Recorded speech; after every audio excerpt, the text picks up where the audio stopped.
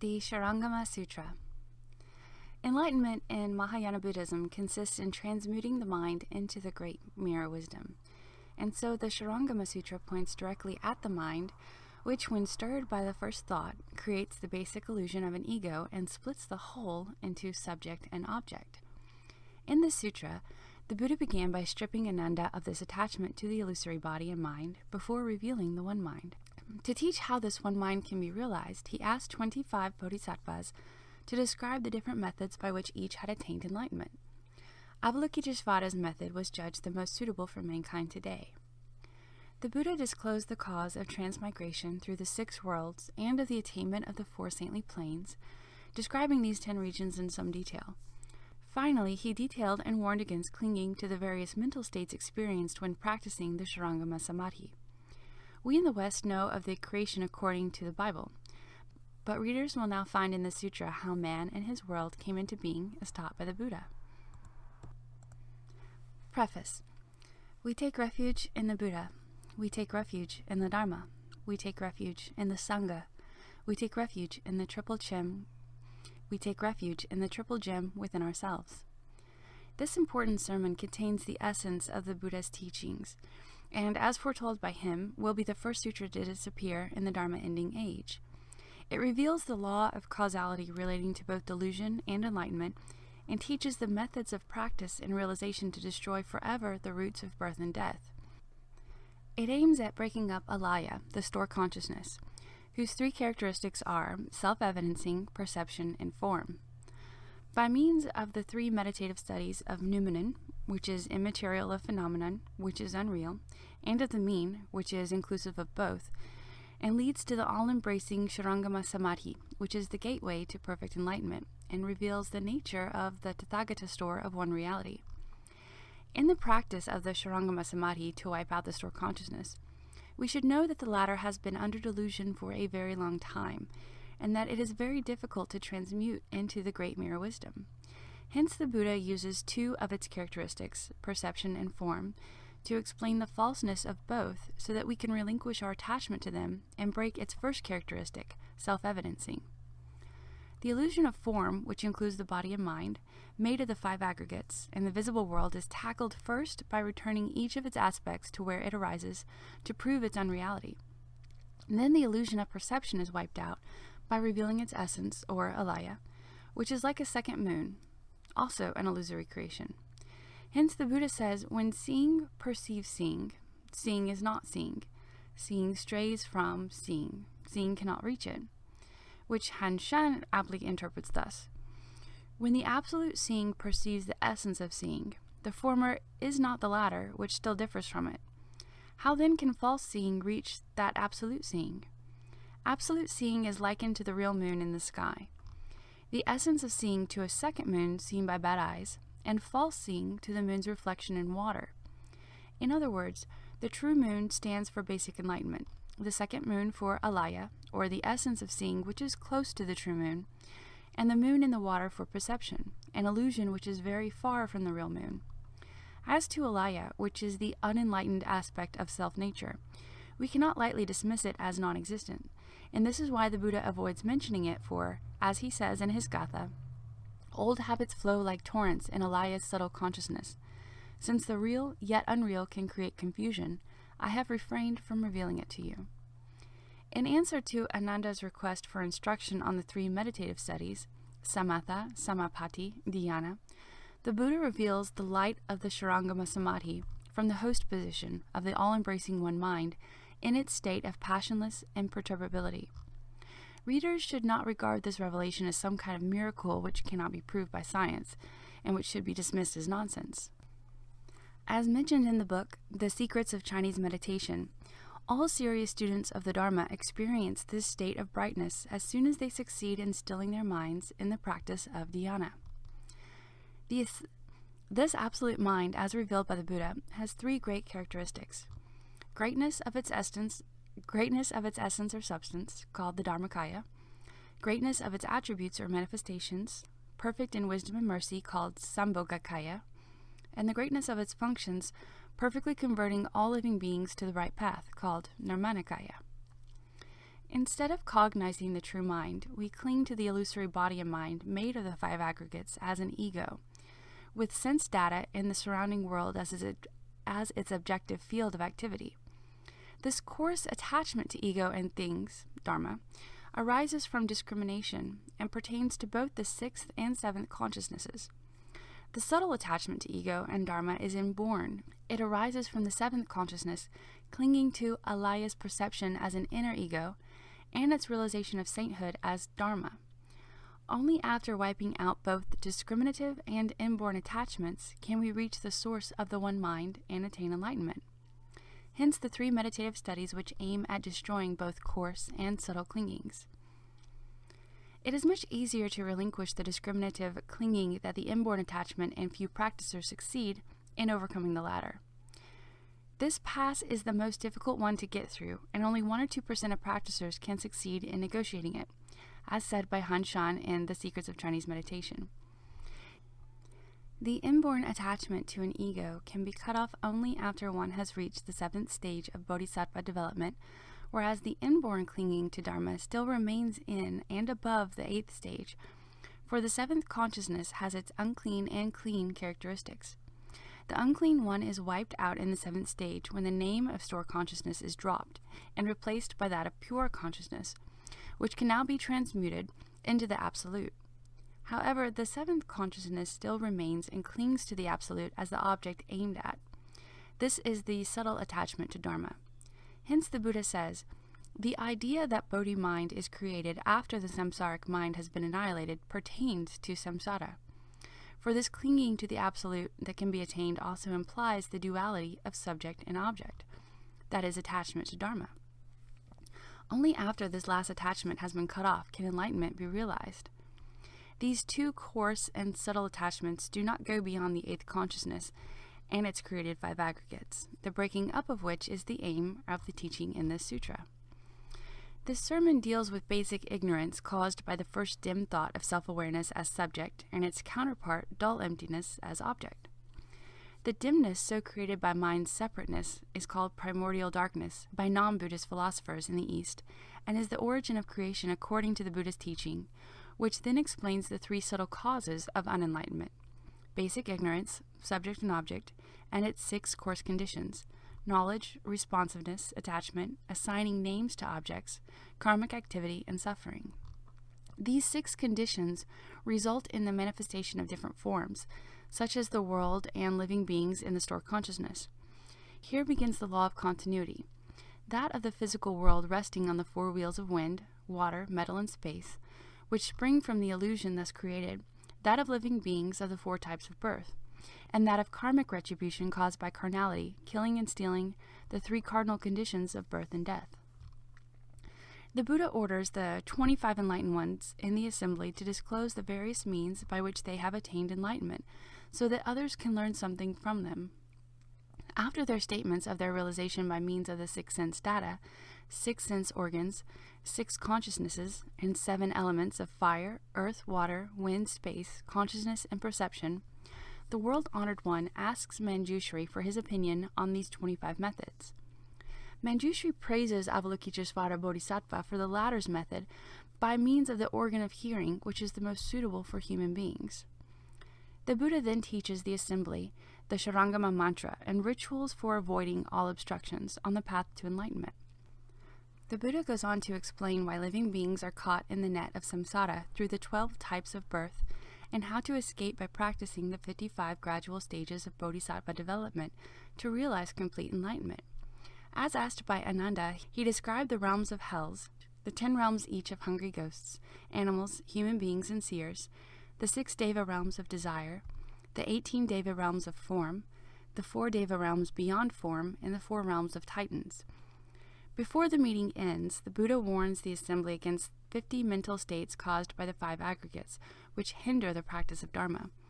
These states should be recognized by all students in their meditation, and cases are known of those having visions of Buddhas and Bodhisattvas who, by clinging to them, fell into heresy and thereby returned to samsara.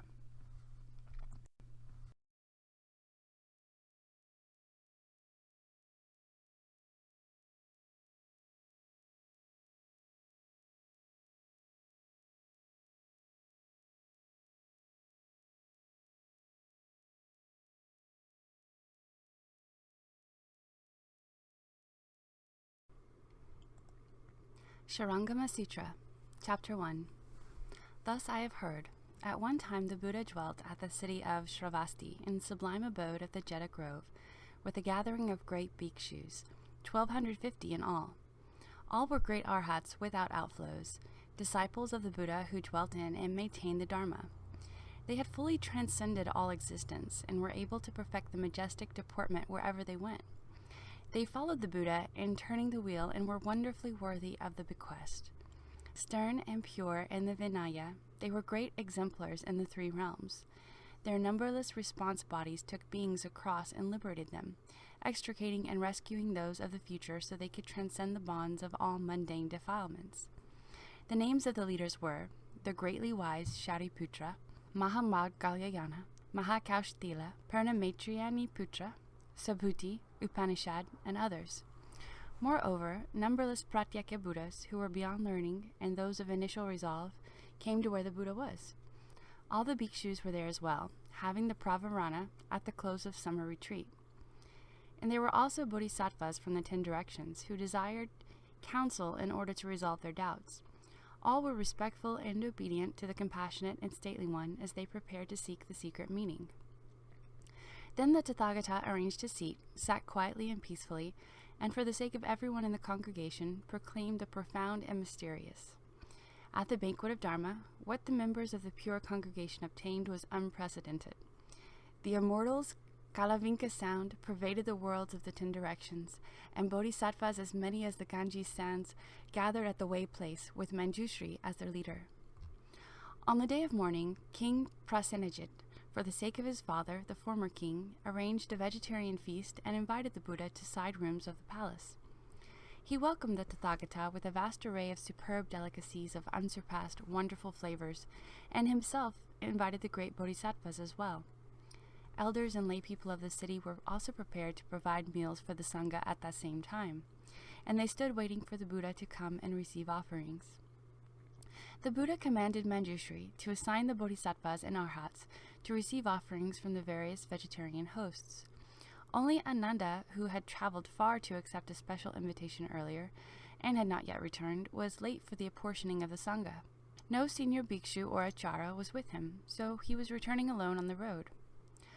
On that day Ananda had received no offerings, and so at the appropriate time he took up his alms bowl, and as he traveled through the city, received alms in sequential order. As he set out to receive alms from the first to the last donors, his vegetarian hosts, he thought not to question whether they were pure or impure, whether they were kshtriyas of honorable name or chandalas. While practicing equality and compassion, he would not select merely the lowly, but was determined to perfect all beings' limitless merit and virtue. Ananda was aware that the Tathagata, the Bhagavan, world-honored one, had admonished Subhuti and Mahakashyapa for being arhats whose minds were not fair and equal. He revered the Tathagata's instructions on impartiality for saving everyone from doubt and slander. Having crossed the city moat, he walked slowly through the outer gates, his manner stern and proper as he strictly respected the rules for obtaining vegetarian food. At that time, because Ananda was receiving alms in sequential order, he passed by a house of prostitution and was waylaid by a powerful artifice.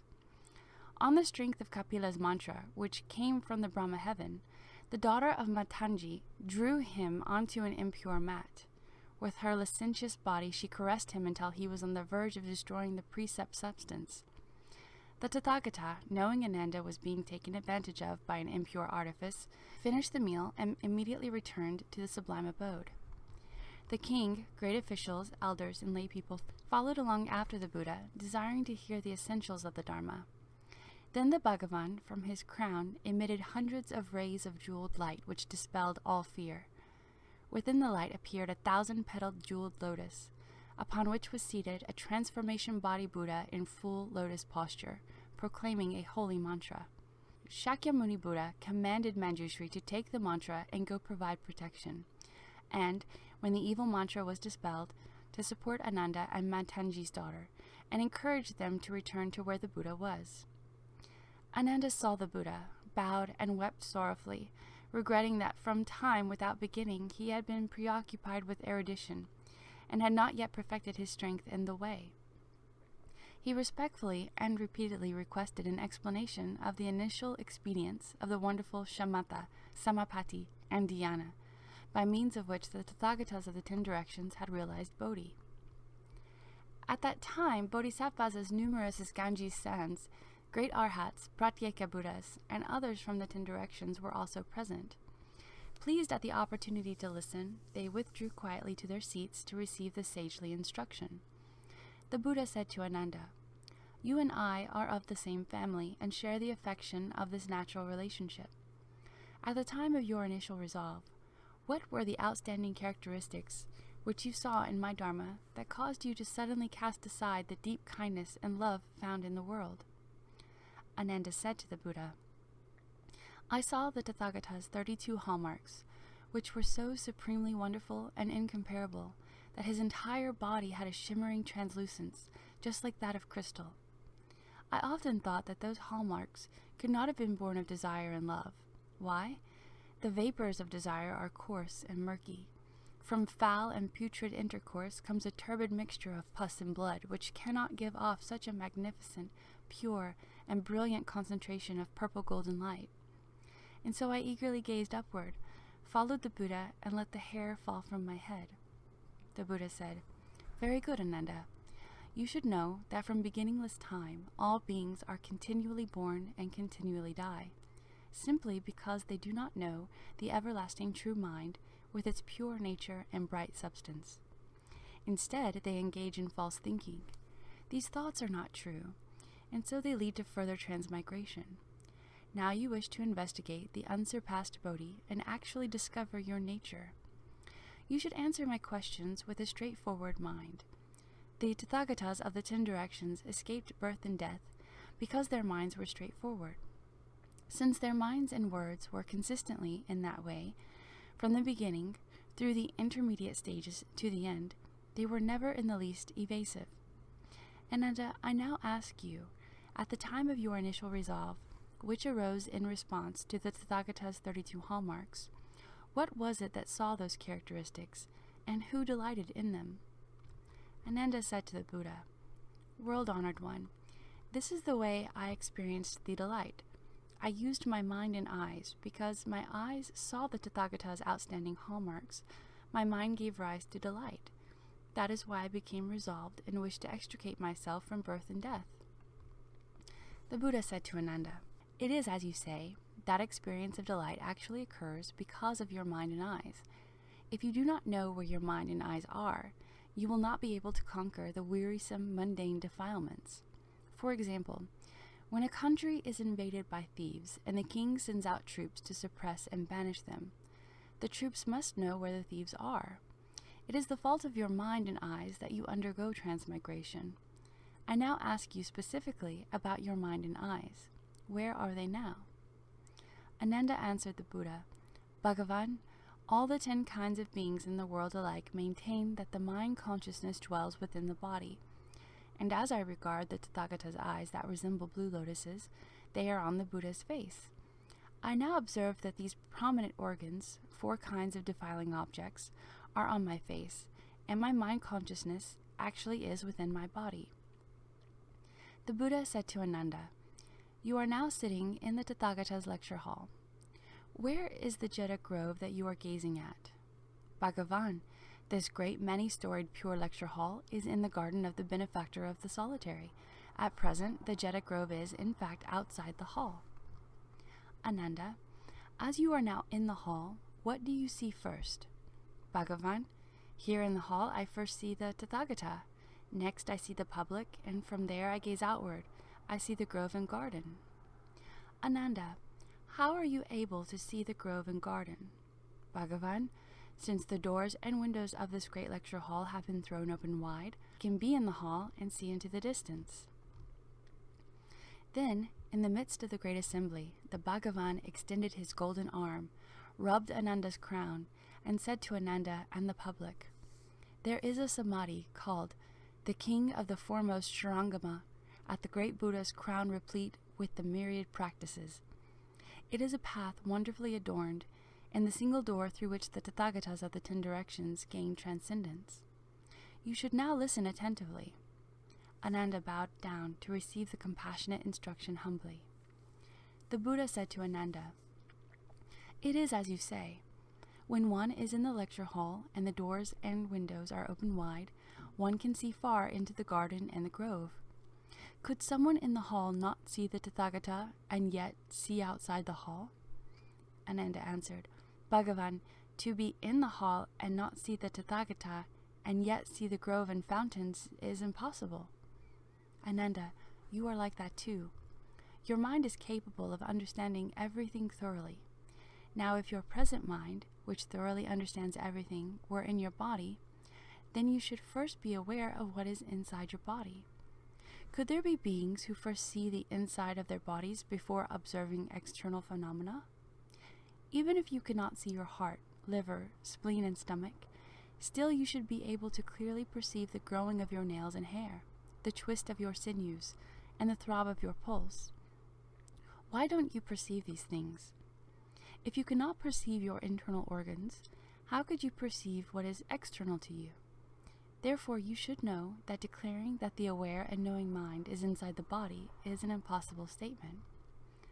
Ananda bowed his head and said to the Buddha, "Upon hearing the Tathagata proclaim this explanation of Dharma, such a Dharma sound as the Tathagata has proclaimed, I realized that my mind is actually outside my body.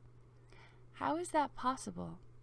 For example, a lamp lit in a room will certainly illumine the inside of the room first, and only then will its light be streamed through the doorway to reach the recesses of the hall. Beings not being able to see within their bodies, but only see outside them, is analogous to having a lighted lamp placed outside the room, so that it cannot illumine the room. This principle is clear and beyond all doubt. It is identical with the Buddha's complete meaning, isn't it?" The Buddha said to Ananda, "All these bhikshus, who just followed me to the city of Shravasti to go on sequential alms rounds to obtain balls of food, have returned to the Jeta Grove. I have already finished eating. Observing the bhikshus, do you think that by one person eating, everyone gets full?" Ananda answered, "No, Bhagavan. Why, although these bhikshus are arhats, their physical bodies and lives differ. How could one person's eating enable everyone to be full?" The Buddha told Ananda, "If your mind, which is aware, knows, and sees were actually outside your body and mind would be mutually exclusive and would have no relationship to one another. The body would be unaware of what the mind perceives, and the mind would not perceive the awareness within the body. Now as I show you my hand, which is soft like tula cotton, does your mind distinguish it when your eyes see it?" Ananda answered, "Yes, Bhagavan." The Buddha told Ananda, "If the two have a common perception, how can the mind be outside the body? Therefore, you should know that declaring that the mind, which knows, understands, and is aware, is outside the body, is an impossible statement." Ananda said to the Buddha, "Bhagavan, it is as the Buddha has said. Since I cannot see inside my body, my mind does not reside in the body. Since my body and mind have a common awareness, they are not separate, and so my mind does not dwell outside my body. As I now consider the matter, I know exactly where my mind is." The Buddha said, "So, where is it now?" Ananda said, "Since the mind which knows and understands does not perceive what is inside, but can see outside, upon reflection, I believe it is concealed in the organ of vision.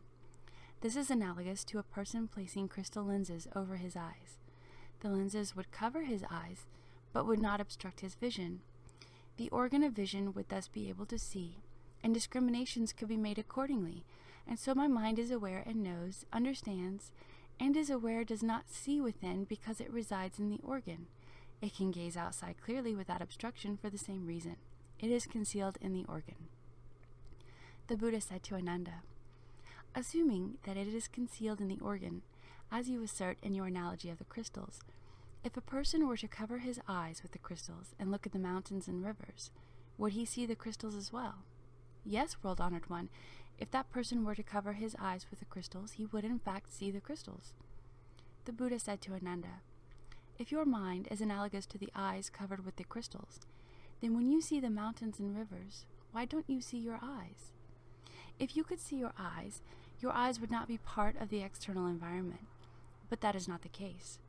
If you cannot see them, why do you say that the aware and knowing mind is concealed in the organ of vision, as eyes are covered by crystals? Therefore, you should know that you state the impossible when you say that the mind which knows, understands, and is aware is concealed in the organ of vision in the way that the eyes are covered by crystals. Ananda said to the Buddha, Bhagavan, I now offer this reconsideration. Viscera and bowels lie inside the bodies of living beings, while the apertures are outside. There is darkness within where the bowels are, and light at the apertures. Now as I face the Buddha and open my eyes, I see light. That is seeing outside. When I close my eyes and see darkness, that is seeing within. How does that principle sound? The Buddha said to Ananda, when you close your eyes and see darkness, does the darkness you experience lie before your eyes or not? If it did lie before your eyes, then the darkness would be in front of your eyes. How could that be said to be within?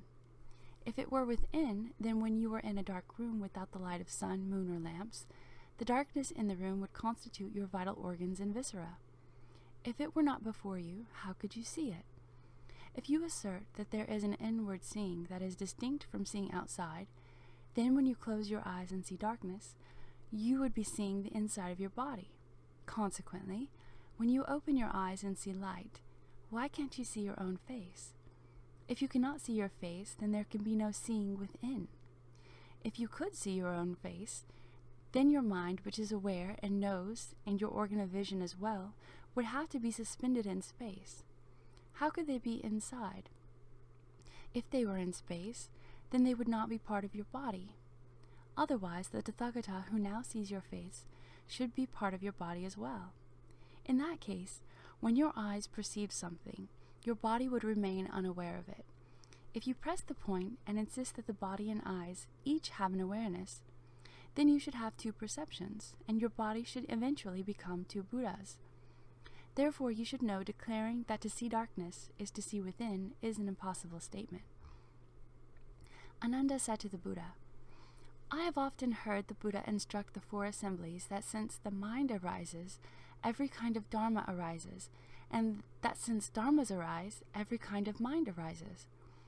As I now consider it, the substance of that very consideration is truly the nature of my mind.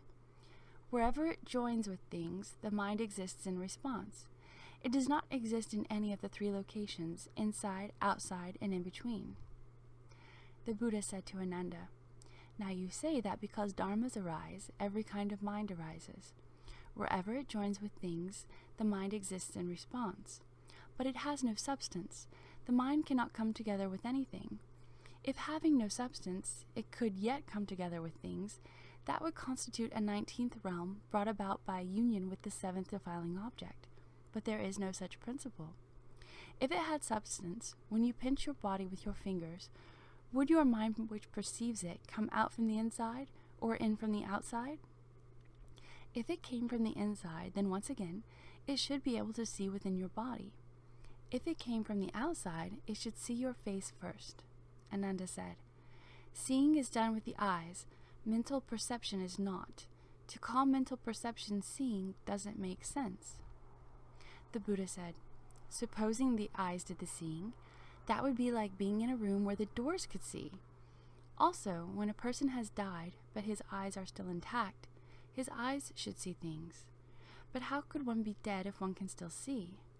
Furthermore, Ananda, if your aware and knowing mind in fact had substance, then it would be of a single substance or of many substances.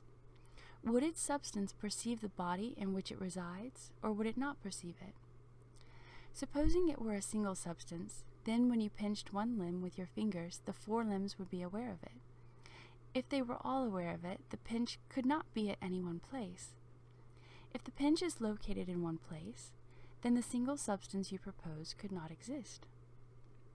Supposing it was composed of many substances, then you would be many people. Which of those substances would be you? Supposing it were composed of a pervasive substance, the case would be the same as before in the instance of pinching. But supposing it were not pervasive, then when you touched your head and touched your foot simultaneously, The foot would not perceive being touched if the head did. But that is not how you are. Therefore, you should know that declaring that wherever it comes together with things, the mind exists in response is an impossible statement. Ananda said to the Buddha, Bhagavan, I have also heard the Buddha discuss reality with Manjushri and the other disciples of the Dharma king. Bhagavan also said the mind is neither inside nor outside. As I now consider it, it cannot be inside since it cannot see within, and it cannot be outside since in that case there would be no shared perception. Since it cannot see inside, it cannot be inside, and since the body and mind do have shared perception, it does not make any sense to say it is outside. Therefore, since there is a shared perception, and since there is no seeing within, it must be in the middle. The Buddha said, You say it is in the middle. That middle must not be haphazard or without a fixed location. Where is this middle that you propose? Is it an external place, or is it in the body? If it were in the body, the surface of the body cannot be counted as being in the middle. If it were in the middle of the body, that would be the same as being inside. If it were in an external place, would there be some evidence of it or not? If there would not be any evidence of it, that amounts to it not existing at all. If there were some evidence of it, then it would have no fixed location. Why not? Suppose that middle were indicated by a marker. When seen from the east, it would be to the west, and when seen from the south, it would be to the north. Just as such a tangible marker would be unclear, so too the location of the mind would be chaotic. Ananda said, The middle I speak of is neither one of those. As Bhagavan has said, the eyes and forms are the conditions which create the eye consciousness. The eyes make discriminations, forms have no perception, but a consciousness is created between them. That is where my mind is. The Buddha said, If your mind were between the eyes and their object, would such a mind substance combine with the two or not? If it did combine with the two, then objects and the mind substance would form a chaotic mixture. Since objects have no perception, while the substance has perception, the two would stand in opposition. Where could the middle be? If it did not combine with the two, it would then be neither the perceiver nor the perceived. Since it would lack both substance and nature, what would such a middle be like? Therefore, you should know that declaring the mind to be in the middle is an impossible statement. Ananda said to the Buddha, Bhagavan, when I have seen the Buddha turn the Dharma wheel in the past with Mahamadgalyayana, Subhuti, Purna, and Shariputra, 4 of the great disciples, he often said that the nature of the mind which is aware, perceives, and makes discriminations is located neither within nor outside nor in the middle. It is not located anywhere at all. That very non-attachment to everything is what is called the mind. Therefore, is my non-attachment my mind? The Buddha said to Ananda, You say that the mind, with its aware nature that perceives and makes discriminations, is not located anywhere at all. Everything existing in the world consists of space, the waters and the land, the creatures that fly and walk, and all external objects. Would your non-attachment also exist? If it did not exist, it would be the same as fur on a tortoise or horns on a rabbit. Just what would that non-attachment be? If non-attachment did exist, it couldn't be described as a negation. The absence of attributes indicates negation. Anything not negated has attributes. Anything with attributes exists. How could that define non-attachment? Therefore, you should know that to declare the aware, knowing mind is non-attachment to anything is an impossible statement. Then Ananda rose from his seat in the midst of the great assembly, uncovered his right shoulder, placed his right knee on the ground, respectfully put his palms together, and said to the Buddha, I am the Tathagata's youngest cousin. I have received the Buddha's compassionate regard and have left the home life, but I have been dependent on his affection, and as a consequence have pursued erudition, and am not yet without outflows. I could not overcome the Kapila mantra. I was swayed by it and almost went under in that house of prostitution, all because I did not know how to reach the realm of reality. I only hope that Bhagavan, out of great kindness and sympathy, will instruct us in the path of shamatha, to guide the ichantikas and overflow the malekas. After he finished speaking, he placed his 5 limbs on the ground, and then, along with the entire great assembly, stood in anticipation, waiting eagerly and respectfully to hear the instructions. Then the Bhagavan radiated from his face various kinds of lights as dazzlingly brilliant as hundreds of thousands of suns. The Buddha realms quaked pervasively in 6 ways, and thus lands as many as atoms of the universe throughout the 10 directions appeared simultaneously. The Buddha's stateliness and sacrosanctity caused all the realms to unite into a single one. In these realms, all the great bodhisattvas, while remaining in their own countries, put their palms together and listened. The Buddha said to Ananda, "From beginningless time onward, all living beings, and in all kinds of upside-down ways, have created seeds of karma which naturally run their course, like the aksha cluster.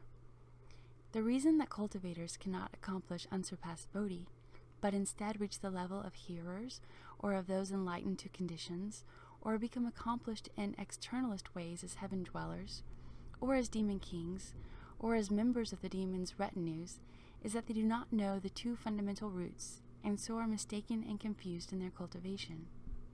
They are like one who cooks sand in the hope of creating savory delicacies. They may do so for as many eons as there are atoms in the universe, but in the end they will not obtain what they want. What are the 2?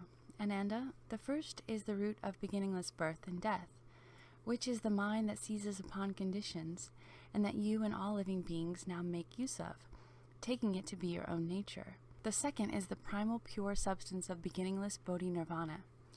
It is the primal bright essence of consciousness that can bring forth all conditions. Due to these conditions, you consider it to be lost. Having lost sight of that original brightness, although beings use it to the end of their days, they are unaware of it and unintentionally enter the various destinies. Ananda, you now wish to know about the path of shamatha with the hope of quitting birth and death. I will now question you further." Then the Tathagata raised his golden-colored arm and bent his 5 webbed fingers as he asked Ananda, "Do you see?" Ananda said, "I see." The Buddha said, "What do you see?" Ananda said, "I see the Tathagata raise his arm and bend his fingers into a fist of light which dazzles my mind and eyes." The Buddha said, "What do you see it with?"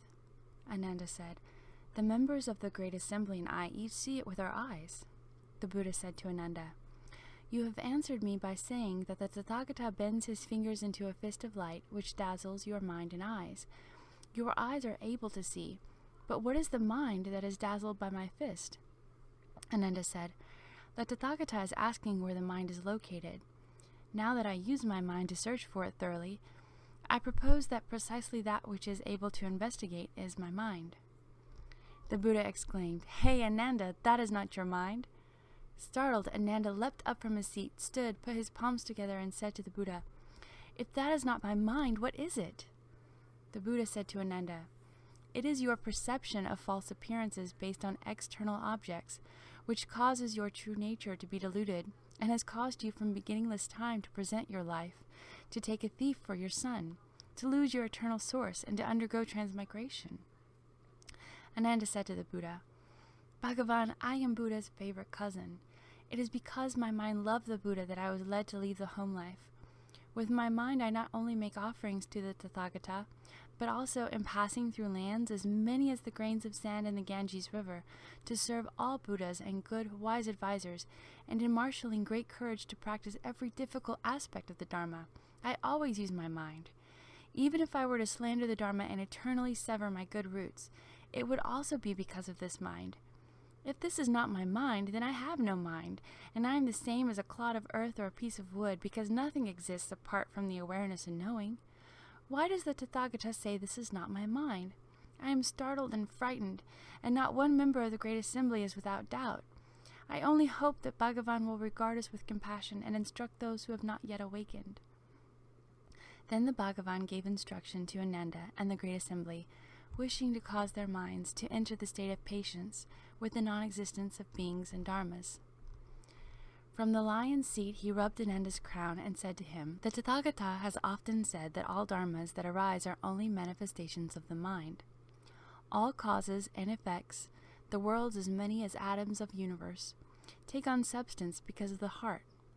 Ananda, if we regard all the things in the world, including blades of grass as strands of silk, examining them at their fundamental source, each is seen to have a nature. Even an empty space has a name and an appearance.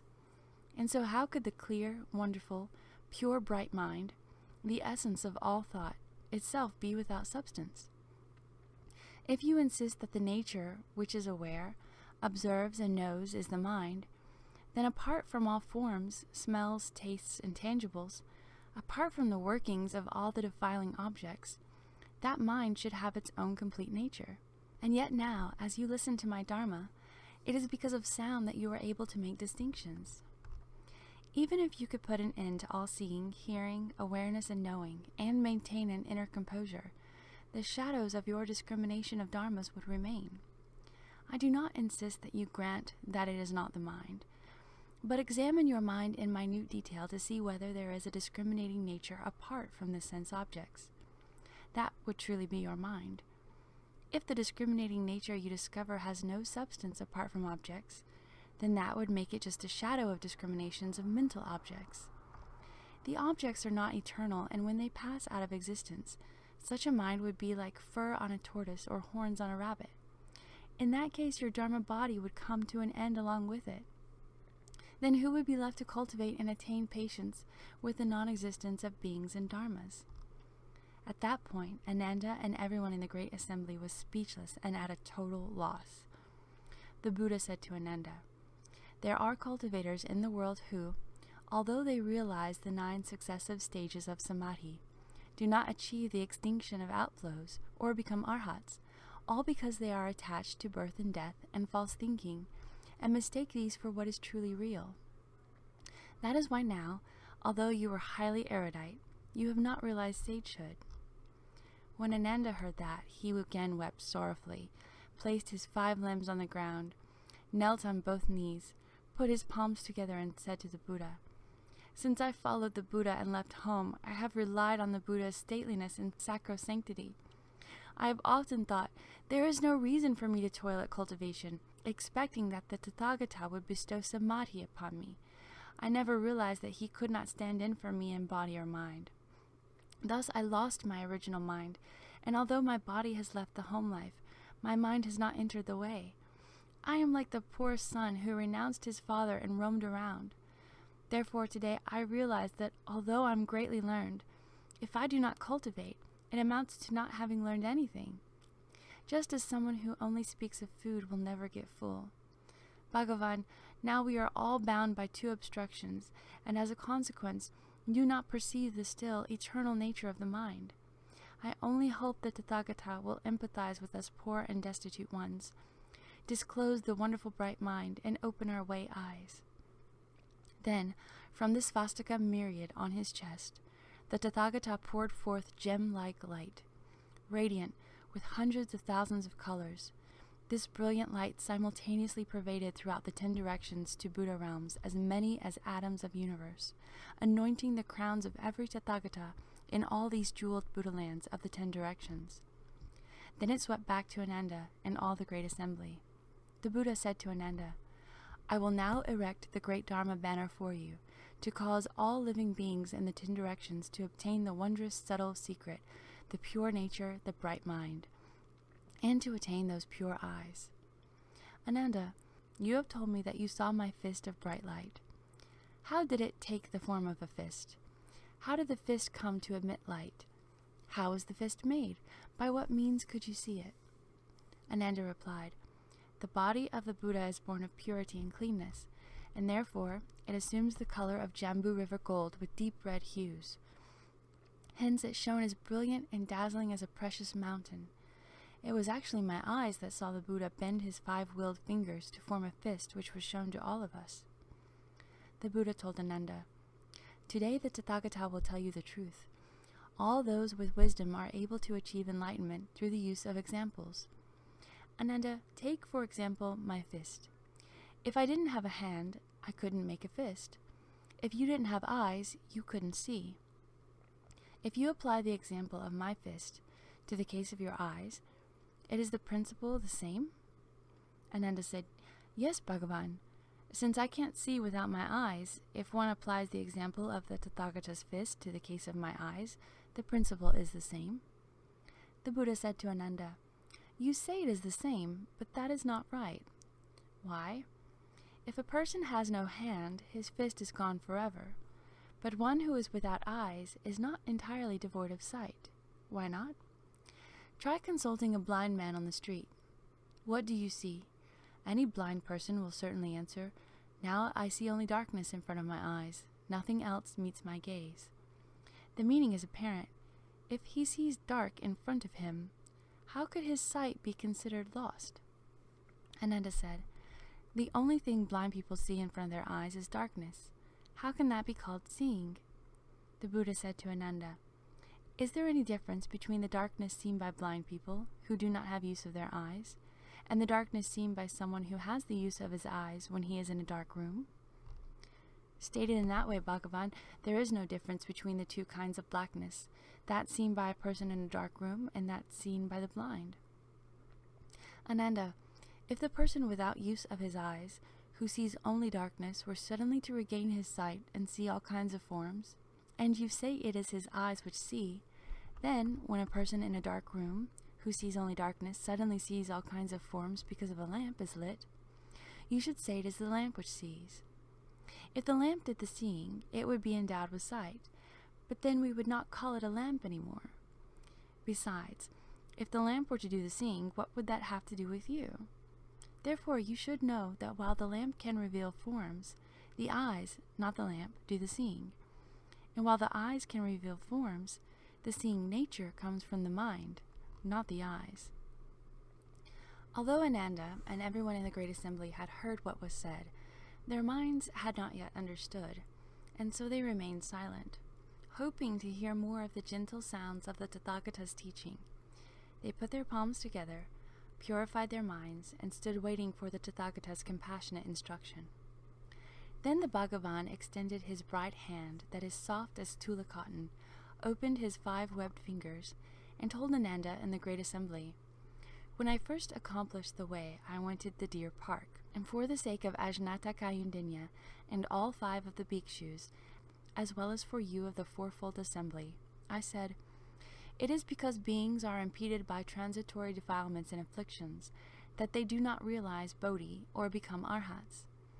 At that time, what caused you, who have now realized the various fruitions of sagehood, to become enlightened? Then Ajnata Kayundinya arose and said to the Buddha, Of the elders now present in the great assembly, only I received the name understanding, because I was enlightened to the meaning of transitory defilements and realized the fruition. Bhagavan, the analogy can be made of a traveler who stops as a guest at a roadside inn, perhaps for the night or perhaps for a meal. When he has finished lodging there, or when the meal is finished, he packs his baggage and sets out again. He does not remain there at his leisure. The host himself, however, does not leave. Considering it this way, the one who does not remain is called the guest, and the one who does remain is called the host. The transitory guest, then, is the one who does not remain. Again, the analogy can be made to how when the sun rises resplendent on a clear morning, its golden rays stream into a house through a crack to reveal particles of dust in the air. The dust dances in the rays of light, but the empty space is unmoving. Considering it that way, what is clear and still is called space, and what moves is called dust. The defiling dust, then, is that which moves. The Buddha said, So it is. Then in the midst of the great assembly, the Tathagata bent his 5 webbed fingers. After bending them, he opened them again. After he opened them, he bent them again, and he asked Ananda, What do you see now? Ananda said, I see the Tathagata's hand opening and closing in the midst of the assembly, revealing his 100 jeweled wheeled palms. The Buddha said to Ananda, You see my hand open and close in the assembly. Is it my hand that opens and closes, or is it your seeing that opens and closes? Ananda said, Bhagavan's jeweled hand opened and closed in the assembly. I saw the Tathagata's hand itself open and close, while my seeing nature neither opened nor closed. The Buddha said, "What moved and what was still?" Ananda said, "The Buddha's hand did not remain at rest, and since my seeing nature is beyond even stillness, how could it not be at rest?" The Buddha said, "So it is." Then from his wheeled palm the Tathagata sent a gem-like ray of light flying to Ananda's right. Ananda immediately turned his head and glanced to the right. The Buddha then sent another ray of light to Ananda's left. Ananda again turned his head and glanced to the left. The Buddha said to Ananda, "Why did your head move just now?" Ananda said, "I saw the Tathagata emit a wonderful gem-like light, which flashed by my left and right, so I looked left and right.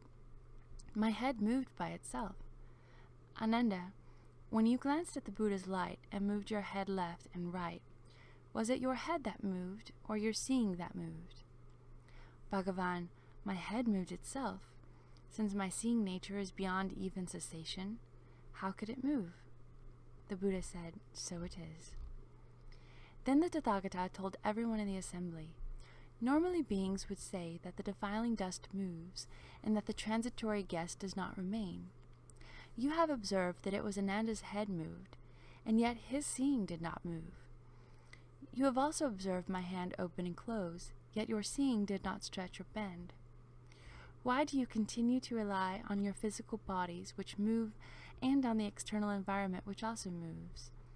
From the beginning to the end, this causes your every thought to be subject to production and extinction. You have lost your true nature and conduct yourselves in upside-down ways. Having lost your true nature and mind, you take objects to be yourself, and so you cling to revolving on the wheel of rebirth." This is the end of Chapter 1.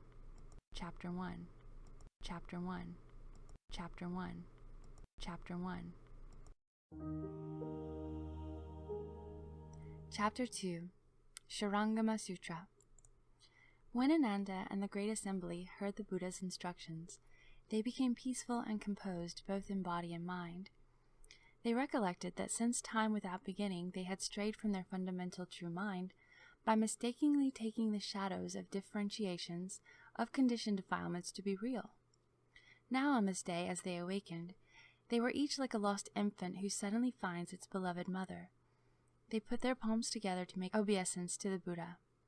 They wished to hear the Tathagata enlighten them to the dual nature of body and mind, of what is false, of what is true, of what is empty and what is existent, and of what is subject to production and extinction, and what transcends production and extinction.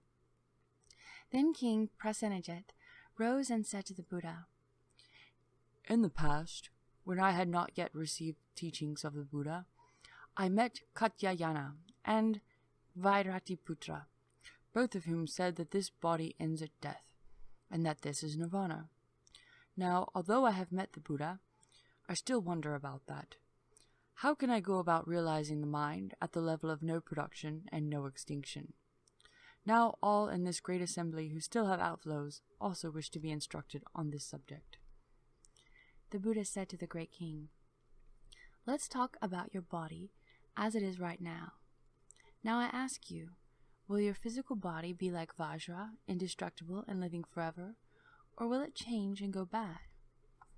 "Bhagavan, this body of mine will keep changing until it eventually perishes." The Buddha said, "Great king, you have not yet perished. How do you know you will perish?"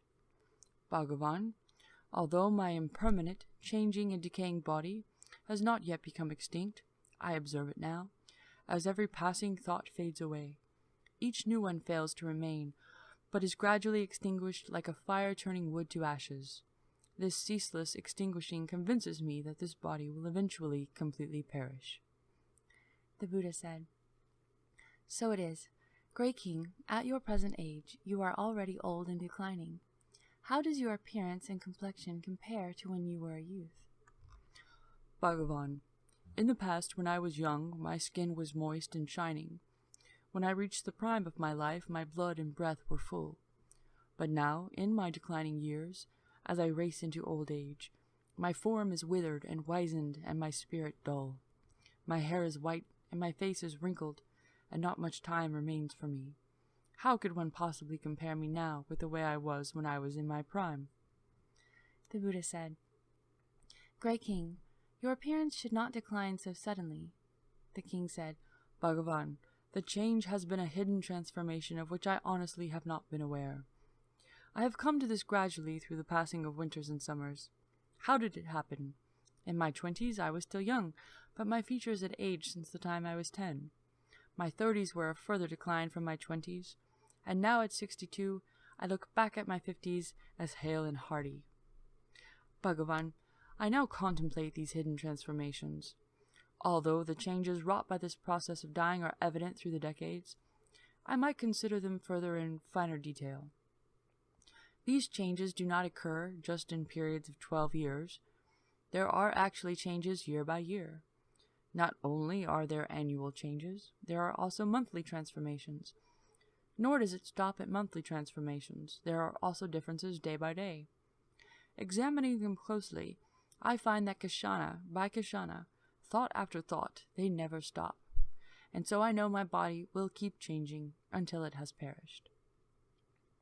The Buddha told the Great King, "By watching the ceaseless changes of these transformations, you awaken and know of your perishing. But do you also know that at the time of perishing, there is something in your body which does not become extinct?" King Prasenajat put his palms together and said to the Buddha, "I really do not know." The Buddha said, "I will now show you the nature which is neither produced nor extinguished. Great King, how old were you when you saw the waters of the Ganges?" The king said, "When I was 3 years old, my compassionate mother led me to visit the goddess Jiva. We passed a river, and at the time I knew it was the waters of the Ganges." The Buddha said, "Great King, you have said that when you were 20, you had deteriorated from when you were 10, day by day, month by month, year by year, until you reached 60. In thought after thought, there has been change. Yet when you saw the Ganges River at the age of 3, how was it different from when you were 13? The king said, "It was no different from when I was 3, and even now when I am 62, it is still no different." The Buddha said, "Now you are mournful that your hair is white and your face wrinkled.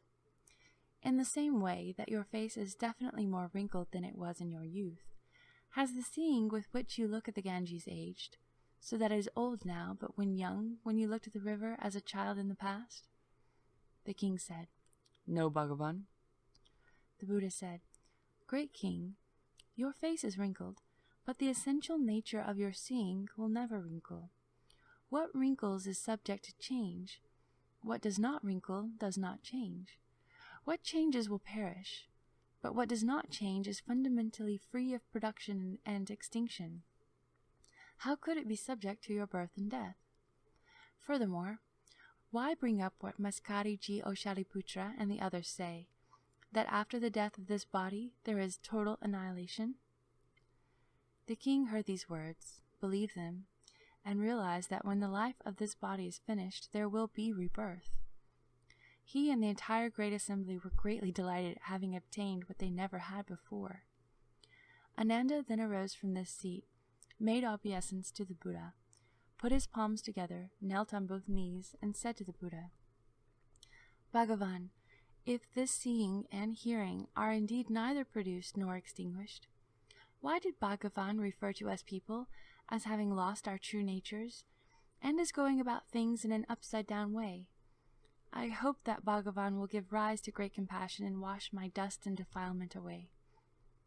Then the Tathagata let his golden-colored arm fall so his webbed fingers pointed downward, and demonstrating this to Ananda, he said, "You see the position of my hand. Is it right side up or upside down?" Ananda said, "Beings in the world take it to be upside down. I myself do not know what is right side up and what is upside down." The Buddha said to Ananda, "If the people of the world take this as upside down, what do the people of the world take to be right side up?" Ananda said, "They call it right side up when the Tathagata raises his arm, with the fingers of his cotton-soft hand pointing up in the air." The Buddha then held up his hand and said, And so for it to be upside down would be for it to be just the opposite of this, or at least that's how people of the world would regard it. In the same way, they will differentiate between your body and the Tathagata's pure Dharma body, and will say that the Tathagata's body is one of right and universal knowledge, while your body is upside down. But examine your body and the Buddha's closely for this upside downness. What exactly does the term upside down refer to? Thereupon, Ananda and the entire great assembly were dazed, and stared unblinking at the Buddha. They did not know in what way their bodies and minds were upside down. The Buddha's compassion arose as he empathized with Ananda and all in the great assembly, and he spoke to the great assembly in a voice that swept over them like the ocean tide. All of you good people, I have often said that all conditions that bring about forms, and the mind as well as dharmas pertaining to the mind, and all the conditioned dharmas are manifestations of the mind only. Your bodies and your minds all appear within the wonder of the bright, true, essential, magnificent mind. Why do I say that you have lost track of what is fundamentally wonderful, the perfect, wonderful, bright mind, and that in the midst of your gem-like, bright, and wonderful nature, you wallow in confusion while being right within enlightenment? Mental dimness turns into emptiness. This emptiness, in the dimness, unites with darkness to become form. Form mixes with false thinking, and the thoughts take shape and become the body. As causal conditions come together, there are perpetual internal disturbances which tend to gallop outside. Such inner turmoil is often mistaken for the nature of the mind. Once that is mistaken to be the mind, a further delusion determines that it is located in the physical body. You do not know that the physical body, as well as the mountains, the rivers, empty space, and the great earth, are all within the wonderful, bright, true mind. Such a delusion is like ignoring hundreds of thousands of clear, pure seas, and taking notice of only a single bubble, seeing it as the entire ocean, as the whole expanse of the great and small seas. Refuting the false perception to eliminate the fourth aggregate and reveal the non-existence of the seventh consciousness, Ananda's wrong view. You people are doubly deluded among the deluded. Such delusion does not differ from that caused by my lowered hand. The Tathagata says you are pathetic. Having received the Buddha's compassionate rescue and profound instruction, Ananda wept, folded his hands, and said to the Buddha, I have heard these wonderful sounds of the Buddha, and have awakened to the primal perfection of the wonderful bright mind as being the eternally dwelling mind ground. But now in awakening to the Dharma sounds that the Buddha is speaking, I know that I have been using my conditioned mind to regard and revere them. Having just become aware of that mind, I dare yet claim to recognize that fundamental mind ground. I pray that the Buddha will be compassionate, and with his perfect voice explain to us in order to pull our doubts out by the roots and enable us to return to the unsurpassed way. Unreality of illusory causes. The Buddha told Ananda, you and others like you still listen to the Dharma with the conditioned mind, and so the Dharma becomes conditioned as well, and you do not obtain the Dharma nature. This is similar to a person pointing his finger at the moon to show it to someone else. Guided by the finger, the other person should see the moon. If he looks at the finger instead and mistakes it for the moon, he loses not only the moon, but the finger also. Why? Because he mistakes the pointing finger for the bright moon. Not only does he lose the finger, but he also fails to recognize light and darkness. Why? He mistakes the solid matter of the finger for the bright nature of the moon, and so he does not understand the two natures of light and darkness. The same is true of you. If you take what distinguishes the sound of my speaking Dharma to be your mind, then that mind itself, apart from the sound which is distinguished, should have a nature which makes distinctions. Take the example of a guest who lodged overnight at an inn. He stopped temporarily and then went on. He did not dwell there permanently, whereas the innkeeper did not go anywhere, since he was the host of the inn. The same applies here. If it were truly your mind, it would not go anywhere. And so why, in the absence of sound, does it have no discriminating nature of its own? This then applies not only to the distinguishing of sound, but in distinguishing my appearance. That mind has no distinction-making nature apart from the attributes of form.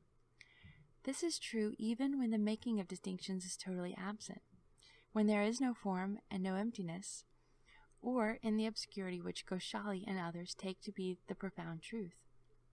That mind still does not have a distinction-making nature in the absence of causal conditions. How can we say that the nature of that mind of yours plays the part of host, since everything perceived by it can be returned to something else? Ananda said, if every state of our mind can be returned to something else as its cause, then why does the wonderful, bright, original mind mentioned by the Buddha return nowhere? We only hope that the Buddha will empathize with us and explain this for us. The Buddha said to Ananda, as you now look at me, the essence of your seeing is fundamentally bright. Although that seeing is not the wonderful essential brightness of the mind, it is like a second moon, rather than the moon's reflection. Listen attentively, for I am now going to explain to you the concept of not returning to anything. Ananda, this great lecture hall is open to the east. When the sun rises in the sky, it is flooded with light. At midnight, during a new moon, or when the moon is obscured by clouds or fog, it is dark. Looking out through open doors and windows, your vision is unimpeded. Facing walls or houses, your vision is hindered. In such places where there are forms of distinctive features, your vision is causally conditioned. In a dull void, you can see only emptiness. Your vision will be distorted when the objects of seeing are shrouded in dust and vapor. You will perceive clearly when the air is fresh. Ananda, observe all these transitory characteristics as I now return each to its source. What are their sources? Ananda, among these transitions, the light can be returned to the sun. Why? Without the sun, there would be no light. Therefore, the cause of light belongs with the sun, and so it can be returned to the sun. Darkness can be returned to the new moon. Penetration can be returned to the doors and windows, while obstruction can be returned to the walls and eaves. Conditions can be returned to distinctions. Emptiness can be returned to dull emptiness. Darkness and distortion can be returned to mist and haze. Bright purity can be returned to freshness, and nothing that exists in this world goes beyond these categories. To which of the 8 states of perception would the essence of your seeing be reducible? Why do I ask that? If it returned to brightness, you would not see darkness when there was no light. Although such states of perception, as light, darkness, and the like differ from one another, your seeing remains unchanged. That which can be returned to other sources clearly is not you. If that which you cannot return to anything else is not you, then what is it? Therefore, I know that your mind is fundamentally wonderful, bright, and pure. You yourself are confused and deluded. You abuse what is fundamental and end up undergoing the cycle of rebirth, bobbing up and down in the sea of birth and death. No wonder the Tathagata says you are the most pathetic of creatures. Ananda said, although I recognize that the seeing nature cannot be traced back to anything, but how can I come to know that it is my true nature? The Buddha told Ananda, now I have a question for you. At this point, you have not yet attained the purity of no outflows. Blessed by the Buddha's holy strength, you are able to see into the first dhyana heavens without any obstruction, just as Aniruddha looks at Jambudvipa with such clarity as he might at an amala fruit in the palm of his hand. Bodhisattvas can see hundreds of thousands of realms. The Tathagatas of the 10 directions see everything throughout Pure Lands as numerous as atoms of universe. By contrast, ordinary being's sight does not extend beyond a fraction of an inch. Ananda, as you and I now look at the palace where the 4 heavenly kings reside, and inspect all that moves in the water, on dry land, and in the air, some are dark and some are bright, varying in shape and appearance, and yet all of these are nothing but the dust before us, taking solid form only through our own distinction-making. Among them you should distinguish which is self and which is other. I ask you now to select from within your seeing which is the substance of the self and which is the appearance of things.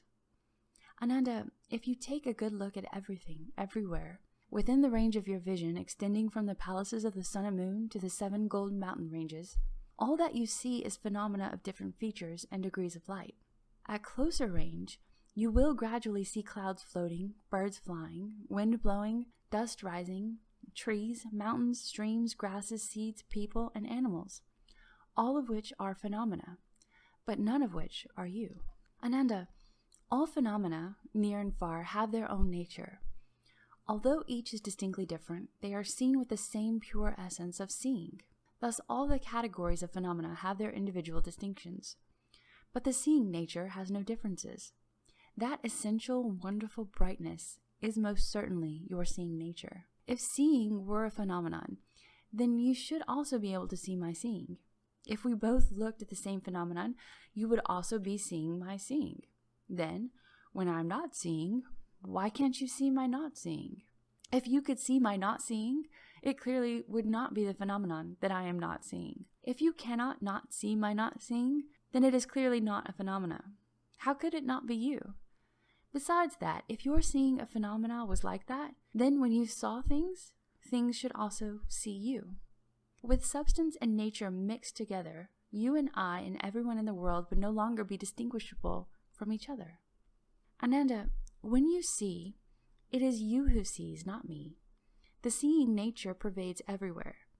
Whose is it if not yours? Why do you have doubts about your own true nature and come to me seeking verification, thinking your nature is not true? Ananda said to the Buddha, Bhagavan, given that this seeing nature is certainly mine and no one else's, when the Tathagata and I regard the hall of the 4 heavenly kings, with its supreme abundance of jewels, or stay at the palace of the sun and moon, this seeing completely pervades the lands of the Saha world. Upon returning to the sublime lecture hall, the seeing only observes the monastic grounds, and once inside the pure central hall, it only sees the eaves and corridors. Bhagavan, that is how the seeing is. At first its substance pervaded everywhere throughout the one realm, but now in the midst of this room it fills one room only. Does the seeing shrink from great to small, or do the walls and eaves press in and cut it off? Now, I do not know where the meaning of this lies and hope the Buddha will extend his vast compassion and proclaim it for me thoroughly. The Buddha told Ananda, all the aspects of everything in the world, such as big and small, inside and outside, amount to the dust before you. Do not say the seeing stretches and shrinks. Consider the example of a square container in which a square of emptiness is seen. I ask you further, is the square emptiness that is seen in the square container a fixed square shape? Or is it not fixed as a square shape? If it is a fixed square shape, when it is switched to a round container, the emptiness would not be round. If it is not a fixed shape, then when it is in the square container, it should not be a square-shaped emptiness. You say you do not know where the meaning lies. The nature of the meaning being thus, how can you speak of its location? Ananda, if you wished there to be neither squareness nor roundness, you would only need to remove the container. The essential emptiness has no shape, and so do not say that you would also have to remove the shape from the emptiness. If, as you suggest, your seeing shrinks and becomes small when you enter a room, then when you look up at the sun, shouldn't your seeing be pulled out until it reaches the sun's surface? If walls and eaves can press in and cut off your seeing, then why, if you were to drill a small hole, wouldn't there be evidence of the seeing reconnecting? And so that idea is not feasible. From beginningless time until now, all beings have mistaken themselves for phenomena, and, having lost sight of their original mind, are influenced by phenomena, and end up having the scope of their observations defined by boundaries large and small. If you can influence phenomena, then you are the same as the Tathagata. With body and mind perfect and bright, you are your own unmoving wayplace. The tip of a single fine hair can completely contain the lands of the 10 directions. Ananda said to the Buddha, Bhagavan, if this seeing essence is indeed my wonderful nature should not be right in front of me. The seeing being truly me, what then are my present body and mind? Yet it is my body and mind which make distinctions, whereas the seeing does not make distinctions and does not discern my body. If it were really my mind which caused me to see now, then the seeing nature would actually be me, and my body would not be me. How would that differ from the question that Tathagata asked about phenomena being able to see me? I only hope the Buddha will extend his great compassion and explain for those who have not yet awakened. The Buddha told Ananda, "What you have just now said, that the seeing is in front of you, is actually not the case. If it were actually in front of you, it would be something you could actually see, and then the seeing essence would have a location. There would have to be some evidence of it. Now, as you sit in the Jeta Grove, you look about everywhere at the grove, the pond, the halls, up at the sun and moon, and at the Ganges River before you. Now, before my lion's seat, point out these various appearances. What is dark is the groves. What is bright is the sun. What is obstructing is the walls. What is clear is emptiness, and so on, including even the grasses and trees, and the most minute objects. Their sizes vary, but since they all have appearances, all can be located. If you insist that your seeing is in front of you, then you should be able to point it out. What is the seeing?" Ananda, if emptiness were the seeing, then since it had already become your seeing, what would have become of emptiness? If phenomena were the seeing, since they had already become the seeing, what would have become of phenomena? You should be able to cut through and peel away the myriad appearances to the finest degree, and thereby distinguish and bring forth the essential brightness and pure wonder of the source of seeing, pointing it out and showing it to me from among all these things, so that it is perfectly clear beyond any doubt.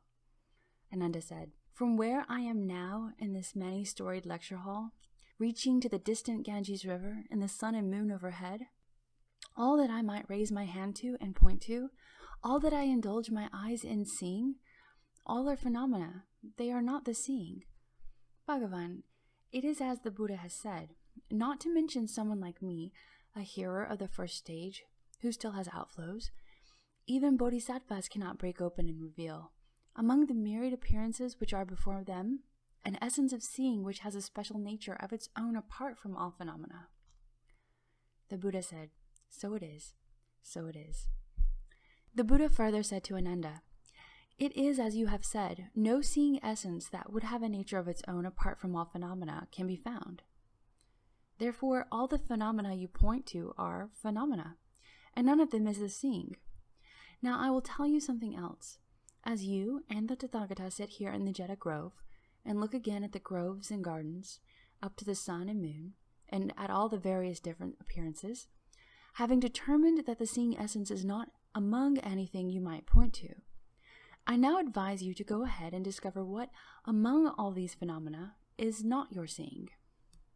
Ananda said, "As I look all over this Jeta Grove, I do not know what in the midst of it is not my seeing. Why is that? If trees were not the seeing, why would I see trees? If trees were the seeing, then how could they also be trees? The same is true of everything up to and including emptiness. If emptiness were not the seeing, why would I see emptiness? If emptiness were the seeing, then how could it also be emptiness? As I consider it again and explore the subtlest aspects of the myriad appearances, none is not my seeing." The Buddha said, "So it is, so it is." Then all in the great assembly, who had not reached the stage beyond the study, were stunned upon hearing these words of the Buddha, and could not make heads or tails of it all. They were agitated and taken aback at the same time, having lost their bearings. The Tathagata, knowing they were anxious and upset, let empathy rise in his heart as he consoled Ananda and everyone in the great assembly. "Good people, what the unsurpassed Dharma King says is true and real. He says it just as it is. He never deceives anyone, he never lies. He is not like Maskari Goshaliputra, advocating his 4 kinds of non-dying, spouting deceptive and confusing theories. Consider this carefully and do not be embarrassed to ask about it." Then Dharma Prince Manjushri, feeling sorry for the fourfold assembly, rose from his seat in the midst of the great assembly, bowed at the Buddha's feet, placed his palms together respectfully, and said to the Buddha, "Bhagavan, the great assembly has not awakened to the principle of the Tathagata's twofold disclosure of the essence of seeing, as being both form and emptiness, and as being neither of them. World-honored one, if conditioned forms, emptiness, and other phenomena mentioned above were the seeing, there should be an indication of them. And if they were not the seeing, there should be nothing there to be seen. Now we do not know what is meant, and this is why we are alarmed and concerned. Yet our good roots from former lives are not deficient. We only hope that the Tathagata will have the great compassion to reveal exactly what all the things are and what the seeing essence is. Among all of those, what exists and what doesn't. The Buddha told Manjushri and the Great Assembly, to the Tathagatas and the great Bodhisattvas of the 10 directions who dwell in this samadhi, seeing and the conditions of seeing, as well as thoughts regarding seeing, are like flowers in space, fundamentally non-existent. This seeing and its conditions are originally the wonderful, pure, bright substance of Bodhi. How could one inquire into its existence or non-existence? Manjushri, I now ask you, could there be another Manjushri besides you? Or would that Manjushri not be you? No, Bhagavan, I would be the real Manjushri. There couldn't be any other Manjushri. Why not? If there were another one, there would be 2 Manjushris. But as it is now, I could not be that non-existent Manjushri. Actually, neither of the 2 concepts, existent or non-existent, applies. The Buddha said, that is how the basic substance of wonderful Bodhi is in terms of emptiness and mundane objects. They are basically misnomers for the wonderful brightness of unsurpassed Bodhi, the pure, perfect, true mind. Our misconception turns them into form and emptiness, as well as hearing and seeing. They are like the second moon. Does that moon exist or not? Manjushri, there is only one true moon. That leaves no room for questioning its existence or non-existence. Therefore, your current contemplating of the seeing and the mundane objects and the many observations that entails are all false thoughts. You cannot transcend existence and non-existence while caught up in them. Only the true essence, the wonderful, enlightened, bright nature is beyond pointing out or not pointing out. Ananda said to the Buddha, Bhagavan, it is truly as the Dharma King has said. The condition of enlightenment pervades the 10 directions. It is clear and eternal. Its nature is neither produced nor extinguished. How does it differ then from the elder Brahman Kapila's teaching of the mysterious truth, or from the teaching of the ash-smeared ascetics, or from the other externalist sects that say there is a true self which pervades the 10 directions? Also, in the past, Bhagavan gave a lengthy lecture on this topic at Mount Lanka for the sake of Great Wisdom Bodhisattva and others. Those externalist sects always speak of spontaneity. I speak of causes and conditions, which is an entirely different frame of reference. Now, as I contemplate original enlightenment in its natural state, as being neither produced nor extinguished, and as apart from all empty falseness and inversion, it seems to have nothing to do with your causes and conditions or the spontaneity advocated by others. Would you please enlighten us on this point so we can avoid joining those deviant views, thus enabling us to obtain the true mind, the bright nature of wonderful enlightenment? The Buddha told Ananda, Now I have instructed you with such expedients in order to tell you the truth. Yet you do not awaken to it, but mistake what I describe for spontaneity. Ananda, if it definitely were spontaneous, you should be able to distinguish the substance of the spontaneity. Now you investigate the wonderful bright seeing. What is its spontaneous aspect? Is the bright light its spontaneous aspect? Is darkness its spontaneous aspect? Is emptiness its spontaneous aspect? Are solid objects its spontaneous aspect? Ananda, if its spontaneous aspect consisted of light, you should not see darkness. Or if its spontaneous aspect were emptiness, you should not see solid objects. Continuing in the same way, if its spontaneous aspect were all dark appearances, then when confronted with light, the seeing nature should be cut off and extinguished. So how could you see light? Ananda said, The nature of this wonderful seeing definitely does not seem to be spontaneous, and so I propose that it is produced from causes and conditions. But I am not totally clear about this. I now ask the Tathagata whether this idea is consistent with the nature of causes and conditions. The Buddha said, You say the nature of seeing is causes and conditions. I ask you about that because you are now seeing. The seeing nature manifests. Does this seeing exist because of light? Does it exist because of darkness? Does it exist because of emptiness? Does it exist because of solid objects? Ananda, if light is the cause that brings about seeing, you should not see darkness. If darkness is the cause that brings about seeing, you should not see light. The same question applies to emptiness and solid objects. Moreover, Ananda, does the seeing derive from the condition of there being light? Does the seeing derive from the condition of there being solid objects? Ananda, if it existed because there is emptiness, you should not see solid objects. If it exists because there are solid objects, you should not see emptiness. It would be the same with light or darkness as it would be with emptiness or solid objects. Thus you should know that the essential, enlightened, wonderful brightness is due to neither causes nor conditions, nor does it arise spontaneously, nor is it the negation of spontaneity. It is neither a negation nor the denial of a negation. All dharmas are defined as being devoid of any attributes. Now in the midst of them, how can you use your mind to make distinctions that are based on clever debate and technical jargon? To do that is like grasping at empty space. You only end up tiring yourself out. How could empty space possibly yield to your grasp?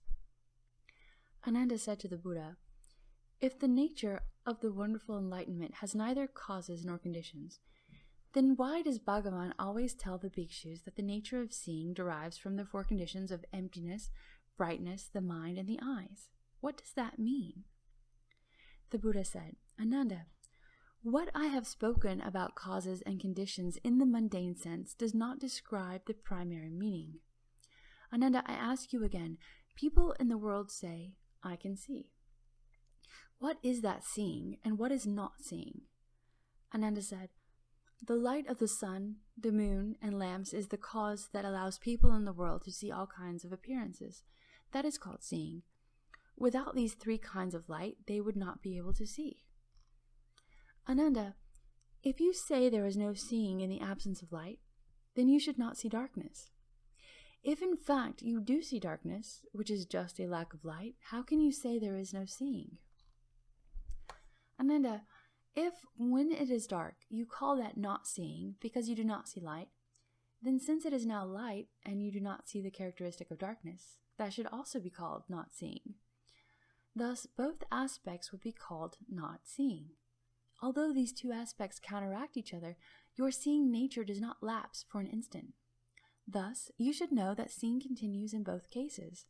How then can you say there is no seeing? Therefore, Ananda, you should know that when you see light, the seeing is not the light. When you see darkness, the seeing is not the darkness. When you see emptiness, the seeing is not the emptiness.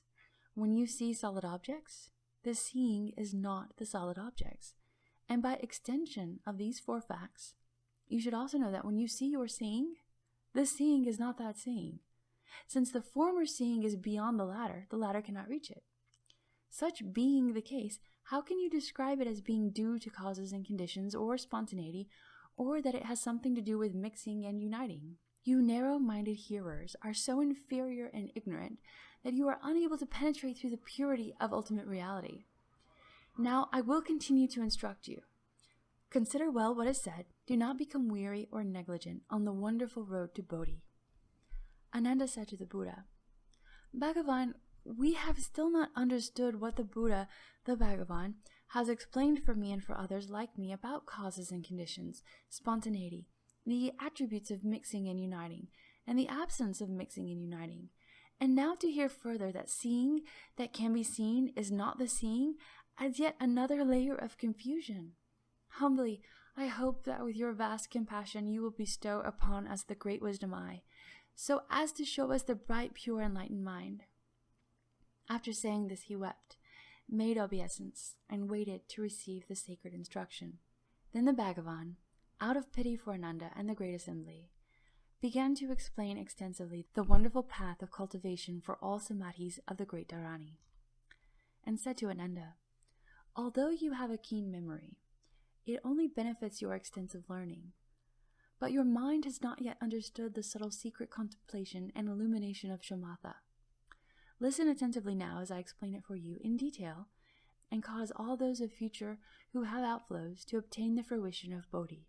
Ananda, All living beings turn in the cycle of rebirth in this world because of two upside-down discriminating false views.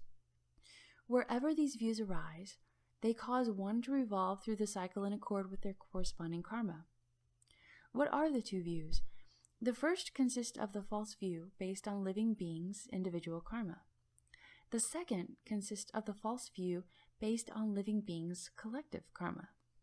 What is meant by false views based on individual karma? Ananda, take for example someone who has cataracts on his eyes, so that at night he alone sees around the lamp a circular reflection composed of layers of 5 colors. What do you think? Are the colors that compose the circle of light that appears around the lamp at night created by the lamp, or are they created by the seeing? Ananda, if the colors were created by the lamp, why is it that someone without the disease does not see the same thing, and only the one who is diseased sees the circular reflection? If the colors were created by the seeing, then the seeing would have already become colored. What then should the circular reflection that the diseased person sees to be called? Moreover, Ananda, if the circular reflection were a thing in itself, apart from the lamp, then it should be seen around the folding screen, the curtain, the table, and the mats. On the other hand, if it had nothing to do with the seeing, the eyes should not see it. So why does the man with cataracts see the circular reflections with his eyes? Therefore you should know that in fact the colors originate from the lamp, and the disease of the seeing brings about the reflection. Both the circular reflection and the faulty seeing are the result of the cataract, but that which sees the diseased film is not sick. Thus you should not say that the cause is the lamp or the seeing, or neither the lamp nor the seeing. Consider the example of which is neither substantial nor a reflection. This is because the double image of the moon is merely a result of applying pressure on the eyeball. Hence, a wise person would not try to argue that the second moon either has or doesn't have a form, or that it is apart from the seeing or not apart from the seeing. The same is true in this case. The illusion is created by the diseased eyes. You cannot say it originates from the lamp or from the seeing. Even less can it be said not to originate from the lamp or the seeing. What is meant by the false view of the collective karma? Ananda, in Jambudvipa, besides the waters of the great seas, there is level land that forms some 3,000 continents. East and west, throughout the entire expanse of the great continent, there are 2,300 large countries. In the other small continents in the seas, there may be 200 or 300 countries, perhaps 1 or 2, or perhaps 30, 40, or 50. Ananda, suppose that among them there is one small continent where there are only 2 countries. The people of just one of the countries collectively experience evil conditions. On that small continent, all the people of that country see all kinds of inauspicious omens. Perhaps they see 2 suns, perhaps they see 2 moons, perhaps they see the moon with circles of, or a dark haze, or girdle ornaments around them, or comets with long rays, or comets with short rays, moving stars, flying stars, shooting stars, ears on the sun or moon, evil haze above the sun or evil haze besides the sun, morning rainbows, evening rainbows, and various other evil signs. Only the people in that country see them. The beings in the other country never do see or hear anything unusual. Ananda, I will now summarize and compare these 2 cases for you, to make both of them clear. Ananda, let us examine the case of the being's false view involving individual karma. He saw the appearance of a circular reflection around the lamp. Although this appearance seemed to be real, in the end, what was seen came about because of the cataracts on his eyes. The cataracts are the result of the weariness of the seeing, rather than the products of form. However, what perceives the cataracts is free from all defects.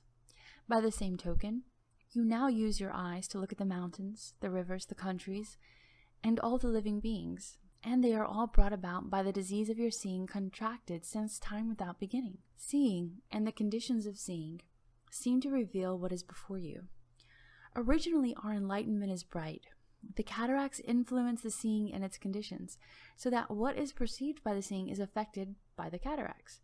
But no cataract affects the perception and the conditions of our fundamentally enlightened, brightened mind. The perception that perceives the cataracts is a perception not affected by the cataracts. That is the true perception of seeing. Why name it other things like awareness, hearing, knowing, and seeing? Therefore, you now see me and yourself and the world and all the 10 kinds of living beings because of a disease in the seeing. What perceives the disease is not the diseased. The nature of true essential seeing has no disease. Therefore, it is not called seeing. Ananda, let us compare the false views of those living beings' collective karma with the false views of the individual karma of one person. The individual person with the diseased eyes can be likened to the people of that one country. He sees circular reflections, erroneously brought about by a disease of the seeing. The beings with the collective share see inauspicious things. In the midst of their karma of identical views arise pestilence and evils. Both are produced from a beginningless falsity of seeing. It is the same in the 3,000 continents of Jambudvipa, throughout the 4 great seas in the Saha world, and on through the 10 directions. All countries that have outflows, and all living beings are the enlightened, bright, wonderful mind without outflows. Seeing, hearing, awareness, and knowing are an illusory falseness brought about by the disease and its conditions. Mixing and uniting with that brings about a false birth. Mixing and uniting with that creates a false death. If you can leave far behind all conditions which mix and unite as well as those which do not mix and unite, then you can also extinguish and cast out the causes of birth and death, and obtain perfect bodhi, the nature of which is neither produced nor extinguished. That is the pure, clear, basic mind, the eternal, fundamental enlightenment. Ananda, although you have already realized that the wonderful, bright, fundamental enlightenment is not originated by conditions, nor is it originated by spontaneity, you have not yet understood that the source of enlightenment does not originate from mixing and uniting, or from a lack of mixing and uniting. Ananda, now I will once again make use of the mundane objects before you to question you. You now hold that false thoughts mix and unite with the causes and conditions of everything in the world. And you wonder if the Bodhi heart one realizes might arise from mixing and uniting. To follow that line of thinking right now, does the wonderful pure seeing essence mix with light? Does it mix with darkness? Does it mix with penetration? Or does it mix with obstructions? If it mixed with light, then when you looked at light, when the light appeared before you, at what point would it mix with your seeing? Given that seeing has certain attributes, what would the altered shape of such a mixture be? If that mixture were not the seeing, how could you see the light? If it were the seeing, how could the seeing see itself? If you insist that seeing is complete, what room would there be for it to mix with the light? And if the light were complete in itself, it could not unite and mix with the seeing. If the seeing were different from light, then when mixed together, both its qualities and the light would lose their identity. Since the mixture would result in the loss of light and the quality of seeing, the proposal that the seeing essence mixes with the light doesn't hold. The same principle applies to its mixing with darkness, with penetration, or with all kinds of solid objects. Moreover, Ananda, as you are right now, once again, does the wonderful pure seeing essence unite with light? Does it unite with darkness? Does it unite with penetration, or does it unite with solid objects? If it united with light, then when darkness came and the attributes of light ceased to be, how could you see darkness, since the seeing would not be united with darkness? If you could see darkness, and yet at the same time there was no union with darkness, but rather a union with light, you should not be able to see light. Since you could not be seeing light, then why is it that when your seeing comes in contact with light, it recognizes light, not darkness? The same would be true of union with darkness, with penetration, or with any kind of solid object. Ananda said to the Buddha, Bhagavan, as I consider it, the source of this wonderful enlightenment does not mix or unite with any conditioned mundane objects or with mental speculation. Is that the case? The Buddha said, Now you want to say that the enlightened nature neither mixes nor unites. So now I ask you further. As to this wonderful seeing essences neither mixing nor uniting, does it not mix with light? Does it not mix with darkness? Does it not mix with penetration? Does it not mix with solid objects? If it does not mix with light, then there should be a boundary between seeing and light. Examine it closely. At what point is there light? At what point is there seeing? Where are the boundaries of the seeing and the light?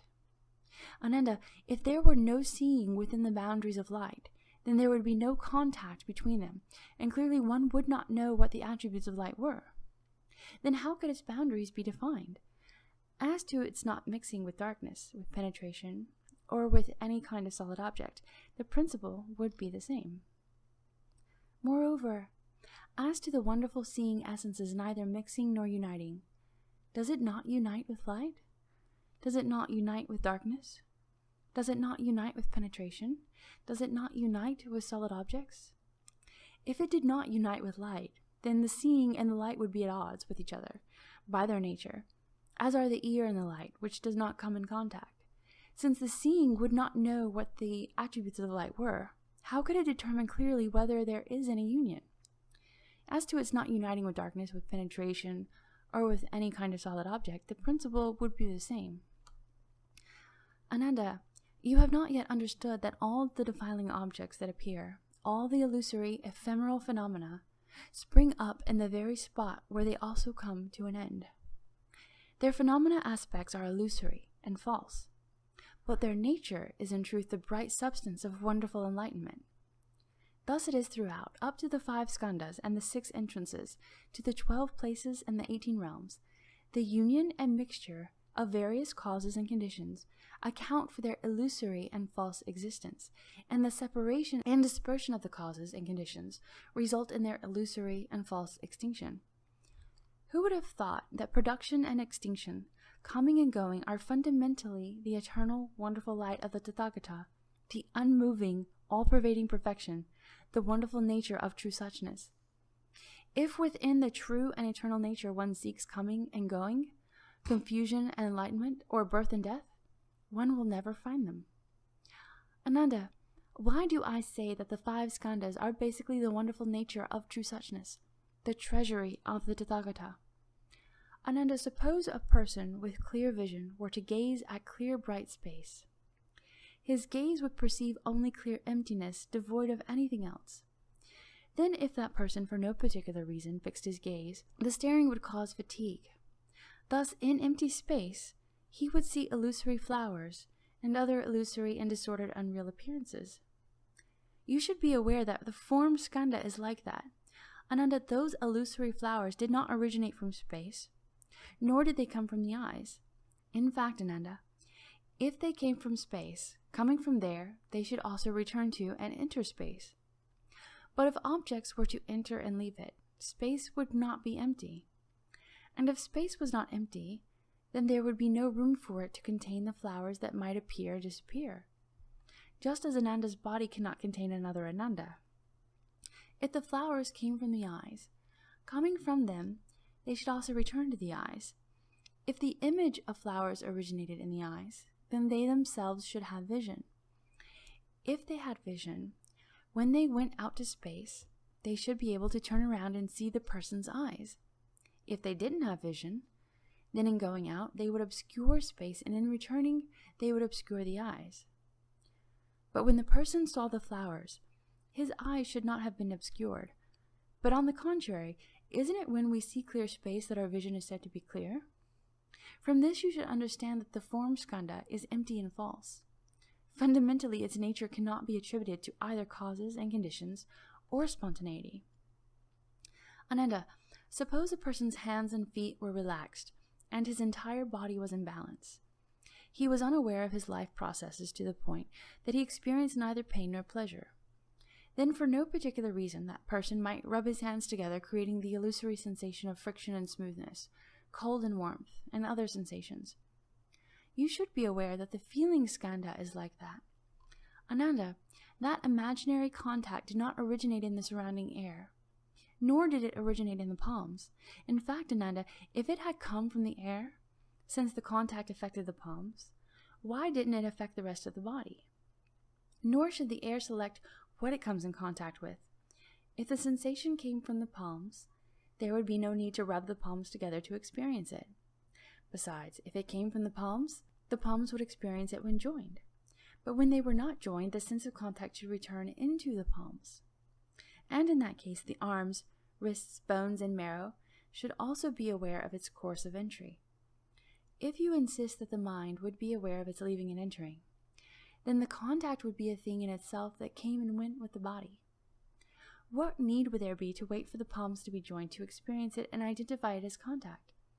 From this you should understand that the feeling skandha is empty and false. Fundamentally, its nature cannot be attributed to either causes and conditions or spontaneity. Ananda, suppose a person's mouth watered at the mention of sour plums, or at the soles of his feet tingled when he thought about walking along a precipice. You should be aware that the thinking skandha is like that. Ananda, the mouth's watering caused by the mention of plums did not originate from the plums, nor does it originate from the mouth. In fact, Ananda, if the mouth's watering came from the plums should speak for themselves. Why wait for someone to mention them? If it came from the mouth itself should hear, so what need would there be to wait for the ear's perception? If the ear alone heard, then why doesn't it produce the saliva? Thinking about walking along a precipice can be explained in the same way. From this you should understand that the thinking skandha is empty and false. Fundamentally, its nature cannot be attributed to either causes and conditions or spontaneity. Ananda, suppose a swift rapids had waves that follow upon one another in orderly succession, the ones behind never overtaking the ones in front. You should be aware that the activity skandha is like that. Ananda, that flowing does not arise because of emptiness, nor does it come into being because of water. It is not identical to the water, and yet it is not separate from either the emptiness or the water. In fact, Ananda, if the flow arose because of emptiness, then the inexhaustible emptiness throughout the 10 directions would become an unending flow, and all the worlds would inevitably be drowned. If the swift rapids existed because of water, then they would have to differ from water, and the location and attributes of their existence should be apparent. If the rapids were identical to water, then when the rapids disappeared and became still and clear, the water should also disappear. Suppose the rapids were separate from both the emptiness and the water, but there isn't anything beyond emptiness, and without water, there couldn't be any flow. From this you should understand that the activity skandha is empty and false. Fundamentally, its nature cannot be attributed to either causes and conditions or spontaneity. Ananda, suppose a man picked up a Kalavinka pitcher, up its 2 holes, lifted the pitcher filled with emptiness, and walking some 1,000 miles away, presented it to another country. You should be aware that the consciousness skandha is like that. Ananda, that emptiness did not originate in one place, nor did it go to another. In fact, Ananda, if the emptiness were to come from one place, then, when the stored-up emptiness in the pitcher was carried elsewhere, there should be less emptiness in the place where the pitcher originally was. And if it were to enter the other region, when the holes were unplugged and the pitcher was turned over, one would see emptiness emerge. From this you should understand that the consciousness skandha is empty and false. Fundamentally, its nature cannot be attributed to either causes and conditions or spontaneity. This is the end of chapter 2. End of chapter 2. End of chapter 2. End of chapter 2. End of chapter 2. End of chapter 2. End.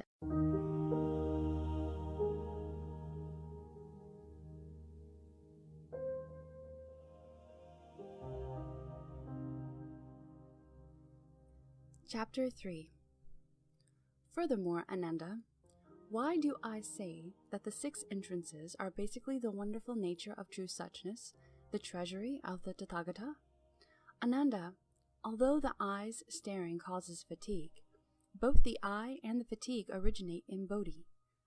The attributes of the fatigue come from a staring. Because of the 2 false defiling attributes of light and dark, a sense of seeing is stimulated, which in turn draws in those 2 defiling attributes. That is called the ability to see.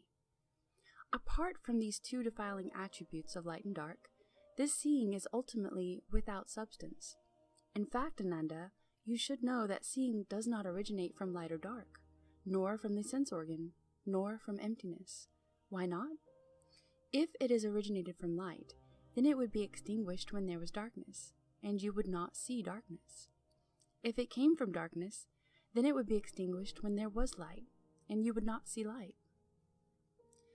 If the essence of seeing came from the sense organ, which is obviously devoid of light and dark, then in that case, basically no seeing could take place.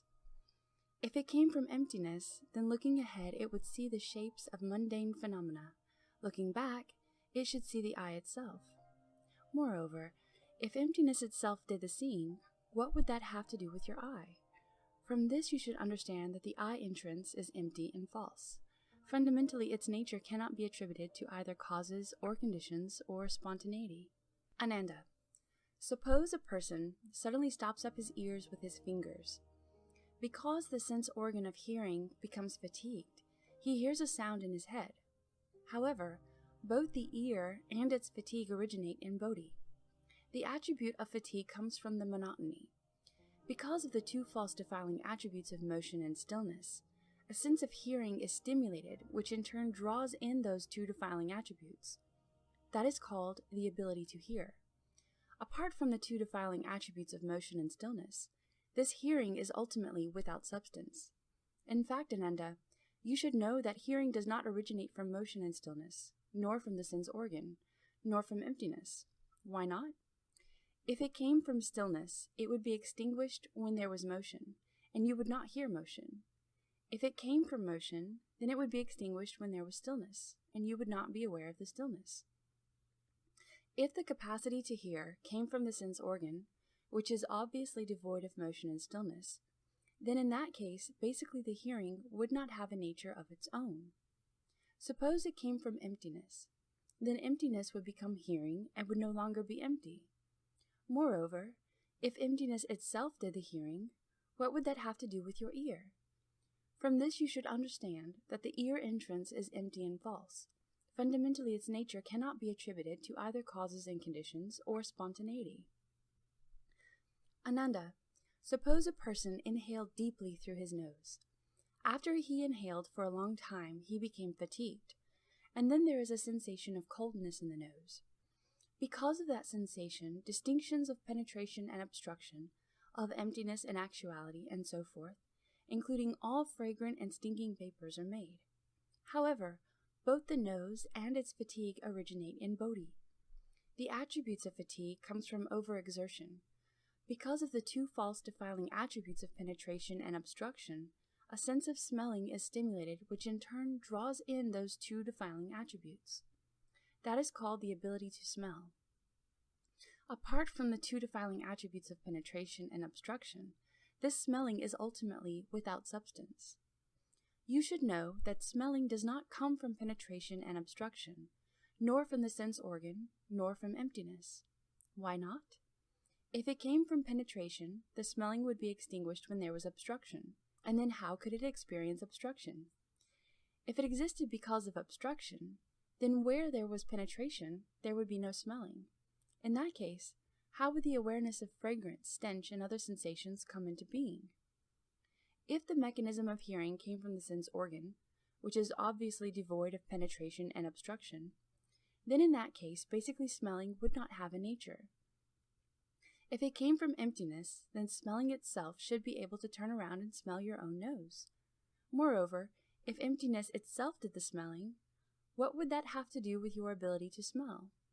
From this you should understand that the nose entrance is empty and false. Fundamentally, its nature cannot be attributed to either causes and conditions or spontaneity. Ananda, suppose a person licks his lips with his tongue. His excessive licking causes fatigue. If the person is sick, he will taste a bitter flavor. A person who is not sick will taste a subtle sweetness. Sweetness and bitterness demonstrate the tongue's sense of taste. When the organ is inactive, a sense of tastelessness prevails. However, both the tongue and the fatigue originate in bodhi. The attributes of fatigue come from prolonged licking. Because the two false defiling attributes of sweetness and bitterness and of tastelessness, a sense of tasting is stimulated, which in turn draws in those two defiling attributes. That is called the ability to taste. Apart from the two defiling attributes of sweetness and bitterness, and apart from tastelessness, a sense of taste is originally without substance.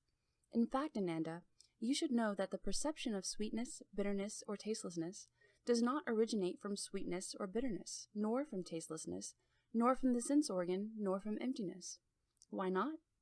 If it came from sweetness or bitterness, it would cease to exist when tastelessness was experienced. So how could it recognize tastelessness? If it arose from tastelessness, it would vanish when the flavor of sweetness was tasted. So how could it perceive the two flavors of sweet and bitter? If it came from the tongue, which is obviously devoid of sweetness, bitterness, and tastelessness, then in that case it would not have a nature. If it came from emptiness, then the sense of taste should be experienced by emptiness instead of by the mouth. Moreover, if emptiness itself did the tasting, what would that have to do with your tongue? From this you should understand that the tongue entrance is empty and false. Fundamentally, its nature cannot be attributed to either causes and conditions or spontaneity. Ananda, suppose a person were to touch his warm hand with his cold hand. If the cold hand were greater than the warm hand would become cold. If the warm were greater than the cold hand would become warm. That sensation of warmth and cold is felt through the contact and separation of the two hands. Fatiguing contact results in the mingling of warmth and cold. However, both the body and the fatigue originate in bodhi. The attribute of fatigue comes from protracted contact. Because of the two false defiling attributes of separation and union, a physical awareness is stimulated, which in turn draws in those two defiling attributes. That is called the awareness of physical sensation.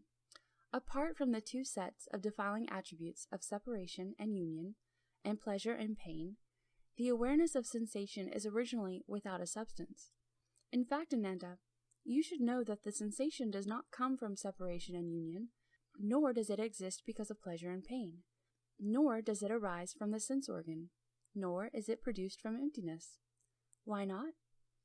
If it arose when there was union, it would disappear when there was separation. So how could it sense the separation? The two characteristics of pleasure and pain would be the same way.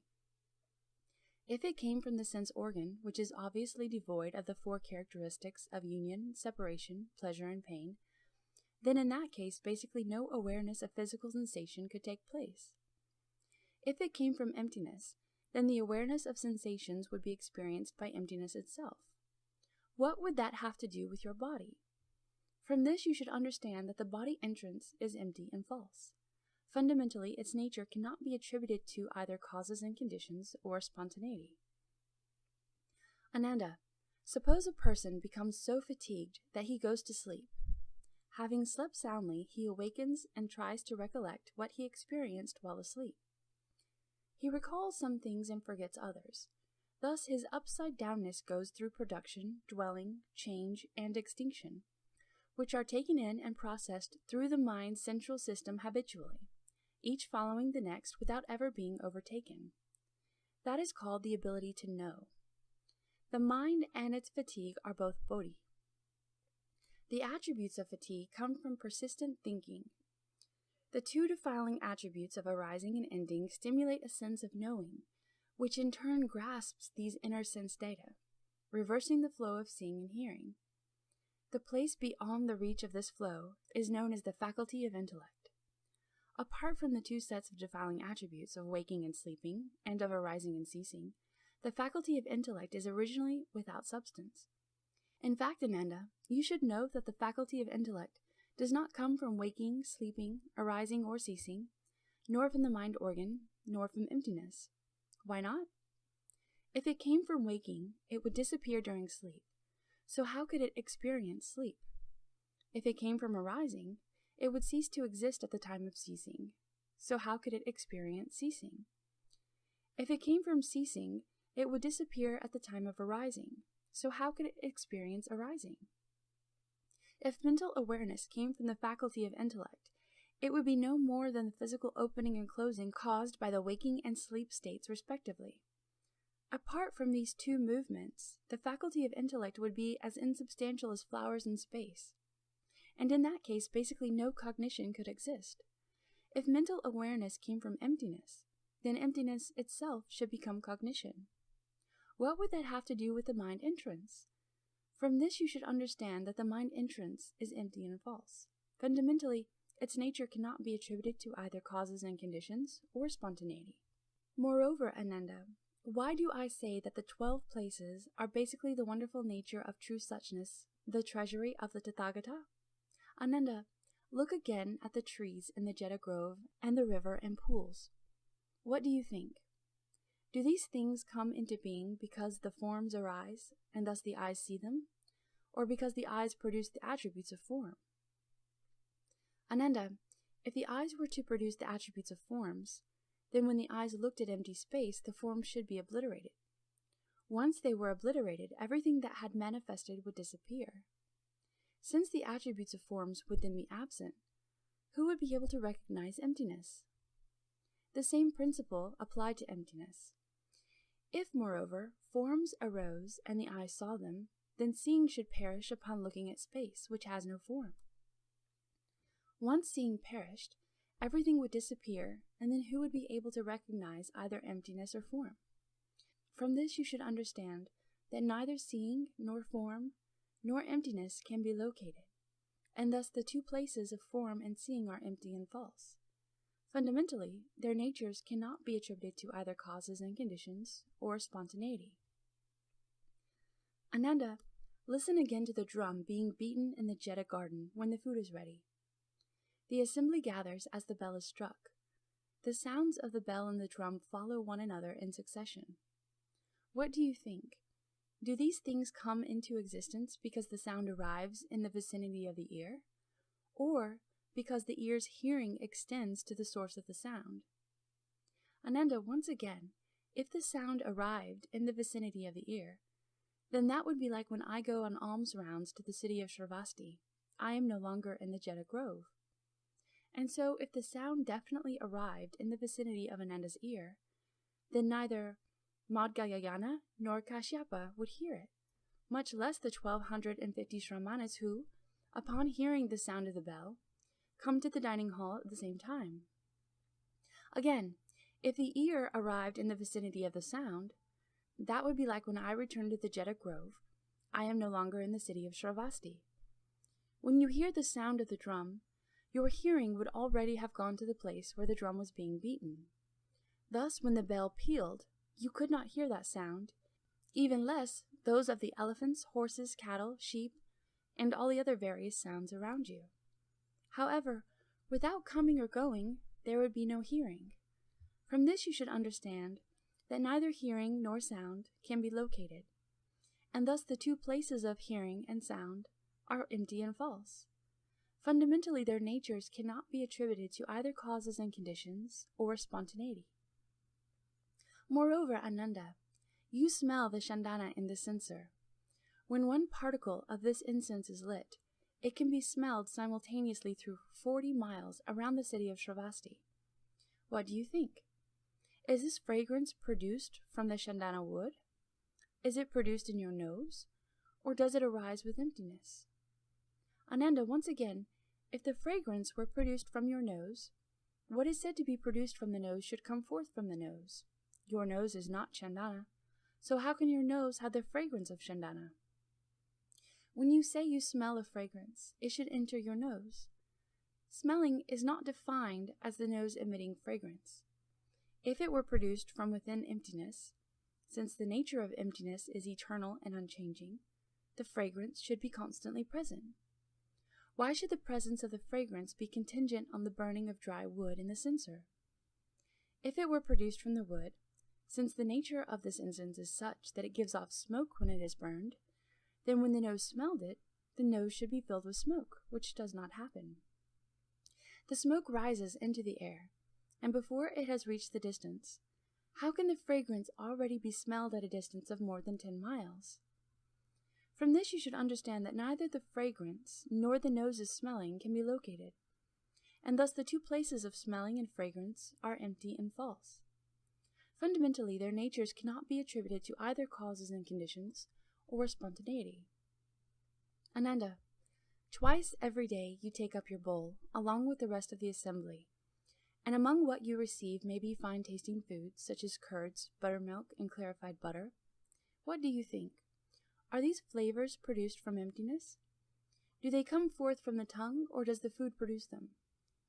Ananda, once again, if the flavors came from your tongue, since you have only one tongue in your mouth, when that tongue had already tasted the flavor of curds, then it would not change if it encountered some dark rock candy. If it did not change, then it cannot be said to be aware of tastes.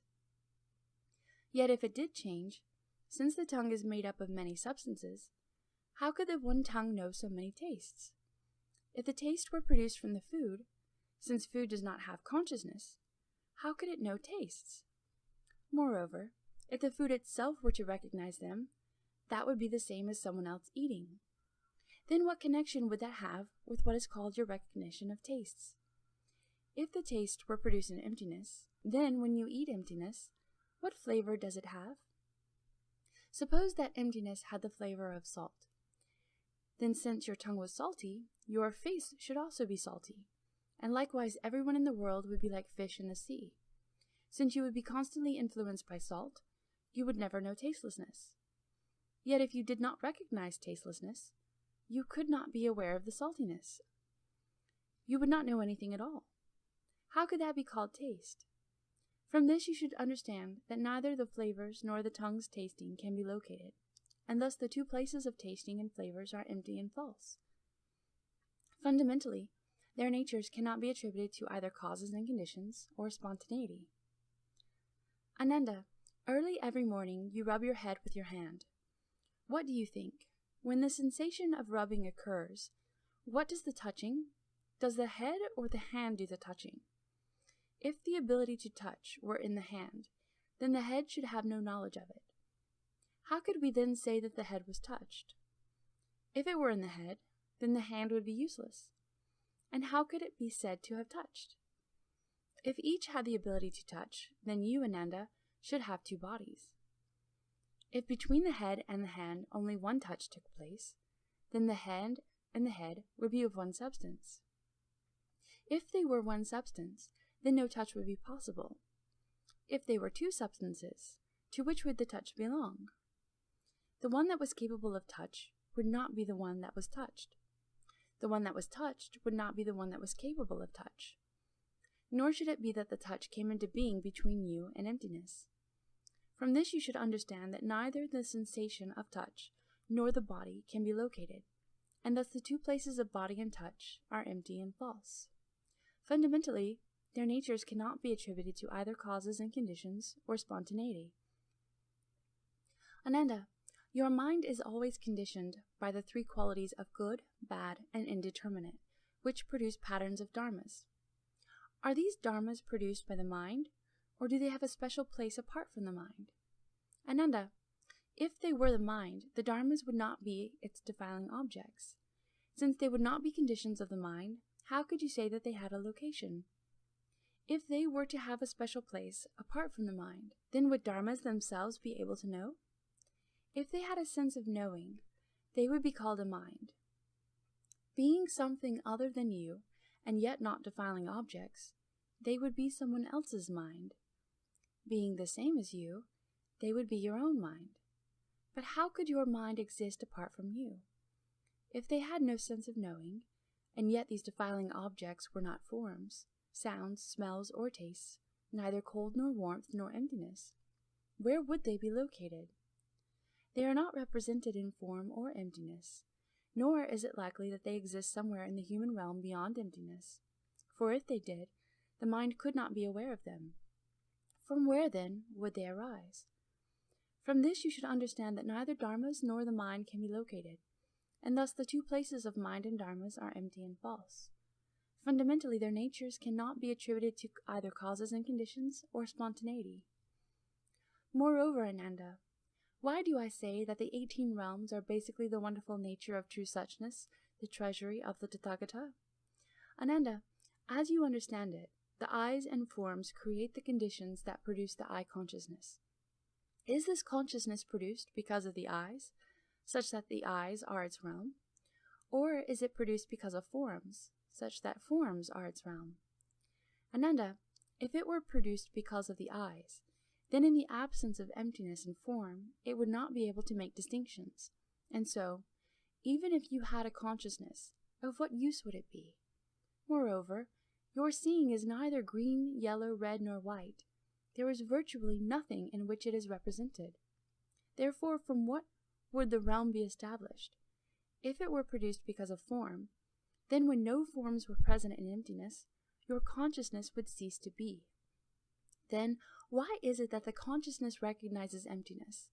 If the form changes, you are also conscious of the form's changing appearance, but your eye consciousness does not change.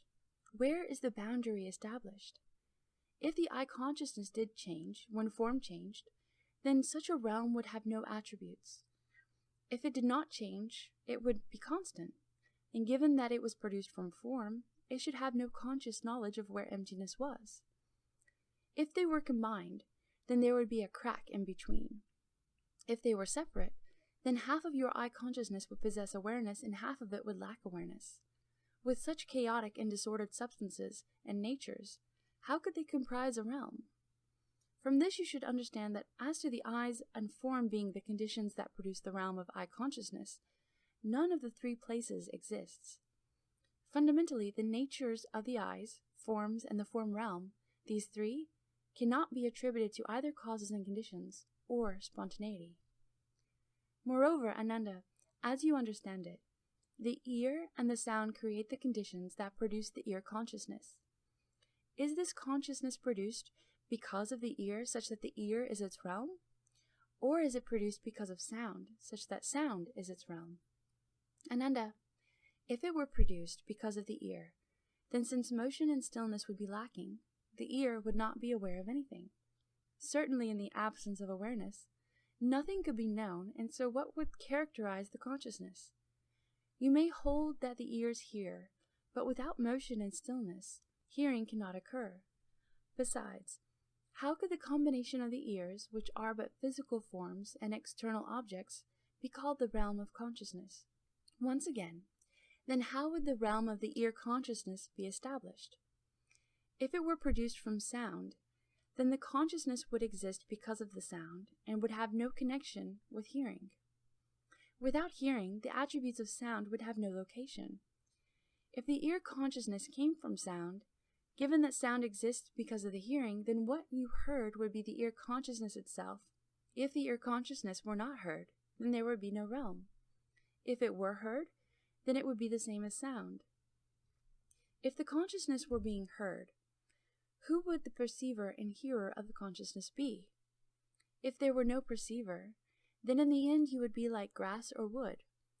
Nor should sound and hearing mix together to form a realm in between.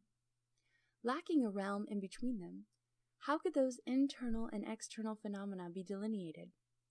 From this you should understand that as to the ears and sounds being the conditions that produce the realm of ear consciousness, none of these three places exists. Fundamentally, the natures of the ears, sounds, and the realm of awareness of sounds, these three, cannot be attributed to either causes and conditions or spontaneity. Moreover, Ananda, as you understand it, the nose and smells create the conditions that produce the nose consciousness. Is this consciousness produced because of the nose such that the nose is its realm? Or is it produced because of smells such that smells are its realm? Ananda, if you were produced because of the nose, then in your mind, what do you take to be the nose?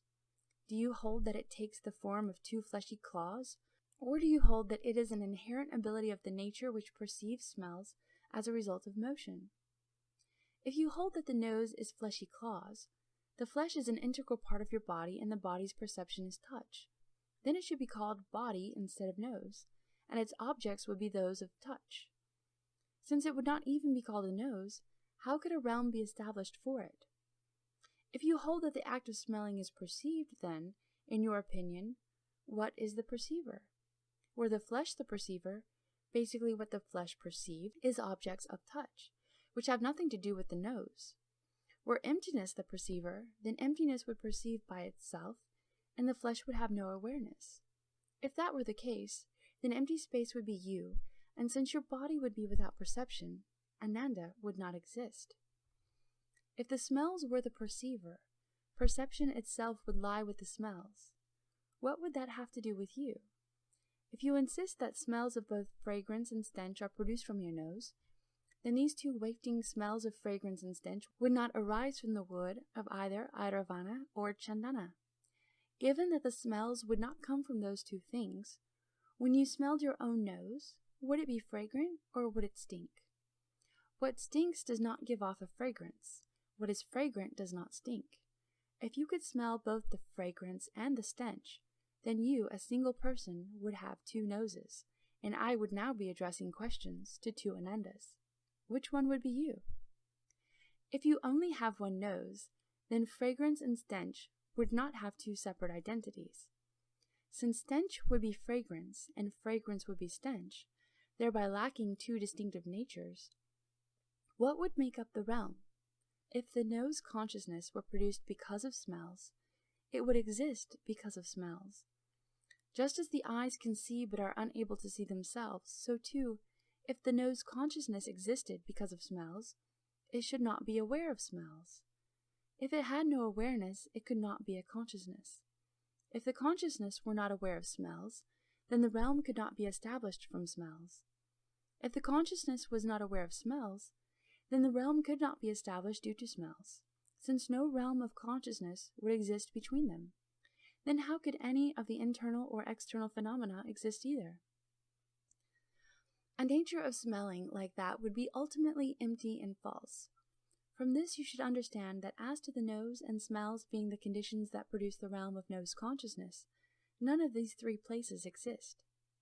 Fundamentally, the natures of the nose, smells, and the realm of smelling, these three, cannot be attributed to either causes and conditions or spontaneity. Moreover, Ananda, as you understand it, the tongue and flavors create the conditions that produce the tongue consciousness. Is this consciousness produced because of the tongue, so that the tongue is its realm, or is it produced because of the flavors, so that the flavors are its realm? Ananda, if it were produced because of the tongue, then all the sugar cane, black plums, huanling, salt, sing-sing, ginger, and cassia in the world would be entirely without flavor. Also, when you tasted your own tongue, would it be sweet or bitter? If your tongue's natural flavor were bitter, then what would taste the tongue? Since the tongue cannot taste itself, who would have the sense of taste? If the natural flavor of the tongue was not bitter, then it could not engender tastes. How then could a realm be established? If the tongue consciousness were produced because of flavor, the consciousness itself would be a flavor. Then the case would be the same as with the tongue organ being unable to taste itself. How could the consciousness know whether it had flavor or not? Moreover, the many flavors do not all come from one thing. Since flavors are produced from many things, the consciousness would have many substances. If the consciousness were a single substance, and that substance was definitely produced from flavor, then when salt, bland, sweet, and pungent flavors were combined, their various differences would change into a single flavor, and there would be no distinctions among them. If there were no distinctions, it could not be called consciousness. So how could it further be called the realm of the tongue, flavor, and consciousness? Nor could empty space produce your conscious awareness. The tongue and flavors could not combine without each losing its basic nature. How then could a realm be produced? From this you should understand that as to the tongue and flavors being the conditions that produce the realm of tongue consciousness, none of these three places exists. Fundamentally, the natures of the tongue, flavors, and the realm of the tongue consciousness, these three, cannot be attributed to either causes and conditions or spontaneity. Moreover, Ananda, as you understand it, the body and objects of touch create the conditions that produce the body consciousness. Is this consciousness produced because of the body, such that the body is its realm, or is it produced because of objects of touch, such that objects of touch are its realm? Ananda, if it were produced because of the body alone cannot generate the awareness of contact or separation. What would the body be conscious of? If it were produced because of objects of touch, then your body should not be necessary. But who can perceive contact with something other than the body? Ananda, things do not perceive objects of touch. The body does. What the body knows is objects of touch, and what is aware of objects of touch is the body. Objects of touch are not the body, and the body is not objects of touch. these two entities of body and objects of touch basically have no location. If it were the body consciousness that came in contact with the body, then it would be the body's own substance and nature. If the body consciousness were separate from the body, then it would be like empty space, since the internal and external aspects can't be established. How can something be set up between them? Since no such middle can be set up, the internal and external aspects are by nature empty. From what, then, would your consciousness be produced? From this you should understand that as to the body and objects of touch being the conditions that produce the realm of body consciousness, none of these three places exists. Fundamentally, the body, objects of touch, and the realm of body consciousness, these three cannot be attributed to either causes and conditions or spontaneity. Moreover, Ananda, as you understand it, the mind and dharmas create the conditions that produce the mind consciousness. Is this consciousness produced because of the mind, such that the mind is its realm? Or is it produced because of dharmas, such that dharmas are its realm? Ananda, if it were produced because of the mind, in your mind there certainly must be thoughts that give expression to your mind. If there were no dharmas before you, the mind would not give rise to anything. Apart from conditions, it would have no shape. Thus, of what use would this consciousness be? Moreover, is your mind consciousness the same as your mind organ, with its thought processes and discriminations, or is it different? If it were the same as the mind, then it would be the mind. How could something be produced from it? If it were different from the mind, it shouldn't have any consciousness. If it didn't have any consciousness, how could it be produced from the mind? If it did have consciousness, how could the mind be conscious of itself? Since it is by neither nature the same nor different, how can a realm be established? If it were produced because of dharmas, none of the mundane dharmas exist apart from the five defiling objects. Consider the dharmas of form, of sound, of smell, of taste, and of touch. Each has a clearly distinguishable appearance and is matched with one of the five organs. They are not what the mind takes in. If your consciousness were indeed produced through a reliance on dharmas, then take a look at them now. What does each and every dharma look like? Apart from the attributes of form and emptiness, motion and stillness, penetration and obstruction, unity and separation, and arising and ceasing, there is nothing at all. When there is arising, then form, emptiness, and all dharmas arise. When there is ceasing, then form, emptiness, and all dharmas cease to be. Since the objective causes do not exist, then what does the consciousness with those causes produce look like? If there is nothing discernible about consciousness, how can a realm be established for it? From this you should understand that as to the mind and dharmas being the conditions that produce the realm of mind consciousness, none of these three places exist. Fundamentally, the mind, dharmas, and the realm of mind consciousness, these three, cannot be attributed to either causes and conditions or spontaneity. Ananda said to the Buddha, Bhagavan, in discussing the dharmas of mixing and uniting and of causes and conditions, the Tathagata has often said that the transformations of all mundane phenomena can be discovered in the mixing and uniting of the four elements. Why does the Tathagata now reject causes and conditions and spontaneity as well? I do not know what your meaning pertains to. Please be so compassionate as to instruct us beings and dharmas that adhere to the complete meaning of the middle way and are not philosophical speculations. At that time, the Bhagavan said to Ananda, You have already renounced the small vehicle dharmas to the hearers and those enlightened to conditions, and have resolved to diligently seek the unsurpassed Bodhi. Because of that, I will now explain the complete meaning of the middle way to you. Why do you still bind yourself up in mundane philosophical speculations and false thoughts about causes and conditions? Although you are very learned, you are like someone who can discuss medicines but cannot recognize a real medicine when it is placed before you. The Tathagata says that you are truly pitiable. Listen attentively now as I explain this point in detail, to enable you and those of the future who cultivate the Mahayana to penetrate to the ultimate reality. Ananda was silent and awaited the Buddha's sagely instruction. Ananda, According to what you say, the mixing and uniting of the four elements can be discovered in the myriad transformations of all mundane phenomena. Ananda, if the natures of those elements did not mix and unite, then they could not combine with other elements, just as empty space cannot combine with forms.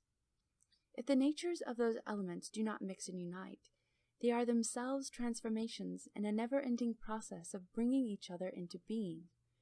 The continuation of comings into being and ceasings to be, of births and deaths, of deaths and births, is like the unbroken wheel of flame that appears when a torch is spun in a circle.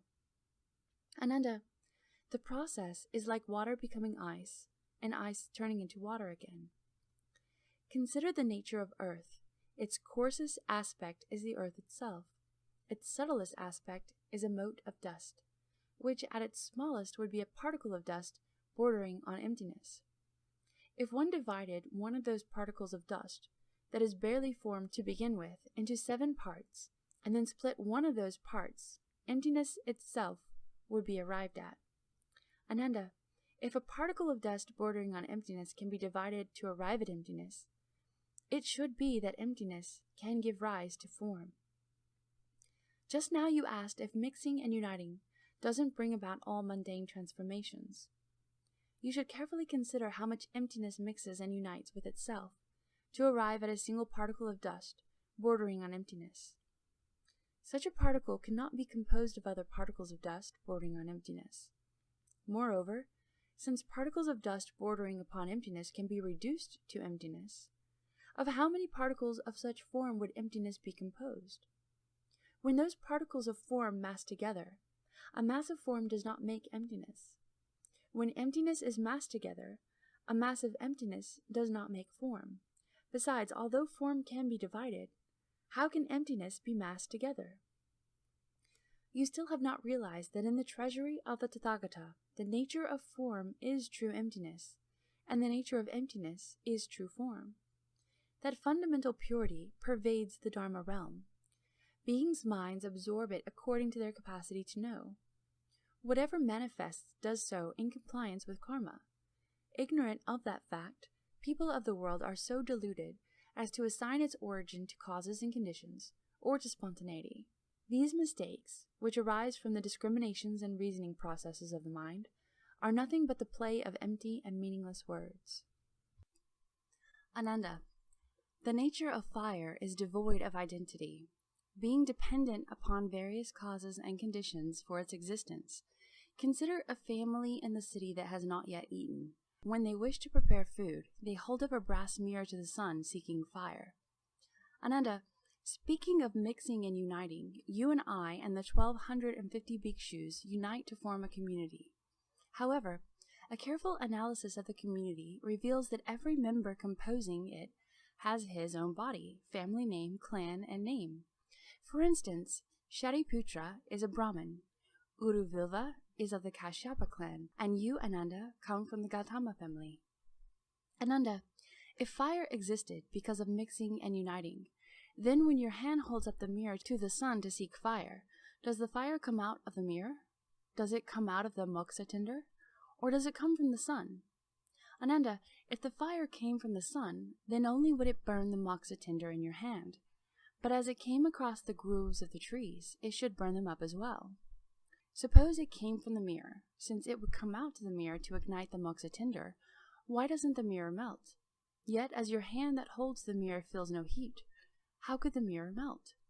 If the fire came from the moksha tinder, then why would fire be generated only when the bright mirror came into contact with the dazzling light? Furthermore, on closer examination, you will find that the mirror is held in your hands, the sun is high in the sky, and moksha is grown from the ground. So where does the fire come from? The sun and the mirror cannot mix and unite since they are far apart, nor can it be that the fire arises spontaneously without an origin. You still have not realized that in the treasury of the Tathagata, the nature of fire is true emptiness, and the nature of emptiness is true fire. That fundamental purity pervades the Dharma realm. Beings' minds absorb it according to their capacity to know. Ananda, you should know that fire can be generated any place where a mirror is held up to the sunlight. If mirrors were held up to the sunlight everywhere in the Dharma realm, fire would be generated everywhere. Since fire can come forth throughout the whole world, can there be any fixed place to which it is confined? Whatever manifests does so in compliance with karma. Ignorant of that fact, people in the world are so deluded as to assign its origin to causes and conditions, or to spontaneity. These mistakes, which arise from the discriminations and reasoning processes of the mind, are nothing but the play of empty and meaningless words. Ananda, the nature of water is immutable. Its flowing and stopping are erratic. Kapila, Shakra, Padma, Hasta, and other great magicians of Shravasti often hold up instruments to the light of the full moon at midnight to extract from it the essence of water to mix with their drugs. Does the water come out of the crystal ball that is used, or does it exist naturally in space? Or does it come from the moon? Ananda, if the water came from the distant moon, then water should also flow from all the grasses and trees when moonlight passes over them on its way to the crystal ball. If it did flow from them, why wait for it to condense on the surface of the crystal ball? Since it does not flow from the trees, then the water clearly cannot descend from the moon. If it came from the crystal ball, then it should flow from the crystal at all times. Why would one have to wait for midnight and the light of the full moon to receive it? If the water came from space, which is by nature boundless, it would flow everywhere until everything between heaven and earth was submerged. How then could there still be travel by water, land, and air? Furthermore, upon closer examination, you will find that the moon moves through the sky. The crystal ball is held in the hand, and the pan for receiving the eater is put there by someone. So where does the water that flows into the pan come from? The moon and the crystal ball cannot mix and unite, since they are far apart, nor should the essence of water arise spontaneously without an origin. You still have not realized that in the treasury of the Tathagata the nature of water is true emptiness, and the nature of emptiness is true water. That fundamental purity pervades the Dharma realm. Beings' minds absorb it according to their capacity to know. A crystal ball can be held up at a certain place, and water will come forth. If the crystal balls were held up throughout the Dharma realm, then throughout the Dharma realm water would come forth. Since the water can come forth throughout the entire realm, can there be any fixed place to which it is confined? Whatever manifests does so in compliance with karma. Ignorant of that fact, people of the world are so deluded as to assign their origin to causes and conditions, or to spontaneity. These mistakes, which arise from the discriminations and reasoning processes of the mind, are nothing but the play of empty and meaningless words. Ananda, the nature of wind has no substance, and its patterns of movement and stillness are erratic. You always adjust your robe as you enter the great assembly.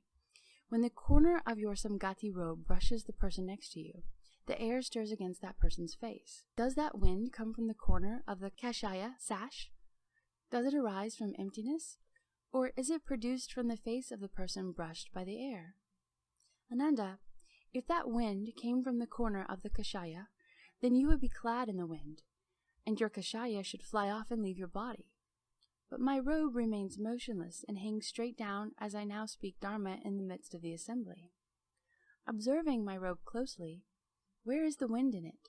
The wind could not be stored somewhere in the robe. If the wind arose from emptiness, why wouldn't there be a brushing motion even when your robe did not move? Since the nature of emptiness is constant, the nature of the wind should be too. And so when the wind stopped, the emptiness should also cease to be. The lack of wind can be detected, but what would signify the disappearance of emptiness? If emptiness came and went, it wouldn't be emptiness, and since it is empty, how can it generate wind?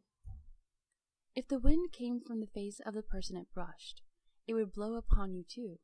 Then while you were setting your robe in order, how could it blow backwards upon other people? Upon closer examination, you will find that the robe is set in order by yourself. The face blown by the wind belongs to the person by your side, and the emptiness is tranquil and not involved in movement. So where does the wind come from that blows in this place? The wind and emptiness cannot mix and unite, since they are different from each other, nor could the wind exist spontaneously without an origin. You still have not realized that in the treasury of the Tathagata, the nature of wind is true emptiness, and the nature of emptiness is true wind. That fundamental purity pervades the Dharma realm. Beings' minds absorb it according to their capacity to know. Ananda, in the same way that you alone shift your robe slightly and the air is stirred, so too, if a similar movement were made throughout the Dharma realm, the air would stir everywhere. Since wind can arise throughout the world, how could there be any fixed place to which it is confined? Whatever manifests does so in compliance with karma. Ignorant of that fact, people of the world are so deluded as to assign their origin to causes and conditions, or to spontaneity. These mistakes, which arise from the discriminations and reasoning processes of the conscious mind, are nothing but the play of empty and meaningless words. Ananda, the nature of emptiness has no shape. It is only apparent because of form. For instance, Shravasti is far from the river, so when the Kshatriyas, Brahmins, Vaishyas, Shudras, Bharadvajas, Chandalas, and so forth build their homes there, they dig wells seeking water. As a square foot of earth is removed, a square foot of emptiness becomes evident. As 10 square feet of earth are removed, 10 feet of emptiness become evident. The depth of the emptiness corresponds to the amount of earth removed. Does that emptiness come out of the earth? Or does it exist because of the digging? Or does it arise by itself without a cause?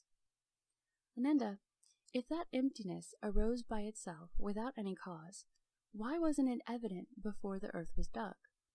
All that could be seen was the vast expanse of solid, impenetrable earth. If emptiness came about because of the removal of the earth, then as the earth was removed, the entering of the emptiness should be visible. If no emptiness entered when the earth was first removed, then how could the emptiness come about because of the removal of the earth? If no removal or entering took place, then there would be no difference between the earth and emptiness. Not being different, they would be the same. In that case, wouldn't the emptiness be removed from the well along with the earth in the process of digging?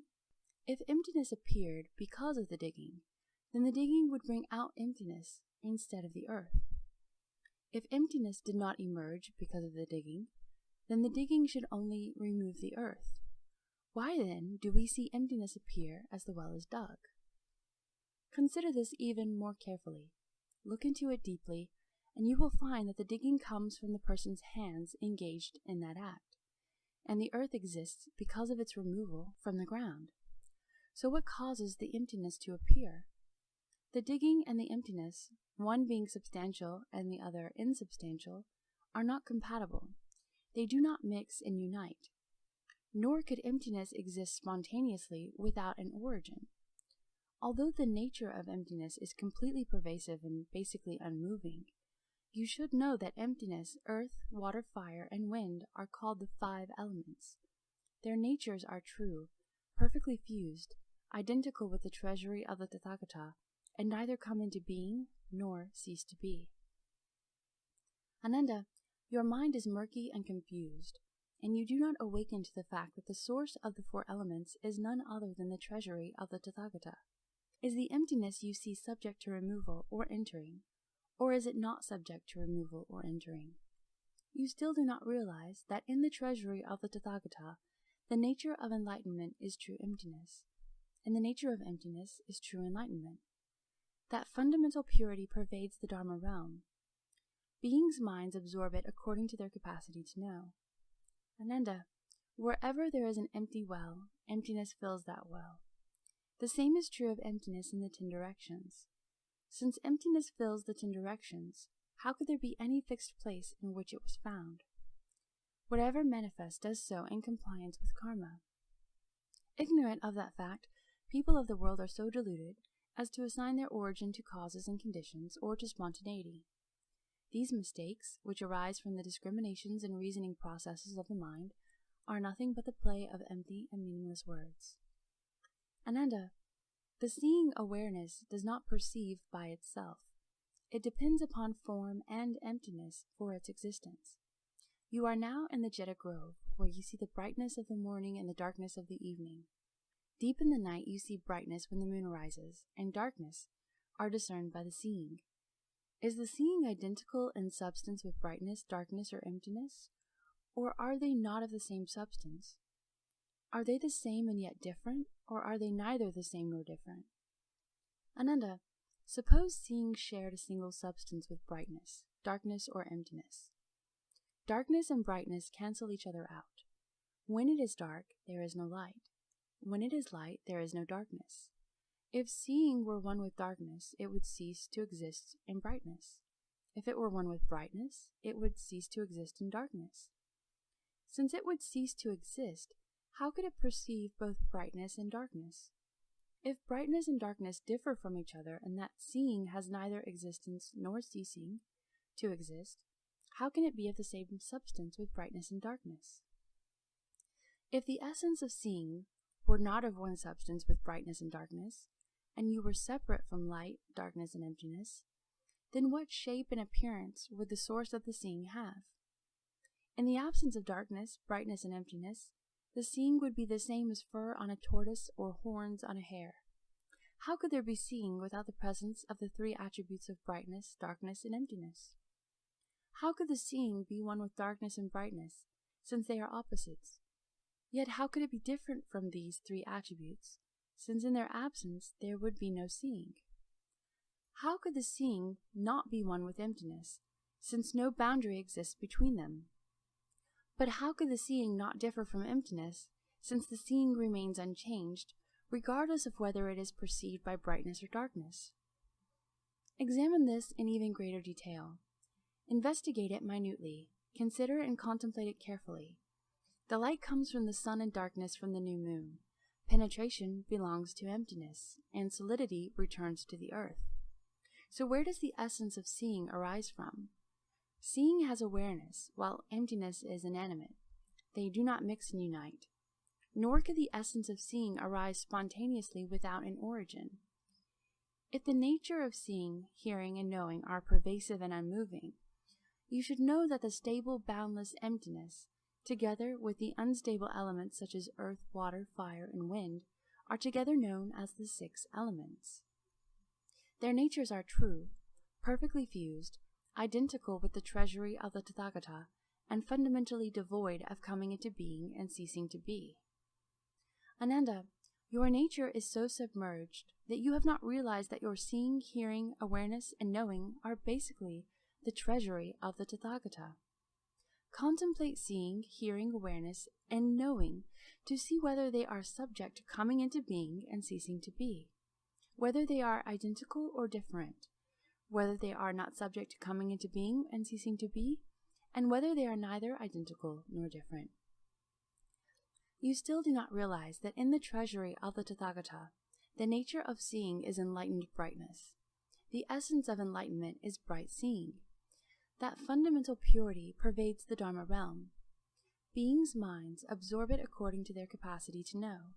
Just as the eye's capacity to see pervades the Dharma realm, so too do those capacities to hear, smell, taste, make contact, and know. All those capacities are glorious, magnificent qualities.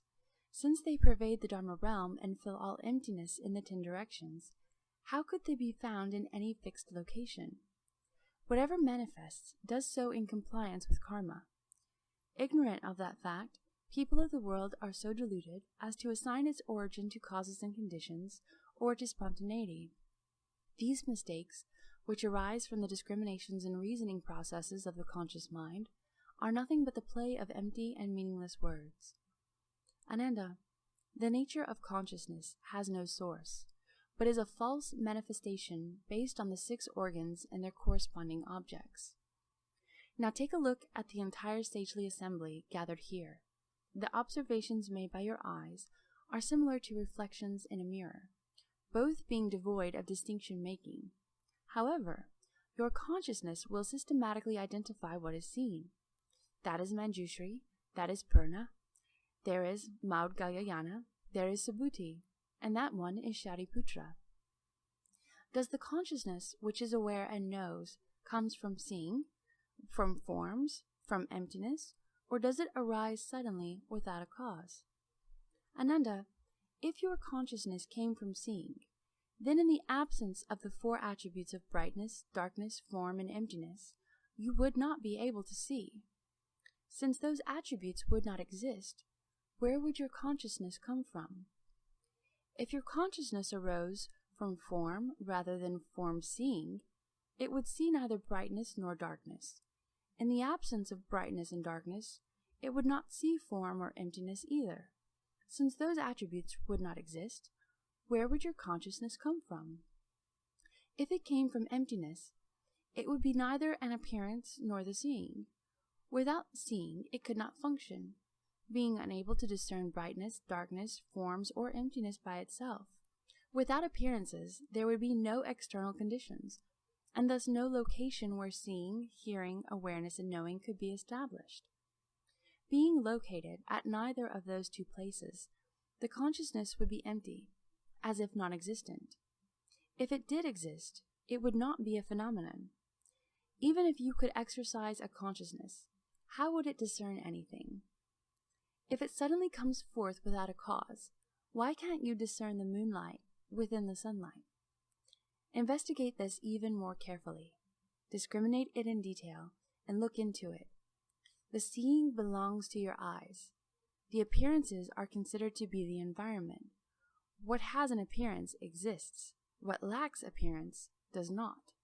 What, then, are the conditions that cause consciousness to come into being? The consciousness moves and the seeing is still. They do not mix and unite. Smelling, hearing, awareness, and knowing are the same way. Nor could the condition of consciousness exist spontaneously without an origin. If the consciousness pertaining to the mind did not come from anywhere, the same would be true of the natures of seeing, hearing, awareness, and knowing, which are all complete and tranquil and do not come from anywhere. They together with emptiness, earth, water, fire, and wind are together called the seven elements. Their natures are true, perfectly fused, identical with the treasury of the Tathagata, and fundamentally devoid of coming into being and ceasing to be. Ananda, your mind is coarse and shallow, and so you do not perceive that seeing, hearing, and the resulting awareness are treasury of the Tathagata. Contemplate these 6 locations of consciousness to see whether they are identical or different, empty or existent, neither identical nor different, or neither empty nor existent. You still do not realize that in the treasury of the Tathagata, the nature of consciousness is bright knowing. Enlightened brightness is the true consciousness. Wonderful enlightenment is tranquil and pervades the Dharma realm. It encompasses the emptiness of the 10 directions and issues forth from it. How could it have a location? Whatever manifests does so in compliance with karma. Ignorant of that fact, people of the world are so deluded as to assign its origins to causes and conditions or to spontaneity. These mistakes, which arise from the discriminations and reasoning processes of the conscious mind, are nothing but the play of empty and meaningless words.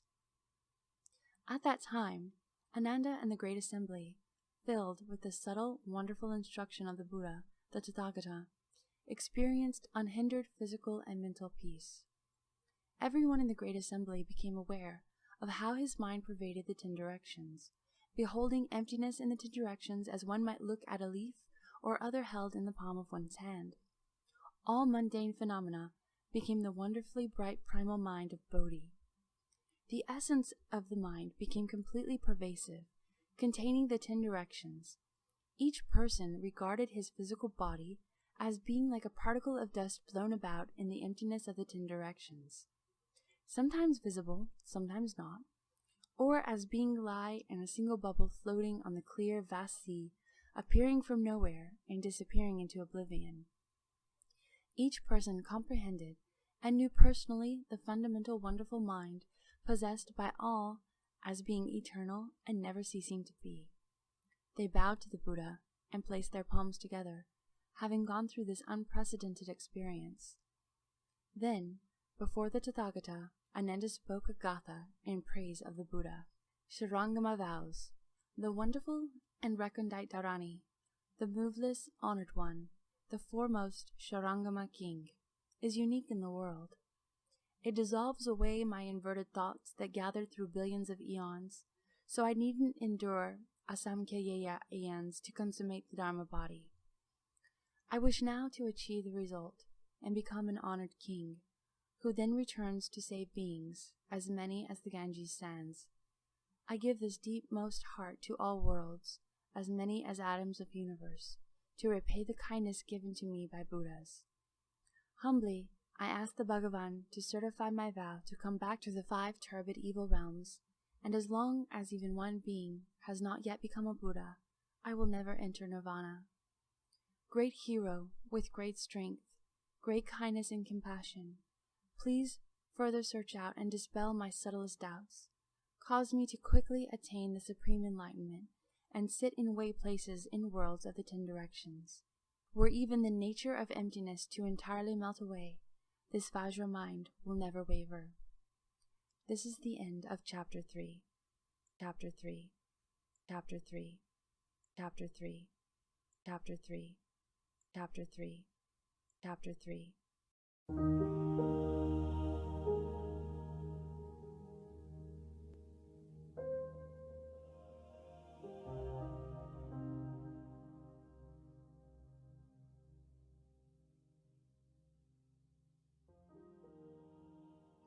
Chapter 4.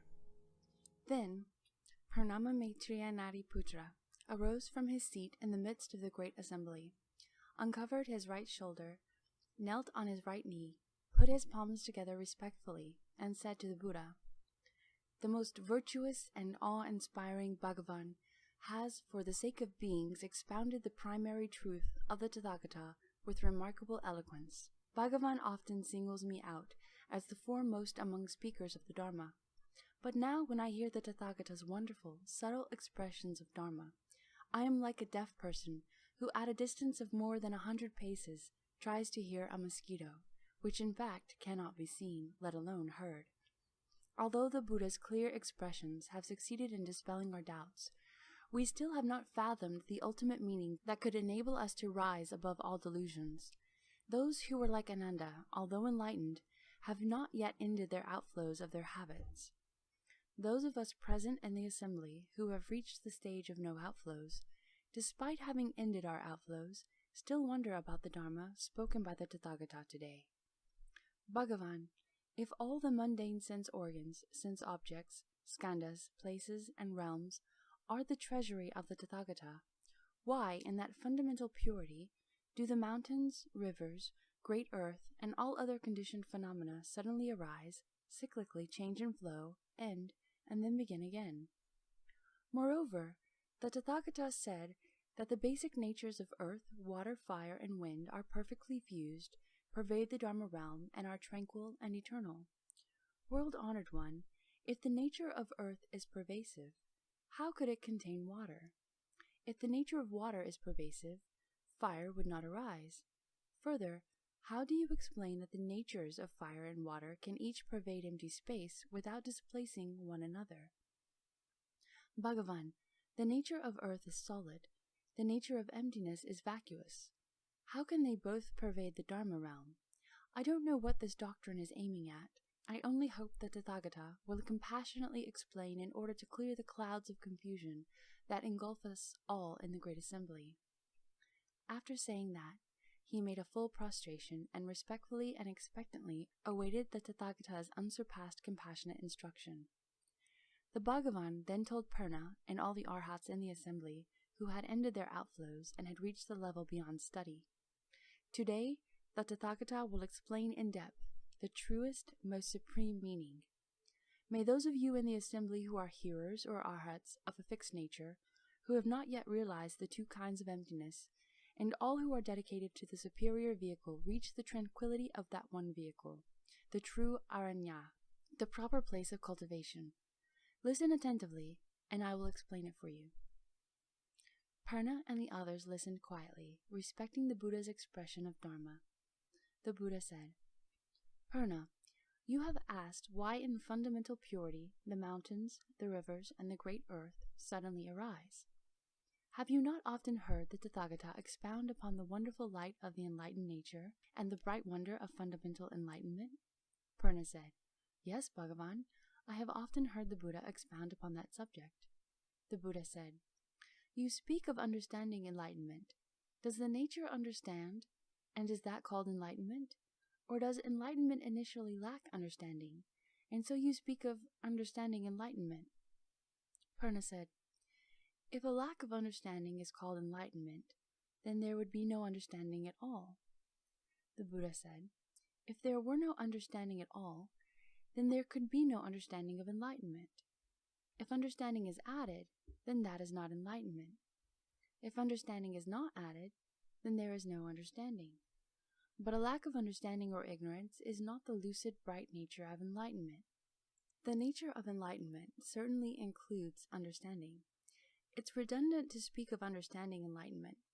Enlightenment is not a kind of understanding. Understanding sets up an objective realm. Once that objective realm is set up, your false subjective state arises. Where there was neither sameness nor difference, suddenly difference appears. What differs from that difference becomes sameness.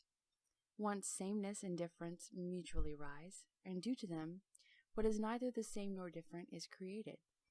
This turmoil eventually brings about weariness. Prolonged weariness produces defilement.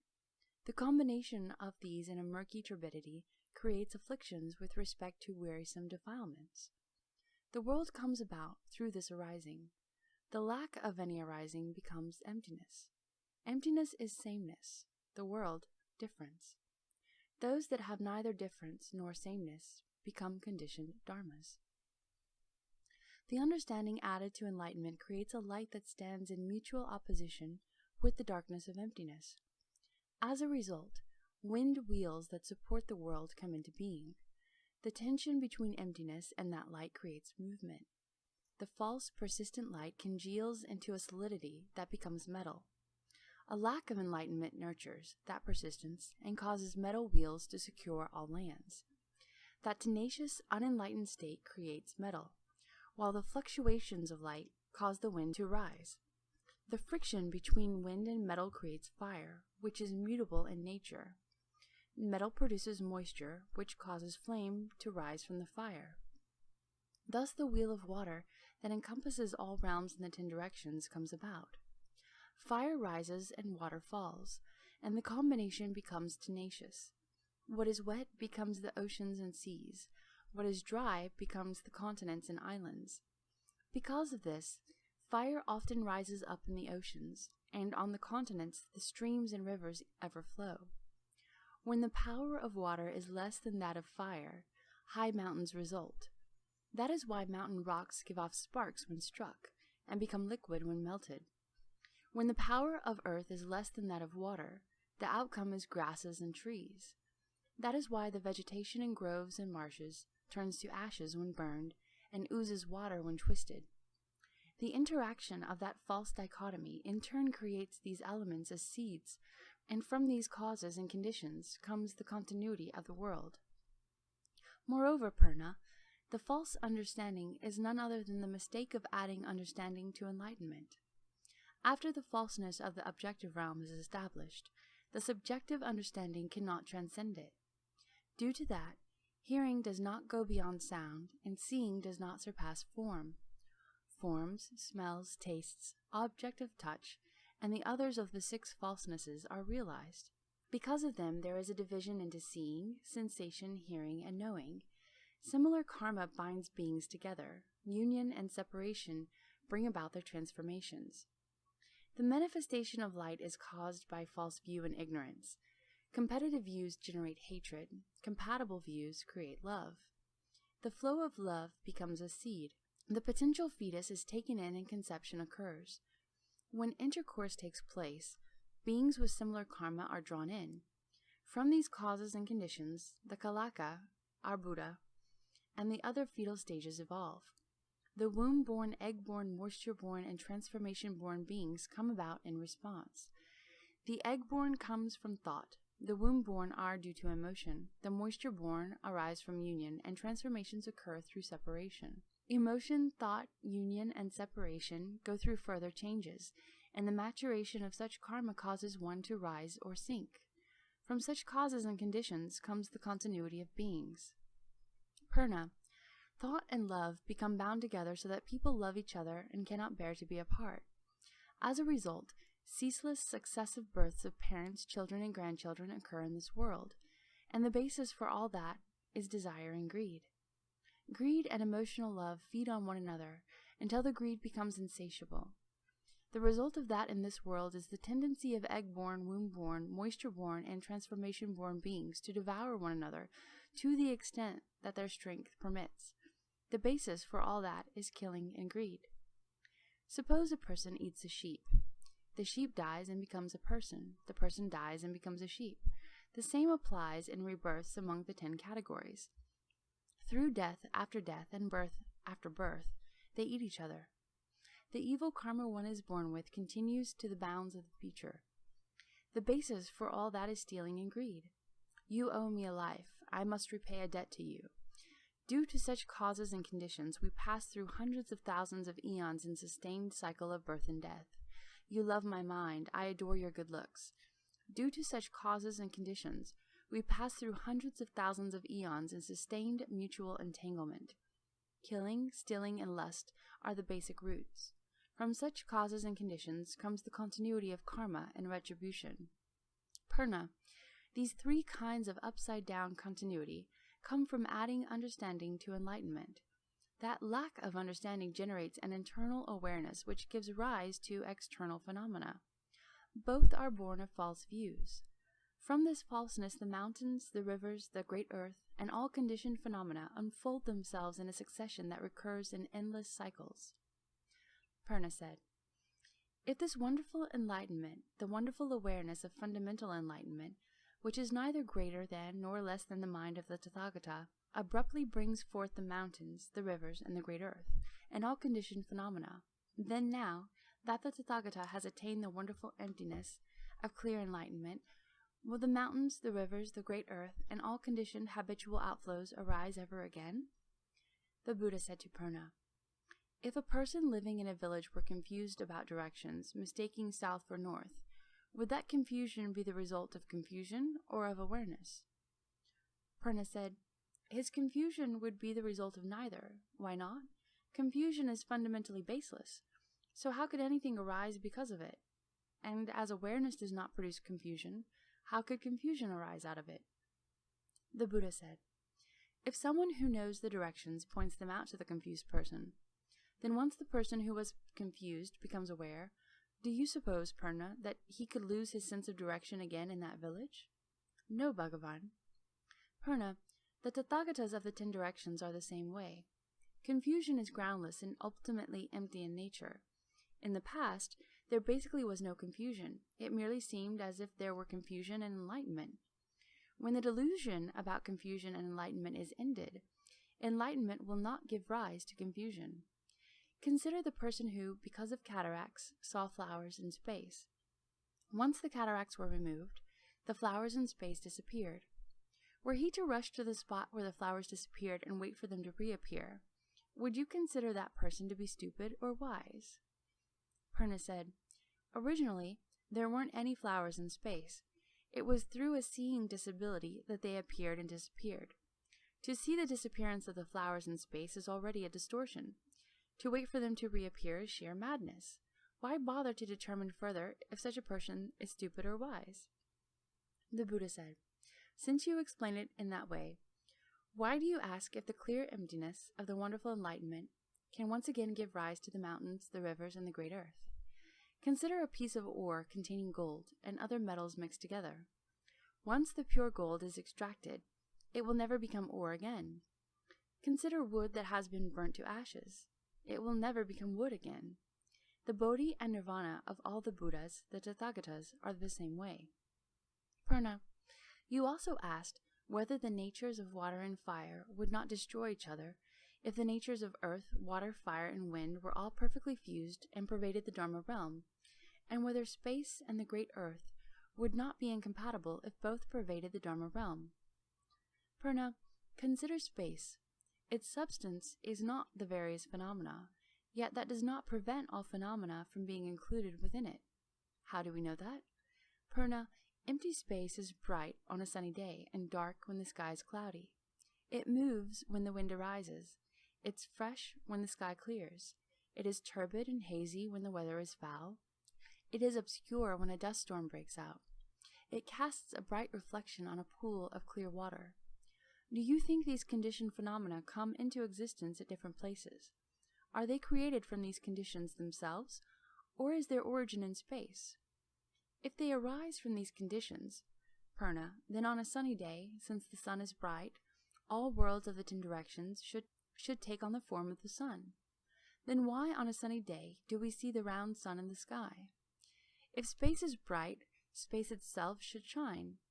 Then why, when there is a covering of clouds and fog, is no light evident? You should know that the brightness is not the sun, nor space, nor other the space or the sun. Contemplate how phenomena are ultimately false and cannot be verified. They are like flowers conjured up in space that cannot bear fruit. Why then investigate how such phenomena appear and disappear? Contemplate how the nature is ultimately truth, and is solely the wonderful enlightened brightness. That wonderful enlightened bright mind originally was neither water nor fire. Why then ask about incompatibility? The truly wonderful enlightened brightness is the same way. You recognize space, and space appears. Recognizing earth, water, fire, and wind, each will appear. If all are recognized, all will appear. How can they all appear? Purna, consider the sun's reflection as it appears in a single body of water. 2 people gaze at it, both at the same time.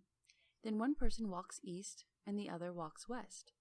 Each person, still looking at the water, will see a sun go along with him, one to the east, one to the west, while there seems to be no fixed direction for the movement of the sun's reflection.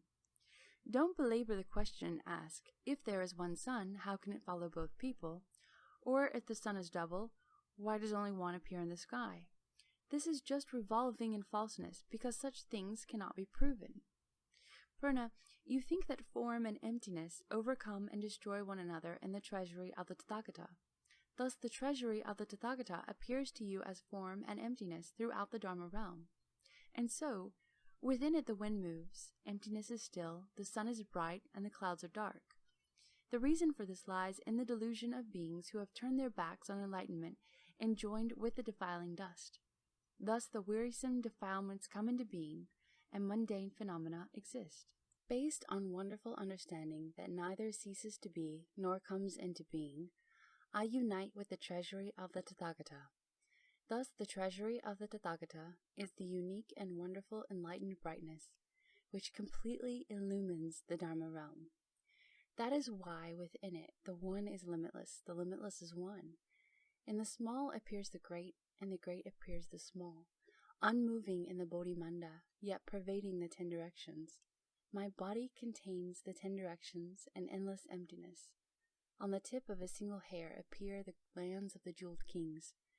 Sitting in a mote of dust, I turn the great Dharma wheel, put an end to defiling dust, and unite with enlightenment, so that true suchness, the wonderful enlightened bright nature, comes into being. The treasury of the Tathagata is the fundamental, wonderful, perfect mind. It is not the mind, nor emptiness, nor earth, nor water, nor wind, nor fire. It is not the eyes, nor the ears, the nose, the tongue, the body, or the mind. It is not form, nor sounds, smells, taste, objects of touch, or dharmas. It is not the realm of eye consciousness, nor any other, up to and including the realm of mind consciousness. It is not understanding nor ignorance, nor the ending of understanding or ignorance, nor any other, up to and including old age and death, and the ending of old age and death. It is not suffering, nor accumulation, nor extinction, nor the way. It is neither knowing nor attaining. It is not dana, nor shila, nor virya, nor kshanti, nor dhyana, nor prajna, nor paramita, nor any other. It is not the Tathagata, nor the Arhats, nor Samyak Sambodhi, nor Parinirvana, nor eternity, nor bliss, nor true self, nor purity. Therefore it is neither mundane nor transcendental, since the treasury of the Tathagata is the wonder of the mind's primal understanding.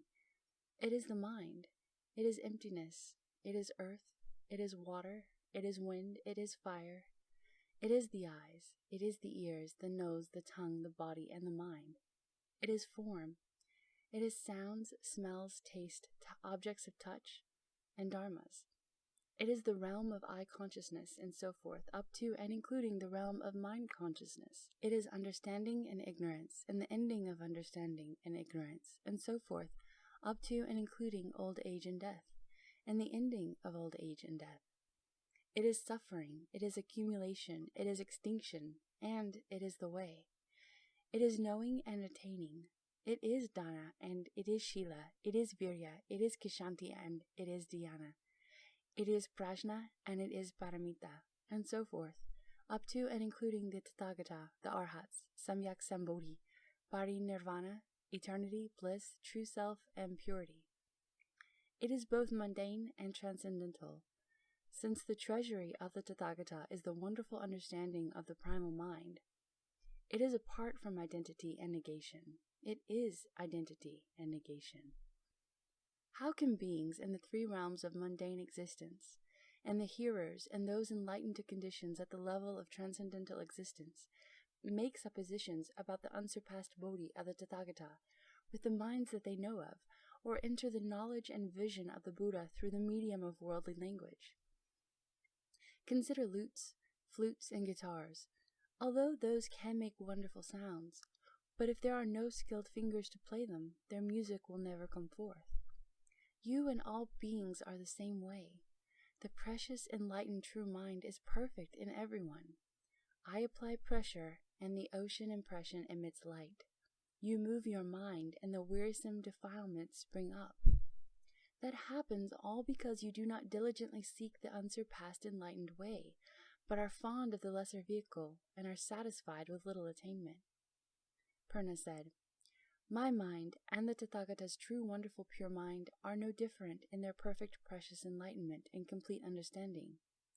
But I have long been plagued with beginningless false thoughts, and have long endured the cycle of rebirth.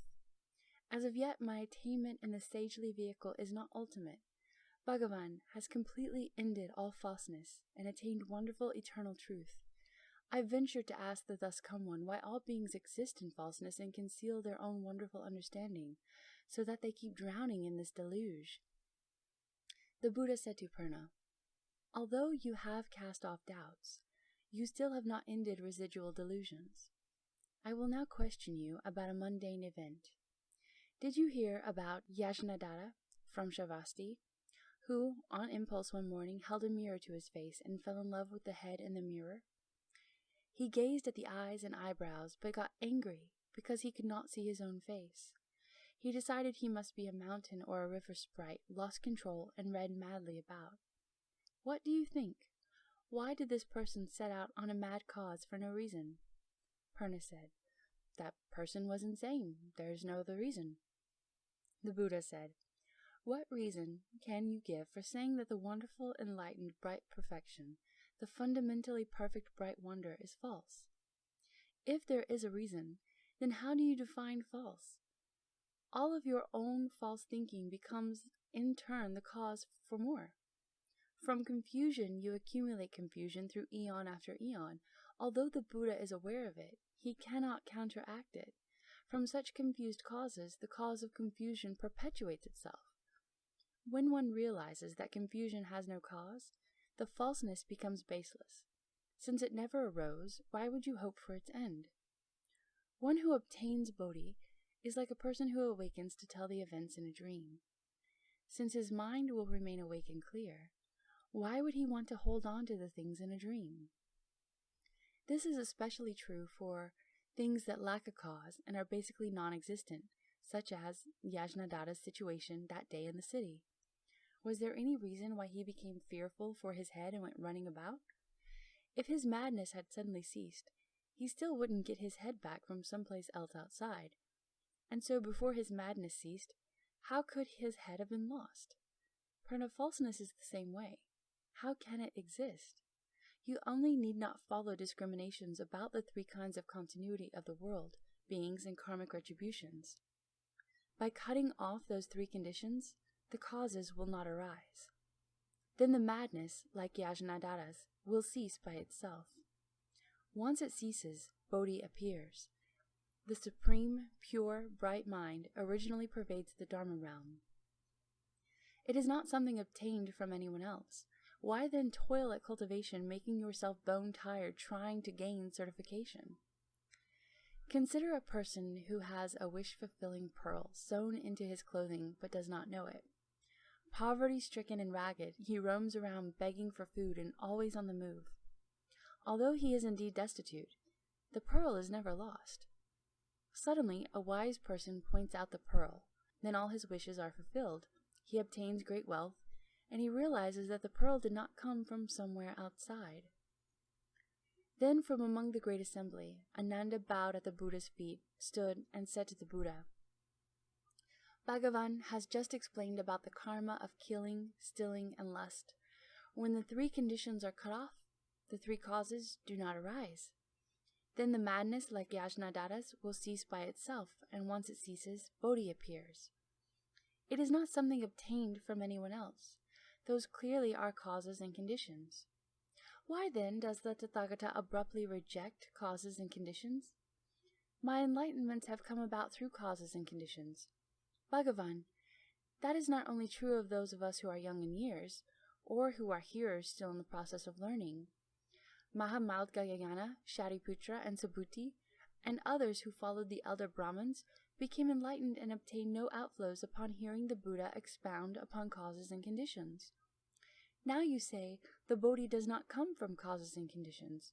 That would make the spontaneity that Maskari, Goshaliputra, and the others advocated in Rajagriha the primary meaning. I only hope the greatly kind one will dispel my confusion. The Buddha said to Ananda, Let us take the case of Yajnadatta in the city. If the causes and conditions of his madness cease, then nature that is not mad will spontaneously come forth. The entire principle of spontaneity and causes and conditions is nothing more than that. Ananda, Yajnadatta's head was naturally there. It was a natural part of him. There was never a time when it was not. Why then did he suddenly fear that he had no head and start running about madly? If he naturally had a head and went mad due to causes and conditions, would it not be just as natural for him to lose his head due to causes and conditions? Basically, his head was never lost. The madness and fear arose from falseness. There was never any change that took place. Why then belabor the point about causes and conditions? Had the madness been his natural state, the madness and fear would be fundamental. Before he went mad then, where was his madness hidden? Had the madness not been his natural state, and his head in fact not lost? Why did he run about in a state of madness? If you realize that you have a head and recognize the madness of your pursuit, then both spontaneity and causes and conditions become idle theories. That is why I say that once the three conditions cease to be, the Bodhi heart appears. The arising of the Bodhi heart and the ending of the mind subject to arising and ceasing itself imply arising and ceasing. The ending of both arising and ceasing is the effortless way.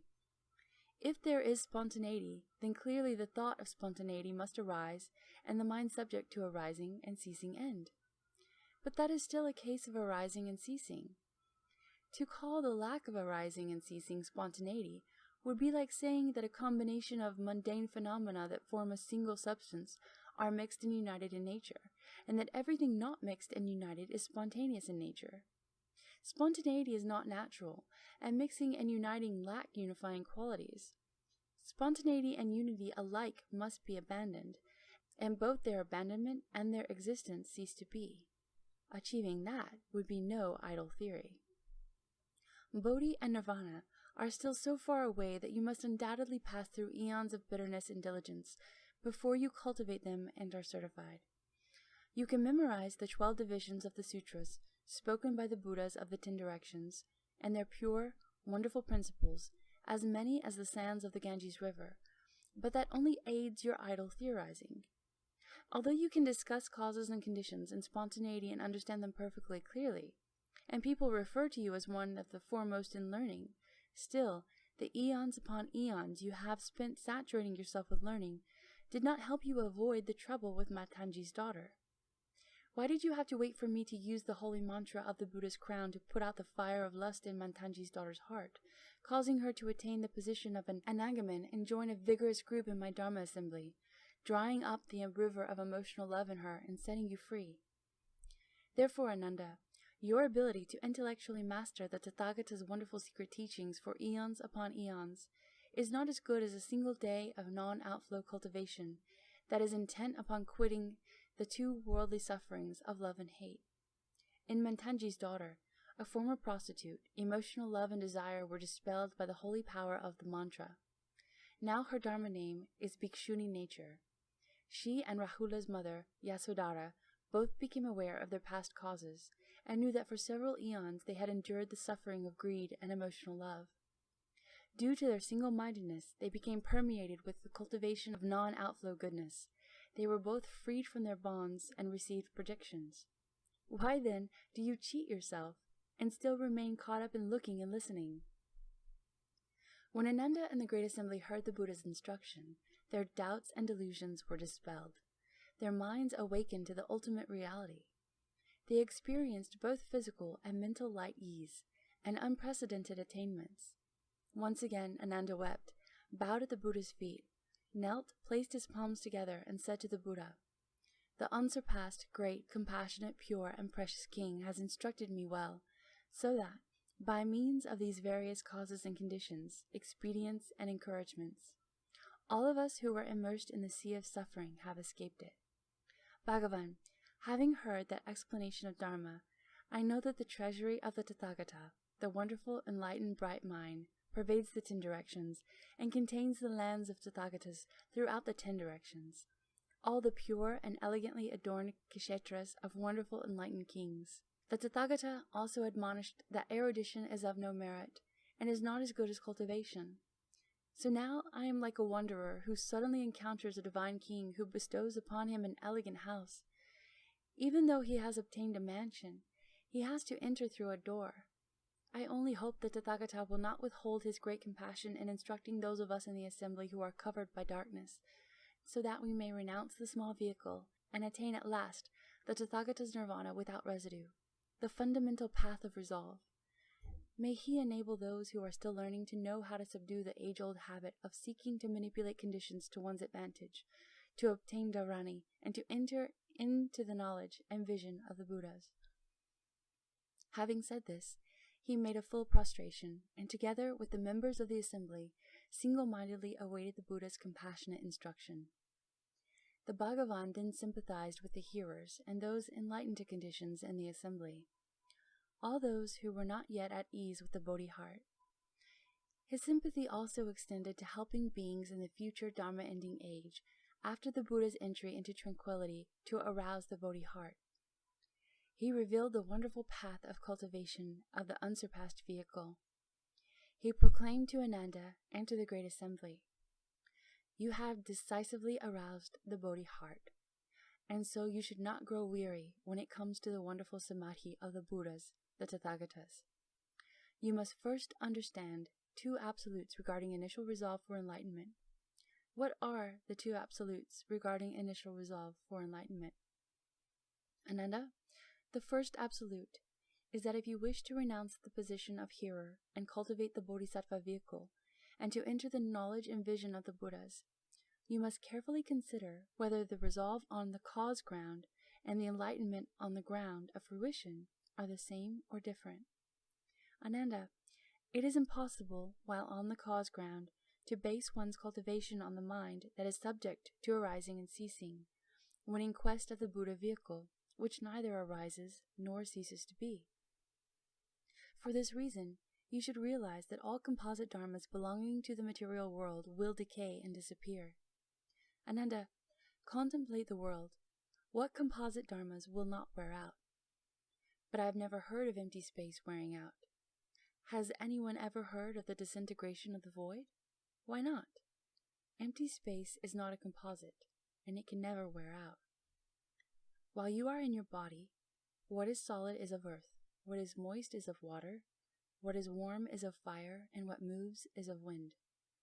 Because of these 4 bonds, you are tranquil and perfect, wonderfully enlightened, bright mind divides into seeing, hearing, sensation, and cognition. From its beginning to its end, you are immersed in the 5 layers of turbidity. What is meant by turbidity? Ananda, pure water, for instance, is fundamentally clear and clean, whereas dust, dirt, ashes, silt, and the like are basically solid substances. Such are the properties of the two, their natures are not compatible. Suppose someone takes some dirt and tosses it into pure water. The dirt loses its solidity, and the water is deprived of its transparency. The resulting cloudiness is called turbidity. Your 5 layers of turbidity are similar to it. Ananda, you see that space pervades the 10 directions. There is no division between space and seeing, and yet space by itself cannot identify its own substance, and seeing alone has nothing to register awareness of. But the two become entangled in falseness. This is the first layer, called the turbidity of time. Your body appears in full, with the 4 elements composing its substance, and from this, seeing, hearing, sensation, and cognition become firmly defined. Water, fire, wind, and earth fluctuate between sensation and cognition, and become entangled in falseness. This is the second layer, called the turbidity of views. Further, the functions of memory, discrimination, and verbal comprehension in your mind bring into being knowledge and views. From out of them appear the 6 defiling objects.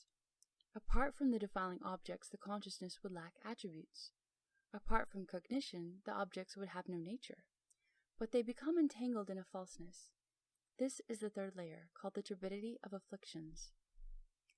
And if day and night, there is endless arising and ceasing as your knowledge and views continually wish to remain in the world, while your karmic patterns constantly move you to various places, this entanglement becomes a falseness, which is the 4th layer, called the turbidity of living beings. Originally, your seeing and hearing were not different natures, but a multitude of defiling objects has divided them into crude differences. These natures have mutual awareness, but their functions are in opposition. Sameness and difference arise, and they lose their identity. This entanglement becomes a falseness, which is the 5th layer, called the turbidity of a lifespan. Ananda, you now want to cause your seeing, hearing, sensation, and cognition to return to and tally with the eternity, bliss, true self, and purity of the Tathagata. You should first decide what the basis of birth and death is by relying on the perfect, tranquil nature, which neither arises nor ceases. By means of this tranquility, influence the empty and false arising and ceasing, so that it is subdued and returns to the source of enlightenment. The attainment of the source of bright enlightenment, which neither arises nor ceases, is the mind of the cause ground. Then you can completely realize cultivation of and certification to the ground of fruition. To do that much is like purifying muddy water by placing it in a quiet vessel which is kept completely still and unmoving. The sand and silt settle, and the pure water appears. This is called the initial subduing of transitory defiling afflictions. The complete removal of the mud from the water is called the eternal severance of fundamental ignorance. When clarity is pure to its very essence, then no matter what happens, there is no affliction.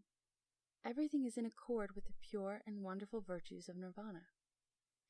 The second absolute is that if you definitely wish to bring forth the resolve for Bodhi, and to be especially courageous and dedicated in your cultivation of the Bodhisattva vehicle, you must decisively renounce all conditioned phenomena. You should carefully consider the origin of afflictions, who creates and who endures the beginningless creation of karma and perpetual rebirth.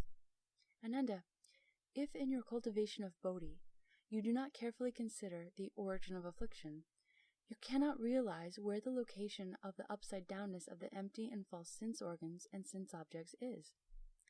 If you don't even know their location, how can you subdue them and reach the level of the Tathagata? Ananda, consider someone who wants to untie a knot. If he can't see where the knot is, how can he untie it? But I have never heard of anyone unbinding empty space. Why not? Because emptiness has no form of appearance, and so there are no knots to untie. But now your visible eyes, ears, nose, and tongue, as well as your body and mind, are like 6 thieving matchmakers who plunder the jewels of your own household. And thus, from beginningless time, because beings and the temporal and spatial world have been bound up together, beings are unable to transcend the material world. Ananda, how do we define beings in the temporal and spatial world? Temporal refers to change and flow. Spatial refers to location. You should know by now that north, east, southwest, northeast, northwest, southeast, southwest, above and below are space. Past, present, and future are periods of time. There are 10 directions in space in 3 periods of time. All beings come into being because of false interaction. Their bodies go through changes, and they are caught in the temporal and spatial combinations of this world. However, although there are 10 directions in space, those known in the world as north, south, east, and west are the only ones that can be clearly fixed. Above and below have no position.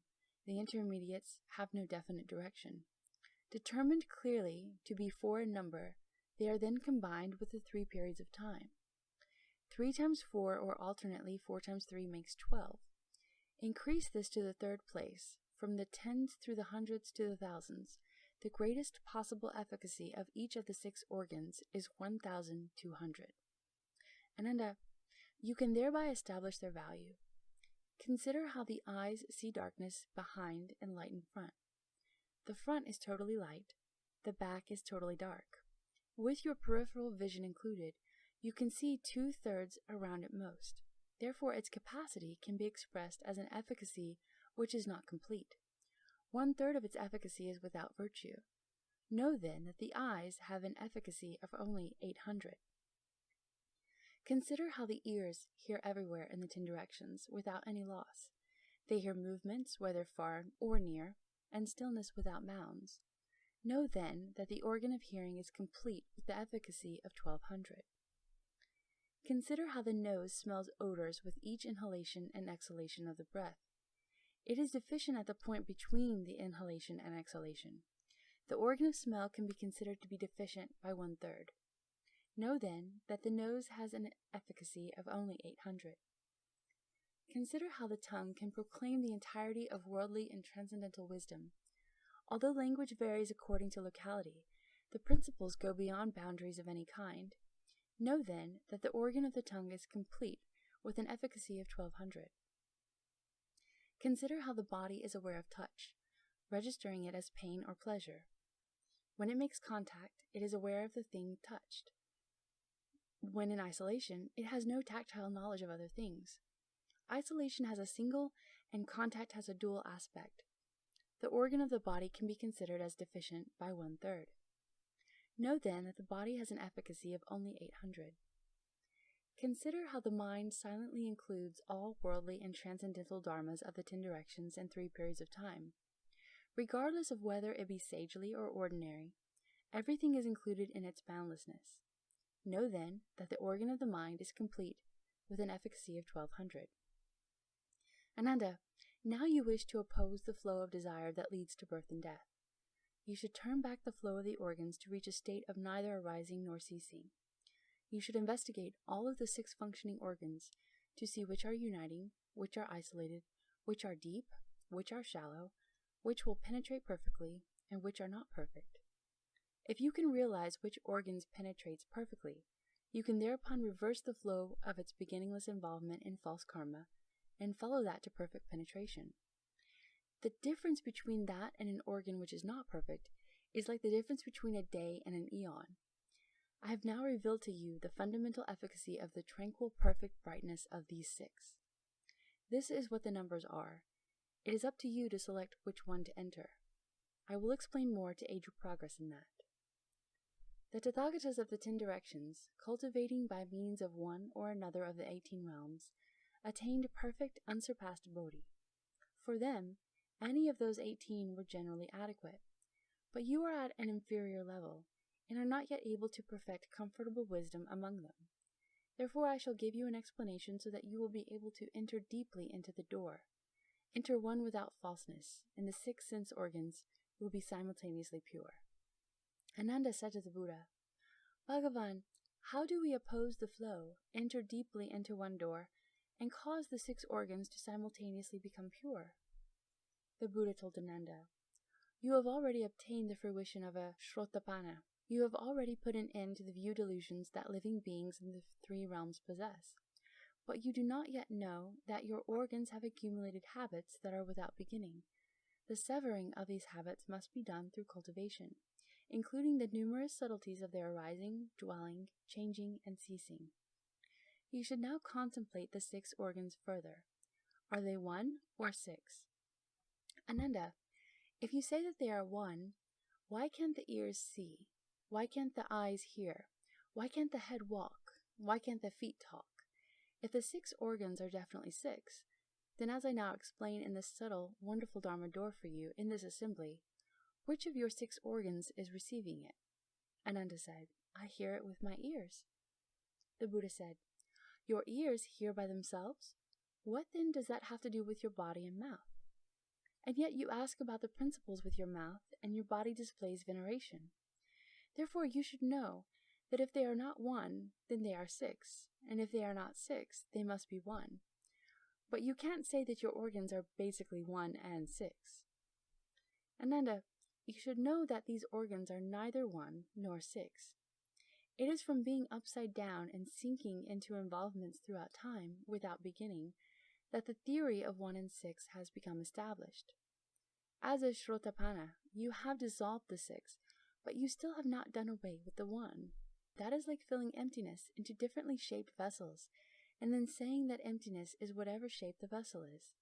And then, upon getting rid of the vessels, looking at the emptiness and saying, it is all the same. How can emptiness become the same or different at your convenience?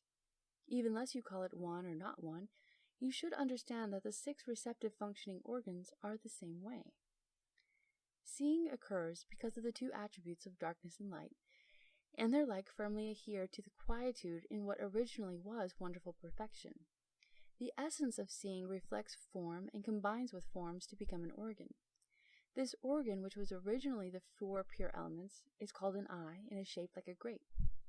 Of the 4 defiling objects that the sense organs located in the head pursue, this one races out after form. Hearing occurs because the 2 reverberations of movement and stillness and their like firmly adhere to quietude in what was originally wonderful perfection.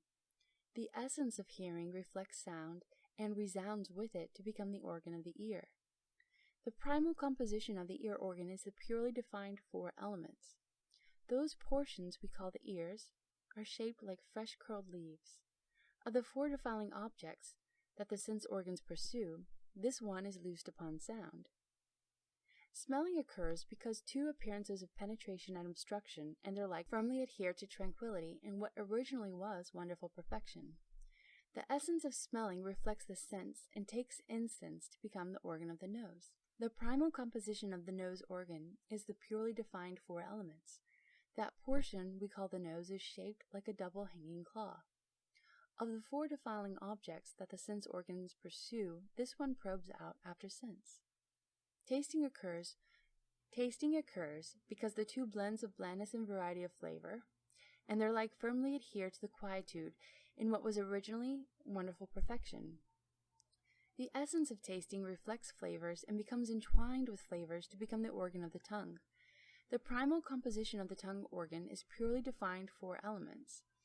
That portion we call the tongue is shaped like a crescent moon. Of the 4 defiling objects that the sense organs pursue, this one craves flavors. Sensation occurs because the 2 frictions of separation and union, and their like, firmly adhere to quietude in what originally was wonderful perfection. The essence of sensation reflects contact and seizes upon contact to become the organ of the body. The primal composition of the body organ is in the purely defined 4 elements. The portion we call the body is shaped like a table. Of the 4 defiling objects that the sense organs pursue, this one is compelled by contact. Knowing occurs because the 2 continuities of production and extinction and their like firmly adhere to quietude in what originally was wonderful perfection. The essence of knowing reflects dharmas and grasps them to become the organ of the mind. The primal composition of the mind organ is in the purely defined 4 elements. Of the 4 defiling objects that the sense organs pursue, this one chases after dharmas. Ananda, because understanding is added to enlightenment, the 6 sense organs lose their essence and adhere to falseness, confining their brilliance. Therefore, apart from darkness and light, there is no substance to seeing for you now. Apart from movement and stillness, there basically is no disposition of hearing. Without penetration and obstruction, the nature of smelling does not arise. In the absence of variety and blandness, tasting does not occur. Lacking separation and union, the sensation of contact is fundamentally non-existent. Without arising and ceasing, knowing is put to rest. You only need to follow the 12 conditioned attributes of movement and stillness, union and separation, blandness and variety, penetration and obstruction, production and extinction, and brightness and darkness. Accordingly, extract one organ, free it from adhesion, and subdue it at its inner core. Once subdued, it will return to primal truth and radiate its innate brilliance. When that brilliance shines forth, the remaining 5 adhesions will be freed to accomplish total liberation. Do not follow the knowing and seeing influenced by objects before you. True understanding does not follow from the sense organs, yet lodged at the organs is the potential to discover mutual functioning of the 6 organs. Ananda, don't you know now, in this assembly, Aniruddha is blind and yet can see. The dragon Upananda is deaf and yet can hear. The spirit of the Ganges river has no nose and yet smells fragrances. Gavampati has an unusual tongue and yet tastes flavors. And the spirit Shunyata has no body and yet is aware of contact. In the light of the Tathagata, this spirit is illumined temporarily as an ethereal essence without substance. In the same way, Mahakashyapa, who is also in this assembly, dwells in the samadhi of extinction, having obtained the tranquility of a hearer. He has long since put to rest the mind organ, and yet he has perfectly clear knowledge, which is not due to the mental process of thinking. Ananda, if you can completely extract all your organs, you will glow with inner brilliance.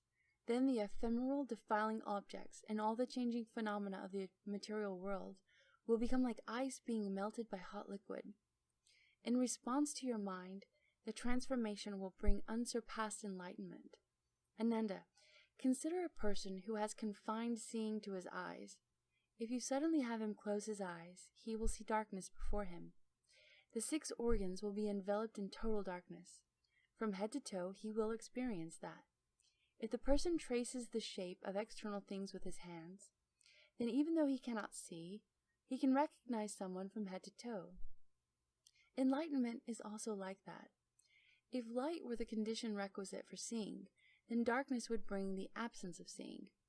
But to perceive without light would mean that no dark manifestation could obscure the seeing. Once the organs and the objects suddenly melt away, how could the enlightened brightness that results be anything but perfect and wonderful? Ananda said to the Buddha, Bhagavan, as the Buddha has said, the resolve for enlightenment on the cause ground which seeks the eternal must be in mutual accord with the ground of fruition. Bhagavan, the ground of fruition is Bodhi, Nirvana, true suchness, and the Buddha nature, the Amala consciousness, the empty treasury of the Tathagata, the great perfect mirror wisdom. But although it is called by these 7 names, it is pure and perfect. Its substance is enduring, like royal Vajra, eternal and indestructible. If the seeing, hearing, and the rest are ultimately devoid of substance apart from light and darkness, movement and stillness, and penetration and obstruction, and the rest, then they would be like thoughts which, apart from immediate sense objects, do not exist at all. How could an ultimate annihilationism like that be a cause by which one cultivates in the hope of attaining the Tathagata's 7-fold eternal fruition?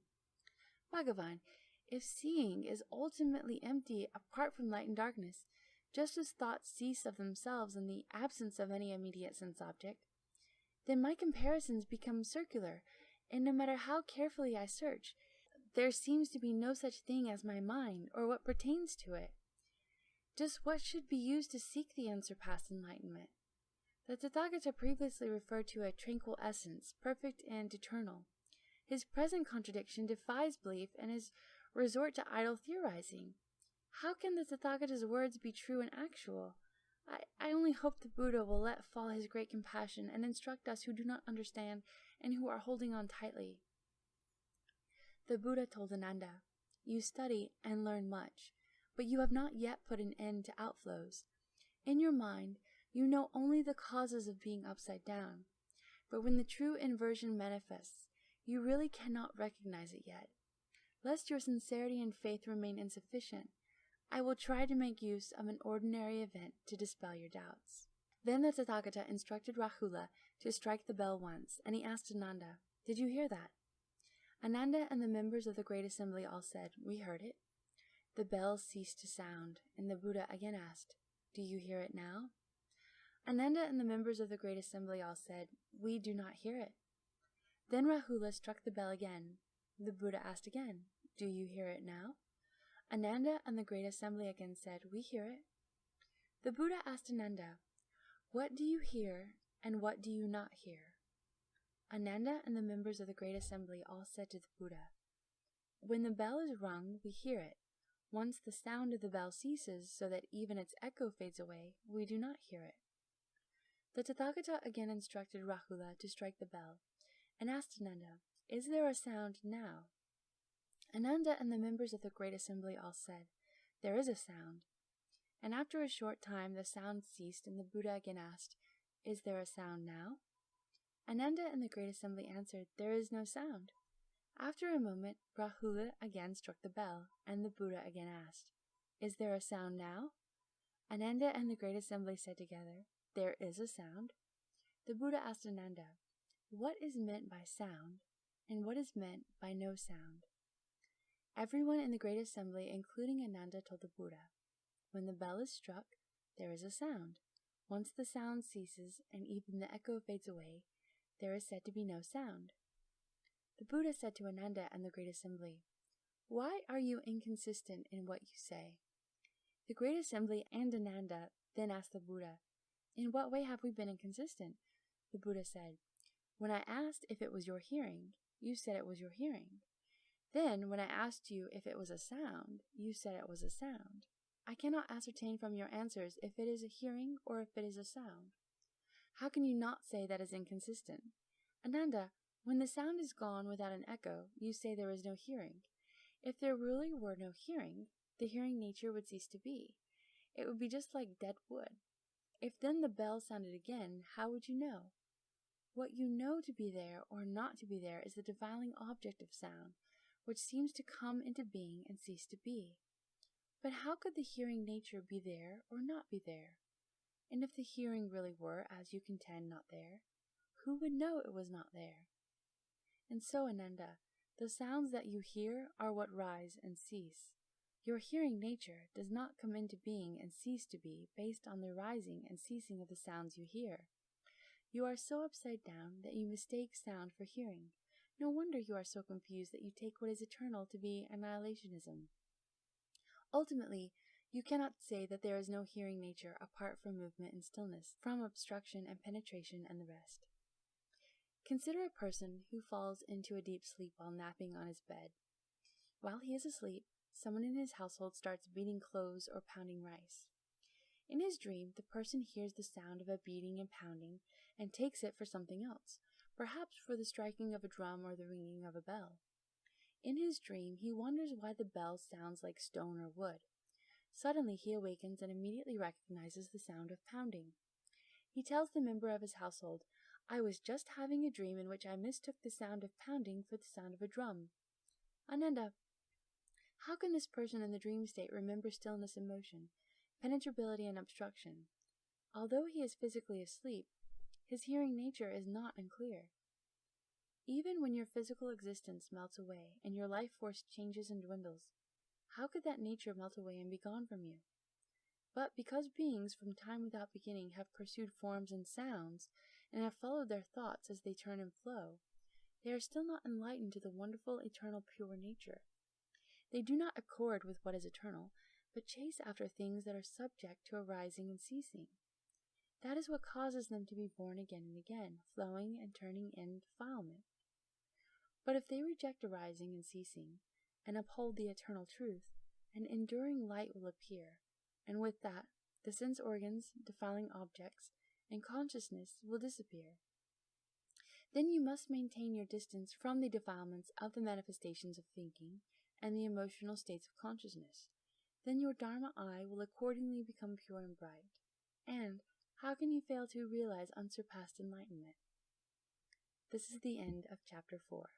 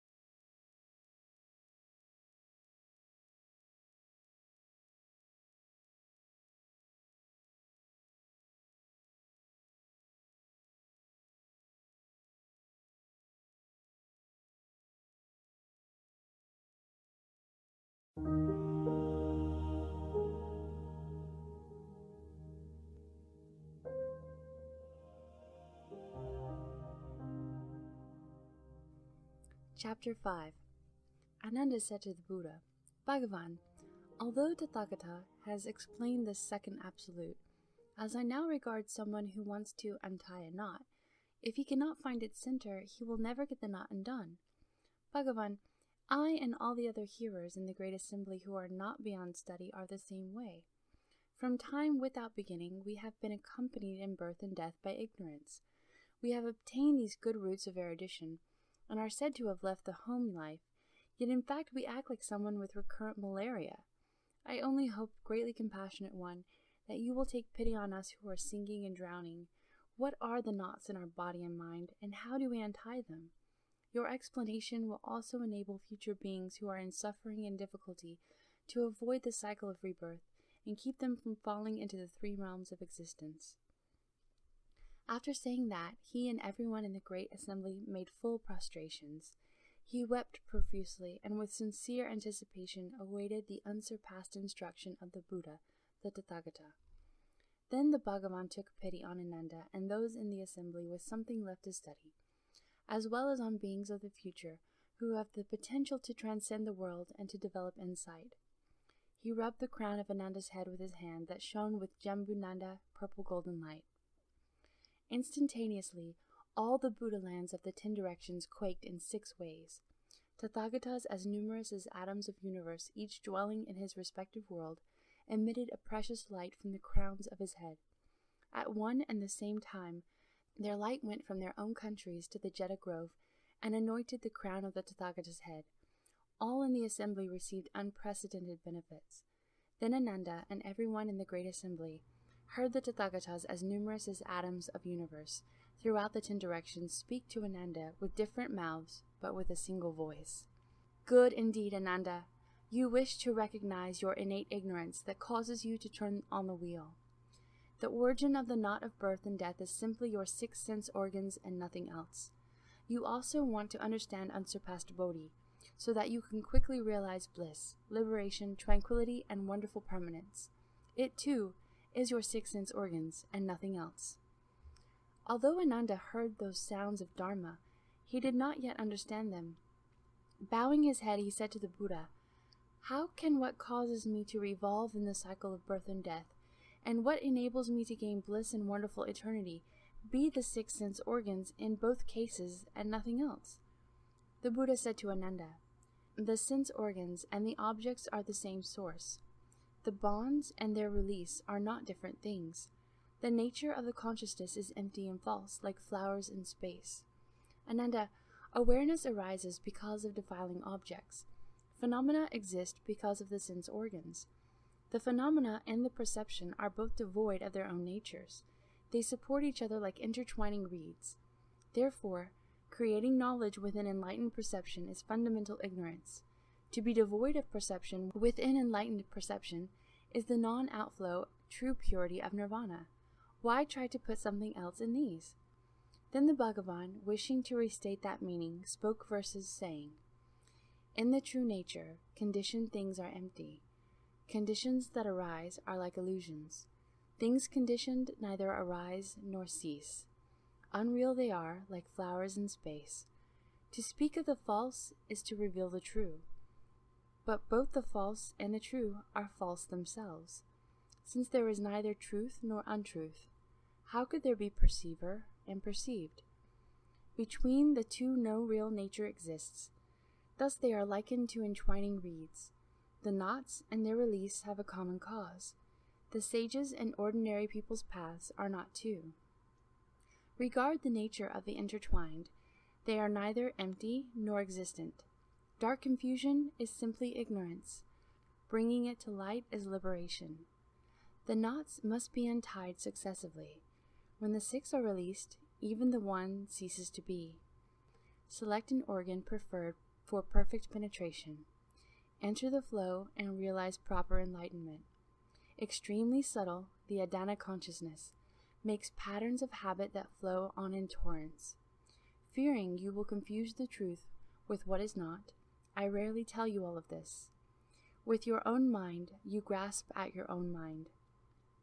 What is not illusory turns into illusion.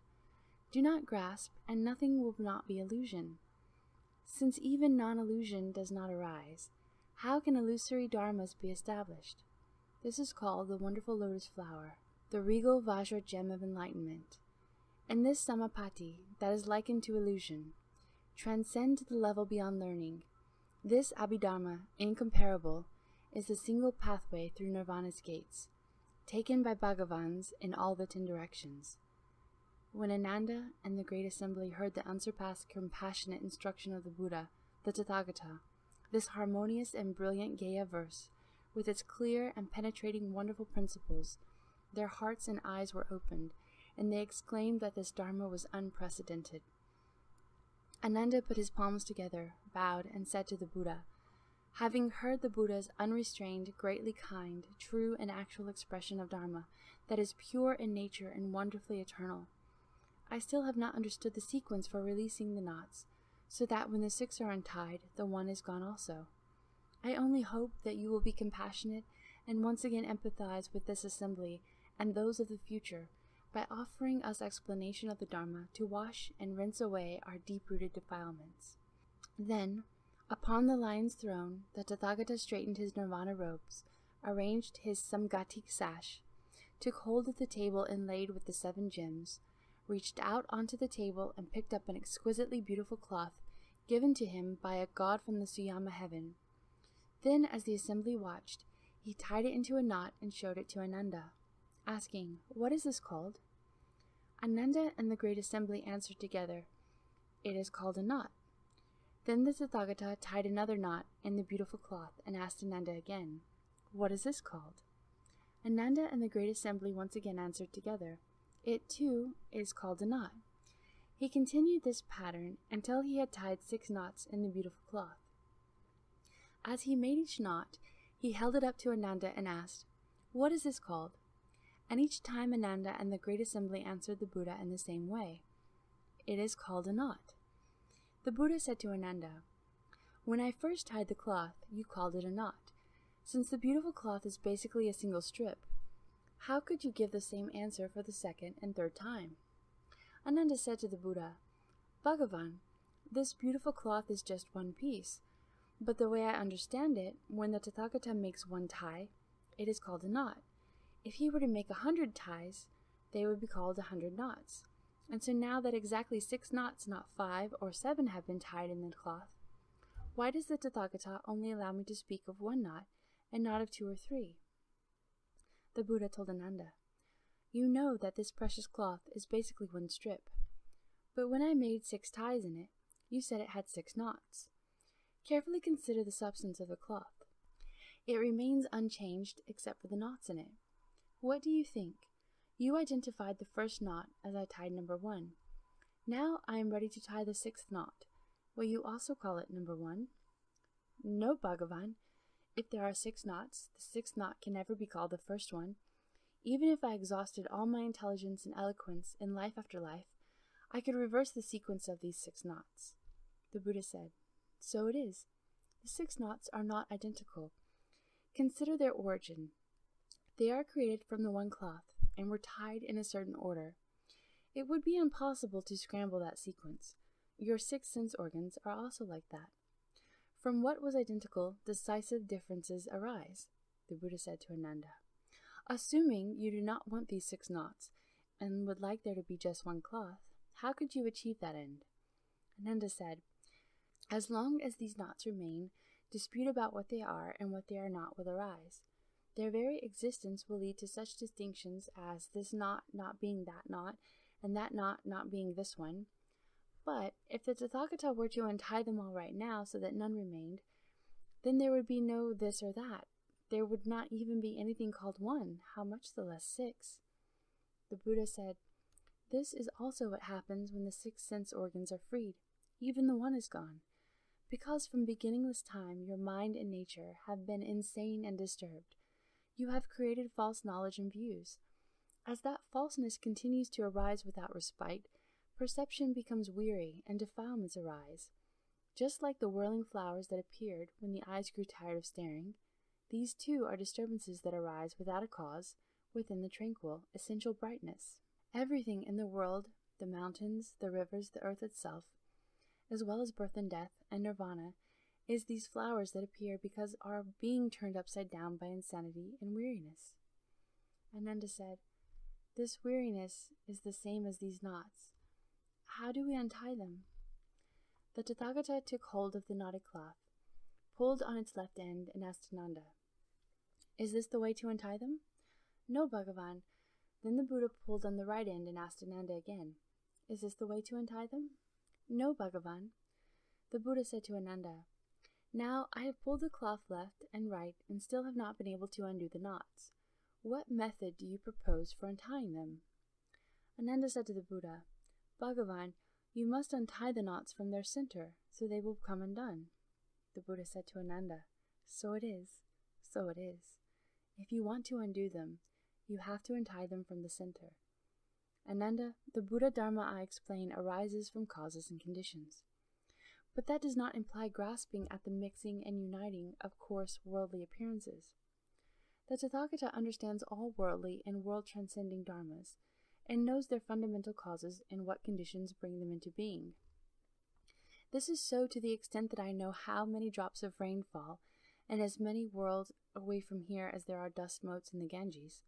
The same is true of all the things you can see. Why the pine is straight, why the brambles are twisted, why the goose is white, why the crow is black. I understand all these reasons. Therefore, Ananda, you can select whichever one of the 6 organs you wish. If the knots of the sense organs are removed, then the defiling phenomena disappear of themselves, and all falseness ceases to be. If what remains is not the truth, then where do you expect to find the truth? Ananda, I now ask you, can the 6 knots beautiful cloth be untied simultaneously and released all at once? No, Bhagavan. As the knots were originally made in sequence, now they must be untied in sequence. The substance of the 6 knots is the same, but they were not made simultaneously, and so now when they are undone, how could they be untied simultaneously? The Buddha said, Releasing the 6 sense organs is the same way. When the sense organ begins to be released, one realizes the emptiness of people first. When the nature of that emptiness is fully understood, then one is released from dharmas.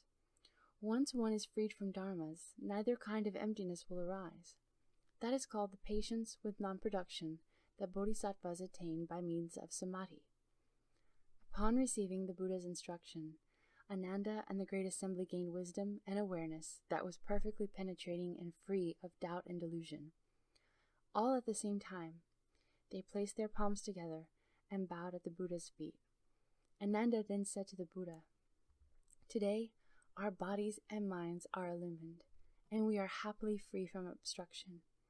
We have understood the meaning of the ending of the 6 and the 1. Still, we have not yet progressed to fundamental perfect penetration. Bhagavan, We who have drifted and floundered our way through eon after eon, homeless and alone, had no idea, we never imagined that we can meet the Buddha in such a close relationship. We are like lost infants who have suddenly found their compassionate mother. If because of this encounter we realize the way, it will not have been in vain.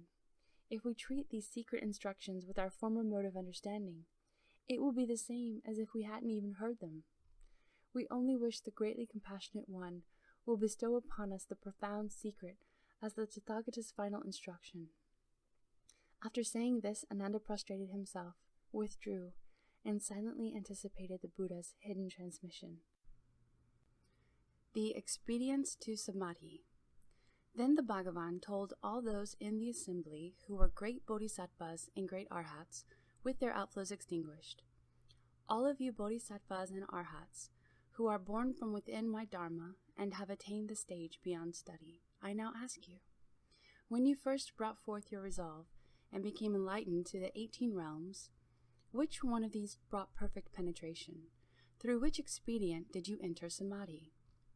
Kayandinya, with the others of the first 5 bhikshus, arose from his seat, bowed at the Buddha's feet, and said to the Buddha, When I was in the deer park and the pheasant garden, I observed the Tathagata immediately after his accomplishment of the way. Upon hearing the Buddha's voice, I understood the 4 truths. The Buddha is questioning us bhikshus. As I was the first to understand, the Tathagata certified me and named me Ajnata.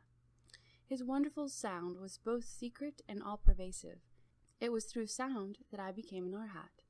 The Buddha asks about perfect penetration.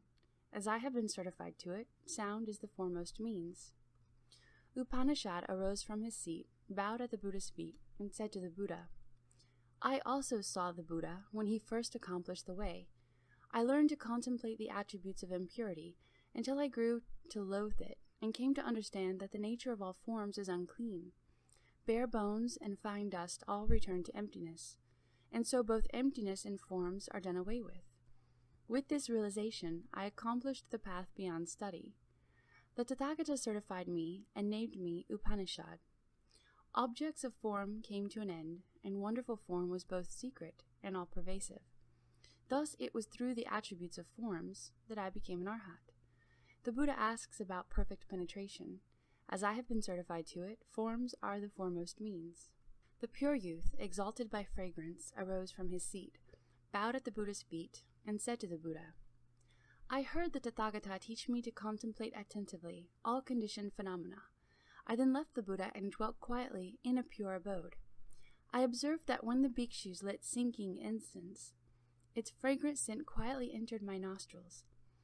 I contemplated this fragrance. It did not come from the wood, it did not come from emptiness, it did not come from the smoke, and it did not come from the fire.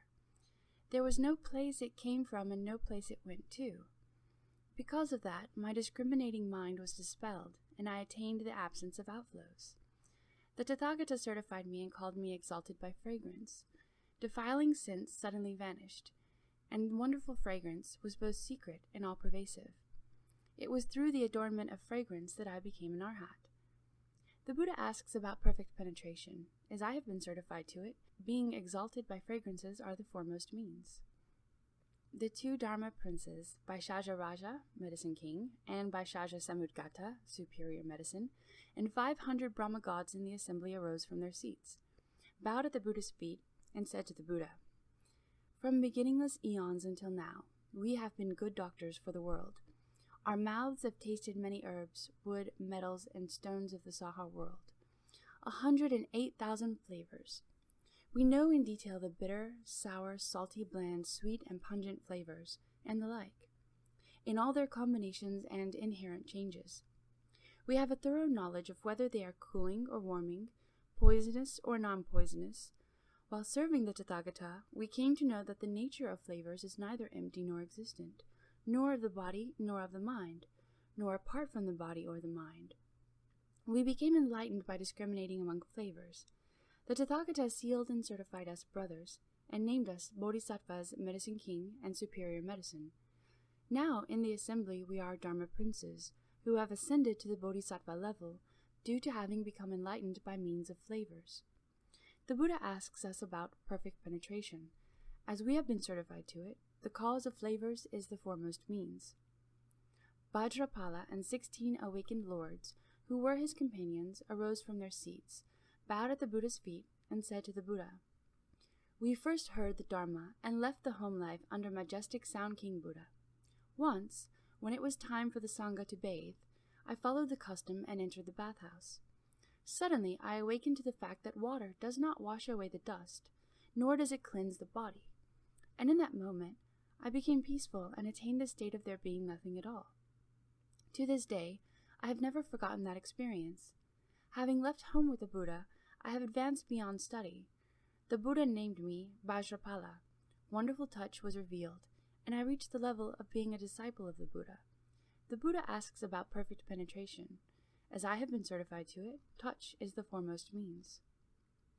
Mahakashyapa, Bhikshuni, Purple Golden Light, and others arose from their seats, bowed at the Buddha's feet, and said to the Buddha, "In a past eon in this region, I drew near to the Buddha named Sun, Moon, and Lamp, who was then in the world.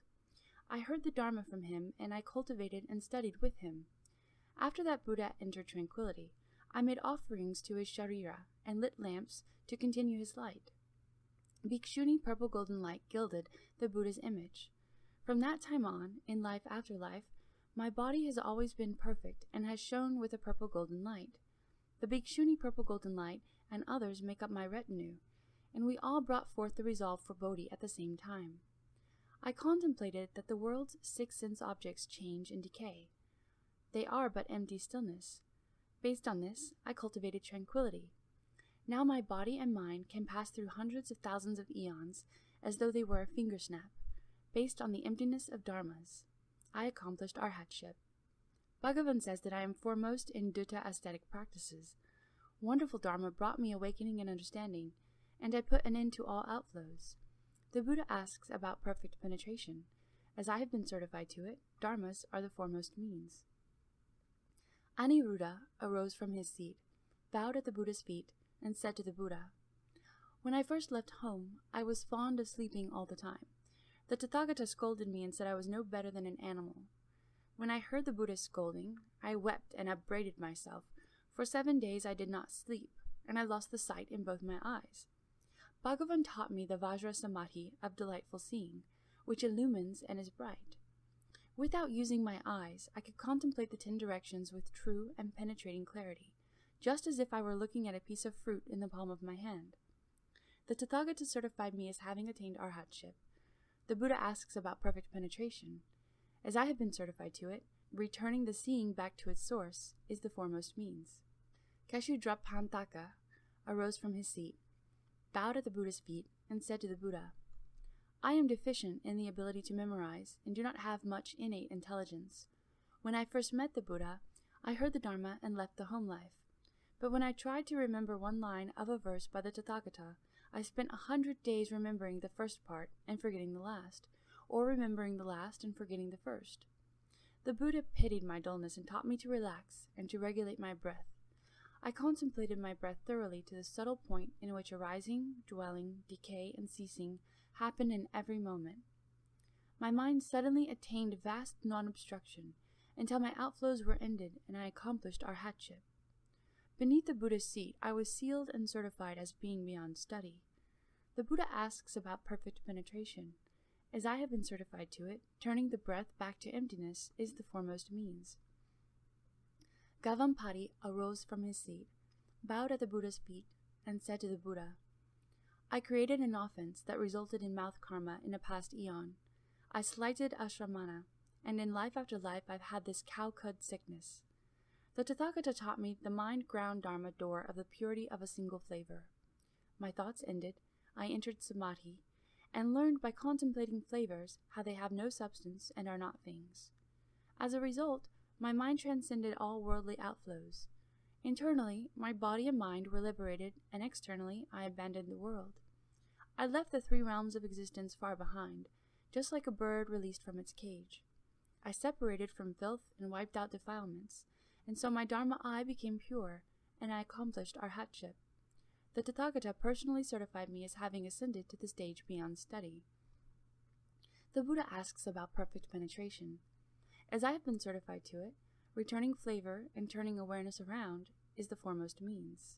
Pilindavatsa arose from his seat, bowed at the Buddha's feet, and said to the Buddha, "When I first resolved to follow the Buddha and enter the way, I often heard the Tathagata explain how there is nothing in this world that brings happiness. Once, when I was on my alms rounds in the city, I was reflecting on this Dharma door and did not notice a poisonous thorn on the road until it had pricked my foot. My mind was aware of the strong physical pain, but although my awareness experienced the pain, I was also aware that in my pure heart there was neither pain nor awareness of it. I also thought, is it possible for one body to have two awarenesses? Having reflected on this for a short while, my body and mind became suddenly empty. After 21 days, my outflows disappeared, and I accomplished arhatship. The Buddha personally certified me and confirmed that I had realized the level beyond study. The Buddha asks about perfect penetration. As I have been certified to it, purifying the awareness and forgetting the body is the foremost means. Subhuti arose from his seat, bowed at the Buddha's feet, and said to the Buddha, "From distant eons until now, my mind has been unobstructed. I remember as many of my past lives as there are grains of sand in the Ganges. From the beginning, in my mother's womb, I knew emptiness and tranquility, to the extent that the 10 directions became empty, and I caused beings to be certified to the nature of emptiness. Having received the Tathagata's revelation that the enlightened nature is true emptiness, and that the nature of emptiness is perfect and bright, I attained arhatship. I suddenly entered into the Tathagata's sea of magnificent, bright emptiness. My knowledge and views became identical with the Buddha's. I was certified as being beyond study. In the liberation of the nature of emptiness, I am unsurpassed. The Buddha asks about perfect penetration. As I have been certified to it, all phenomena enter into nothingness, until nothingness and what becomes nothingness both disappear. Turning dharmas back to the void is the foremost means. Shariputra arose from his seat, bowed at the Buddha's feet, and said to the Buddha, "From distant eons until the present, my mind and views have been pure. In this way I have undergone as many births as there are sand grains in the Ganges. At one glance I am able to understand all that the various transformations and changes of both what is worldly and what is world-transcending, without any obstruction. Once I met the Kashyapa brothers on the road, and walked along with them. They spoke about causes and conditions, and I awakened to the boundlessness of my mind. I followed the Buddha and left the home life. My seeing awareness became bright and perfect. I obtained great fearlessness and became an arhat. As one of the Buddha's elder disciples, I am born from the Buddha's mouth, transformationally born from the Dharma.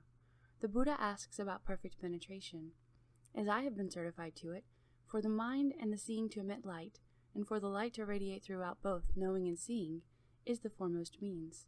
Samantabhadra, universal worthy bodhisattva, arose from his seat, bowed at the Buddha's feet, and said to the Buddha, "I have been a Dharma prince, with as many Tathagatas as there are sand grains in the Ganges. The Tathagatas of the 10 directions tell their disciples, who have the roots of a bodhisattva, to cultivate the universal worthy conduct, which is named after me. Bhagavan, I use my mind to listen and distinguish the knowledge and views of beings. In other regions, as many realms away as there are sand grains in the Ganges, for each being who resolves to practice the conduct of universal worthy, I immediately mount my 6-tusked elephant and create hundreds of thousands of reduplicated bodies which go to those places. Although their obstacles may be so heavy that they cannot see me, I secretly rub their crowns, protect and comfort them, and help them succeed." The Buddha asks about perfect penetration. The basic cause I speak of is listening with the mind, distinguishing at ease, and emitting light. This is the foremost means. Sundarananda arose from his seat, bowed at the Buddha's feet, and said to the Buddha, "When I first left home and followed the Buddha to enter the way, I received the complete precepts, but my mind was always too scattered for samadhi. I could not attain the state of having no outflows. Bhagavan taught Kaustila and me to contemplate the white spot at the tip of our noses. From the first, I contemplated intently. After 3 weeks, I saw that when I inhaled and exhaled, the breath in my nostrils looked like smoke. Internally, my body and mind became bright, and externally, I perfectly understood that the world was like crystal, empty and pure. The smoky appearance gradually disappeared, and the breath in my nostrils became white. My mind opened, and my outflows were ended. Every inhalation and exhalation of breath was transformed into light, which illumined the 10 directions, and I attained arhatship. Bhagavan predicted that in the future I would obtain Bodhi. The Buddha asks about perfect penetration. I did it by means of the disappearance of the breath, until eventually the breath emitted light, and the light completely extinguished my outflows. That is the foremost means. Purna Maitrayani Putra arose from his seat, bowed at the Buddha's feet, and said to the Buddha, "For vast eons I have possessed unobstructed eloquence. When I discuss suffering and emptiness, I penetrate deeply into ultimate reality. In the same way, I feel no fear as I give subtle, wonderful instruction to the assembly concerning the secret Dharma doors of as many Tathagatas as there are sand grains in the Ganges. Bhagavan knew that I had great eloquence, and, using his sound to turn the Dharma wheel, taught me to propagate the Dharma. I joined the Buddha to help him turn the Dharma wheel. I accomplished arhatship due to his lion's roar. The world-honored one certified me as being foremost in speaking Dharma. The Buddha asks about perfect penetration. I used the sounds of Dharma to subdue demons and adversaries, and to melt away my outflows. That is the foremost means." Upali arose from his seat, bowed at the Buddha's feet, and said to the Buddha, "I followed the Buddha in person when he fled the city and left the home life. I observed the Tathagata endure 6 years of diligent asceticism. I watched the Tathagata subdue all the demons and adherents of external paths and become liberated from all outflows, based on worldly desire and greed. I based myself on the Buddha's teaching of precepts, encompassing the 3,000 majestic deportments and the 80,000 subtle aspects, until both my karma of the nature and karma of restraint became pure. My mind and body became tranquil, and I accomplished arhatship. In the Tathagata's assembly, I record the rules governing discipline. The Buddha himself certified my mind's upholding of the precepts and my genuine cultivation of them. I am considered a leader of the assembly. The Buddha asks about perfect penetration. I disciplined the body until it attained ease and comfort. Then I disciplined the mind until it attained penetrating clarity. After that, both body and mind experienced keen and thorough absorption. That is the foremost means." Mahamudgayana arose from his seat, bowed at the Buddha's feet, and said to the Buddha, "Once when I was out on the road doing alms rounds, I met the 3 Kashyapa brothers, Uru, Vilva, Gaya, and Nadi, who proclaimed for me the Tathagata's profound principle of causes and conditions. I immediately brought forth the resolve, and obtained a great understanding. The Tathagata accepted me. I was spontaneously clad in the kashaya, and my hair and beard fell out by themselves. I roamed the 10 directions, having no impeding obstructions. My spiritual penetrations, which are esteemed as unsurpassed, and I accomplished arhatship. Not only the Bhagavan, but the Tathagatas of the 10 directions praise my spiritual powers as being perfectly clear and pure, masterful and fearless. The Buddha asks about perfect penetration. By means of unrelenting attention to the profound, the light of my mind was revealed. Just as water becomes clear when the mud settles, eventually my mind becomes pure and lustrous. That is the foremost means." Ukushma came before the Buddha, put his palms together, bowed at the Buddha's feet, and said to him, "I can still remember how many eons ago I was filled with excessive greed and desire.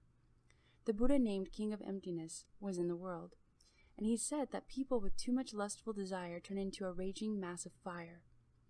He taught me to contemplate the coolness and warmth found throughout my entire body.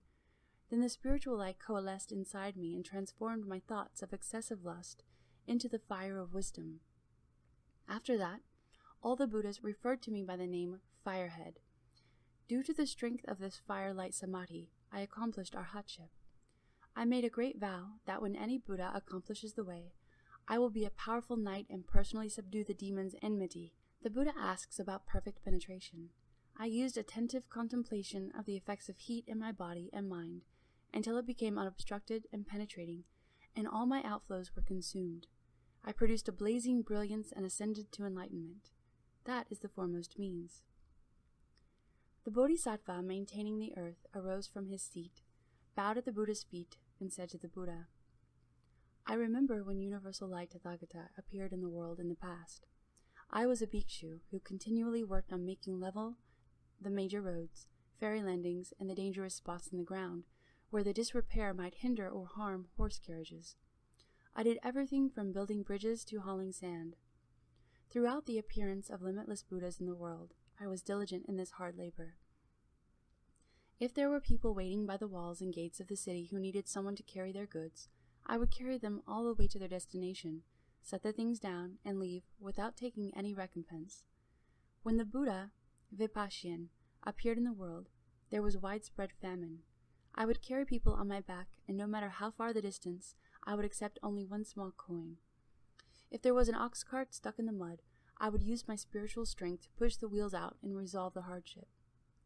Once a king asked the Buddha to attend a vegetarian feast. At that time, I served the Buddha by leveling the road for him as he went. Vipassana Tathagata rubbed my crown and said, "You should level your mind ground, then everything else in the world will be level." Immediately my mind opened up, and I saw how the particles of earth composing my own body were no different from all the particles of earth that made up the world. These particles of dust do not conflict with our nature, to the point that not even the blade of a sword could harm it. Within the Dharma nature, I awakened to the patience of the non-production of dharmas and accomplished arhatship. My mind has returned, and I have now entered the ranks of the bodhisattvas. Hearing that Tathagata proclaimed the wonderful lotus flower, the level of the Buddha's knowledge and vision, I have already been certified as having understood, and am a leader in the assembly. The Buddha asks about perfect penetration. Upon attentive contemplation of the body and the environment, I saw that these two defiling dusts are exactly the same. Fundamentally, everything is the treasury of the Tathagata, but then falseness arises and creates the defiling dust. When the defiling dust is eliminated, wisdom is perfected, and one accomplishes the unsurpassed way. That is the foremost means.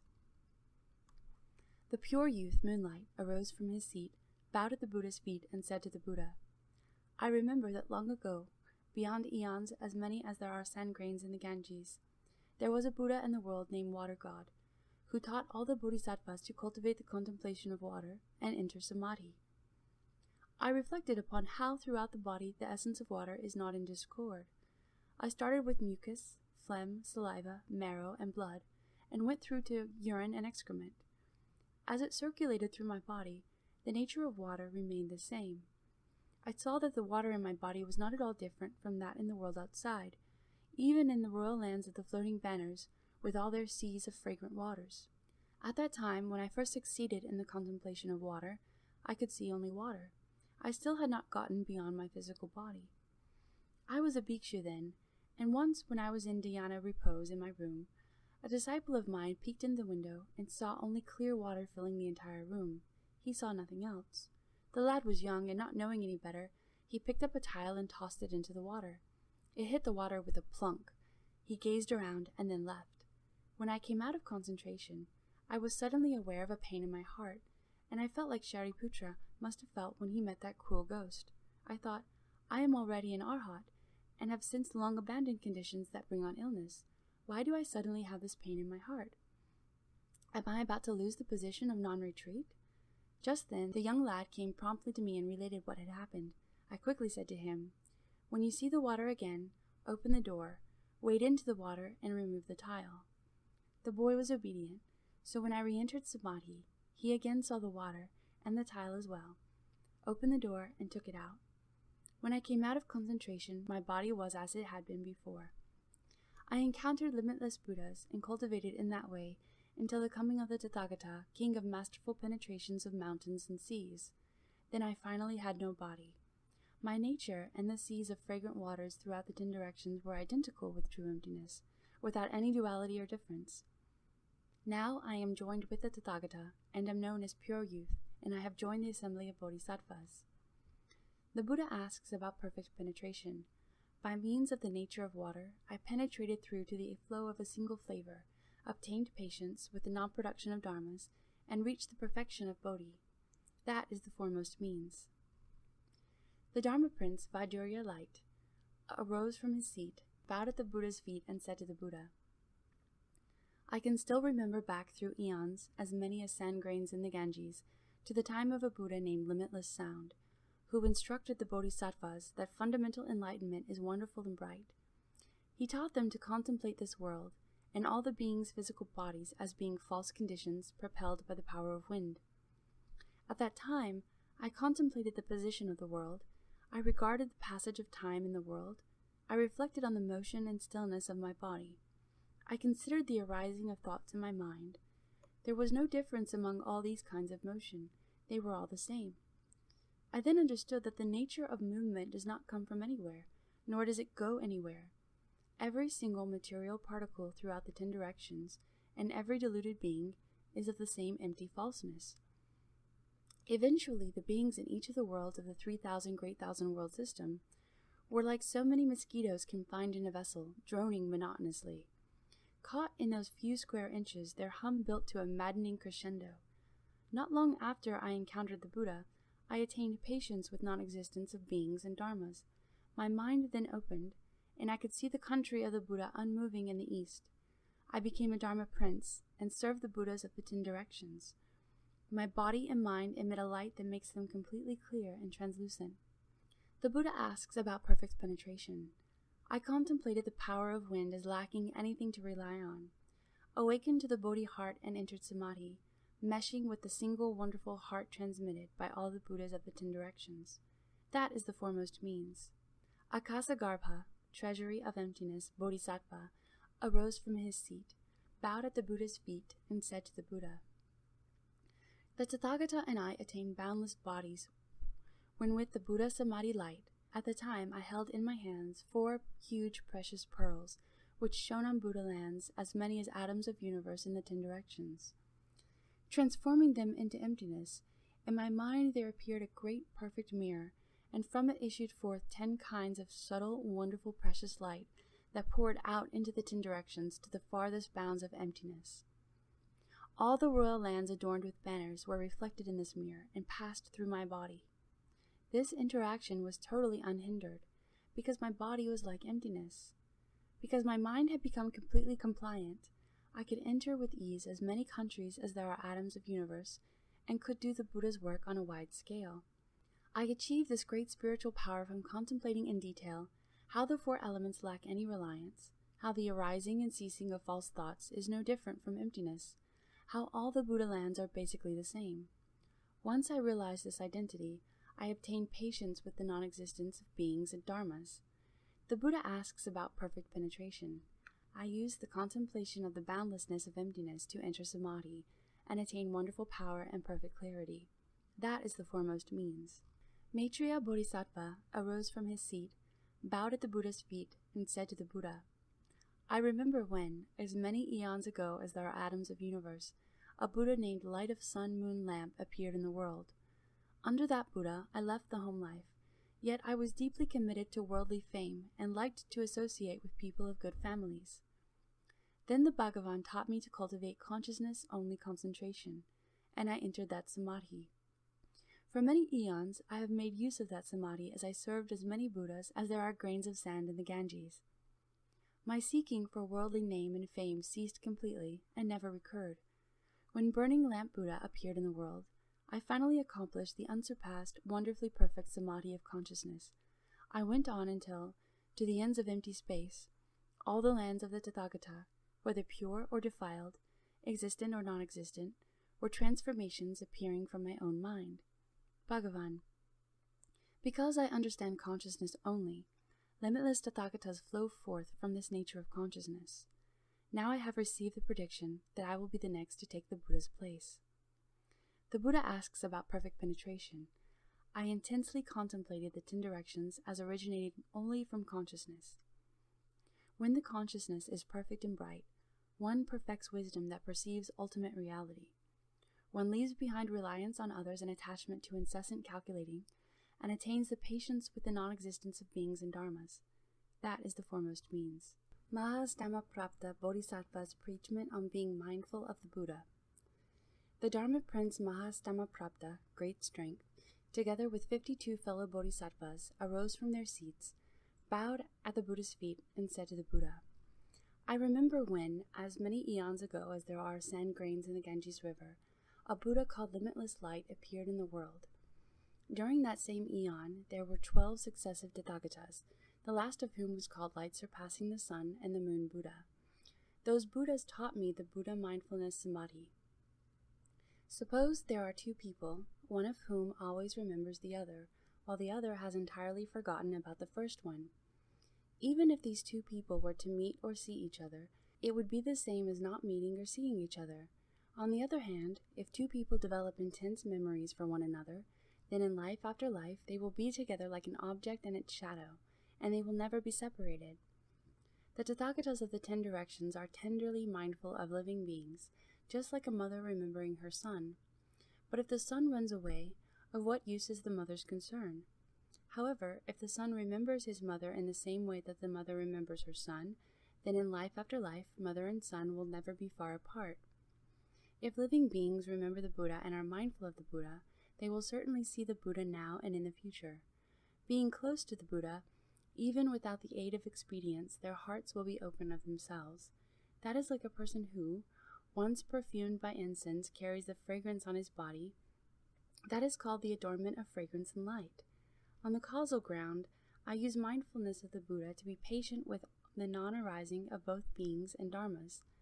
Now in this world I gather in all those who are mindful of the Buddha, and I bring them back to the Pure Land. The Buddha asks about perfect penetration. I would select none other than gathering in the 6 sense faculties through continuous pure mindfulness of the Buddha to obtain samadhi. That is the foremost means. If living beings remember the Buddha and are mindful of the Buddha, they will certainly see the Buddha now and in the future. Being close to the Buddha, even without the aid of expedients, they will awaken by themselves. That is like a person who, once perfumed by incense, carries the fragrance on his body. That is called the adornment of fragrance and light. On the causal ground, by virtue of the mindfulness of the Buddha, I have achieved the uncreated forbearance. Now in this world I gather in all those who are mindful of the Buddha, and I bring them back to the Pure Land. The Buddha asks about the perfect penetration.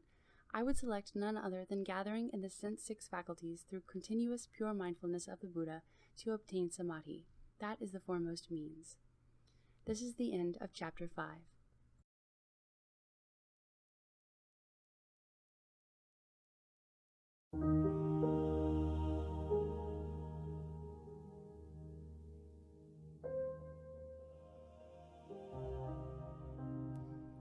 Chapter 6. Avalokiteshvara's Dharma Gate, enlightened through the gateway of the ear. Then Avalokiteshvara, contemplator of the world's sounds Bodhisattva, arose from his seat, bowed at the Buddha's feet, and said to the Buddha, Bhagavan, I remember when, as many eons ago as there are sand grains in the Ganges, there was a Buddha in the world named Contemplator of the World's Sounds. I aroused the Bodhi heart while with that Buddha, who taught me to enter samadhi through a process of hearing and reflecting. Initially, I entered into the flow of hearing and forgot the place of entry. Since both that place and the entry were quiet, the two attributes of motion and stillness canceled each other out and did not arise. After that, gradually advancing, the hearing and what was heard both disappeared. Once the hearing was ended, there was nothing to rely on, and both awareness and its objects became empty. When the emptiness of awareness was ultimately perfected, emptiness and what was being emptied then also ceased to be. With arising and ceasing gone, tranquility was revealed. Suddenly I transcended the worldly and transcendental, and a perfect brightness prevailed throughout the 10 directions. I obtained 2 supreme states. First, I united above with the fundamental, wonderfully enlightened mind of all the Buddhas of the 10 directions, and gained a strength of compassion equal to that of all Buddhas and Tathagatas. Second, I united below with all beings in the 6 paths, and gained a kind regard for all living beings. Bhagavan, because I served and made offerings to the Tathagata, contemplator of sounds, I received from that Tathagata a transmission of the Vajra Samadhi of all being like an illusion as one becomes permeated with hearing and cultivates hearing. Because I gained a strength of compassion equal to that of all Buddhas, the Tathagatas, I attained 32 response bodies and entered all lands. Bhagavan, if bodhisattvas enter samadhi and progress in their cultivation until they end outflows, and display the perfection of superior understanding, I will appear in the body of a Buddha and speak Dharma for them, causing them to attain liberation. If those who are studying are tranquil and have wonderful clarity and display the perfection of superior magnificence, I will appear before them in the body of a solitary enlightened one and speak Dharma for them, causing them to attain liberation. If those who are studying have severed the 12 causal conditions and, having severed those conditions, reveal a supreme nature and display the perfection of magnificence, I will appear before them in the body of one enlightened to conditions and speak Dharma for them, causing them to attain liberation. If those who are studying have attained the emptiness of the Four Truths, and through cultivation of the way can enter tranquility and display the perfection of the magnificent nature, I will appear before them in the body of a hearer and speak Dharma for them, causing them to attain liberation. If beings wish to have clear and awakened minds, and so do not indulge in mundane desires, wishing to purify their bodies, I will appear before them in the body of a Brahman king and speak Dharma for them, causing them to attain liberation. If beings wish to be the heavenly rulers and lead heavenly beings, I will appear before them in the body of Chakra and speak Dharma for them, enabling them to accomplish their wish. If beings wish to attain physical self-mastery and to roam throughout the 10 directions, I will appear before them in the body of a god from the heaven of self-mastery and speak Dharma for them, enabling them to accomplish their wish. If beings wish to attain physical self-mastery and fly through space, I will appear before them in the body of a god from the heaven of the great self-mastery and speak Dharma for them, enabling them to accomplish their wish. If beings are fond of ruling over ghosts and spirits in order to rescue and protect their nations, I will appear before them in the body of a great heavenly general and speak Dharma for them, enabling them to accomplish their wish. If beings like to govern the world in order to protect beings, I will appear before them in the body of one of the 4 heavenly kings and speak Dharma for them, enabling them to accomplish their wish. If beings enjoy being born in the heavenly palaces and commanding ghosts and spirits, I will appear before them in the body of a prince from the kingdoms of the 4 heavenly kings and speak Dharma for them, enabling them to accomplish their wish. If beings would like to be kings of people, I will appear before them in the body of a human king and speak Dharma for them, enabling them to accomplish their wish. If beings enjoy being heads of clans, whom those of the world respect and yield to, I will appear before them in the body of an elder and speak Dharma for them, enabling them to accomplish their wish. If beings delight in discussing the classics and keeping themselves lofty and pure, I will appear before them in the body of an Upasaka and speak Dharma for them, enabling them to accomplish their wish. If beings enjoy governing the country and handling matters of state, I will appear before them in the body of an official and speak Dharma for them, enabling them to accomplish their wish. If beings like divination and incantations and wish to guard and protect themselves, I will appear before them in the body of a Brahman and speak Dharma for them, enabling them to accomplish their wish. If men who are fond of study and want to leave the home life and uphold the precepts and rules, I will appear before them in the body of a bhikshu and speak Dharma for them, enabling them to accomplish their wish. If women who are fond of study and would like to leave the home life and hold the pure precepts, I will appear before them in the body of a bhikshuni and speak Dharma for them, enabling them to accomplish their wish. If men delight in upholding the 5 precepts, I will appear before them in the body of an Upasaka and speak Dharma for them, enabling them to accomplish their wish. If women wish to hold the 5 precepts, I will appear before them in the body of an Upasika and speak Dharma for them, enabling them to accomplish their wish. If women want to govern internal affairs of household or country, I will appear before them in the body of a queen, noblewoman, or a tutor of court ladies, and speak Dharma for them, enabling them to accomplish their wish. If young men wish to remain pure, I will appear before them in the body of a virgin youth and speak Dharma for them, enabling them to accomplish their wish. If maidens want to remain virgins and do not wish to marry, I will appear before them in the body of a virgin maiden and speak Dharma for them, enabling them to accomplish their wish. If heavenly beings wish to escape their heavenly destiny, I will appear before them in the body of a god and speak Dharma for them, enabling them to accomplish their wish. If dragons want to quit their lot of being dragons, I will appear before them in the body of a dragon and speak Dharma for them, enabling them to accomplish their wish. If yakshas want to get out of their present fate, I will appear before them in the body of a yaksha and speak Dharma for them, enabling them to accomplish their wish.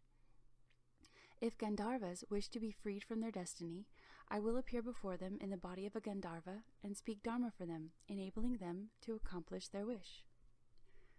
If Asuras wish to be liberated from their destiny, I will appear before them in the body of an Asura and speak Dharma for them, enabling them to accomplish their wish. If Kinnaras wish to transcend their fate, I will appear before them in the body of a Kinnara and speak Dharma for them, enabling them to accomplish their wish. If Maharagas wish to be freed from their destiny, I will appear before them in the body of a Maharaga and speak Dharma for them, enabling them to accomplish their wish. If human beings like being people and cultivating, I will appear before them in a human body and speak Dharma for them, enabling them to accomplish their wish. If non-humans, whether with form or without form, whether with thought or without thought, long to be freed from their destiny, I will appear before them in a body like theirs and speak Dharma for them, enabling them to accomplish their wish. These are called the wonderfully pure 32 response bodies that enter into all lands.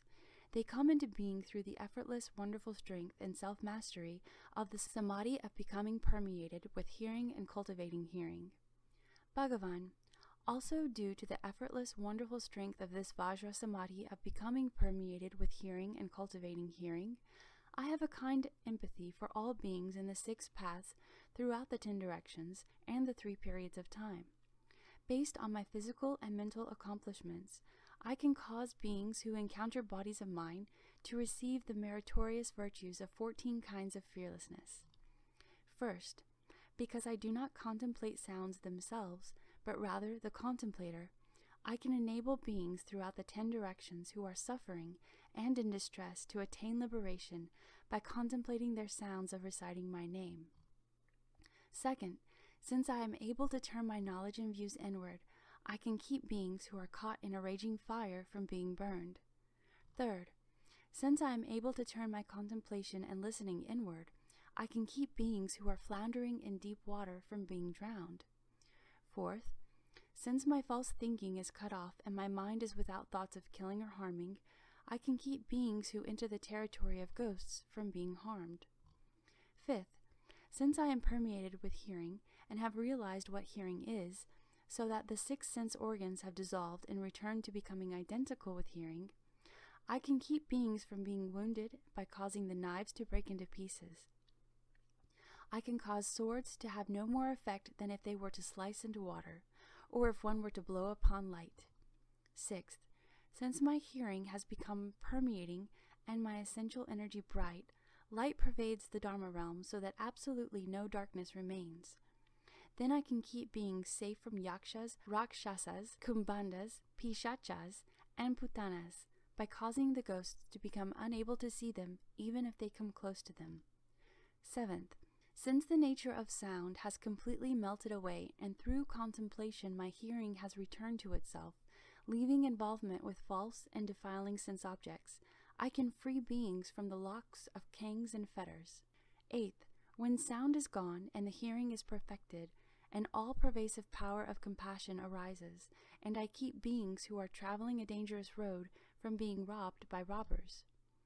Ninth, when hearing permeates, a separation from defiling objects occurs so that forms no longer act as thieves.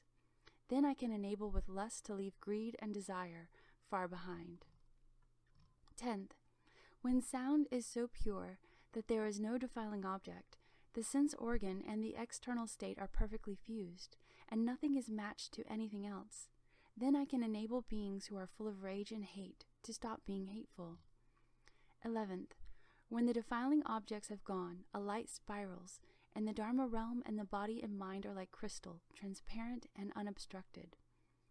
Then I can enable all dark and dull-witted beings whose natures are obstructed, all Adyantikas, to forever be free from stupidity and darkness. 12th, when form dissipates and returns to the hearing, then unmoving within the unmoving Bodhimanda, I can travel among beings without disturbing anything in their worlds. I can go through the 10 directions, making offering to as many Buddhas, Tathagatas, as there are atoms of universe. Beside each Buddha, I become a Dharma prince, and I can enable childless beings throughout the Dharma realm who wish to have sons to be blessed with meritorious, virtuous, and wise sons. 13th, with perfect penetration of the 6 sense organs, the light and what is illumined are not two. Encompassing the 10 directions, a great perfect mirror stands in the empty treasury of the Tathagata. I inherit the secret Dharma doors of as many Tathagatas as there are atoms of universe throughout the 10 directions, receiving them without loss. I can enable childless beings throughout the Dharma realm who seek daughters to be blessed with lovely daughters who are upright, virtuous, and compliant, and whom everyone cherishes and respects. 14th, in this 3,000 great thousand world system with its billions of suns and moons, as many Dharma princes as there are grains of sand in the 62 Ganges rivers appear in the world, cultivate the Dharma, and act as models in order to teach and transform beings. They comply with beings by means of expedience and wisdom, in different ways for each. However, because I have obtained the perfect penetration of the sense organ and have discovered the wonder of the ear entrance, after which my body and mind subtly and miraculously included all of the Dharma realm, I can enable beings who uphold my name to obtain as much merit and virtue as would be obtained by a person who upheld the names of all those Dharma princes, as many as the grains of sand in 62 Ganges rivers. Bhagavan, the merit of my one name is the same as those many other names, because from my cultivation I have obtained true and perfect penetration. These are called the 14 powers of bestowing fearlessness. With them I bless living beings. Moreover, Bhagavan, because I obtained perfect penetration and cultivated the unsurpassed path to certification, I also became endowed with 4 inconceivable and effortless wonderful virtues. First, due to my attaining the miraculous wonder of hearing the mind, the essence of mind was liberated from the organ in states of hearing. Therefore, there was no distinction among seeing, hearing, sensation, knowing, and so forth. The enlightenment became a single, perfect fusion, pure and precious enlightenment. For that reason, I am able to manifest many wonderful appearances and can proclaim boundless secret holy mantras. Among these, I may appear with 1 head, 3 heads, 5 heads, 7 heads, 9 heads, 11 heads, and so forth, including 108 heads, 1,000 heads, 10,000 heads, or 84,000 Vajra heads, 2 arms, 4 arms, 6 arms, 8 arms, 10 arms, 12 arms, 14, 16, 18 arms, or 20 arms, 24 arms, and so forth, until there may be 108 arms, 1,000 arms, 10,000 arms, or 84,000 mudra arms, 2 eyes, 3 eyes, 4 eyes, 9 eyes, and so forth, including 108 eyes, 1,000 eyes, 10,000 eyes, or 84,000 pure and precious eyes, sometimes compassionate, sometimes awesome, sometimes in samadhi, sometimes displaying wisdom to rescue and protect living beings so that they may attain great self-mastery. Second, due to my hearing and consideration having escaped the 6 defiling objects, just as a sound passes over a wall, they could no longer be hindered. For that reason, I have the wonderful ability to manifest shape after shape and to recite mantra upon mantra. These shapes and these mantras dispel the fears of living beings. Therefore, throughout the 10 directions, in lands as many as atoms of universe, I am known as one who bestows fearlessly.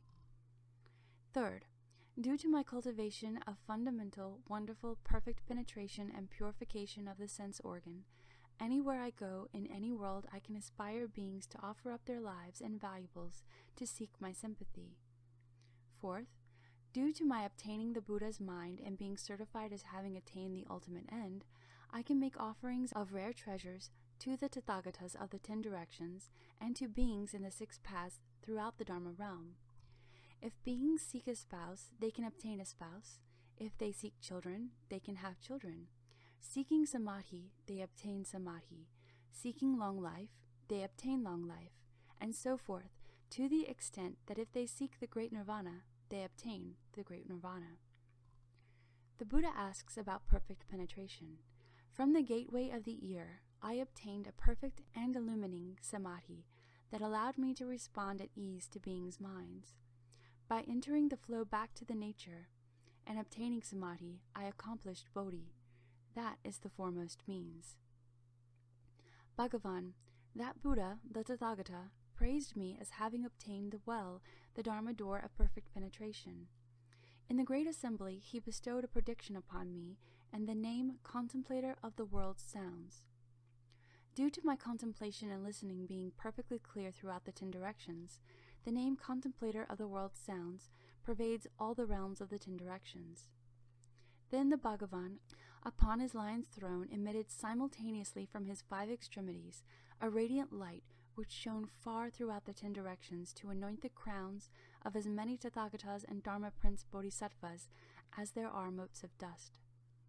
All those Tathagatas also emitted from their 5 extremities radiant lights which were as numerous as atoms of universe and which came from the various directions to anoint the crown of the Buddha, as well as the crowns of all the great Bodhisattvas and Arhats in the assembly. Groves, trees, pools, and ponds all proclaimed the sound of Dharma. The lights blended and crisscrossed like a jeweled silken net. Everyone in the great assembly experienced this unprecedented event and attained the Vajra Samadhi. Then the heavens rained down hundreds of precious lotus flowers of variegated combinations of blue, yellow, red, and white. All the space in the 10 directions turned the colors of the 7 gems. This Saha world, the great earth itself, along with the mountains and rivers, disappeared totally, and all that could be seen were lands as numerous as atoms of universe, coming together as one realm. Pure praises in song and chant were spontaneously heard everywhere in celebration. Then the Tathagata said to Dharma Prince Manjushri, "You should now contemplate these 25 great bodhisattvas and arhats who are beyond study. Each has explained the initial expedient in his accomplishment of the way. All say they have cultivated to true and actual perfect penetration. Their cultivation is equal without distinctions of superior and inferior, or earlier and later. I now wish to cause Ananda to become enlightened. And so I ask, which of these 25 practices is appropriate to his faculties, and which will be, after my extinction, the easiest expedient door for beings of this realm to enter in order to accomplish the Bodhisattva vehicle and seek the unsurpassed way?" Dharma Prince Manjushri, receiving the Buddha's compassionate instruction, arose from his seat, bowed at the Buddha's feet, and basing himself on the Buddha's stateliness and sacrosanctity, spoke verses to the Buddha. The sea of enlightenment in its nature is perfect and clear. Complete distinct Bodhi is its miraculous source. But when basic brightness shone so that objects appeared, with objects' existence the nature's brilliance faded. Confusion about falseness brings about emptiness. Relying on emptiness, worlds come into being. Thoughts settle, forming countries. Consciousness becomes beings. The emptiness created within great enlightenment is like a single bubble in all the sea. Beings subject to outflows and lands like fine dust motes all emerge out of empty space. Just as the bubble bursts, so too space never existed. How much less the 3 states of being? Returning to the source, the nature is not 2. Many are the entrances through expedience. The sagely nature permeates them all. Whether compliant or adverse, all situations are expedient. Those who initially resolve to enter samadhi progress slow or fast according to the method selected. Forms are defiled objects created from thought. They cannot be discerned by the essence of mind. How can something not clearly discernible be used to gain perfect penetration? In sounds, language is intermingled, but the meaning in a word, a name, a phrase, is such that no single one can include them all. How can that be used to reach perfect penetration? Awareness of smells comes through contact with them. Apart from them, one does not know that they exist. Since sensation of them is not constant, how can that be used to reach perfect penetration? Flavors are not to us fundamental by nature. They only exist when there is something to taste. Since the sensation is not perpetual, how can that be used to reach perfect penetration? Touch becomes clear only when something is touched. Without an object, there can be no contact. Since contact and separation fluctuate, how can that be used to reach perfect penetration? Dharmas are known as internal defiling dust. Reckoned as defiling dust, they are certainly sense objects. Involvement of subject and object cannot be pervasive. How can that be used to reach perfect penetration? Although seeing itself is lucid and penetrating, clearly discerning in front, it cannot discern behind, ever reaching only half of the 4 directions. How can that be used to reach perfect penetration? The nose's breath penetrates in and out, but in the rests between there is no air. These interruptions render it inconsistent. How can that be used for perfect penetration? The tongue is not an organ without a function. Flavors from the source of its sensation. When flavors cease, it knows nothing at all. How can that be used to reach perfect penetration? It is the same for the body as for objects of touch. Neither can be regarded as perfect awareness. With defined and limited invisible divisions, how can that be used to reach perfect penetration? Mental knowledge is a mass of deliberating. What it perceives is never profound insight.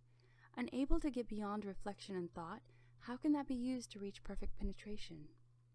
The seeing consciousness combines 3 aspects. Probe its origin, it has no appearance. Since its very substance is variable, how can that be used to reach perfect penetration? The essence of hearing penetrates the 10 directions. For those who have already developed great causes, those of initial resolve cannot enter this way. How can that be used to reach perfect penetration? Reflecting on the nose is a provisional method. It only serves to gather in and settle the mind. Once settled, the mind is simply still. How can that be used to reach perfect penetration? Those of former accomplishment enlightened by speaking Dharma through the medium of language, but since words and phrases are not free of outflows, how can that be used to reach perfect penetration? Refraining from transgressions only controls the body. For one lacking a body, there is nothing to restrain. Since its source is not all-pervasive, how can that be used to reach perfect penetration? Spiritual penetrations are based on past causes. What connection have they with distinguishing dharmas? Conditioned thought is not apart from things. How can that be used to reach perfect penetration? One may contemplate the nature of earth, but it is firm and solid, not penetrable. Whatever is conditioned is not the sagely nature. How can that be used to reach perfect penetration? One may contemplate the nature of water, but such mental reflection is not the true and real. This state of suchness is not an enlightened view. How can that be used to reach perfect penetration? One may contemplate the nature of fire, but admitting dislike is not true renunciation. This expedient cannot be one for beginners. How can that be used to reach perfect penetration? One may contemplate the nature of wind, but movement and stillness are not non-dual. Duality cannot bring highest enlightenment. How can that be used to reach perfect penetration? One may contemplate the nature of emptiness, but its aspect is murky and dull, lacking awareness. Whatever is unaware is different from bodhi. How can that be used to reach perfect penetration? One may contemplate the nature of consciousness, yet one is regarding a consciousness that is not eternal. Even the thought of it is empty and false. How can that be used to reach perfect penetration? All activities are impermanent. So too, mindfulness has its origin in arising and ceasing.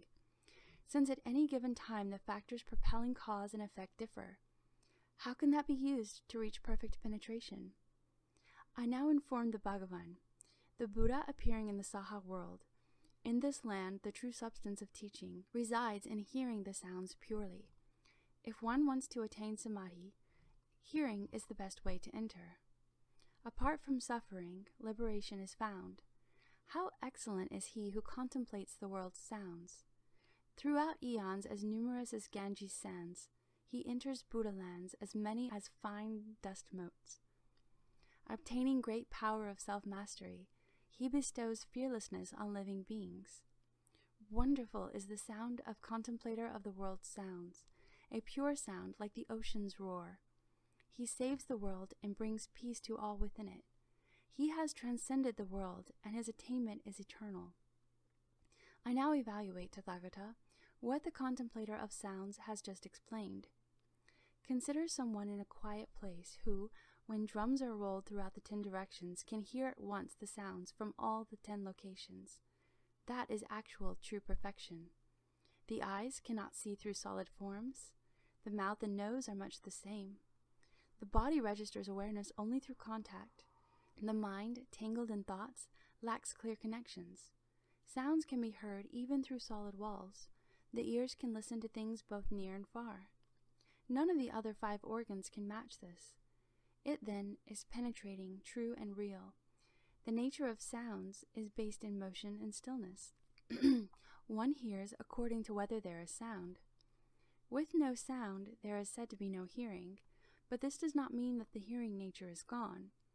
In the absence of sound, the nature is not ended, nor does it arise in the presence of sound. Entirely beyond arising and ceasing, it is then truly eternal.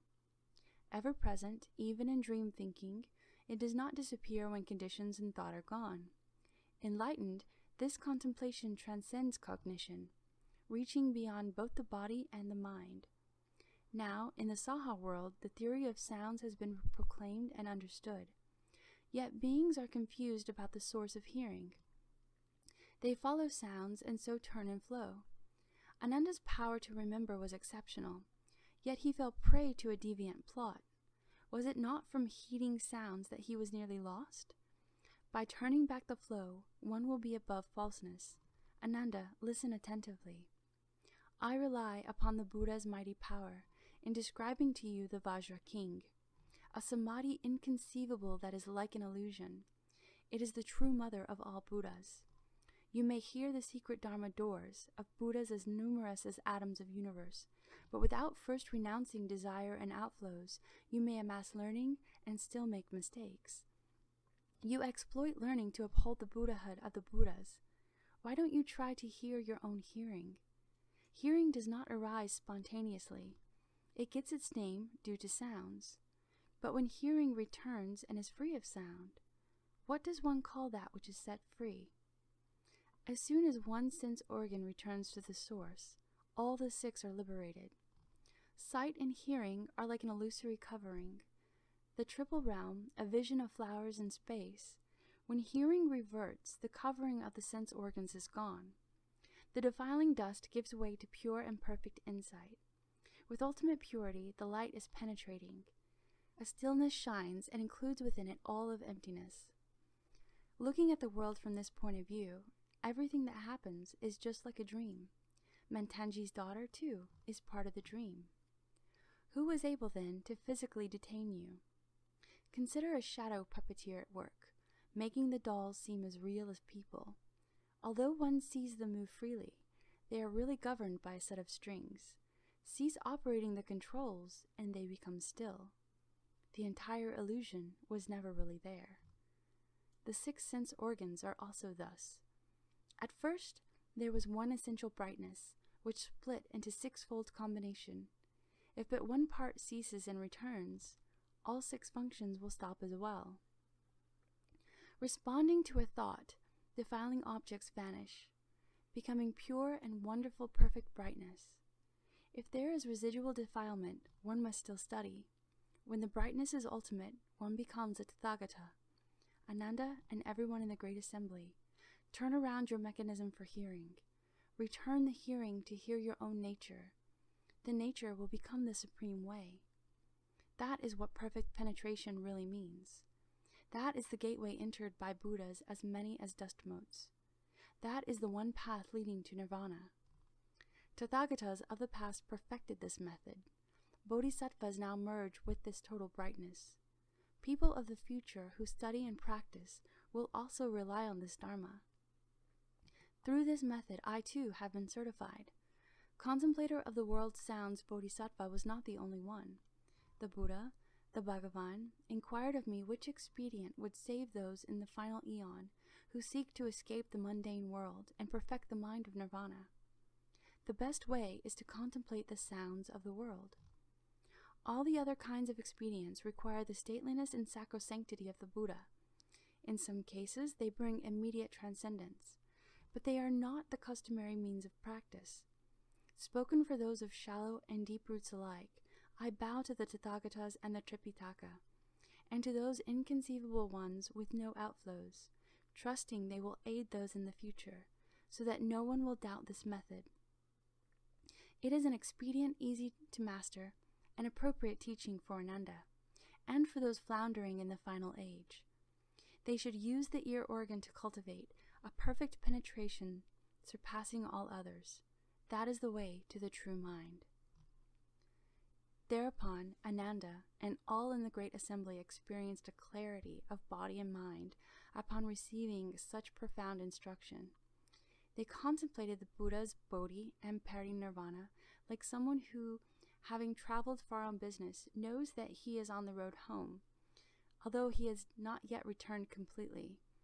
Throughout the entire assembly, the gods, dragons, and all the eightfold division, those of the two vehicles who were not yet beyond study, as well as all the bodhisattvas of initial resolve, as numerous as the sands in the 10 Ganges rivers, found their fundamental mind, and, far removed from dust and defilement, attained the purity of the Dharma eye.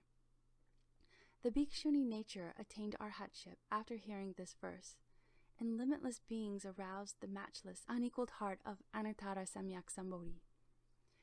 The 4 clear and decisive instructions on purity. Ananda straightened his robes and then, in the middle of the assembly, placed his palms together and bowed. His mind was perfectly clear, and he felt a mixture of joy and sorrow. His intent was to benefit beings of the future as he made obeisance and said to the Buddha, "Greatly compassionate Bhagavan, I have already awakened and attained this Dharma door for becoming a Buddha, and I can cultivate it without the slightest doubt. I have often heard the Tathagata say, 'Save others first, then save yourself.' That is the aspiration of a bodhisattva. Once your own enlightenment is perfected, then you can enlighten others. That is the way the Tathagatas respond to the world. Although I am not yet saved, I vow to save all beings of the Dharma-ending age." Bhagavan, those beings are from the Buddha's time, and there will be as many deviant teachers propounding their teachers as there are sand grains in the Ganges. I want to enable those beings to collect their thoughts and enter samadhi. How can I cause them to reside peacefully in a way place, far away from exploits of demons, and be irreversible in their resolve for bodhi? At that time, the Bhagavan praised Ananda in front of the whole assembly, saying, "Good indeed! How good it is that you have asked how to establish a way place, and to rescue and protect beings who are sunk in the morass of the final age. Listen well now, and I will tell you." Ananda and the great assembly agreed to uphold the teaching. The Buddha told Ananda, "You constantly hear me explain in the Vinaya that there are 3 decisive aspects to cultivation. That is, collecting one's thoughts constitutes the precepts, from the precepts comes samadhi, and from samadhi arises wisdom. These are called the 3 non-outflow studies." "Ananda, why do I call collecting one's thoughts the precepts? If beings in the 6 paths of any mundane world had no sexual desire, they would not have to undergo a continual succession of births and deaths. Your basic purpose in cultivating samadhi is to transcend the wearisome defilements. But if you do not renounce sexual desire, you will not be able to get out of the dust. Even though people may have some wisdom in the manifestation of dhyana samadhi, if they do not exterminate sexual desire, they are certain to enter demonic paths. At best, they will become demon kings. On the average, they will become members of the retinue of demons. At the lowest level, they will become female demons. These demons all have their groups of disciples. Each claims that he has accomplished the unsurpassed way. After my nirvana, in the Dharma-ending age, these hordes of demons will abound, spreading like wildfire as they openly practice greed and lust, while proclaiming to be good, knowing advisors. They will cause beings to fall into the pit of love and views and to lose the way to bodhi.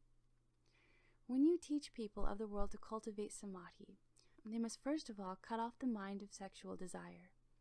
This is the first clear and decisive instruction on purity given by the Tathagatas. The Buddhas of the past, the Bhagavans. Therefore, Ananda, if cultivators of dhyana samadhi do not exterminate sexual desire, they are like someone who cooks sand hoping to get rice.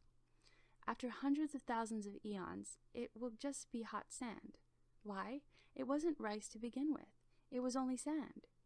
If you seek the Buddha's wonderful fruition with a body of sexual desire, then even if you attain a wonderful awakening, it is still based on sexual desire. With sexual desire at the source, you will revolve in the three paths and not be able to get out. Which road will you take to cultivate and be certified to the Tathagata's nirvana? You must exterminate the sexual desire which is intrinsic to both body and mind, then get rid of even the aspect of extermination. At that point, you have some hope of attaining the Buddha's Bodhi. What I have said here is the Buddha's teaching. Any explanation counter to it is the teaching of a Papian, demon king. Further, Ananda, if beings in the six paths of any mundane world had no thoughts of killing, they would not have to undergo a continual succession of births and deaths. Your basic purpose in cultivating samadhi is to transcend the wearisome defilements. But if you do not renounce your thoughts of killing, you will not be able to get out of the dust. Even though people may have some wisdom and the manifestation of dhyana samadhi, they are certain to enter paths of spirits if they do not cease killing. At best, they will become ghosts of great strength. On average, they will become flying yakshas, ghost leaders, or the like. At the lowest level, they will become earthbound rakshasas. These ghosts and spirits all have their followers. Each claims that he has accomplished the unsurpassed way. After my nirvana, in the Dharma ending age, these hordes of ghosts and spirits will abound, spreading like wildfire, as they argue that eating meat will bring one to the Bodhi way. Ananda, I permit the bhikshus to eat 5 kinds of pure meat. This meat is actually a transformation brought into being by my spiritual powers. It basically has no life force. You Brahmins live in a climate so hot and humid, and on such sandy and rocky land, that vegetables will not grow. Therefore, I have had to assist you with spiritual powers and compassion. Because of this magnanimous kindness and compassion, this so-called meat suits your taste. After my extinction, how can those who eat flesh of beings be called the disciples of Shakya? You should know that, even if these meat-eaters may enter the heart-open state similar to samadhi, they are all great rakshas. When their retribution ends, they are bound to sink into the bitter sea of birth and death. They are not disciples of the Buddha. Such people as these kill and eat one another in a never-ending cycle. How can such people transcend the triple realm? When you teach people of the world to cultivate samadhi, they must also cease killing. This is the second clear and decisive instruction on purity given by the Tathagatas, the Buddhas of the past, the Bhagavans. Therefore, Ananda, if cultivators of dhyana samadhi do not stop killing, they are like one who stops up his ears and calls out in a loud voice, thinking that no one hears him. He tries to cover up the sound, but only makes it greater. Pure bhikshus and bodhisattvas who practice purity will not even step on grass in the pathway, even less would they pull it up with their hands. How could anyone with great compassion consume the flesh and blood of beings? Bhikshus who do not wear silk, leather boots, furs, or down, whether imported or found locally, and who do not consume milk, cream, or butter, can truly transcend this world. When they have paid back their past debts, they will not have to re-enter the triple realm. Why not? When someone wears anything taken from a living creature, he creates relationships with the creature. Just as when people ate the 100 grains, their feet could not leave the earth. Both physically and mentally, one must avoid the bodies and the byproducts of beings, by neither wearing them nor eating them. I say that such people have true liberation. What I have said here is the Buddha's teaching. Any explanation counter to it is the teaching of Papian, demon king. Further, Ananda, if beings in the 6 paths of any mundane world had no thoughts of stealing, they would not have to undergo a continuous succession of births and deaths. Your basic purpose in cultivating samadhi is to transcend the wearisome defilements. But if you do not renounce your thoughts of stealing, you will not be able to get out of the dust. Even though people may have some wisdom and the manifestation of dhyana samadhi, they are certain to enter a deviant path if they do not cease stealing. At best, they will become spirits. On the average, they will become evil ghosts. At the lowest level, they will become deviant people who are possessed by various sprites. These deviant hordes all have their followers. Each claims that he has accomplished the unsurpassed way. After my nirvana in the Dharma ending age, these evil and deviant entities will abound, spreading like wildfire as they surreptitiously cheat others. Calling themselves good-knowing advisors, they will each claim that they have attained the unsurpassed Dharma. Enticing and deceiving the ignorant, or frightening people out of their wits, they disrupt and lay waste to households wherever they go. I teach the bhikshus to beg for their food according to where they are, in order to help them renounce greed and accomplish the Bodhi way. The bhikshus do not prepare their own food, so that at the end of this life of transitory existence in the triple realm, they can show themselves to be once returners who go and do not return. How could thieves put on my robes and sell the Tathagata, saying that all manner of karma one creates is just the Buddha Dharma? They slander bhikshus who have left the home life and taken the complete precepts, saying that they belong to the path of Hinayana, the small vehicle. In this way, they confuse innumerous beings, causing them to go astray until they fall into the unintermittent hell. After my nirvana, I affirm that bhikshus who have a decisive resolve to cultivate samadhi, and who before the images of Tathagatas can light an oil lamp in their bodies, or burn off a finger, or burn even one incense stick on their bodies, will, in that moment, repay their debts from beginningless times past. They can depart from the world and be forever free of outflows. Though they may not have instantly understood the unsurpassed enlightenment, they will already have firmly set their minds on the Dharma.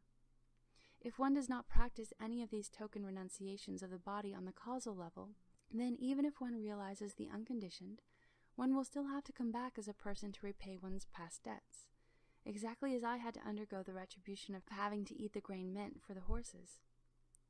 When you teach people of the world to cultivate samadhi, they must also cease stealing. This is the third clear and decisive instruction on purity given by the Tathagatas, the Buddhas of the past, the Bhagavans. Therefore, Ananda, if cultivators of dhyana samadhi do not cease stealing, they are like someone who pours water into a leaking cup hoping to fill it. He may continue for as many eons as there are atoms of universe, but in the end, the cup will still not be full.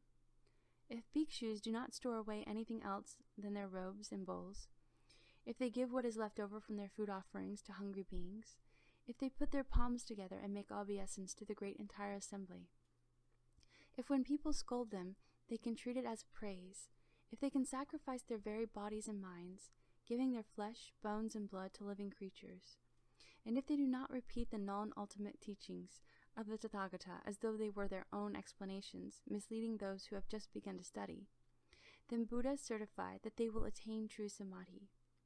What I have said here is the Buddha's teaching. Any explanation counter to it is the teaching of Papian, demon king. Ananda, although beings in the 6 paths of any mundane world may not kill, steal, or lust either physically or mentally, these 3 aspects of their conduct thus being perfect, if they tell various major lies, then the samadhi they attain will not be pure. They will become demons of love and views and will lose the seed of the Tathagata. They claim that they have attained what they have not attained, and that they have been certified when they have not been certified. Perhaps they seek to be foremost in the world, most venerated and superior people. They announce to their audiences that they have attained the fruition of Shrotapana, of a Sakridagaman, of an Anagaman, of Arhatship, of the Pratyeka Buddha vehicle, or the various levels of bodhisattvahood up to and including the 10 Bhumi stages, in order to cause others to revere and repent in front of them, and because they are greedy for offerings. These Ichantikas destroy the seeds of Buddhahood, just as surely as a tala tree is destroyed if it is chopped down. The Buddha predicts that such people cut off their good roots forever and lose their knowledge and vision. Immersed in the sea of the 3 sufferings, they cannot attain samadhi. I command that after my nirvana, bodhisattvas and arhats appear in response bodies in the Dharma ending age, and take various forms in order to rescue those in the cycle of rebirth. They should either become shramanas, white-robed laypeople, kings, ministers, or officials, virgin youths or maidens, and so forth. Even prostitutes, widows, profligates, thieves, butchers, or dealers in contraband, be confreres to these kinds of people. Praise the Buddha vehicle and cause them to enter samadhi in body and mind. But they should never say of themselves, I am truly a bodhisattva, or I am truly an arhat, or let the Buddha's secret cause leak out by speaking causally to those who have not yet studied, other than at the end of their lives, and then only to those who inherit the teaching. Otherwise, aren't such people deluding and confusing beings and indulging in gross false claims? When you teach people in the world to cultivate samadhi, they must also cease all lying. This is the fourth clear and decisive instruction on purity given by the Tathagatas and the Buddhas of the past, the Bhagavans. Therefore, Ananda, one who does not cut off lying is like a person who carves a piece of human excrement to look like chandana, hoping to make it fragrant. He is attempting the impossible.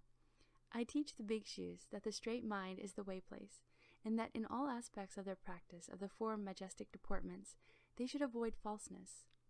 How could they claim to have themselves attained the dharmas of a superior person? That would be like a poor person falsely calling himself an emperor and thereby bringing about his own execution. Much less one should attempt to usurp the title of Dharma king. When the cause ground is not true, the effects will be distorted. One who seeks the Buddha's bodhi in that way is like a person who tries to bite his own navel. Who could possibly succeed in that? If the bhikshus' minds are as straight as bowstrings, and they are true and real in everything they do, then they can enter samadhi and never be involved in the deeds of demons. I certify that such people will accomplish the bodhisattva's unsurpassed knowledge and enlightenment. What I have said here is the Buddha's teaching. Any explanation counter to it is the teaching of Papian, Demon King. This is the end of Chapter 6.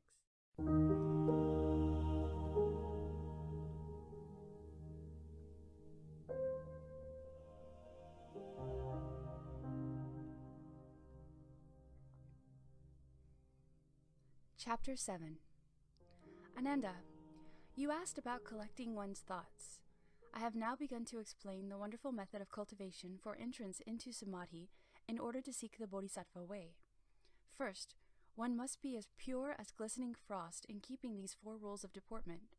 One must refrain from all superfluous behavior, and then the 3 evils of the mind and the 4 of the mouth will have no cause to come forth. Ananda, if one does not neglect these 4 matters, and further, does not pursue forms, fragrances, tastes, objects of touch, and the like, then how can any demonic deeds arise? If people cannot put an end to their habits from the past, you should teach them to single-mindedly recite my light atop the Buddha's crown unsurpassed holy mantra, Maha Sitata Patra. It is the none can see the top hallmark atop the crown of the Tathagatas' heads. It is the mantra heart proclaimed by the Buddhas of the unconditioned mind, who come forth from the crowns in a blaze of light and sit upon jeweled lotus flowers. What is more, your past lives with Mantanji's daughter have created accumulated eons of causes and conditions. Your habits of fondness and emotional love go back not just 1 life, nor even just 1 eon. Yet as soon as I proclaimed it, she was freed forever from the love in her heart and accomplished arhatship. Even that prostitute, who had no intention of cultivating, was imperceptibly aided by that spiritual power and was swiftly certified to the position beyond study. Then what about you hearers in the assembly, who seek the most supreme vehicle and are resolved to realize Buddhahood? For you it should be as easy as tossing dust into a favorable wind. What, then, is the problem? Those in the final age who wish to sit in a way place must first hold the pure precepts of a bhikshu. To do so, they must find as their teacher a foremost shramana who is pure in the precepts. If they do not encounter a member of the sangha who is truly pure, then it is absolutely certain that their deportment in precepts and rules cannot be accomplished. Having kept the precepts well, they should put on fresh, clean clothes, light incense in a place where they are alone, and recite this holy mantra spoken by the Heart Buddha 108 times. After that, they should secure the boundaries and establish the way place. Then they should beseech the unsurpassed Tathagatas abiding in their lands throughout the 10 directions to emit a light of great compassion that anoints the crowns of the cultivators' heads.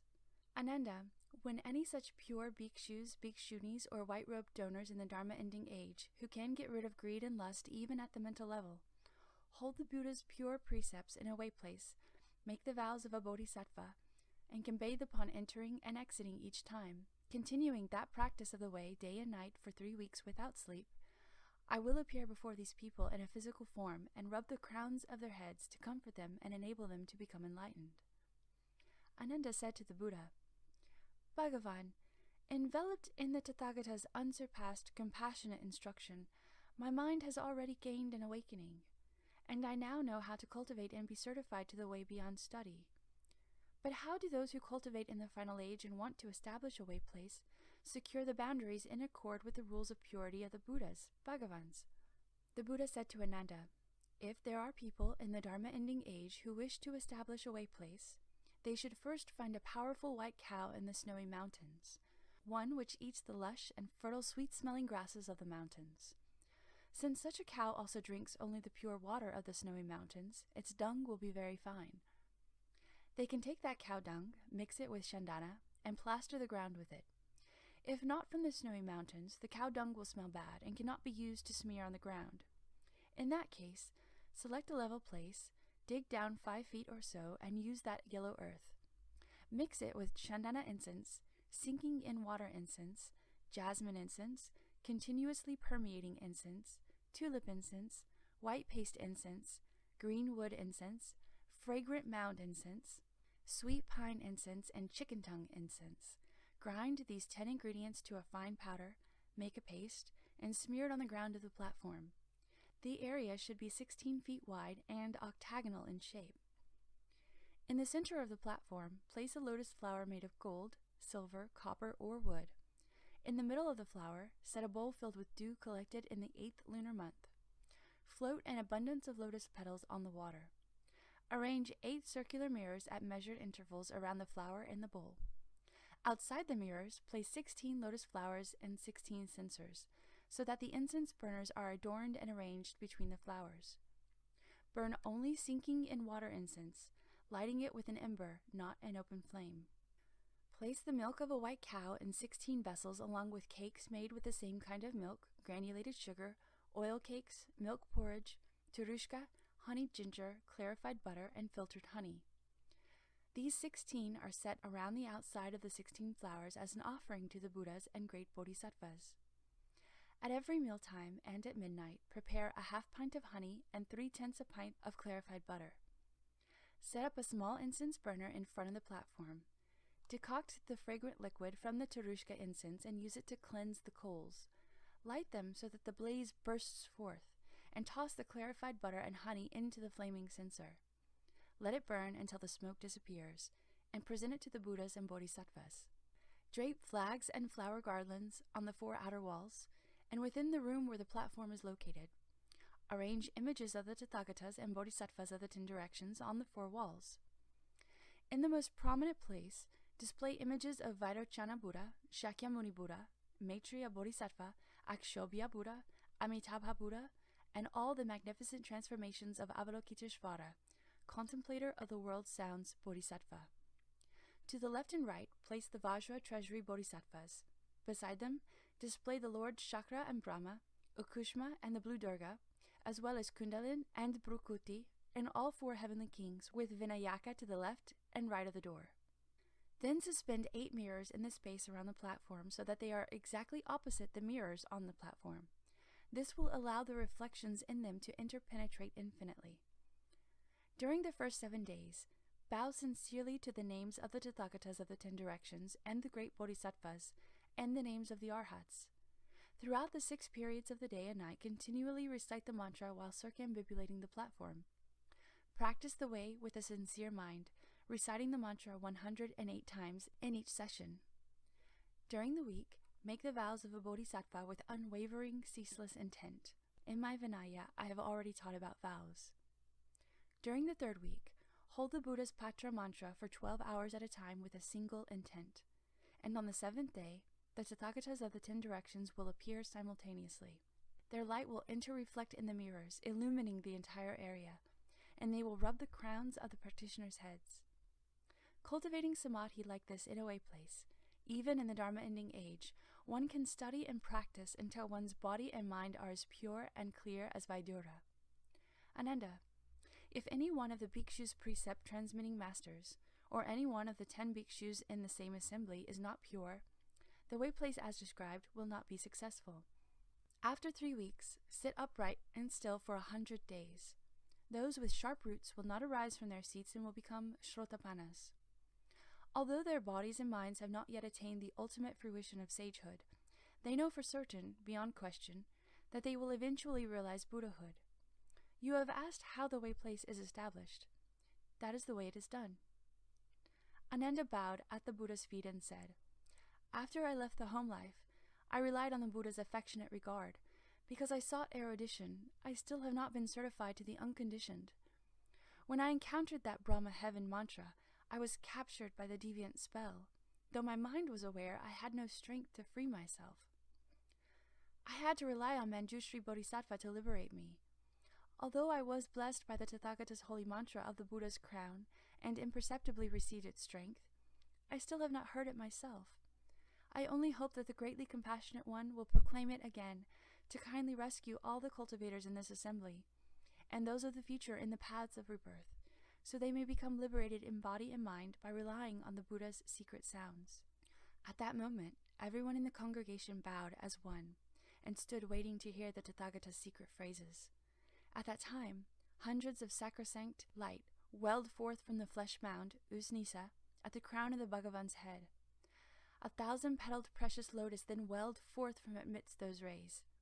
Upon the precious flowers sat a Nirmana, a miraculously created Tathagata. From the crown of his head, 10 beams of light radiated forth. Each ray is composed of hundreds of treasure rays. In each of those glowing rays, there were 10 Ganges River Sands Vajra secret trace deities, each holding aloft a mountain and wielding a pestle, occupying the whole universe. The great assembly, gazing upward, felt fearful admiration and sought the Buddha's kind protection. Single-mindedly, they listened to the holy mantra that proclaimed by the Tathagata in the glorious radiant light of the none can see the top hallmark of the Buddha.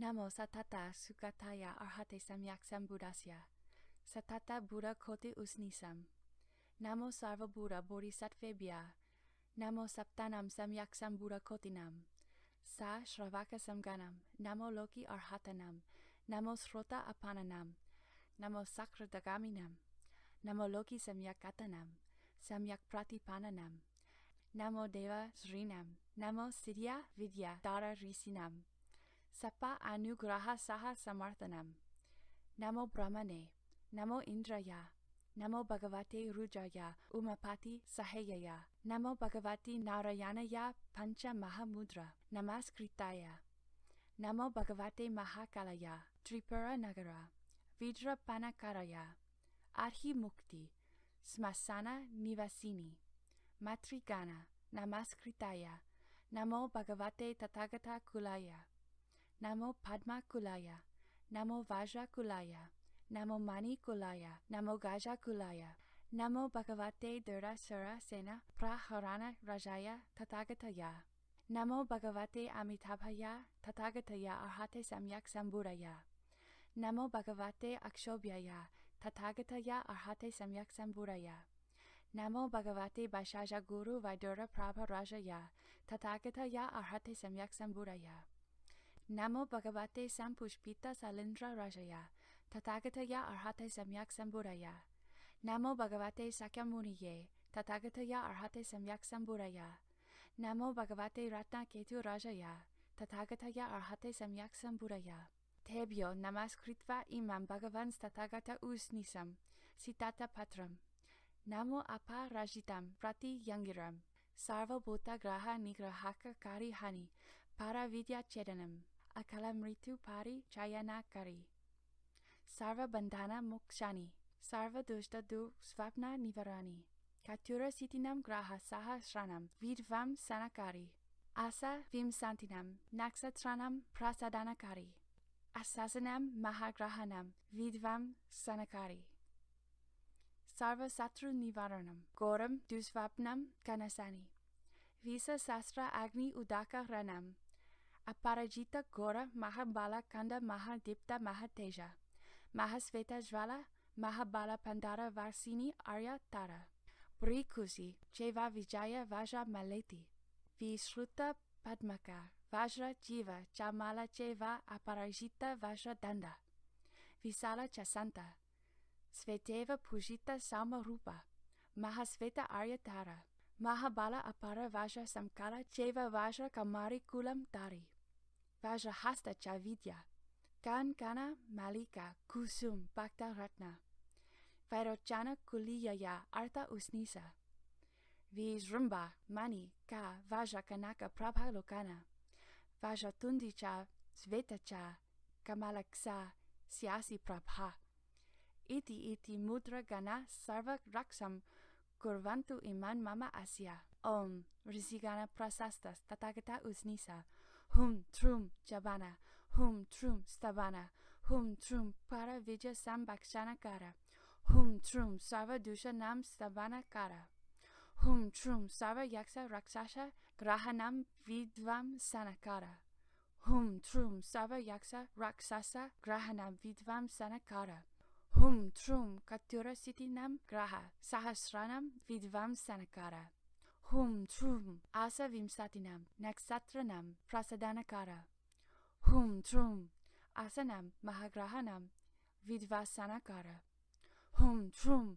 Raksa Raksamam Bhagavans Tathagata Usnisa, Prati Angiri Mahasarasra Bhuje Sahasra Sirse Kotisiata Sahasra Netre, Abedhe Jivalita Sazaka Maha Vajrodana Tribhuvana Mandala, Om Svastir Bhavatu Mama Iman Mama Siya, Rajabaya, Gorabaya, Agnibaya, Udakabaya, Visabaya, Siastrabaya, Parachakabaya, Durbixabaya, Asianibaya, Akalamritubaya, Daurani Bhumi Kampaka Pata Baya, Ulaka Pata Baya, Rajadanda Baya, Nagabaya, Vidyut Baya, Suparna Baya, Yaksa Graha, Raksasi Graha, Preta Graha, Pisaka Graha, Bhuta Graha, Kumbanda Graha, Putana Graha, Kaza Putana Graha, Skanda Graha, Apasmara Graha, Unmanda Graha, Jaya Graha, Revati Graha, Jata Aharinam Garbha Aharinam,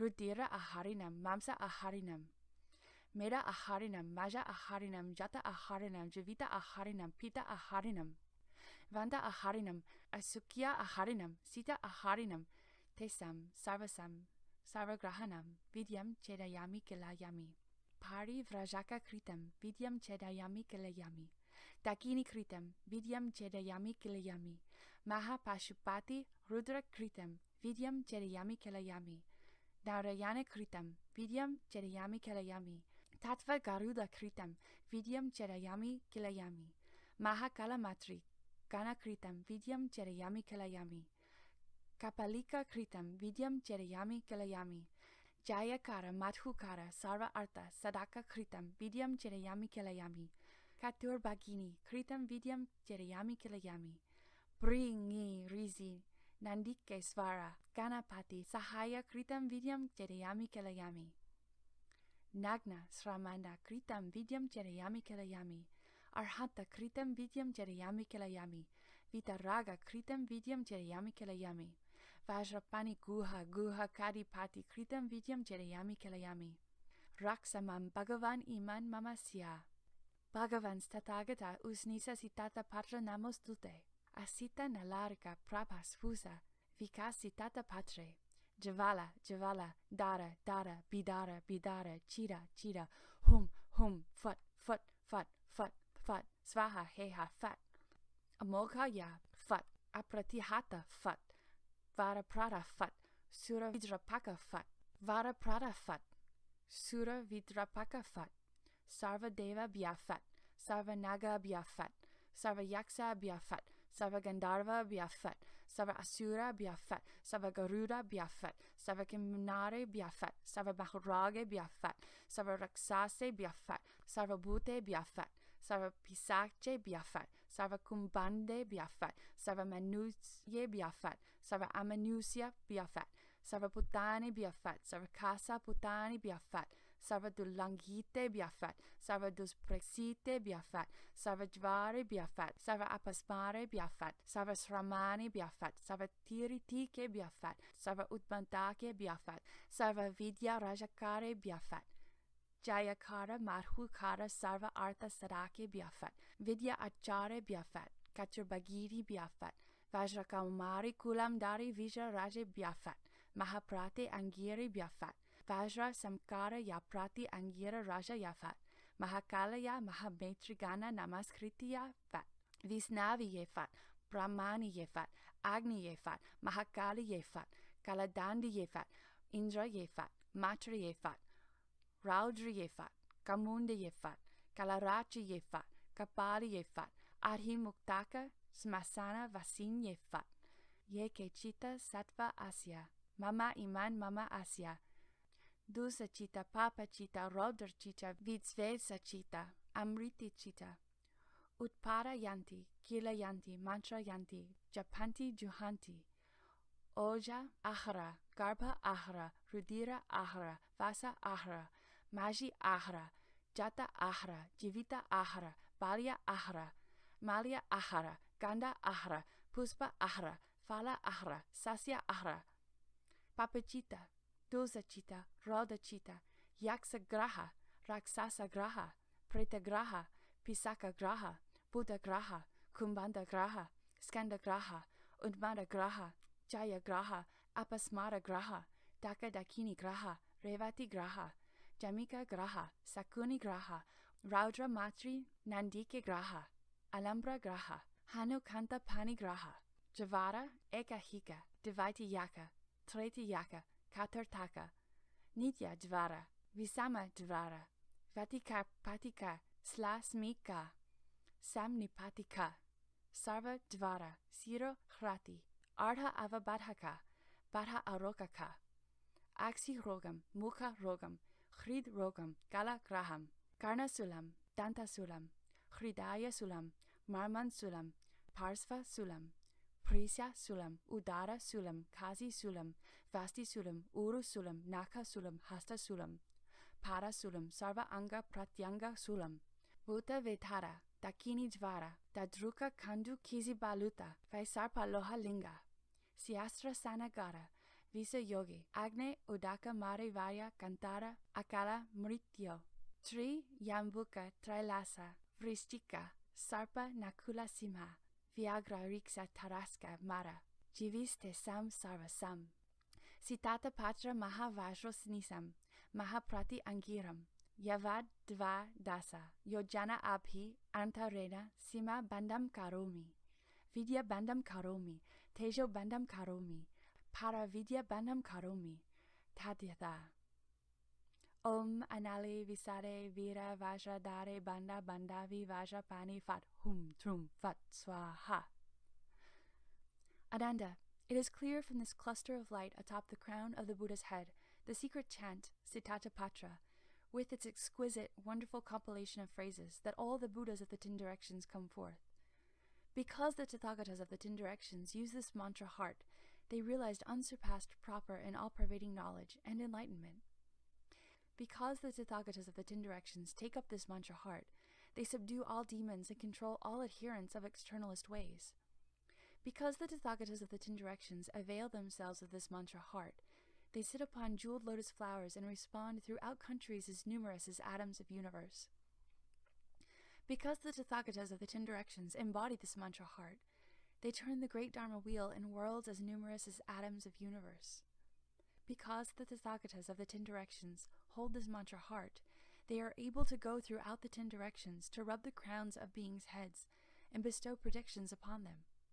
Anyone in the 10 directions who has not yet realized the levels of sagely fruition can receive predictions from these Buddhas. Because the Tathagatas of the 10 directions are based in this mantra heart, they can go throughout the 10 directions to rescue beings from sufferings experienced in the hells, as hungry ghosts, as animals, or by being blind, deaf, or mute, as well as from suffering of being together with those one hates, the suffering of being apart from those one loves, the suffering of not obtaining what one seeks, and the suffering of the raging blaze of the 5 skandhas. They can simultaneously liberate beings from both major and minor accidents. In response to their recitation, dangers involving bandits, armies, the law, or imprisonment, dangers involving wind, fire, and water, and dangers of starvation, thirst, or impoverishment are all eradicated. Because the Tathagatas of the 10 directions are in accord with this mantra heart, they can serve good and wise advisors throughout the 10 directions. Abiding in the 4 aspects of majestic deportment, they make absolutely appropriate offerings. In the assemblies of as many Tathagatas as there are grains of sand in the Ganges, they are considered to be great Dharma princes. Because the Tathagatas of the 10 directions practice this mantra heart, they can gather in and teach their relatives in the 10 directions and keep those of the small vehicle from being frightened when they hear this secret treasury. Because the Tathagatas of the 10 directions recite this mantra heart, they realized unsurpassed enlightenment while sitting beneath the Bodhi trees and enter parinirvana. Because the Tathagatas of the 10 directions transmit this mantra heart, after their nirvana, those to whom they have bequeathed the Buddha Dharma can dwell in and support it to an ultimate degree. Being strict and pure in the precepts and rules, they can attain total purity. If I were to explain this cluster of light atop the crown of the Buddha's head Patra mantra, from morning till night unceasingly, without ever repeating any syllable or phrase, I could go on for as many eons as there are sand grains in the Ganges, and still never finish. I also will tell you that this mantra is called the crown of the Tathagata. Unless you hold this mantra, all of you with something left to study, or have not yet put an end to the cycle of rebirth, and yet have brought forth sincere resolve to become arhats, will find it impossible to sit in a way place, and be far removed in body and mind from all demonic deeds. Ananda, let any being of any country in any world copy out this mantra in writing on materials native to his region, such as birch bark, patra, plain paper, or white cotton cloth, and store it in a pouch containing incense. If that person wears the pouch on his body, or if he keeps a copy of this mantra in his home, then you should know that even if he understands so little that he cannot recite the mantra from memory, he will not be harmed by any poison during his life. Ananda, I will now tell you more about how this mantra can rescue and protect the world, help people obtain great fearlessness, and bring to accomplishment living beings' transcendental wisdom. You should know that after my extinction, if there are beings in the Dharma-ending age who can recite the mantra themselves or teach others to recite it, such people who recite and uphold it will not be burned by fire, will not be drowned by water, and will not be harmed by mild or potent poisons. Other such things will not happen to them either, including not being possessed by any dragon, gods, ghosts, spirits, weird entities, demonic ghosts, or evil mantras. These people's minds will attain proper reception, so that any spell, any paralyzing sorcery, any poison made of herbs, gold, silver, any plant, tree, insect, or snake, and any of the myriad kinds of poisonous vapors will turn into sweet dew when encountered or ingested.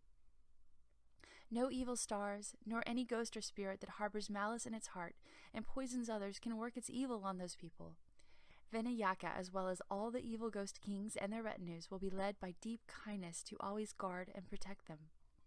Ananda, you should know that the 84,000 Nayutas of Ganges sands of Kotis of Vajra Treasury King Bodhisattvas and their descendants, each with Vajra multitudes in their retinues, are ever in attendance, day and night, upon this mantra. If beings whose minds are scattered and who have no samadhi remember and recite the mantra, the Vajra kings will always surround such good people. That is even more true for those who are decisively resolved upon Bodhi. All the Vajra Treasury King Bodhisattvas will regard them attentively and secretly hasten the opening of their spiritual awareness. When that response occurs, those people will be able to remember the events of as many eons as there are sand grains in 84,000 Ganges rivers, knowing them all beyond any doubt or delusion. From that eon onward, through every life until the time they take the last body, they will not be born where there are yakshas, rakshasas, putanas, kataputanas, kumbhandas, pishachas, and so forth. Where there is any kind of hungry ghost, or any being possessing or lacking form, possessing or lacking thought, or in any such other evil place. If these good men read, recite, copy, or write out the mantra, if they carry it or treasure it, or if they make offerings to it, then through eon after eon they will not be poor or lowly, nor will they be born in unpleasant places. If these beings have never done any deeds that generate blessings, the Tathagatas of the 10 directions will bestow their own merit and virtue upon these people. Because of that, throughout Asamkhayas of ineffable, unspeakable numbers of eons, as many as sand grains in the Ganges, They will always be born in places where there are Buddhas. Their limitless merit and virtue will be threefold, like the Amala fruit cluster, for they stay in the same place, become permeated with cultivation, and never part from the Buddhas. Therefore, the mantra can enable those who have broken the precepts to regain the purity of the precept source. It can enable those who have not received the precepts to receive them. It can cause those who are not vigorous to become vigorous. This mantra can enable those who lack wisdom to gain wisdom. It can cause those who are not pure to quickly become pure. It can cause those who are not vegetarians to become vegetarians naturally. Ananda, if good men who uphold this mantra violate the pure precepts before having received them, their multitude of offenses incurred by such violations, whether major or minor, can simultaneously be eradicated after they uphold the mantra. Even if they drank intoxicants or ate the 5 kinds of pungent plants and various other impure things in the past, the Buddhas, Bodhisattvas, Vajra deities, gods, immortals, ghosts, and spirits will not hold it against them. If they are unclean and wear tattered old clothes to carry out the practice alone in a place by themselves, they can be equally pure. Even if they do not set up a platform, do not enter a way place, and do not practice the way, but recite and uphold this mantra, their merit and virtue can still be identical with that derived from entering the platform and practicing the way. If they have committed the 5 rebellious acts, grave offenses warranting unintermittent retribution, or if they are bhikshus or bhikshunis who have violated the 4 parajikas or the 8 parajikas, after they recite this mantra, even such heavy karma can dispense after they recite this mantra, like a sand dune that is scattered in a gale, so that not a particle of it remains.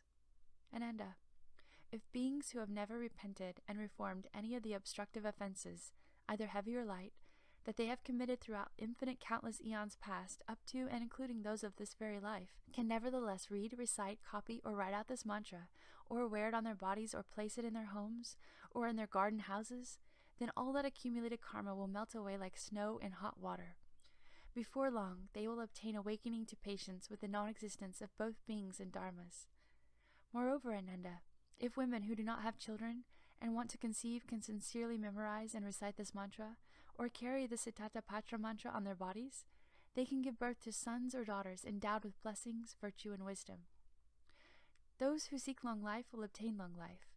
Those who seek to quickly perfect their reward will be able to quickly do so. The same is true for those who seek something regarding their bodies, lives, appearance, or strength. At the end of their lives, they will gain the rebirth they hope for in whichever of the lands of the 10 directions they wish. They certainly will not be born in poorly endowed places, or as inferior people. Even less, they will be reborn in some odd form. Ananda, if there is famine or plague in a country, province, or village, or if perhaps there are enemies, brigands, invasions, wars, or any other kind of local threat of danger, then by writing out this holy mantra and placing it on the 4 city gates, or on a chaitya, or on a devaja, by instructing all the people of the country to venerate this mantra, make obeisance to it, revere it, and single-mindedly make offerings to it, by instructing all the citizens to wear it on their bodies or to place it in their homes, and then all such disasters and calamities will completely disappear. Ananda, in each and every country where the people accord with this mantra, the heavenly dragons are delighted, the winds and rains are seasonal, the 5 kinds of crops are abundant, and the people are peaceful and happy. It can also suppress all evil stars which may appear in any of the directions and transform themselves in uncanny ways. Calamities and obstructions will not arise. People will not die accidentally or unexpectedly, nor will they be bound by fetters, cangs, or locks. Day and night they will be at peace, and no evil dreams will disturb their sleep. Ananda, this Saha world has 84,000 changeable and potentially devastating evil stars. 28 great evil stars are the leader, and another 8 great evil stars are their rulers. They take various shape, and when they appear in the world they bring disaster and unexpected calamities down upon beings. But wherever this mantra is kept, they will all be eradicated. A boundary will be secured for 12 yojanas around, and not evil calamity or misfortune will ever encroach upon it. Therefore, the Tathagata proclaims this mantra to be one which will protect all cultivators of the future who have just begun to study, so that they can enter samadhi, be peaceful in body and mind, and attain great tranquility. Even less will any demon, ghost, or spirit, or any enemy, calamity, or misfortune due to former lives that reach back to beginningless time, or any old karma or past debts come to vex and harm them. As to you and everyone in the assembly who is still studying, and as to cultivators of the future who rely on my platform and hold the precepts in accord with the Dharma, who receive the precepts from pure members of the Sangha, and who hold this mantra heart without giving rise to doubts, should such good men as these not comprehend their minds in that very body, then the Tathagatas of the 10 directions have lied. When he finishes this explanation, measureless hundreds of thousands of Vajra power knights in the assembly came before the Buddha, placed their palms together, bowed, and said to the Buddha, "With sincere minds, we will protect those who cultivate Bodhi in this way, according to what the Buddha has said." Then the Brahma king, the god Shakra, and the 4 great heavenly kings all came before the Buddha, made obeisance together, and said to the Buddha, "If indeed there are good men who cultivate and study in this way, we will do all we can to earnestly protect them and cause everything to be as they would wish throughout their entire lives." Moreover, measureless great Yaksha generals, Rakshasa kings, Putana kings, Kumbhanda kings, Pishacha kings, Vinayaka, the great ghost kings, and all the ghost commanders came before the Buddha, put their palms together, and made obeisance. We also have vowed to protect these people and cause their resolve for Bodhi to be quickly perfected. Further, measureless numbers of gods of the sun and moon, lords of the rain, lords of the clouds, lords of the thunder, lords of lightning who patrol throughout the year, and all the retinues of stars which were also in the assembly, bowed at the Buddha's feet and said to the Buddha, "We also protect all cultivators, so that their way places are peaceful, and they can attain fearlessness." Moreover, measureless numbers of mountain spirits, sea spirits, and all those of the earth, the myriad creatures and entities of water, land, and air, as well as the king of the wind spirits and the gods of the formless heavens, came before the Tathagata, bowed their heads, and said to the Buddha, "We also will protect these cultivators until they attain Bodhi, and will never let any demons have their way with them."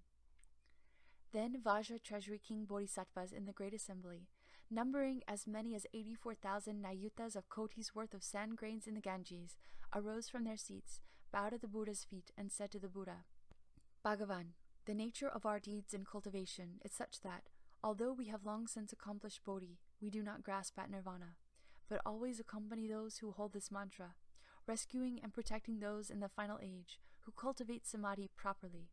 Bhagavan, such people as this, who cultivate their minds and seek proper concentration, whether in the way place or walking about, and even such people who with scattered minds roam and amuse themselves in villages, will be accomplished and protected by us, and our retinue of followers. Although the demon kings and the gods of great comfort will seek to get at them, they will never be able to do so. The smaller ghosts will have to stay 10 yojanas distance from these good people, except for those beings who have decided they want to cultivate dhyana. Bhagavan, if such evil demons or their retinues want to harm or disturb these good people, we will smash their heads to smithereens with our Vajra pistols. We will always help these people to accomplish that." Then Ananda rose from his seat, bowed at the Buddha's feet, and said to the Buddha, "Now that we who are dull and slow, who are fond of erudition, but have not sought to stop the outflows of our minds, have received the Buddha's compassionate instructions, and have attained the proper means to become infused with cultivation, we experience joy in body and mind and obtain tremendous benefit. Bhagavan, for one who cultivates in this way, and is certified as having attained the Buddha's samadhi, but who has not yet reached nirvana, what is meant by the level of dry wisdom? What are the 44 minds? What is the sequence in which one cultivates to reach one's goals? What place must one reach to be said to have entered the grounds? And what is meant by the bodhisattva of equal enlightenment?" Having said this, he made a full prostration, and then the great assembly single-mindedly awaited the sound of the Buddha's compassionate voice as they gazed up unblinkingly with respectful admiration. At that time, the Bhagavan praised Ananda, saying, good indeed, that for the sake of the entire great assembly, and those beings in the final age who cultivate samadhi and seek the Mahayana, you ask to have the unsurpassed proper faith of cultivation that takes one from the level of an ordinary person to final parinirvana, explained and revealed. Listen attentively, and I will speak about it for you." Ananda and everyone in the assembly placed their palms together, cleansed their minds, and silently waited to receive the teaching. The Buddha said, Ananda, you should know that the wonderful nature is perfect and bright, apart from all names and attributes. Basically, there is no world, nor are there any beings. Because of falseness, phenomena come into being. Because phenomena come into being, they also cease to be. Even the terms coming into being and ceasing to be are false. When the false ceases to be, that is known as truth. This is called the Tathagata's unsurpassed Bodhi and great nirvana. These names refer to two kinds of turning around. Ananda, you now wish to cultivate true samadhi and arrive directly at the Tathagata's parinirvana. First, you should recognize that the two upside-down causes of living beings and the world, the non-arising of upside-downness, is the Tathagata's true samadhi. Ananda, what is meant by the upside-downness of beings?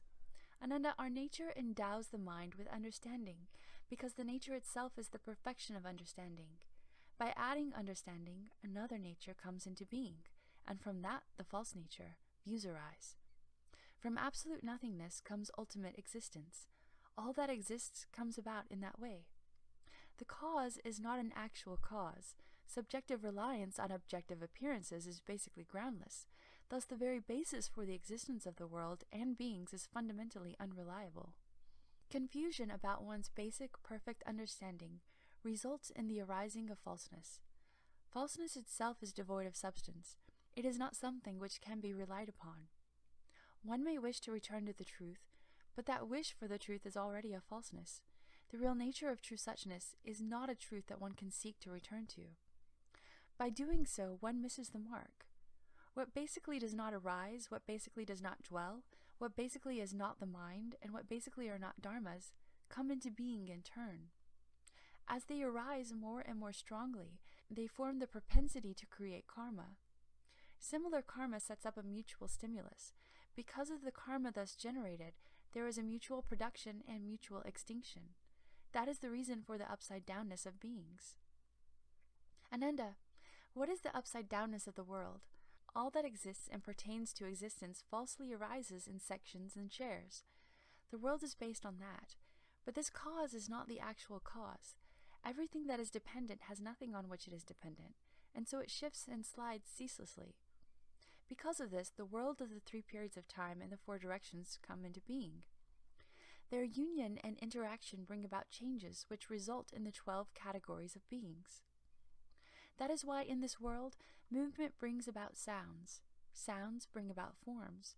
Forms bring about smells. Smells bring about contact. Contact brings about tastes. And tastes bring about awareness of dharmas. The random false thinking resulting from those 6 creates karma. And this continuous revolving becomes the cause of 12 different categories. And so in the world, sounds, smells, tastes, contact, and the like are each transformed throughout the 12 categories to make one complete cycle. Based on that continuously revolving process involving upside-down phenomena, those born from eggs, those born from wombs, those born from moisture, and those born by transformation, beings with form, those without form, those with thought, and those without thought, beings not totally endowed with form, those not totally lacking form, those not totally endowed with thought, and those not totally lacking thought come into being in this world. Ananda, through a continuous process of falseness, the upside-down state of movement occurs in this world. It unites with energy to become 84,000 kinds of random thoughts that either fly up or dive down. From that, eggs come into being and transmigrate throughout the lands as fish, birds, amphibians, and reptiles, so that their kinds abound. Through a continuous process of defilement, the upside-down state of desire occurs in this world.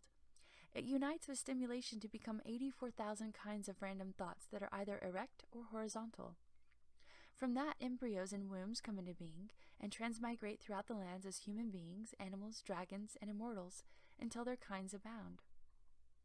Through a continuous process of attachment, the upside-down state of inclination occurs in this world. It unites with warmth to become 84,000 kinds of random thoughts that are vacillating and inverted. From that, organisms in moisture come into being and transmigrate throughout the lands as insects and crawling invertebrates until their kinds abound. Through a continuous process of change, the upside-down state of borrowing occurs in this world. Based on upside-downness, it unites with contact to become 84,000 kinds of random thoughts of new and old. From that, organisms that undergo transformations come into being and transmigrate through the lands as forms of metamorphic flying and crawling creatures, until their kinds abound. Through a continuous process of restraint, the upside-down state of obstruction occurs in this world. It unites with attachment to become 84,000 kinds of random thoughts of refinement and brilliance. From that, animate entities that possess form come into being and transmigrate throughout the lands as auspicious and inauspicious creatures, until their kinds abound. Through a continuous process of annihilation and dispersion, the upside-down state of delusion occurs in this world. It unites with darkness to become 84,000 kinds of random thoughts of obscurity and hiding.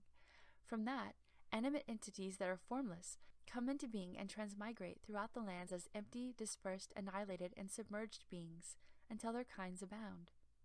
Through a continuous process of illusory imaginings, the upside-down state of shadows occurs in this world. It unites with memory to become 84,000 kinds of random thoughts that are hidden and bound up. From that, animate entities endowed with thought come into being and transmigrate throughout the lands as spirits, ghosts, and devious beings, until their kinds abound. Through a continuous process of dullness and slowness, the upside-down state of stupidity occurs in this world. It unites with obstinacy to become 84,000 kinds of random thoughts that are dry and attenuated. From that, animate entities lacking thought come into being and transmigrate throughout the lands as their vitality and spirit change into earth, wood, metal, or stone, until their kinds abound. Through a continuous process of parasitic interaction, the upside-down state of simulation occurs in this world. It unites with defilement to become 84,000 kinds of random thoughts of according and relying. From that, animate entities not actually endowed with form take on embryonic forms and transmigrate throughout the lands until their kinds abound, as jellyfish that use shrimp for eyes and the like. Through a continuous process of mutual enticement, an upside-down state of nature occurs in this world. It unites with mantras to become 84,000 kinds of random thoughts of reckoning and summoning. From that, animate entities not actually lacking form become formless beings and transmigrate throughout the lands as hidden beings of mantras and incantations, until their kinds abound. Through a continuous process of false unity, the upside-down state of transgression occurs in this world. It unites with unlike formations to become 84,000 kinds of random thoughts of reciprocal interchange. From that, animate entities not actually endowed with thought become beings endowed with thought and transmigrate throughout the lands in such forms as a wasp that turns into a different creature, into its own species and the like, until their kinds abound. Through a continuous process of enmity and harm, the upside-down state of killing occurs in this world. It unites with monstrosities to become 84,000 kinds of random thoughts of devouring one's father and mother. From that, animate entities not actually lacking thought become beings that lack thought and transmigrate throughout the lands, until their kinds abound in such forms as the owl which hatches its young from clods of dirt, and the broken mirror bird, which incubates a poisonous fruit to create its young, whereupon the young of each eat the parents and the like, until their kinds abound. These are the 12 categories of beings. This is the end of Chapter 7.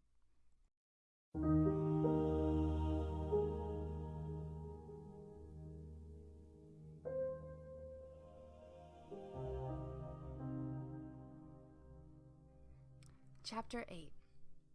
Ananda, each of these categories of beings is replete with all 12 kinds of upside-down states.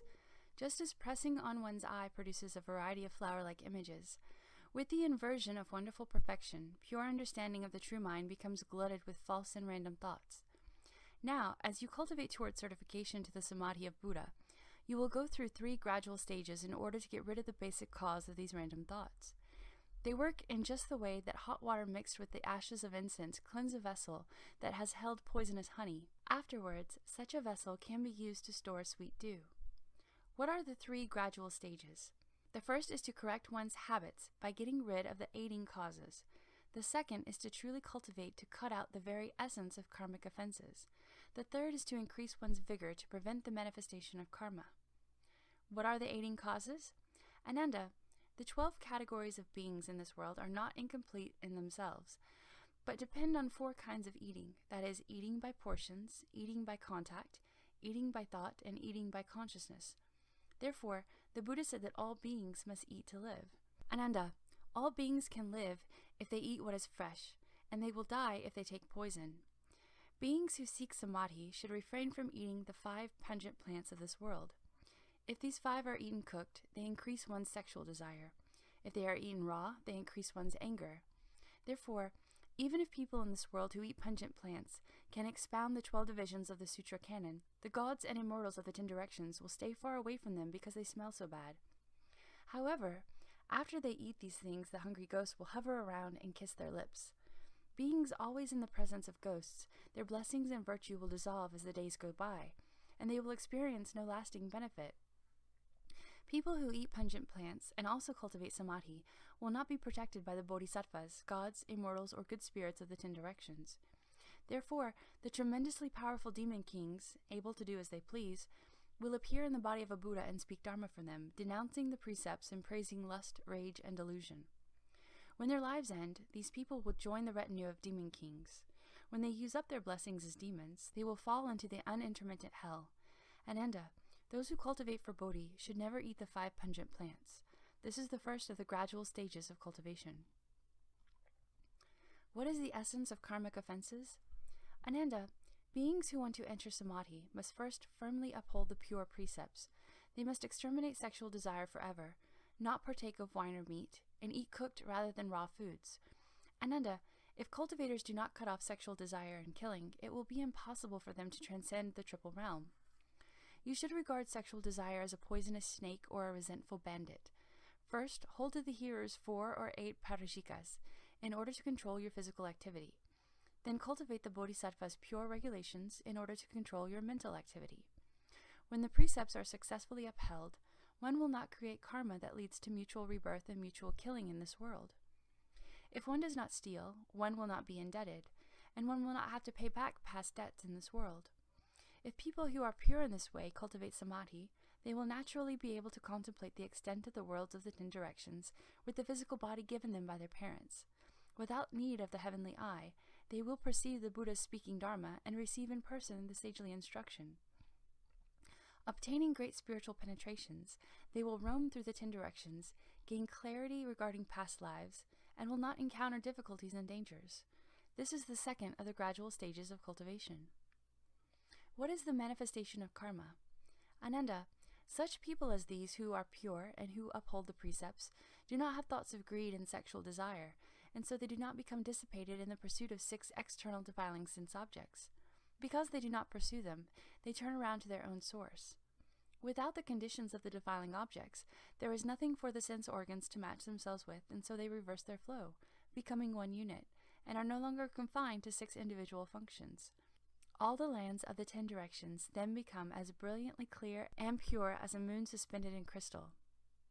Their bodies and minds are blissful as they experience the equality of wonderful perfection, and they attain great peace. The secret perfection and pure wonder of all the Tathagatas appear before them. These people then obtain patience with the non-existence of beings and dharmas. They thereupon gradually cultivate according to their practices until they reside securely in the sagely positions. This is the third of the gradual stages of cultivation. Ananda, these good people's emotional love and desire are withered and dry. The sense organs and sense objects no longer mesh, and so the residual habits do not continue to arise. Recognizing that the attachments of the mind are false, they use only wisdom. That wisdom shines throughout the 10 directions, and this initial wisdom is called the stage of dry wisdom.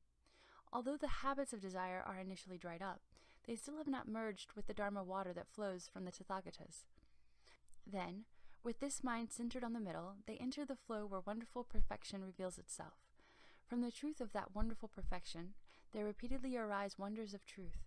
They always dwell in the wonder of faith until all false thinking is completely eliminated and the middle way is totally true. This is called the mind that resides in faith. When true faith is clearly understood, then perfect penetration is total, and the 3 aspects of skandhas, places, and realms are no longer obstructions.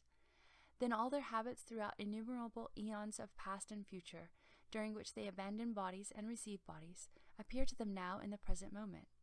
These good people can remember everything and forget nothing. This is called the mind that resides in mindfulness.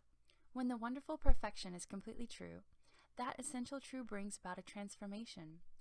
They go beyond the beginningless habits to reach the one essential brightness. Relying solely on this essential brightness, they progress toward true purity. This is called the mind of vigor. The essence of the mind reveals itself as total wisdom. This is called the mind that resides in wisdom. As the wisdom and brightness are held steadfast, a profound stillness pervades everywhere. The stage at which the majesty of the stillness becomes constant and solid is called the mind that resides in samadhi. The light of samadhi emits brightness. When the essence of the brightness enters deeply within, they only advance and never retreat. This is called the mind that is irreversible. When the progress of their minds is secure, and they hold their minds and protect them without loss, they connect with the life breath of the Tathagatas of the 10 directions. This is called the mind that protects the Dharma. Protecting their light of enlightenment, they can use this wonderful force to return to the Buddha's light of compassion and to come back to stand firm with the Buddha. It is like two mirrors that are set facing one another, so that between them the exquisite images interreflect and enter into one another layer upon layer. This is called the mind that makes transferences. With this secret interplay of light, they obtain the Buddha's eternal solidity and unsurpassed wonderful purity. Dwelling in the unconditioned, they know no loss or dissipation. This is called the mind that resides in precepts. Abiding in the precepts with self-mastery, they can roam throughout the 10 directions, going anywhere they wish. This is called the mind that resides in vows. Ananda, these good people use proper expedients to bring forth those 10 minds. The essence of these minds becomes dazzling, and their 10 functions interconnect to a point of single-mindedness. That is called the dwelling of bringing forth the resolve. The discoveries made by that mind are like pure crystal, within which can be seen pure gold. Based on those previous wonderful minds, they step up to this level called the dwelling of the ground of regulation. When the mind on that ground connects with wisdom, both become bright and comprehensive. Traversing the 10 directions then without obstruction is called the dwelling of cultivation. When their conduct is the same as the Buddha's and they connect with the Buddha's spirit, then, like the body between skandhas searching for a father and mother, they penetrate the darkness with a hidden communication and enter the lineage of the Tathagata. That is called the dwelling of noble birth. Since they ride in the womb of the way, they are heirs to enlightenment, just as a mature fetus has developed all human features. That is called the dwelling that is endowed with skill and means. Their physical appearances become those of Buddhas, and their minds the same as well. That is called dwelling in the proper mind. United in body and mind, they grow and mature day by day. That is called dwelling in irreversibility. With the efficacious appearance of 10 bodies, which are simultaneously perfected, they are dwelling as pure youth. Completely developed, they leave the womb and become sons of the Buddha. That is dwelling as a Dharma prince, reaching the fullness of adulthood. They are like a chosen prince to whom a mighty king turns over the affairs of state. Eventually, that eldest son of the Kshatriya king will be ceremoniously anointed on the crown of the head. That is called dwelling and anointing the crown of the head. Ananda, after these good men have become sons of the Buddha, they are replete with the limitlessly many wonderful virtues of the Tathagatas, and they comply and accord with beings throughout the 10 directions. That is called the conduct of happiness. Being well able to accommodate all beings is called the conduct of benefiting. Enlightening themselves and enlightening others without putting forth any resistance is called the conduct free of anger. Then they undergo birth in various forms continuously to the bounds of the future. Practicing that equally throughout the 3 periods of time and pervading the 10 directions is called the conduct continued endlessly. When everything is equally in accord, one never makes mistakes among the various Dharma doors. That is called the conduct of freedom from deluded confusion. Then, within what is identical, myriad differences appear. Yet within the different appearances, an identity can be perceived. That is called the conduct of wholesome manifestation. That continues until it includes all particles of dust that fill up empty space throughout the 10 directions. In each and every mote of dust, there appear the worlds of the 10 directions, and yet the appearance of dust motes and the appearance of worlds do not interfere with one another. That is called the conduct of non-attachment. Everything that appears before one becomes a foremost paramita. That is called the conduct of veneration. With such perfect fusion, one can model oneself after all the Buddhas of the 10 directions. That is called the conduct based on wholesome dharmas. As each and every one of those becomes pure and without outflows, they merge into a singular path, unconditioned, That is the essence of nature. That is called the conduct of reality. Ananda, when these good men, replete with spiritual penetrations, have done the Buddha's work and are totally pure and absolutely true, they can remain distant from obstacles and calamities. Then they take beings across without being attached to the idea of taking them across. They direct the unconditioned mind toward the path of nirvana. That is called the transference of saving and protecting living beings while apart from the appearance of living beings. Destroying what should be destroyed and remaining far removed from what should be left behind is called the transference of indestructibility. Fundamental enlightenment is profound indeed, and enlightenment on a level with Buddha's enlightenment, that is called the transference of sameness with all Buddhas. When absolute truth is discovered, their level is like the level of Buddhas. That is called the transference of reaching all places. Worlds and Tathagatas include one another without any obstruction. That is called the transference of a treasury of inexhaustible merit and virtue. Since their level is like the Buddhas, each and every cause they create at that level is pure. Based on the dispersing of such causes, they go straight down the path to nirvana. That is called the transference of the good roots of following what is basically identical. When true roots are set down, then all beings in the 10 directions are my own nature. Not a single being is lost, and this nature is successfully perfected. That is called the transference of following the impartial contemplation of all beings. Being identical with all dharmas, yet apart from all phenomena, they are not attached to either the identity or the separation. That is called the transference of the appearance of true suchness. That which is thus is truly obtained, and there is no obstruction throughout the 10 directions. That is called the transference of the unfettered liberation. When the virtue of the nature is perfectly realized, the boundaries of the Dharma realm are destroyed. That is called the transference of the limitless of the Dharma realm. Ananda, when these good men have completely purified these 41 minds, they further accomplish 4 kinds of wonderfully perfect aiding practices. The enlightenment of a Buddha is just about to become a function of their own minds. It is on the verge of emerging, but has not yet emerged, and so it can be compared to the point just before wood ignites when it is drilled to produce fire. That is called the level of heat. They continue on with their own minds to tread where the Buddhas tread, as if relying and yet not. It is as if they were climbing a lofty mountain to the point where their bodies are in space, but there remains a slight obstruction beneath them. That is called the level of the summit. When the mind and the Buddha are two and yet the same, they have well obtained the middle way. They are like someone who endures something when it seems impossible to either hold it in or let it go. That is called the level of patience. When numbers and limits are gone, no such designations as the middle way or as confusion and enlightenment are made. That is called the level of being first in the world. Ananda, these good men have successfully penetrated through to great Bodhi. Their enlightenment reaches through to the Tathagatas. They have fathomed the state of Buddhahood. That is called the ground of happiness. The differences enter into identity. Even the notion of identity is gone. That is called the ground of leaving filth. At the point of ultimate purity, brightness comes forth. That is called the ground of emitting light. When the brightness becomes ultimate, enlightenment is full. That is called the ground of blazing wisdom. No identity or difference can be attained. That is called the ground of invincibility. With unconditioned true suchness, the nature is spotless, and brightness is revealed. That is called the ground of manifestation. Coming to the farthest limits of true suchness is called the ground of traveling far. The single mind of true suchness is called the ground of immovability. Bringing forth the function of true suchness is called the ground of good wisdom. Ananda, all bodhisattvas beyond this point have completed their cultivation and have perfected their merit and virtue, and so this ground is called the level of cultivation. Then a wonderful cloud of compassion hovers over the sea of nirvana. That is called the ground of the Dharma cloud. The Tathagatas counter the flow as the bodhisattvas thus reach this point through compliance with practice. Their enlightenment is about to meet that of the Buddhas. It is therefore called equal enlightenment. Ananda, the enlightenment which encompasses the mind of dry wisdom through to the culmination of equal enlightenment is awakening within the Vajra mind. That constitutes the level of initial dry wisdom. Thus there are totals of 12 single and grouped levels.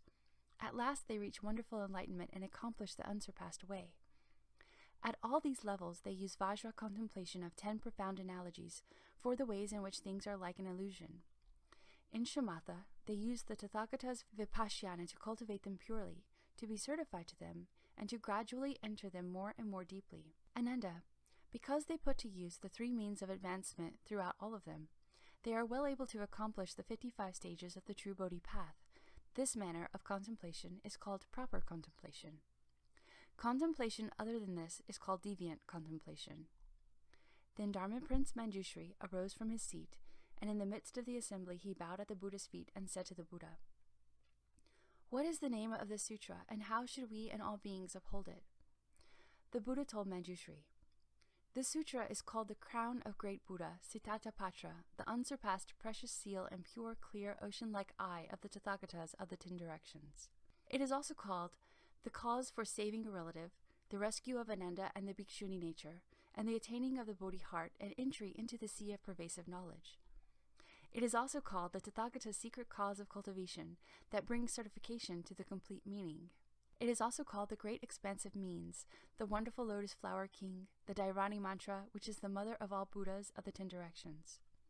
It is also called the foremost Shurangama, sections and phrases for anointing the crown of the head and all Bodhisattva's myriad practices.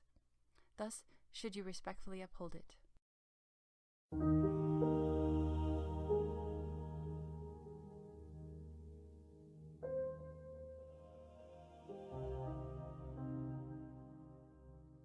In-depth explanation on causes and retributions. After that was said, Ananda and all the great assembly immediately received the Tathagata's instruction in the secret seal, the meaning of Patra, and heard these names for the complete meaning of the sutra. They were suddenly enlightened to dhyana, advanced in their cultivation to the sagely position, and increased their understanding of the wonderful principle.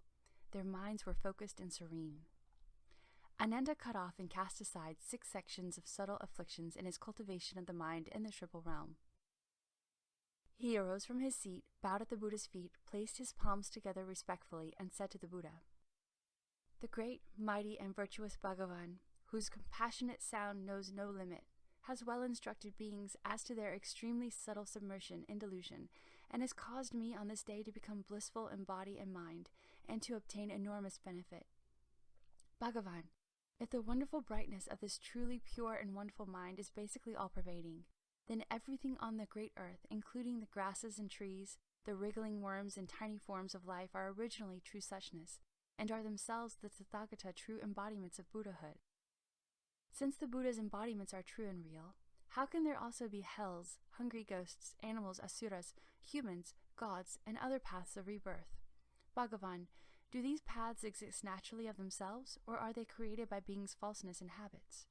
Bhagavan, the Bhikshuni precious lotus fragrance, for example, received the Bodhisattva precepts and then indulged in lustful desire, recklessly saying that sexual acts did not involve killing or stealing, and they carried no karmic retribution. But after saying that, her female organs caught fire, and then the raging blaze spread throughout all her joints as she fell into the unintermittent hell alive. And there were the mighty King Crystal and the Bhikshu Good Stars. Crystal exterminated the Gautama clan, and Good Stars recklessly said that all dharmas are empty. They both sank into the unintermittent hell alive. Are these hells fixed places, or do they arise spontaneously?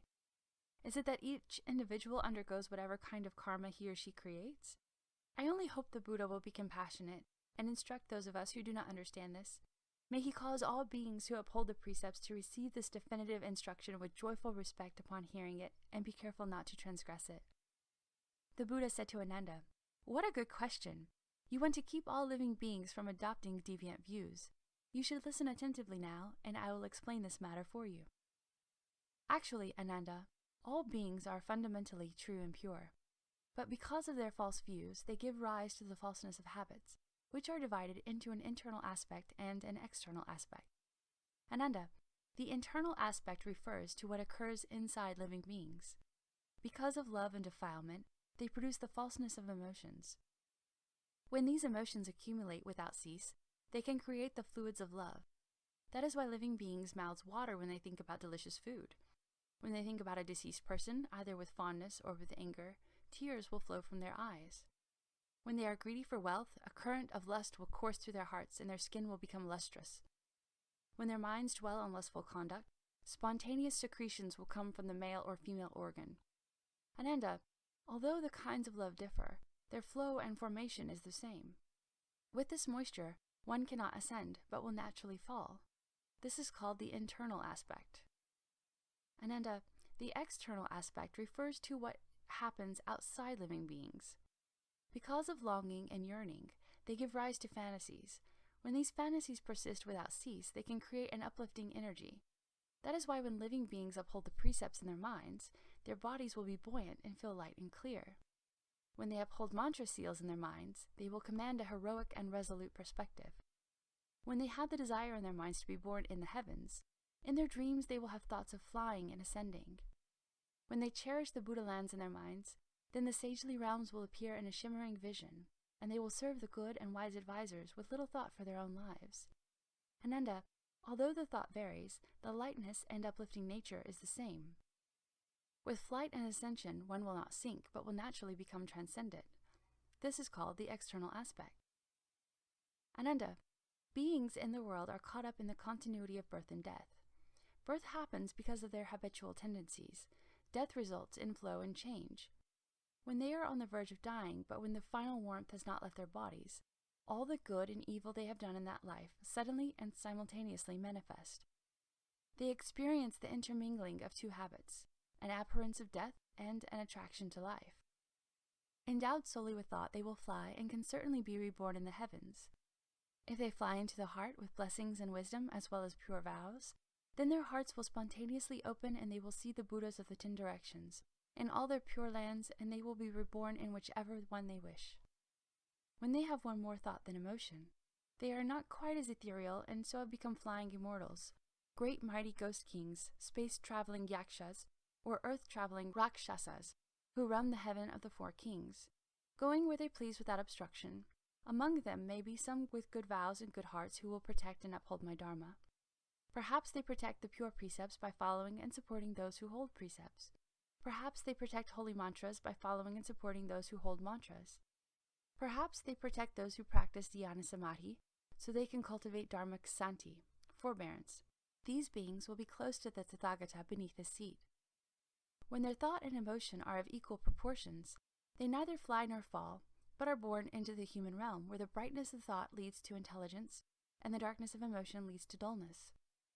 When they have more emotion than thought, they enter the animal realm. With heavier emotion, they become fur-bearing beasts. With lighter emotion, they become winged creatures. When they have 70% emotion and 30% thought, they fall beneath the wheel of water and are bordering on the wheel of fire, where they experience the full force of the raging blaze. In the bodies of hungry ghosts, they are constantly burned to a crisp.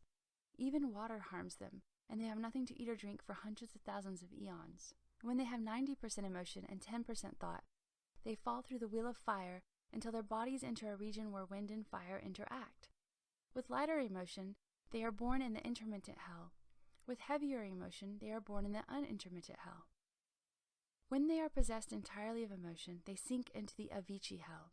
If in their minds they slander the Mahayana, defame the Buddha's pure precepts, irrationally speak Dharma, are greedy for offerings from the faithful, recklessly accept the respect of others, commit the 5 rebellious acts and the 10 major offenses, then they are further reborn in the Avicii hell throughout the 10 directions. Although one receives one's due according to the evil karma one has created, a group can undergo an identical lot, and there are definite places where it occurs. Ananda, it all comes from the karmic responses which living beings themselves invoke. They create 10 habitual causes and undergo 6 interacting retributions. What are the 10 causes? Ananda, the first consists of the habit of lustful intercourse, which gives rise to mutual rubbing.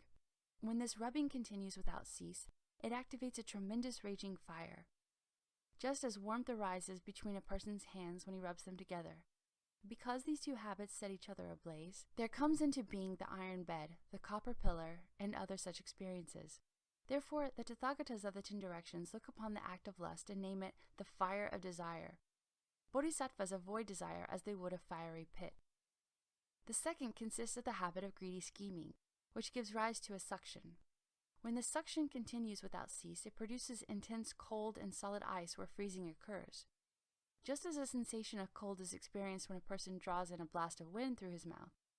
Because these two habits clash together, there comes into being cold hells such as chattering, whimpering, and shuddering, blue, red, and white lotuses, and other such experiences. Therefore, the Tathagatas of the 10 directions look upon excessive seeking and name it the water of greed. Bodhisattvas avoid greed as they would a sea of pestilence. The third consists of habits of arrogance and resulting friction, which gives rise to mutual intimidation. When it accelerates without cease, it produces torrents and rapids which create restless waves of water. Just as water is produced when a person continually works his tongue in an effort to taste flavors. Because these two habits incite one another, there comes into being a river of blood, the river of ashes, the burning sand, the poisonous sea, the molten copper which is forced down one's throat, and other such experiences. Therefore, the Tathagatas of the 10 directions look upon self-satisfaction and name it drinking the water of stupidity. Bodhisattvas avoid arrogance as they would a huge deluge. The fourth consists of habits of hatred, which give rise to mutual defiance. When this defiance binds one without cease, one's heart becomes so hot that it catches fire, and the molten vapors turn into metal. From it is produced the mountain of knives, the iron cudgel, the tree of swords, the wheel of swords, axes and halberds, and spears and saws. It is like when a person harbors a grudge and the urge to kill surges forth. Because these two habits clash with one another, there comes into being castration and hacking, beheading and mutilation, filing and sticking, flogging and beating, and other such experiences. Therefore, the Tathagatas of the 10 directions look upon hatred and name it sharp knives and swords. Bodhisattvas avoid hatred as they would a massacre. The fifth consists of habits of deception and misleading involvements which give rise to mutual guile. When such maneuvering continues without cease, it produces ropes for strangling and wood for imprisoning. It is like how grass and trees grow in an irrigated field. Because the two habits perpetuate one another, there comes into being handcuffs and fetters, canes and locks, whips and clubs, sticks and cudgels, and other such experiences. Therefore, the Tathagatas of the 10 directions look upon deception and name it a treacherous crook. Bodhisattvas fear deception as they would a savage wolf. The sixth consists of the habit of lying combined with continual fraudulence, which gives rise to mutual cheating. When false accusations continue without cease, one becomes adept at corruption. From this there comes into being such filthy impurities as dirt, excrement, and urine. It is like the obscuring of one's vision when the dust is stirred up by the wind. Because these two habits augment one another, there come into being sinking and drowning, tossing and pitching, flying and falling, floating and submerging, and other such experiences. Therefore, the Tathagatas of the 10 directions look upon lying and name it robbery and murder. Bodhisattvas regard lying as they would treading on a venomous snake.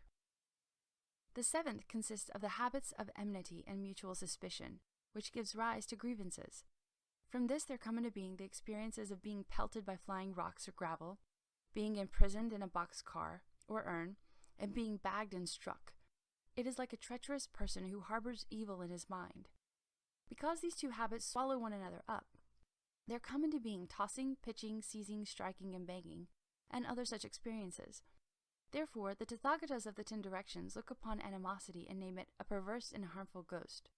Bodhisattvas regard animosity as they would drinking poisonous wine.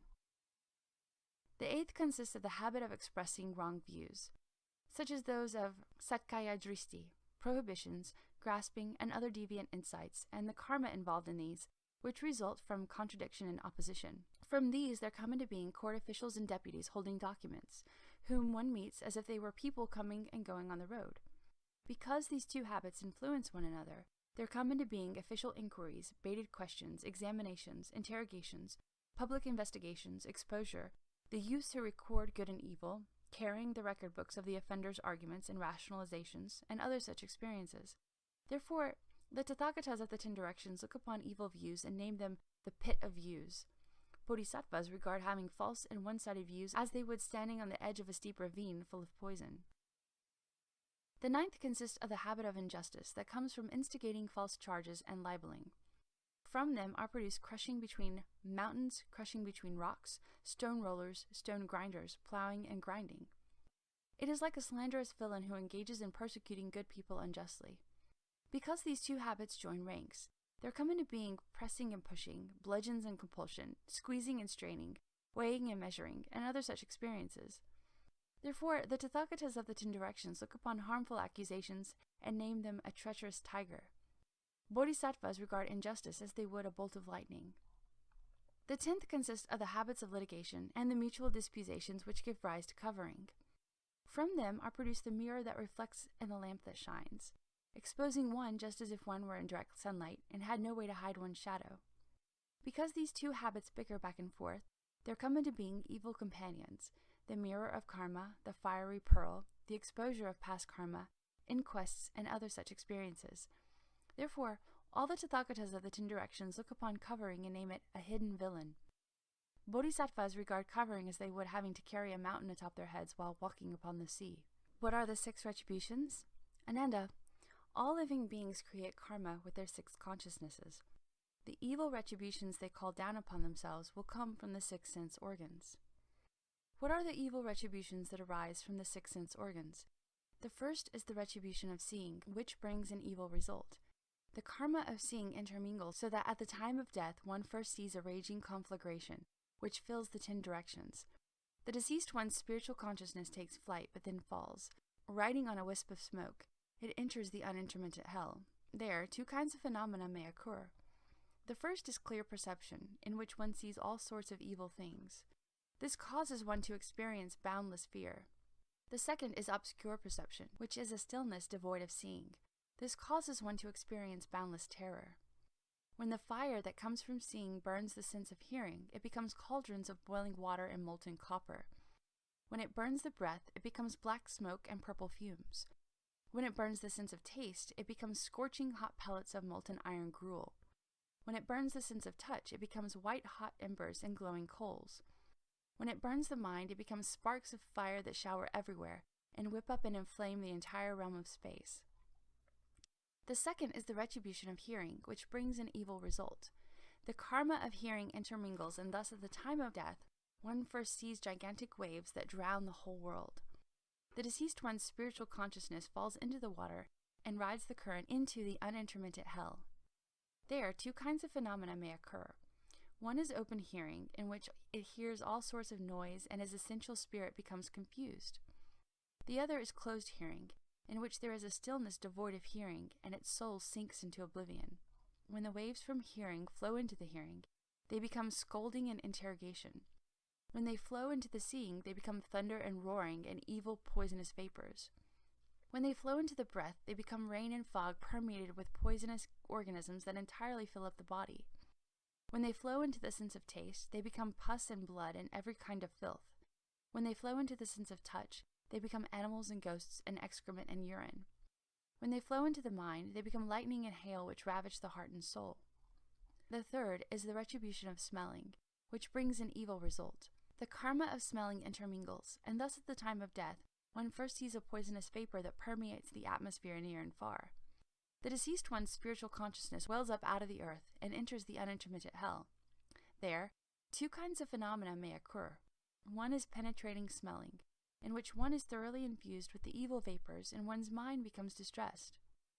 The other is blocked smelling, in which one's breath is cut off and there is no passage, and one lies stifled and suffocating on the ground.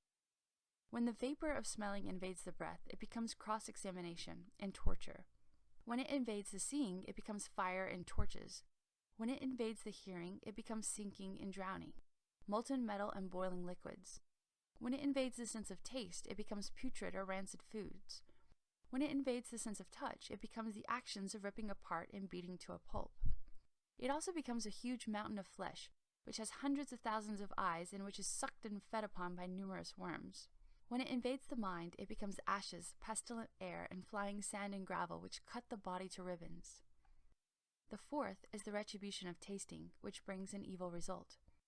This karma of tasting intermingles, and thus at the time of death one first sees an iron net ablaze with raging fire that covers over the entire world. The deceased one's spiritual consciousness passes down through this hanging net, and suspended upside down it enters the unintermittent hell. There, 2 kinds of phenomena may occur. One is a sucking air which congeals into ice so that it freezes the flesh of his body until it bursts open. The other is a spitting blast of air which spews out a raging fire that roasts his bones and marrow to a crisp. When the tasting of flavors passes through the sense of taste, it becomes what must be acknowledged and what must be endured. When it passes through the seeing, it becomes burning metal and stones. When it passes through the hearing, it becomes sharp weapons and knives. When it passes through the sense of smell, it becomes a vast iron cage that encloses the entire land. When it passes through the sense of touch, it becomes bows and arrows, crossbows and darts.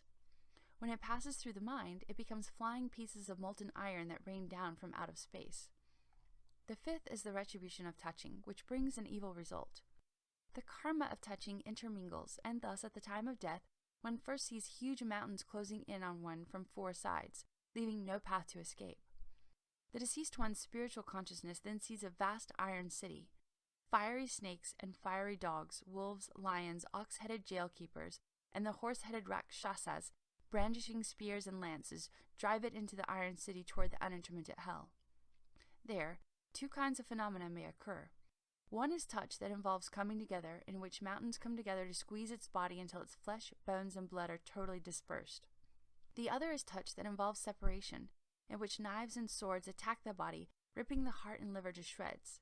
When this touching passes through the sensation of touch, it becomes colliding, striking, stabbing, and piercing. When it passes through the seeing, it becomes burning and scorching. When it passes through the hearing, one hears the sounds on the path to the hells, at the gate of the hells, and in the courts of trial. When it passes through the sense of smell, it becomes enclosures, bags, interrogation, and binding up. When it passes through the sense of taste, it becomes plowing, pinching, chopping, and severing. When it passes through the mind, it becomes falling, flying, frying, and broiling. The sixth is the retribution of thinking, which brings an evil result. The karma of thinking intermingles, and thus at the time of death one first sees a foul wind which devastates the land. The deceased one's spiritual consciousness is blown up into space, and then spiraling downward, it rides that wind straight into the unintermittent hell. There, two kinds of phenomena may occur. One is extreme confusion, which causes it to be frantic and to race about ceaselessly. The other is not confusion, but rather an acute awareness which causes it to suffer from endless roasting and burning, the extreme pain of which is difficult to bear. When this deviant thought combines with thinking, it becomes locations and places. When it combines with seeing, it becomes inspection and testimonies. When it combines with hearing, it becomes huge crushing rocks, ice and frost, dirt and fog. When it combines with smelling, it becomes a great fiery car, a fiery boat, and a fiery jail.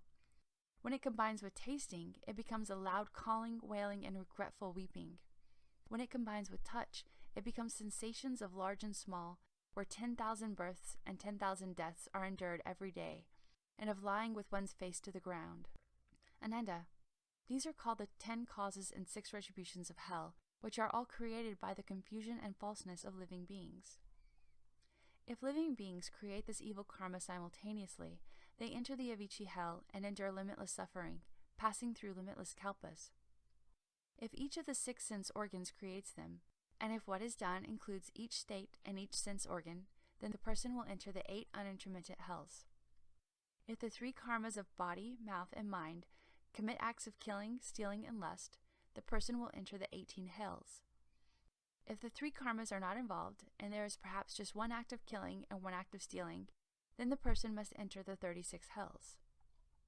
If the sense organ of sight alone commits just 1 karmic offense, then the person must enter the 108 hells. Because of this, living beings who do certain things create certain karma, and so in the world they enter collective hells, which arise from false thinking and which originally are not there at all. And then, Ananda, after the living beings who have slandered and broken the precepts, violated the bodhisattva precepts, slandered the Buddha's nirvana, and created various kinds of karma, passed through many kalpas of being burned in the inferno, they finally finish paying for their offenses and are reborn as ghosts. If greed for material objects was the original cause that made the person commit offenses, then after he has finished paying for his crimes, he will take shape when he encounters material objects and will become a strange ghost. If it was indulgence in lust that made the person commit offenses, then after he has finished paying for his crimes, he will take shape when he encounters the wind and will become a drought ghost. If it was indulgence in lying that made this person commit offenses, then after he has finished paying for his crimes, he will take shape when he encounters animals and will become a May ghost. If it was hatred that made the person commit offenses, Then after he has finished paying for his crimes, he will take shape when he encounters worms and insects, and will become a goo poison ghost. If it was the harboring of grudges that made the person commit offenses, then after he has finished paying for his crimes, he will take shape when he encounters degeneration and will become a pestilence ghost. If it was arrogance that made the person commit offenses, then after he has finished paying for his crimes, he will take shape when he encounters gases and will become a hungry ghost. If it was injustice to others that made the person commit offenses, then after he has finished paying for his crimes, he will take shape when he encounters darkness and will become a paralysis ghost. If it was attachment to wrong views that made the person commit offenses, then after he has finished paying for his crimes, he will take shape when he encounters essential energy and will become a Wang Liang ghost. If it was deception that made the person commit offenses, then after he has finished paying for his crimes, he will take shape when he encounters brightness and will become a servant ghost. If it was the practice of forming factions that made the person commit offenses, then after he has finished paying for his crimes, he will take shape when he encounters people and will become a messenger ghost. Ananda, such a person's fall is due to his totally emotional level of functioning. When his karmic fire has burned out, he will rise up to be reborn as a ghost. This is occasioned by his own karma of false thinking. If he awakens to Bodhi, then in the wonderful perfect brightness, there isn't anything at all. Moreover, Ananda, when his karma as a ghost is ended, and the consequences of his emotion and thought are over, he comes into the world to meet his creditors and to settle his accounts with them. He is born as an animal to repay his debts from past lives. The retribution of the strange ghost of material objects is finished when the object is destroyed and it is reborn in the world, usually as a species of owl.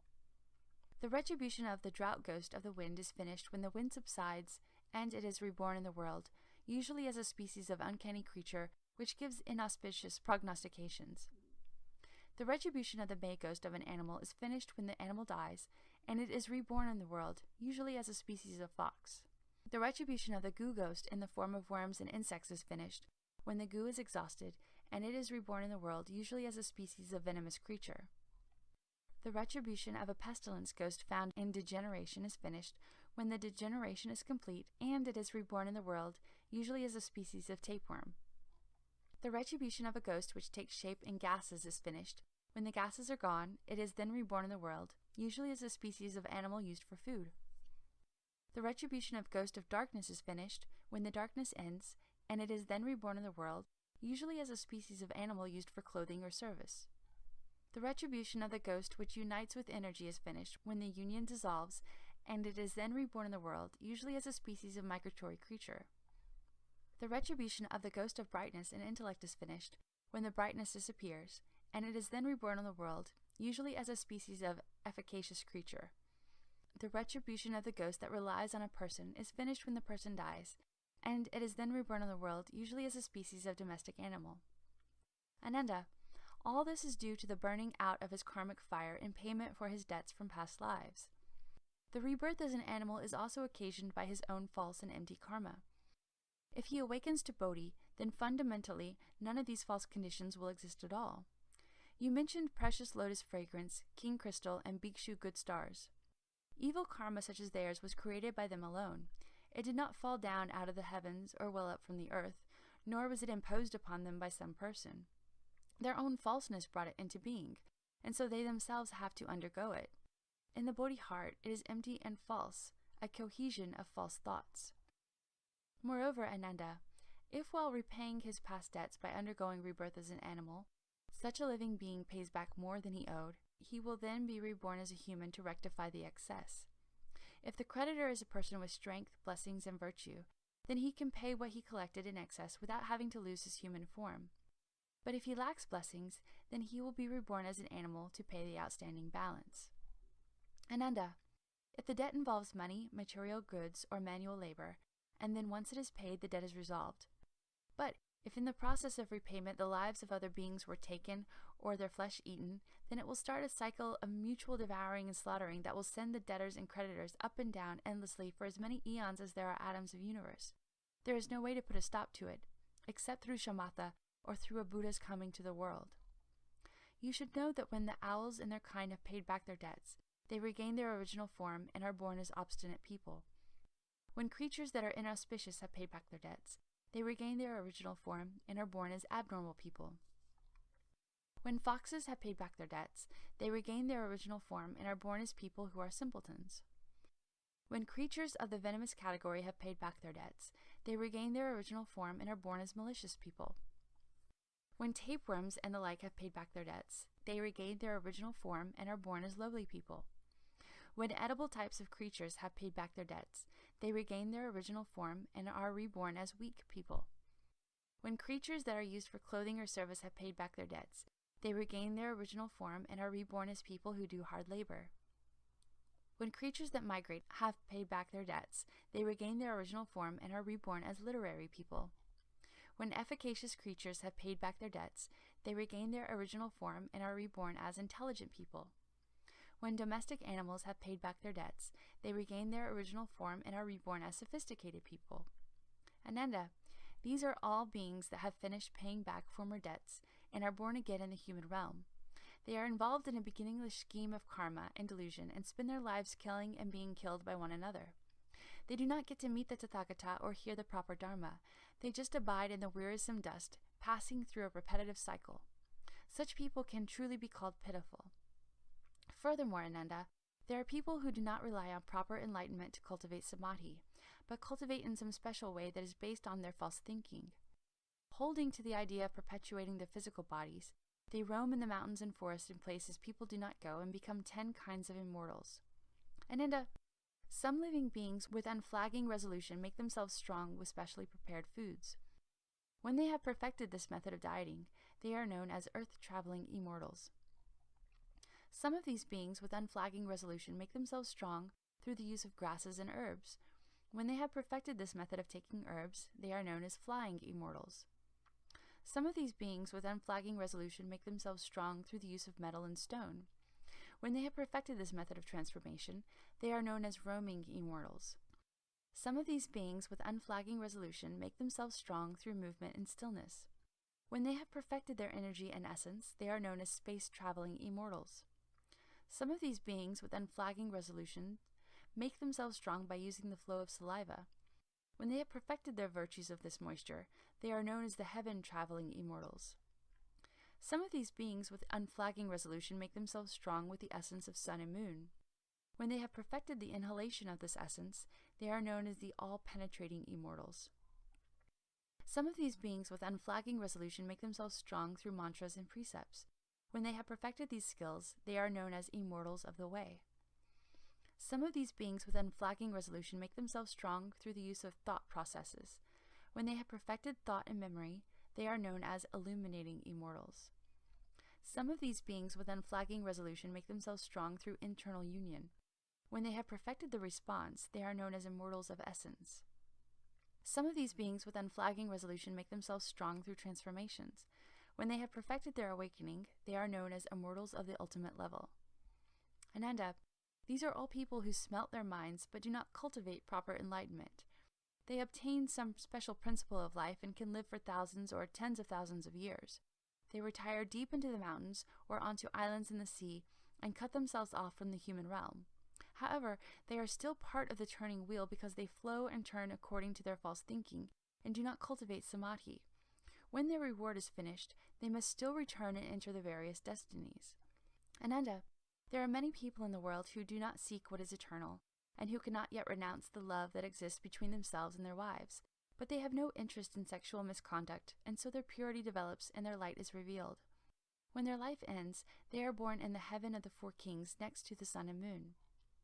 Those whose sexual love for their wives is slight, but who have not yet obtained the complete purity when dwelling in solitude, transcend the light of sun and moon at the end of their lives, and reside at the summit of the human realm. Such people are born in the Triyastrimsha heaven. Those who become temporarily involved when they meet with desire, but who do not dwell upon it when it is finished, and who, while in the human realm, are active less and quiet more, abide at the end of their lives in light and emptiness, where the illumination of sun and moon does not reach.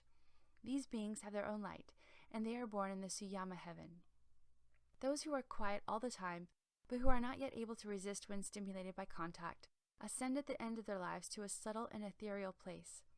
They will not be drawn into the lower realms. The destruction of the realms of humans and gods and the 3 disasters at the end of the Kalpa will not reach them, for they are born in the Tushita heaven. Those who are devoid of desire, but who will engage in it for the sake of their partner, even though to them the experience is as flavorless as chewing wax, are born at the end of their lives in the transcendental place of transformations. They are born in the Nirmana Rataya heaven, bliss by transformation heaven. Those who have no worldly thoughts while doing what worldly people do, who are lucid beyond such activity while involved in it, are capable at the end of their lives of entirely transcending states where transformations may be present or absent. They are born in the Paranamita Vasavartan, comfort from others' transformations heaven. Ananda, although the beings in the 6 heavens have physically transcended desire, traces of it still remain in their minds. The levels of existence so far discussed are known as the realm of desire. This is the end of Chapter 8.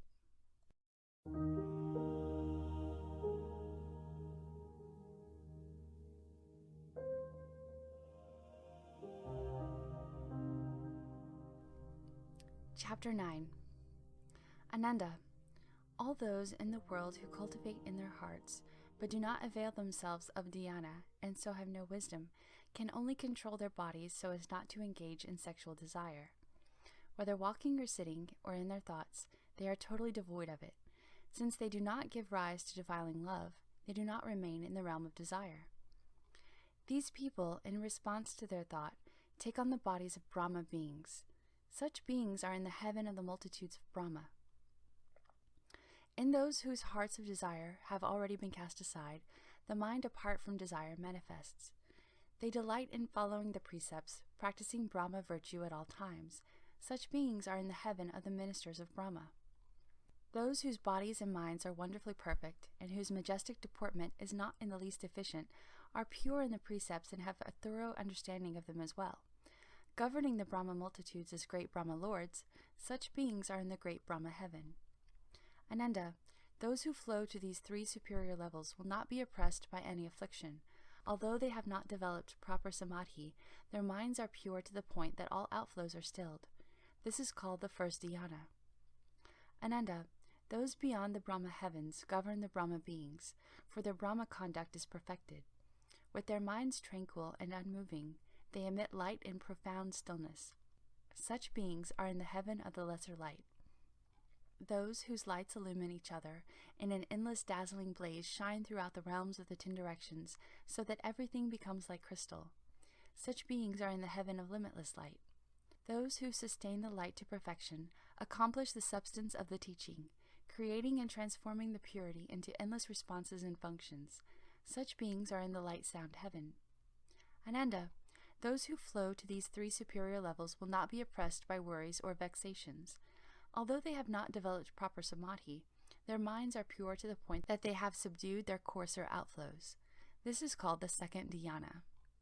Ananda, heavenly beings for whom the perfection of light has become sound, and who further open out the sound to disclose its wonder, arrive at a more vigorous level of practice. Arriving at the bliss of still extinction, such beings are in the heaven of lesser purity. Those in whom the state of purity is emptied experience the boundlessness of light ease in their bodies and minds, and they have accomplished the bliss of still extinction. Such beings are in the heaven of limitless purity. Those for whom the world, the body, and the mind are all perfectly pure have accomplished the virtue of purity, and they consider this to be a superior abode in which they can return to the bliss of still extinction. Such beings are in the heaven of pervasive purity. Ananda, those who flow to these 3 superior levels will be replete with great compliance. Their bodies and minds are at peace, and they obtain limitless bliss. Although they have not obtained genuine samadhi, the joy within the tranquility of their minds is total. This is called the third dhyana. Moreover, Ananda, heavenly beings whose bodies and minds are not oppressed, put an end to the cause of suffering and realize that bliss is not permanent, that sooner or later it will come to an end. They resolutely renounce both thoughts of suffering and thoughts of bliss. Their coarse afflictions vanish, and pure blessings arise. Such beings are in the heaven of the birth of blessings. Those whose renunciation of these thoughts is perfected gain a purity of superior understanding. Within these unimpeded blessings they obtain a wonderful compliance that extends to the bounds of the future. Such beings are in the blessed love heaven. Ananda, From that heaven there are 2 ways to go: those who extend the previous thought into limitless pure light, and those who perfect their blessings and virtue, cultivate and are certified to one of these dwellings. Such beings are in the vast fruit heaven.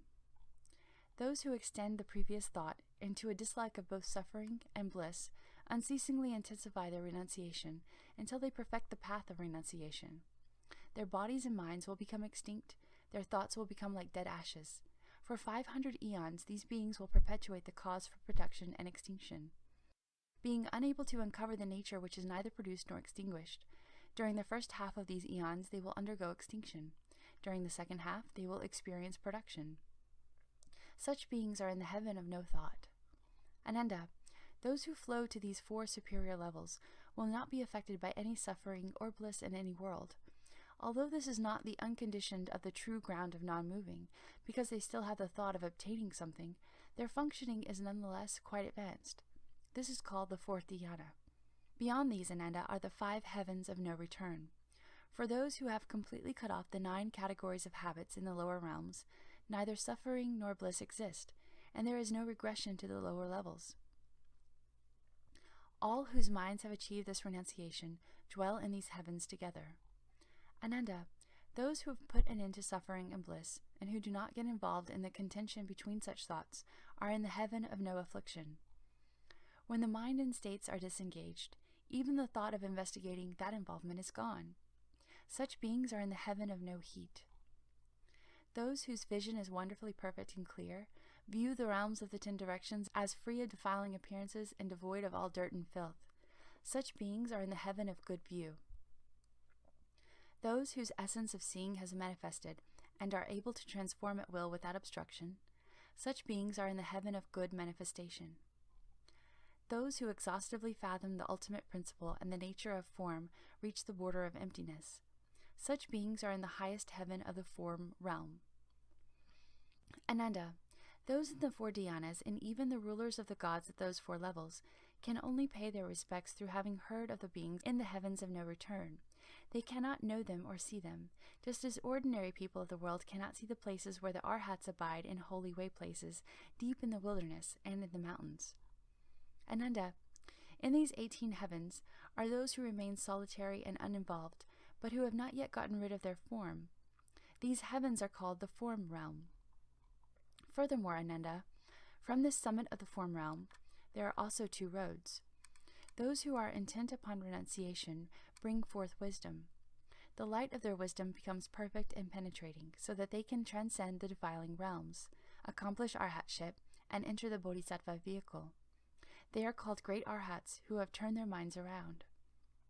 Those who dwell in the thought of renunciation, and who succeed in renunciation and rejection, realize that their bodies are an obstacle. If they thereupon obliterate the obstacle and enter into emptiness, they are at the station of emptiness. For those who have eradicated all obstacles, there is neither obstruction nor extinction. Then there remains only the alaya consciousness and half of the subtle functions of the manas. These beings are at the station of boundless consciousness. Those who have already done away with emptiness and form eradicate the conscious mind as well. In the extensive tranquility of the 10 directions, there is nowhere at all to go.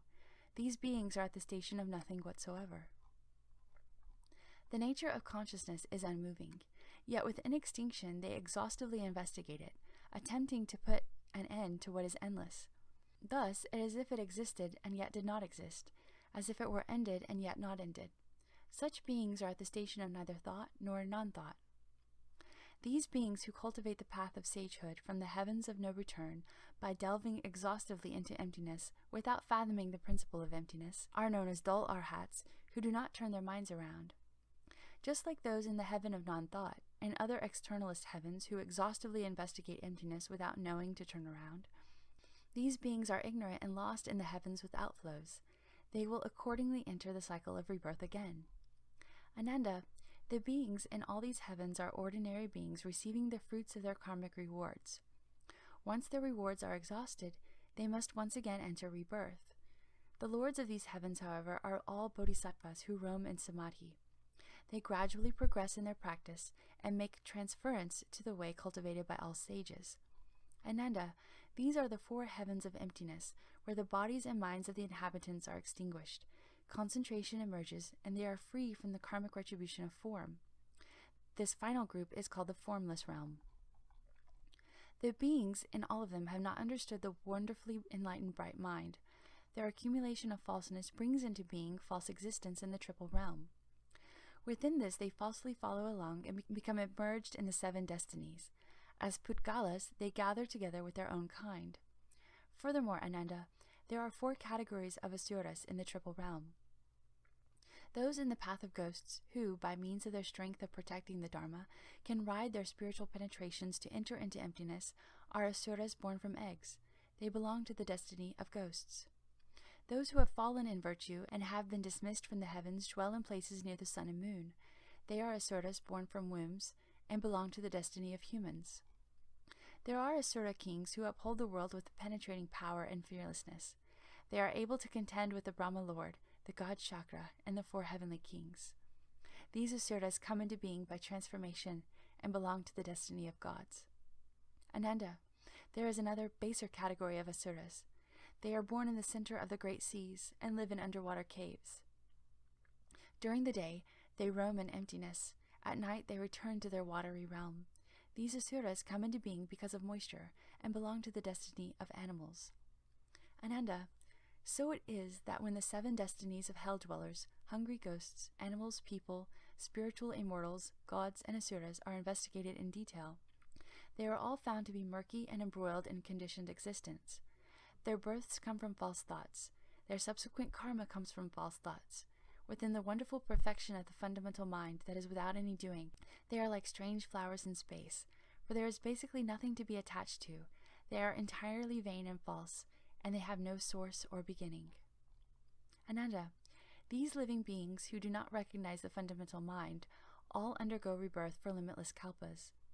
They do not attain true purity because they keep getting involved in killing, stealing, and lust, or because they counter them and are born according to their not killing, not stealing, or lack of lust. If these 3 karmas are present in them, they are born among the troop of ghosts. If they are free of these 3 karmas, they are born in the destiny of gods. The incessant fluctuation between the presence and absence of these 3 karmas gives rise to the cycle of rebirth. For those who are able to bring forth samadhi, neither the presence nor the absence of these karmas exist in that eternal stillness. Even their non-existence is done away with. Since the lack of killing, stealing, and lust is non-existent, how could there be actual involvement in deeds of killing, stealing, and lust? Ananda, those who do not cut off the 3 karmas each have their own private share. Because each has a private share, private shares come to be accumulated, making collective portions. They are not without a fixed source, for they arise from falseness. Since they arise from falseness, they are basically without a cause, and thus they cannot be traced precisely. You should warn cultivators that they must get rid of these 3 delusions if they want to cultivate Bodhi. If they do not put an end to these 3 delusions, then even the spiritual penetrations they may attain are merely a worldly conditioned function. If they do not extinguish these habits, they will fall into the path of demons. Although they wish to cast out the false, they become doubly deceptive instead. The Tathagata says that such beings are pitiful. You have created this falseness yourself. It is not the fault of Bodhi. An explanation such as this is proper speech. Any other explanation is the speech of demon kings.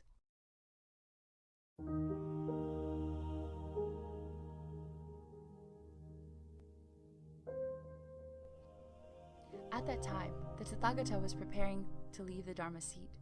From the lion throne, he extended his hand out and placed it on a small table, wrought of the 7 precious things. But then he turned his body, which was the color of purple golden mountains, and leaned back, saying to everyone in the assembly and to Ananda, "Those of you with more to learn, those enlightened by conditions, and those who are hearers, have now turned your minds to pursue the attainment of Supreme Bodhi, the unsurpassed wonderful enlightenment. I have already taught you the true method of cultivation. You are still not aware of the subtle demonic events that can occur when you cultivate shamatha vipassana. If you cannot recognize a demonic state when it appears, it is because the cleansing of your mind has not been proper. You will then be engulfed by deviant views. You may be troubled by a demon from your own skandhas, or a demon from the heavens, or you may be possessed by a ghost or spirit, or you may encounter a mountain spirit, Lime. If your mind is not clear, you will mistake a thief for your own son. It is also possible to feel satisfied after a small accomplishment, like the unlearned bhikshu who reached the 4th dhyana and claimed that he had realized sagehood. When his celestial reward ended and the signs of decay appeared, he slandered arhatship as being subject to birth and death, and thus he fell into the Avicii hell. You should pay attention. I will now explain this for you in detail. Ananda stood up, and with the others in the assembly who had more to learn, bowed joyfully. They quieted themselves in order to listen to the compassionate instructions. The Skanda demons of 50 classes. The Buddha told Ananda and the whole assembly, "You should know that the 12 classes of living beings in this world of outflows are endowed with a wonderfully bright fundamental enlightenment, the enlightened, perfect substance of the mind, which is not different from that of the Buddhas of the 10 directions. Due to the fault of false thinking and confusion about the truth, infatuation arises and makes your confusion all-pervasive. Consequently, an emptiness arises. Worlds come into being as that confusion is ceaselessly transformed. Therefore, the lands that are not without outflows, as numerous as atoms of universe throughout the 10 directions, are all created as a result of confusion, dullness, and false thinking. You should know that the space created in your heart is like a wisp of cloud that dots the vast sky. How much smaller must all the worlds within that space be?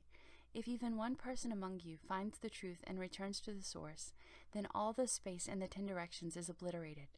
How could the worlds within that space fail to be destroyed as well? When you cultivate dhyana and attain samadhi, your mind tallies with the minds of the bodhisattvas and the great arhats of the 10 directions, who are free of outflows, and you abide in a state of profound purity. All the kings of demons, the ghosts and spirits, and the ordinary gods see their palaces collapse for no apparent reason. The earth quakes, and all the creatures in the water, on the land, and in the air, without exception, are frightened. Yet ordinary people who are sunk in dim confusion remain unaware of these changes. All these beings have 5 kinds of spiritual powers. They still lack the elimination of outflows because they are still attached to worldly passions. How could they allow you to destroy their palaces? That is why the ghosts, spirits, celestial demons, sprites, and goblins come to disturb you when you are in samadhi. Although these demons possess tremendous enmity, they are in the grip of their worldly passions, while you are within wonderful enlightenment. They cannot affect you any more than blowing wind can affect light, or a knife can cut through water. You are like boiling water, while the demons are like solid ice, which, in the presence of heat, soon melts away. Since they rely exclusively on spiritual powers, they are like mere guests. They can succeed in their destructiveness through your mind, which is the host of the 5 skandhas. If the host becomes confused, the guests will be able to do as they please. When you are in dhyana, awakened, aware, and free of delusion, their demonic deeds can do nothing to you. As the skandhas dissolve, you enter the light. All those deviant hordes depend upon dark energy. Since light can destroy darkness, they would be destroyed if they drew near you. How could they dare linger and try to disrupt your dhyana samadhi? If you were not clear and aware, but were confused by the skandhas, then you, Ananda, would surely become one of the demons. You would turn into a demonic being. Your encounter with Mantanji's daughter was a minor incident. She cast a spell on you to make you break the Buddha's moral precepts. Still, among the 80,000 modes of conduct, you violated only 1 precept. Because your mind was pure, all was not lost. That would be an attempt to completely destroy your precious enlightenment. Had it succeeded, you would have become like the family of a senior government official who is suddenly exiled. His family wanders, bereft and alone, with no one to pity or rescue them. Ananda, you should know that as a cultivator sits in the Bodhimanda, he is doing away with all thoughts. When his thoughts come to an end, there will be nothing on his mind. This state of pure clarity will stay the same whether in movement or stillness, in remembrance or forgetfulness. When he dwells in this place and enters samadhi, he is like a person with clear vision who finds himself in total darkness. Although his nature is wonderfully pure, his mind is not yet illuminated. This is the region of the form skandha. If his eyes become clear, he will then experience the 10 directions as an open expanse, and the darkness will be gone. This is the end of the form skandha. He will then be able to transcend the turbidity of time, Contemplating the cause of the form skandha, one sees that false thoughts of solidity are its source. Ananda, at this point, as the person intently investigates that wondrous brightness, the four elements will no longer function together, and soon the body will be able to transcend obstructions. This state is called the pure brightness merging into the environment. It is a temporary state in the course of cultivation and does not indicate sagehood. If he does not think he has become a sage, then this will be a good state. But if he considers himself a sage, then he will be vulnerable to the demon's influence. Further, Ananda, as the person uses his mind to intently investigate that wondrous light, the light will pervade his body. Suddenly he will be able to extract intestinal worms from his own body, yet his body will remain intact and unharmed. This state is called the pure light surging through one's physical body. It is a temporary state in the course of intense practice and does not indicate sagehood. If he does not think he has become a sage, then this will be a good state. But if he considers himself a sage, then he will be vulnerable to the demon's influence. Further, as the person uses his mind to intently investigate inside and outside, his physical and spiritual souls, intellect, will, essence, and spirit will be able to interact with one another without affecting his body. They will take turns as host and guests. Then he may suddenly hear the sounds of Dharma being spoken in space, or perhaps he will hear esoteric truths being pronounced simultaneously throughout the 10 directions. This state is called the essence and souls alternately separating and uniting, and the planting of good seeds. It is a temporary state and does not indicate sagehood. If he does not think he has become a sage, then this will be a good state. But if he considers himself a sage, then he will be vulnerable to the demon's influence. Further, when the person's mind becomes clear, unveiled, bright, and penetrating, an internal light will shine forth and turn everything in the 10 directions into the color of Jambunanda gold. All the various species of beings will be transformed into Tathagatas. Suddenly he will see Vairochana Buddha seated upon a platform of celestial light, surrounded by 1,000 Buddhas who simultaneously appear upon lotus blossoms in 100 million lands.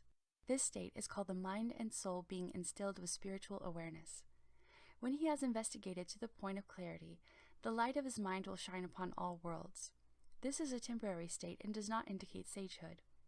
If he does not think he has become a sage, then this will be a good state. But if he considers himself a sage, then he will be vulnerable to the demon's influence. Further, as the person uses his mind to intently investigate that wondrous light, he will contemplate without pause, restraining and subduing his mind so that it does not go to extremes. Suddenly the space in the 10 directions may take on the colors of the 7 precious things or the colors of 100 precious things, which simultaneously pervade everywhere without hindering one another. The blues, yellows, reds, and whites will each be clearly apparent. This state is called trying too hard to subdue the mind. It is a temporary state and does not indicate sagehood. If he does not think he has become a sage, then this will be a good state. But if he considers himself a sage, then he will be vulnerable to demon's influence.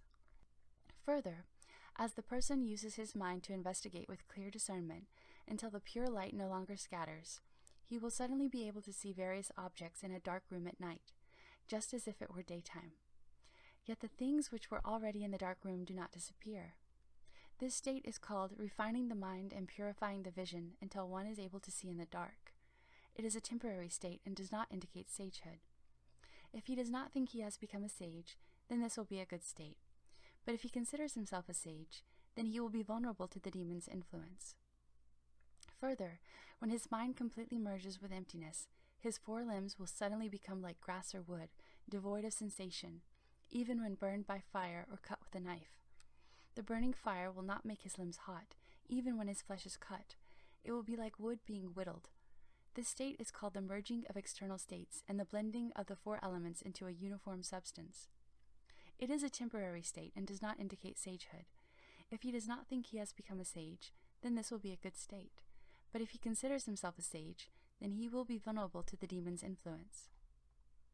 Further, when his mind accomplishes such purity that his skill in purifying the mind has reached its ultimate, he will suddenly see the earth, the mountains, and the rivers in the 10 directions turning into Buddha lands replete with the 7 precious things, their light shining everywhere. He will also see Buddhas, Tathagatas, as many as the sands of the Ganges, filling all of space. He will also see pavilions and palaces that are resplendent and beautiful. He will see the hells below and the celestial palaces above, all without obstruction. This state is called the gradual transformation of concentrated thoughts of like and dislike. It does not indicate sagehood. If he does not think he has become a sage, then this will be a good state. But if he considers himself a sage, then he will be vulnerable to the demon's influence. Further, as the person uses his mind to investigate what is profound and far away, he will suddenly be able to see distant places in the middle of the night. He will see city markets and community wells, streets and alleys, and relatives and friends. He may hear their conversations. This state is called, having been suppressed to the utmost, the mind flies out and sees much that has been blocked from view. It does not indicate sagehood. If he does not think he has become a sage, then this will be a good state.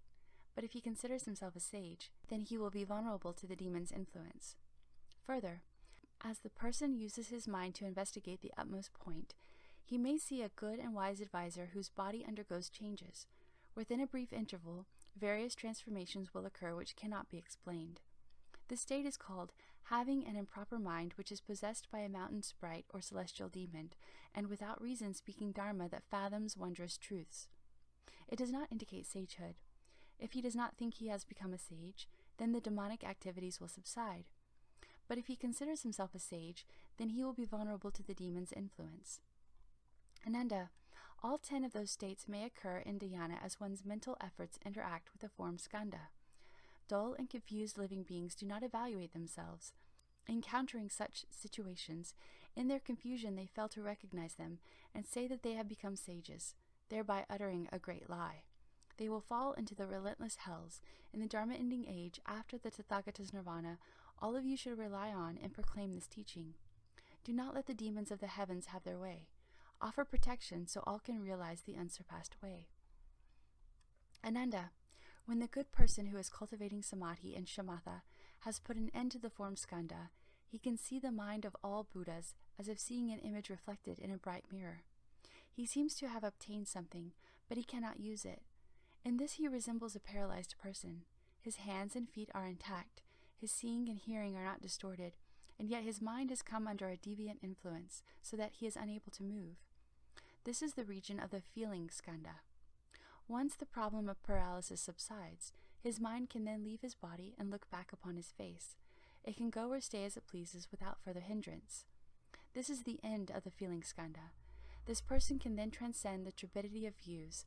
Contemplating the cause of the feeling skandha, one sees that false thoughts of illusory clarity are its source. Ananda, in this situation, the good person experiences a brilliant light. A feeling arises in his mind as a result of excessive internal pressure. At this point, he suddenly feels such boundless sadness that he looks upon even mosquitoes and gadflies as newborn children. He is overwhelmed with pity and bursts into tears without knowing it. This is called trying too hard to suppress the mind in the course of cultivation.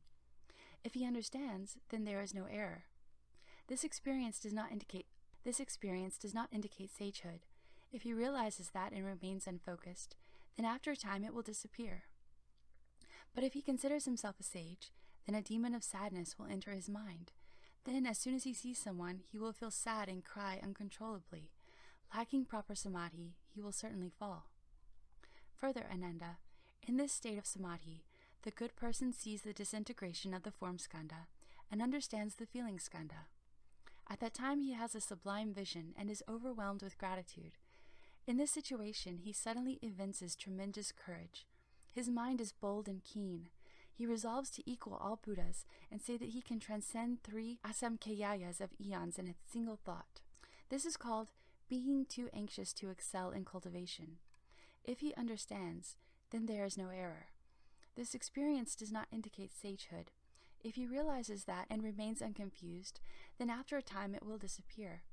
But if he considers himself a sage, then a demon of insanity will enter his mind. As soon as he sees someone, he will boast about himself. He will become extraordinarily haughty, to the point that he recognizes no Buddha above him and no people below him. Lacking proper samadhi, he will certainly fall.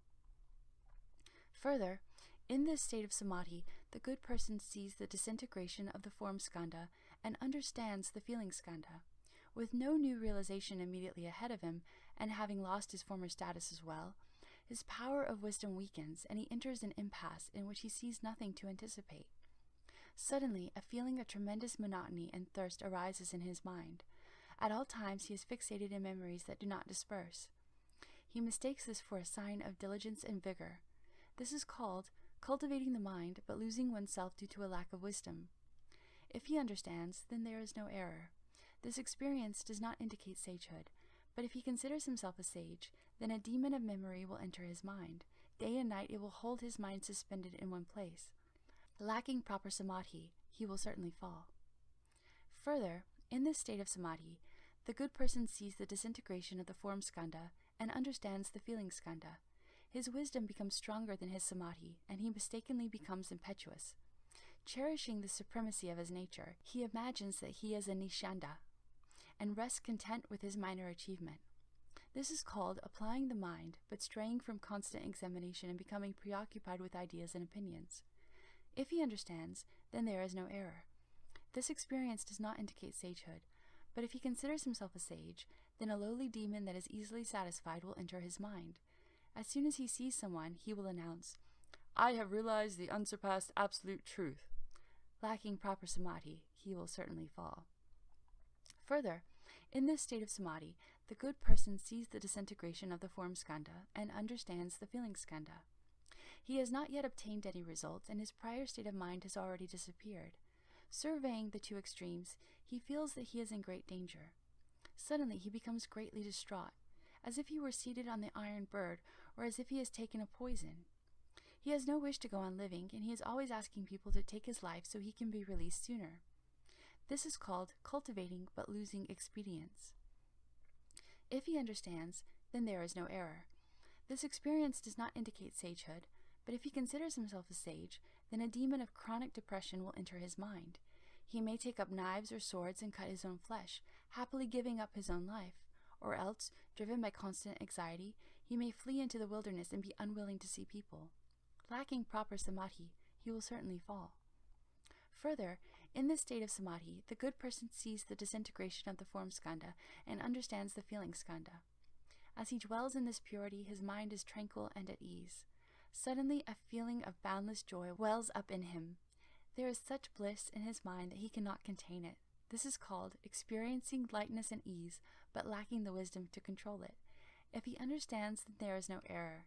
This experience does not indicate sagehood, but if he considers himself a sage, then a demon that likes happiness will enter his mind. As soon as he sees someone, he will laugh. He will sing and dance in the streets. He will say that he has already attained unobstructed liberation.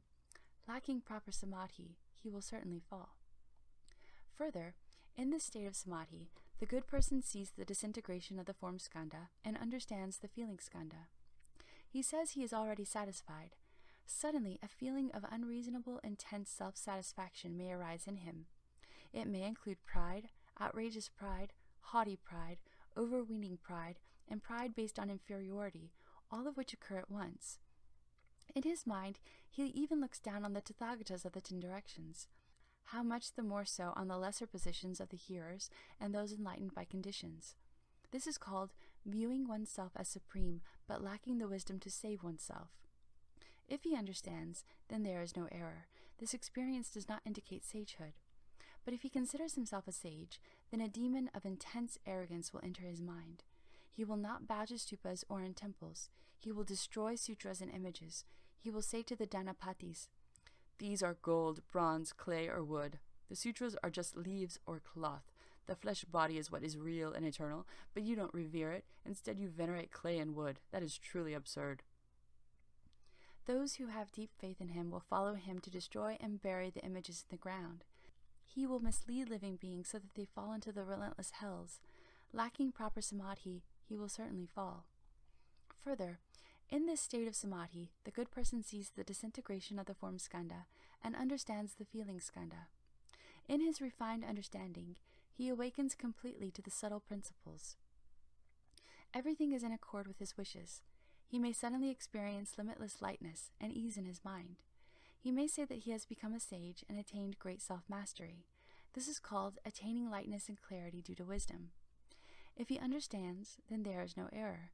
This experience does not indicate sagehood, but if he considers himself a sage, then a demon that likes lightness and clarity will enter his mind. Claiming that he is already satisfied, he will not strive to make further progress. For the most part, such cultivators will become the unlearned bhikshu. He will mislead living beings so that they will fall into the Avicii hell. Lacking proper samadhi, he will certainly fall. Further, in this state of samadhi, the good person sees the disintegration of the form skandha and understands the feeling skandha. In that clear awakening, he experiences a false clarity. Within that, suddenly he may veer towards the view of eternal extinction, deny cause and effect, and take everything as empty. The thought of emptiness so predominates that he comes to believe that there is eternal extinction after death. This is called the mental state of samadhi dissolving so that one loses sight of what is right. If he understands, then there is no error. This experience does not indicate sagehood, but if he considers himself a sage, then a demon of emptiness will enter his mind. He will slander the holding of precepts, calling it small vehicle dharma. He will say, "Since bodhisattvas have awakened to emptiness, what is there to hold or violate?" This person, in the presence of his faithful Dhanapatis, will often drink wine, eat meat, and engage in wanton lust. The power of the demon will keep his followers from doubting or denouncing him. After the ghost has possessed him for a long time, he may consume excrement and urine or meat and wine, claiming that all such things are empty. He will break the Buddha's moral precepts and mislead people into committing offenses. Lacking proper samadhi, he will certainly fall. Further, in this state of samadhi, the good person sees the disintegration of the form skandha and understands the feeling skandha. He savors the state of false clarity, and it deeply enters his mind and bones. Boundless love may suddenly well forth from his mind. When that love becomes extreme, he goes insane with greed and lust. This is called when an agreeable state of samadhi enters one's mind, lacking the wisdom to control oneself and mistakenly engaging in lustful behavior. If he understands, then there is no error. This experience does not indicate sagehood, but if he considers himself a sage, then a demon of desire will enter his mind. He will become an outspoken advocate of lust, calling it the way to Bodhi. He will teach his lay followers to indiscriminately engage in acts of lust, calling those who commit acts of lust his Dharma heirs. The power of spirits and ghosts in the ending age will enable him to attract a following of ordinary, naive people, numbering 100, 200, 500 or 600, or as many as 1,000 or 10,000. When the demon becomes bored, it will leave the person's body. Once the person's charisma is gone, he will run afoul of the law. He will mislead living beings so that they fall into the relentless hells. Lacking proper samadhi, he will certainly fall. Ananda, 10 of these states may occur in dhyana as one's mental effort interacts with the feeling skandha. Dull and confused living beings do not evaluate themselves. Encountering such situations, in their confusion they fail to recognize them and say that they have become sages, thereby uttering a great lie. They will fall into the relentless hells. In the Dharma ending age, after my nirvana, all of you should pass on the Tathagata's teachings so that all living beings can awaken to their meaning. Do not let the demons of the heavens have their way. Offer protection so that all can realize the unsurpassed way. Ananda, when the good person who is cultivating samadhi has put an end to the feeling skandha, although he has not achieved the elimination of outflows, his mind can leave his body the way a bird escapes from a cage. From within his ordinary body, he already has the potential for ascending through the Bodhisattva's 60 levels of sagehood. He attains the body produced by intent and can roam freely without obstruction. Suppose, for instance, someone is talking in his sleep. Although he does not know he is doing it, his words are clear, and his voice and inflection are all in order, so those who are awake can understand what he is saying. This is the region of the thinking skandha. If he puts an end to his stirring thoughts and rids himself of superfluous thinking, it is as if he has purged defilement from the enlightened, understanding mind. Then one is perfectly clear about the births and deaths of all categories of beings from beginning to end. This is the end of the thinking skandha. One can then transcend the turbidity of afflictions. Contemplating the cause of the thinking skandha, one sees that interconnected false thoughts are its source. Ananda, in the unhindered clarity and wonder that ensues after the feeling skandha is gone, this good person is untroubled by any deviant mental state and experiences perfect bright concentration. Within samadhi, his mind craves its perfect brightness, so he sharpens his concentrated thought as he greedily seeks for cleverness and skill. At that time, a demon from the heavens seizes the opportunity it has been waiting for. Its spirit possesses another person and uses him as a mouthpiece to expound the sutras and the Dharma. This person, unaware that he is possessed by a demon, claims he has reached unsurpassed nirvana. When he comes to see that good person who seeks cleverness and skill, he arranges a seat and speaks the Dharma. In an instant, he may appear to be a bhikshu, enabling that person to see him as such, or he may appear as Shakra, as a woman, or as a bhikshuni, or his body may emit light as he sleeps in a dark room. The good person is beguiled and fooled into thinking that the other is a bodhisattva. He believes the other's teachings and his mind is swayed. He breaks the Buddha's moral precepts and covertly indulges his greedy desires. The other person is fond of speaking about calamities, auspicious events, and unusual changes. He may say that a Tathagata has appeared in the world at a certain place. He may speak of catastrophic fires or wars, thus frightening people into squandering their family wealth without reason. This is a strange ghost that in its old age has become a demon. It disturbs and confuses the good person. But when it tires of doing so, it will leave the other person's body. Then both the disciples and the teacher will get in trouble with the law. You should be aware of this in advance and do not get caught up in the cycle of transmigration. If you are confused and do not understand, you will fall into the relentless hells. Further, Ananda, in the unhindered clarity and wonder that ensues after the feeling skandha is gone, this good person is untroubled by any deviant mental state and experiences perfect bright concentration. Within samadhi, his mind craves to roam about, so he lets his subtle thoughts fly out as he greedily seeks for adventure.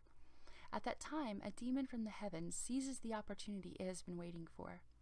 Its spirit possesses another person and uses him as a mouthpiece to expound the sutras and the Dharma.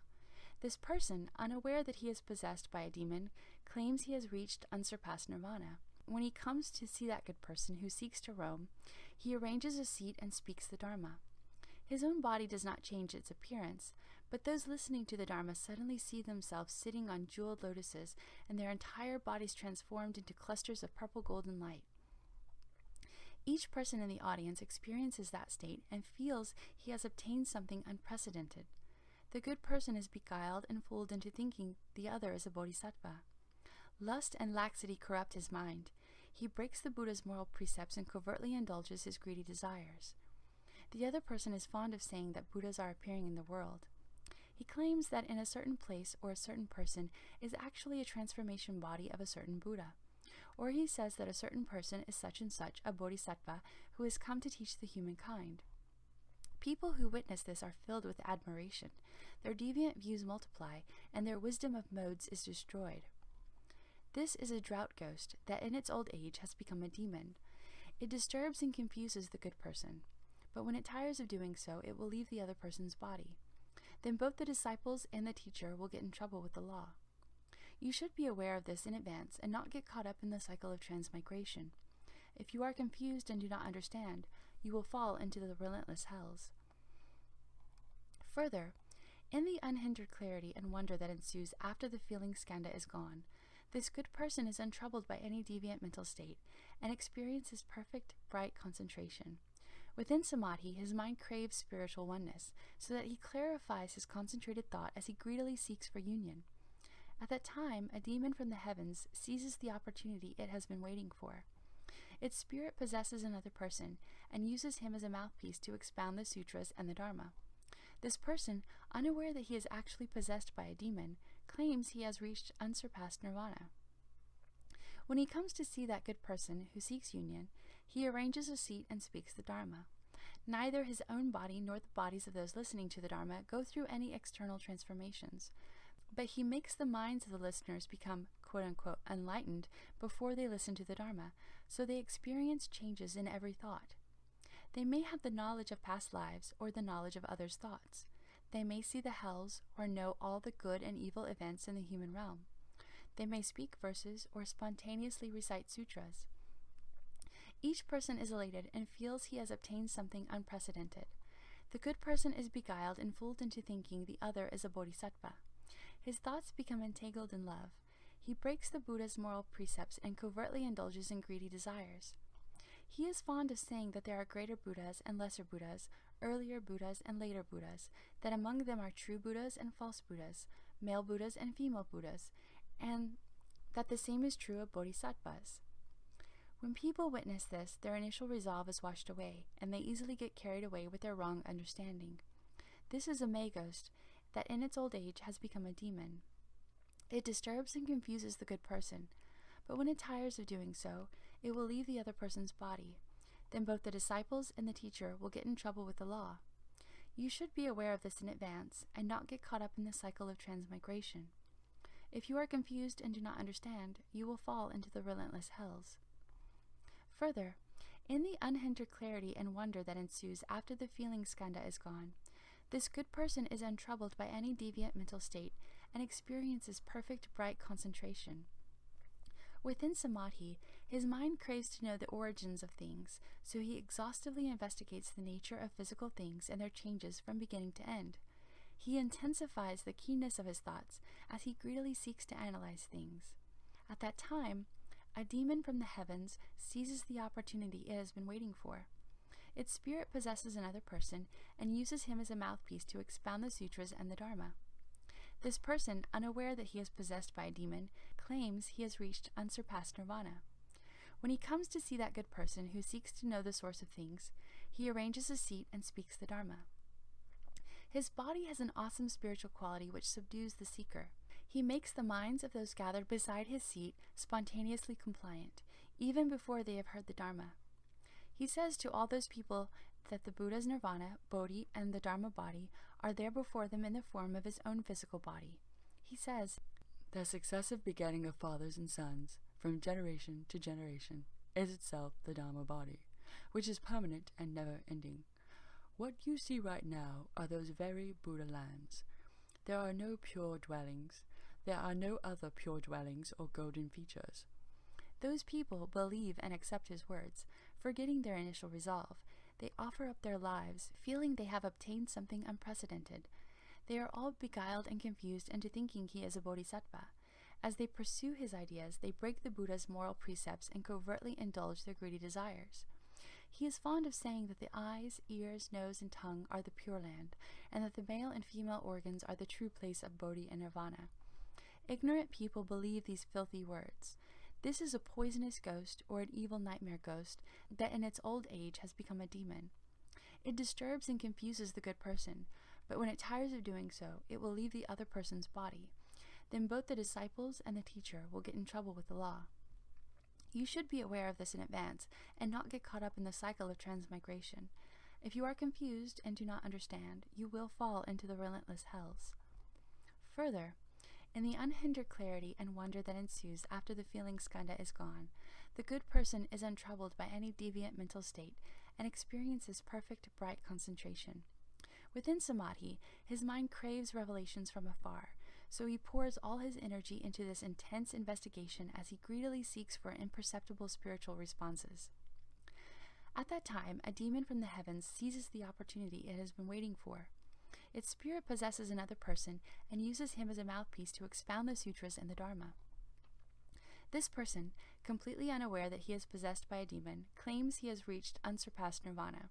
When he comes to see that good person who seeks revelations, he arranges a seat and speaks the Dharma.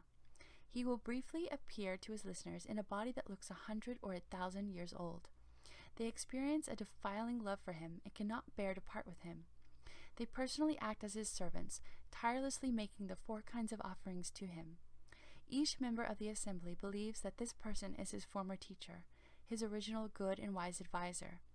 They give rise for his Dharma and stick to him as if glued, feeling they have obtained something unprecedented. The good person is beguiled and fooled into thinking the other is a bodhisattva. Attracted to the other's thinking, he destroys the Buddha's moral precepts and covertly indulges his greedy desires. He is fond of saying, "In a past life, in a certain incarnation, I rescued a certain person who was then my wife, or my mistress, or my brother. Now I have come to rescue you again. We will stay together and go to another world to make offerings to a certain Buddha."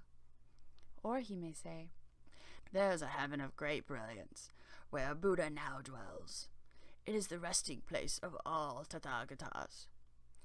Ignorant people believe his ravings and lose their original resolve. This is a pestilence ghost that in its old age has become a demon. It disturbs and confuses the good person, but when it tires of doing so, it will leave the other person's body. Then both the disciples and the teacher will get in trouble with the law. You should be aware of this in advance, and not get caught up in the cycle of transmigration. If you are confused and do not understand, you will fall into the relentless hells.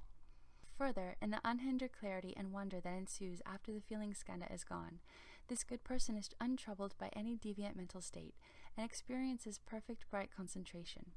Within samadhi, his mind craves deep absorption, so he restrains himself with energetic diligence and likes to dwell in secluded places as he greedily seeks for peace and quiet. At that time, a demon from the heavens seizes the opportunity it has been waiting for. Its spirit possesses another person and uses him as a mouthpiece to expound the sutras and the Dharma. This person, unaware that he is possessed by a demon, claims he has reached unsurpassed nirvana. When he comes to see that good person who seeks knowledge, he arranges a seat and speaks the Dharma. He causes all of his listeners to think they know their karma from the past. Or he may say to someone there, "You haven't died yet, but you have already become an animal." Then he instructs another person to step on the first person's tail, and suddenly the first person cannot stand up. At that point, all in the assembly pour out their hearts in respect and admiration for him. If someone has a thought, the demon detects it immediately. He establishes intense ascetic practices that exceed the Buddha's moral precepts. He slanders bhikshus, scolds his assembly of disciples, and exposes people's affairs without fear of ridicule or rejection. He is fond of foretelling calamities and auspicious events, and when they come to pass, he is not wrong in the slightest. This is a ghost with great powers that in its old age has become a demon. It disturbs and confuses the good person, but when it tires of doing so, it will leave the other person's body. Then both the disciples and the teacher will get in trouble with the law. You should be aware of this in advance and not get caught up in the cycle of transmigration. If you are confused and do not understand, you will fall into the relentless hells. Further, in the unhindered clarity and wonder that ensues after the feeling skandha is gone, this good person is untroubled by any deviant mental state and experiences perfect, bright concentration. Within samadhi, his mind craves more knowledge and understanding, so he diligently toils at examining and probing as he greedily seeks to know past lives. At that time, a demon from the heavens seizes the opportunity it has been waiting for. Its spirit possesses another person and uses him as a mouthpiece to expound the sutras and the Dharma. This person, unaware that he is possessed by a demon, claims he has reached unsurpassed nirvana. When he comes to see that good person who seeks seclusion, he arranges a seat and speaks the Dharma. There, in the Dharma assembly, inexplicably, that person may obtain an erroneous precious pearl. The demon may sometimes change it into an animal that holds the pearl in its mouth or other jewels, bamboo tablets, tallies, talismans, letters, and other unusual things. The demon first gives them to the person and afterwards possesses him. Or he may fool his audience by burying the valuables underground and then saying that a moonlight pearl is illuminating the place.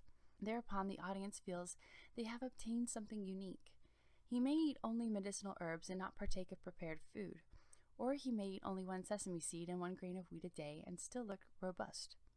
That is because he is sustained by the power of the demon. He slanders bhikshus and scolds his assembly of disciples without fear of ridicule or rejection. He is fond of talking about treasure troves in other locations, or of remote and hidden places where sages and worthies of the 10 directions dwell. Those who follow him often see strange and unusual people. This is a ghost or spirit of the mountain forests, earth, cities, rivers, and mountains, that in its old age has become a demon. The person it possesses may advocate promiscuity and violate the Buddha's precepts. He may covertly indulge in the 5 desires with his followers, or he may appear to be vigorous, eating only wild plants. His behavior is erratic, and he disturbs and confuses the good person. But when the demon tires, it will leave the other person's body. Then both the disciples and the teacher will get in trouble with the law. You should be aware of this in advance and not get caught up in the cycle of transmigration. If you are confused and do not understand, you will fall into the relentless hells. Further, in the unhindered clarity and wonder that ensues after the feeling skandha is gone, this good person is untroubled by any deviant mental state and experiences perfect bright concentration. Within samadhi, his mind craves spiritual powers and all manners of transformations. So he investigates the source of transformations as he greedily seeks for spiritual powers. At that time, a demon from the heavens seizes the opportunity it has been waiting for. Its spirit possesses another person and uses him as a mouthpiece to expound the sutras and the Dharma. This person, truly unaware that he is possessed by a demon, also claims he has reached unsurpassed nirvana. When he comes to see that good person who seeks spiritual powers, he arranges a seat and speaks the Dharma. The possessed person may hold fire in his hands and, grasping a portion of it, put a flame on the head of each listener in the fourfold assembly. The flames on top of their heads are several feet high, yet they are not hot and no one is burned. Or he may walk on water as if on dry land, or he may sit motionless in the air, or he may enter into a bottle or stay in a bag, or he may pass through window panes and walls without obstruction. Only when attacked by weapons does he feel at ease. He declares himself to be a Buddha, and wearing the clothing of a layperson, he receives bows from bhikshus. He slanders dhyana meditation and the moral regulations. He scolds his disciples and exposes people's affairs without fear of ridicule or rejection.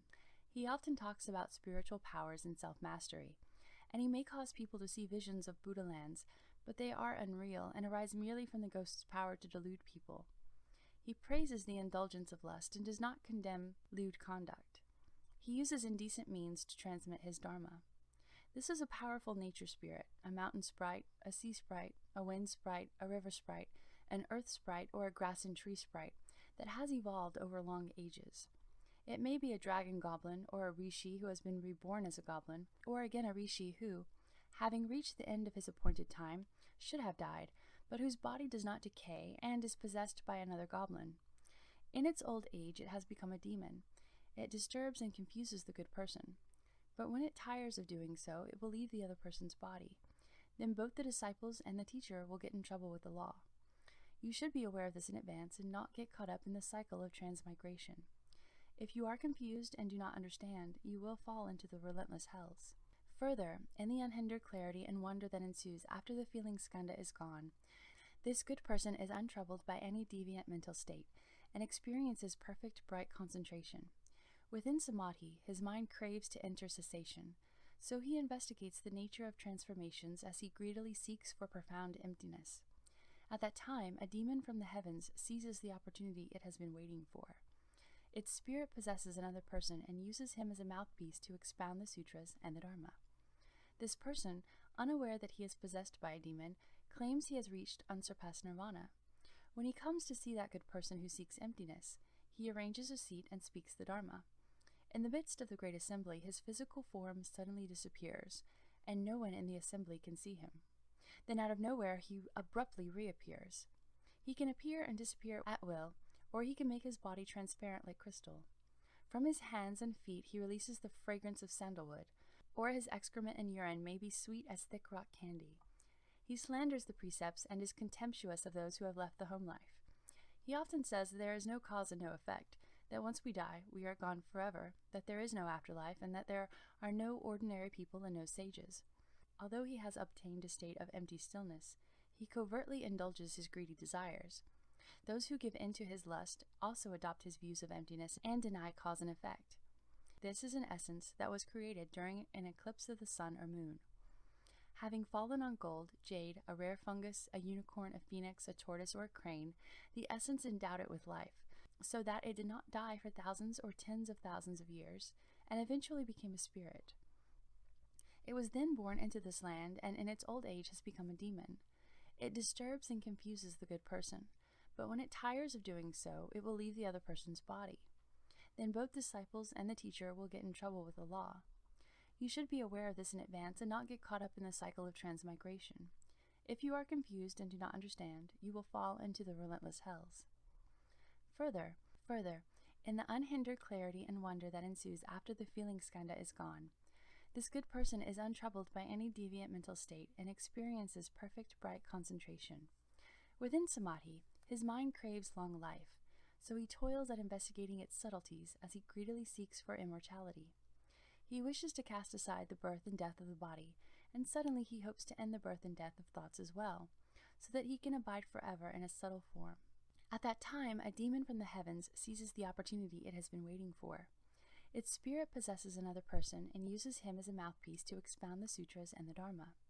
This person, unaware that he is possessed by a demon, claims he has reached unsurpassed nirvana. When he comes to see that good person who seeks long life, he arranges a seat and speaks the Dharma. He is fond of saying that he can go places and come back without hindrance, perhaps traveling 10,000 miles and returning in the twinkle of an eye. He can also bring things back from wherever he goes, or he may tell someone to walk from one end of the room to the other, a distance of just a few paces. Then, even if the person walked fast for years, he could not reach the wall. Therefore, people believe in the possessed person and mistake him for a Buddha. He often says, "All the living beings in the 10 directions are my children. I gave birth to all Buddhas. I created the world. I am the original Buddha. I created this world naturally, not due to cultivation." This may be a Chamunda, sent from the retinue of the demon in the heaven of sovereignty, or a youthful Pishacha from the heaven of the 4 kings that has not yet brought forth the resolve.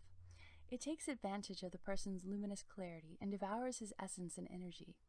Or perhaps, without having to rely on a teacher, the cultivator personally sees a being that tells him, "I am a Vajra spirit who has come to give you long life."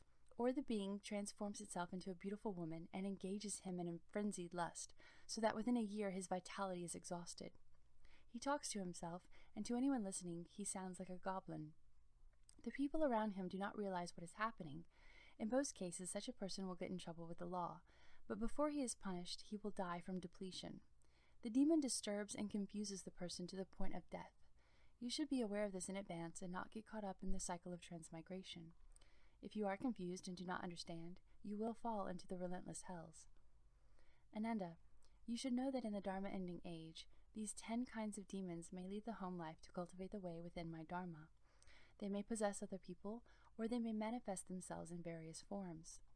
All of them will claim that they have already accomplished proper and pervasive knowledge and awareness. They praise lust and break the Buddha's moral precepts. The evil demonic teachers and their demonic disciples that I just discussed transmit their teaching through licentious activity. Such deviant spirits take over cultivators' minds, and after a few as 9 lives or as many as 100 generations, they turn true practitioners into followers of demons. When their lives are over, they are bound to end up as one of the demonic hordes. They will lose their proper and pervasive knowledge and fall into the relentless hells. You need not enter nirvana yet. Although you are completing your attainment to the level beyond study, hold nonetheless to your vows to enter the Dharma ending age. Bring forth great compassion to rescue and take across living beings who have proper minds and deep faith. Do not let them become possessed by demons. Help them instead to attain proper knowledge and views. I have already rescued you from birth and death. By venerating the Buddha's words, you will be repaying the Buddha's kindness. Ananda, all 10 of these states may occur in dhyana as one's mental effort interacts with the thinking skandha. Dull and confused living beings do not evaluate themselves. Encountering such situations, in their confusion they fail to recognize them and say that they have become sages, thereby uttering a great lie. They will fall into the relentless hells. In the Dharma ending age, after my nirvana, all of you should pass on the Tathagata's teachings so that all living beings can awaken to their meaning. Do not let the demons of the heavens have their way. Offer protection so that all can realize the unsurpassed way. This is the end of chapter 9.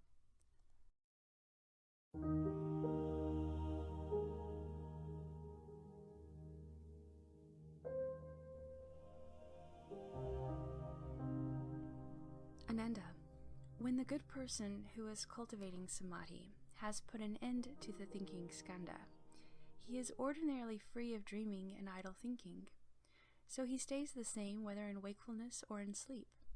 His mind is aware, clear, empty, and still, like a cloudless sky, devoid of any coarse sense impressions. He contemplates everything in the world, all the mountains, the rivers, and the vast land, as reflections in a bright mirror, appearing without attachment and vanishing without any trace. They are simply received and reflected. He does away with all his old habits, and only the essential truth remains. From this point on, as the origin of production and destruction is exposed, he will completely see all the 12 categories of living beings in the 10 directions. Although he has not fathomed the source of their individual lives, he will see that they share a common basis of life, which appears as a mirage, shimmering and fluctuating, and is the ultimate, pivotal point of the illusory sense faculties and sense objects. This is the region of the formation skandha. Once the basic nature of this shimmering fluctuation returns to its original clarity, his habits will cease, like waves subsiding to become clear, calm water. This is the end of the formation skandha. This person will then be able to transcend the turbidity of living beings. Contemplating the cause of the formation skandha, one sees that subtle and hidden false thoughts are its source. Ananda, you should know that when such a good person has obtained proper knowledge in his practice of shamatha, his mind is unmoving, clear, and proper, and it cannot be disturbed by the 10 kinds of demons from the heavens. He is now able to intently and thoroughly investigate the origin of all categories of beings. As the origin of each category becomes apparent, he can contemplate the source of the subtle, fleeting, and pervasive fluctuation. But if he begins to speculate on that pervasive source, he could fall into error with 2 theories postulating the absence of cause.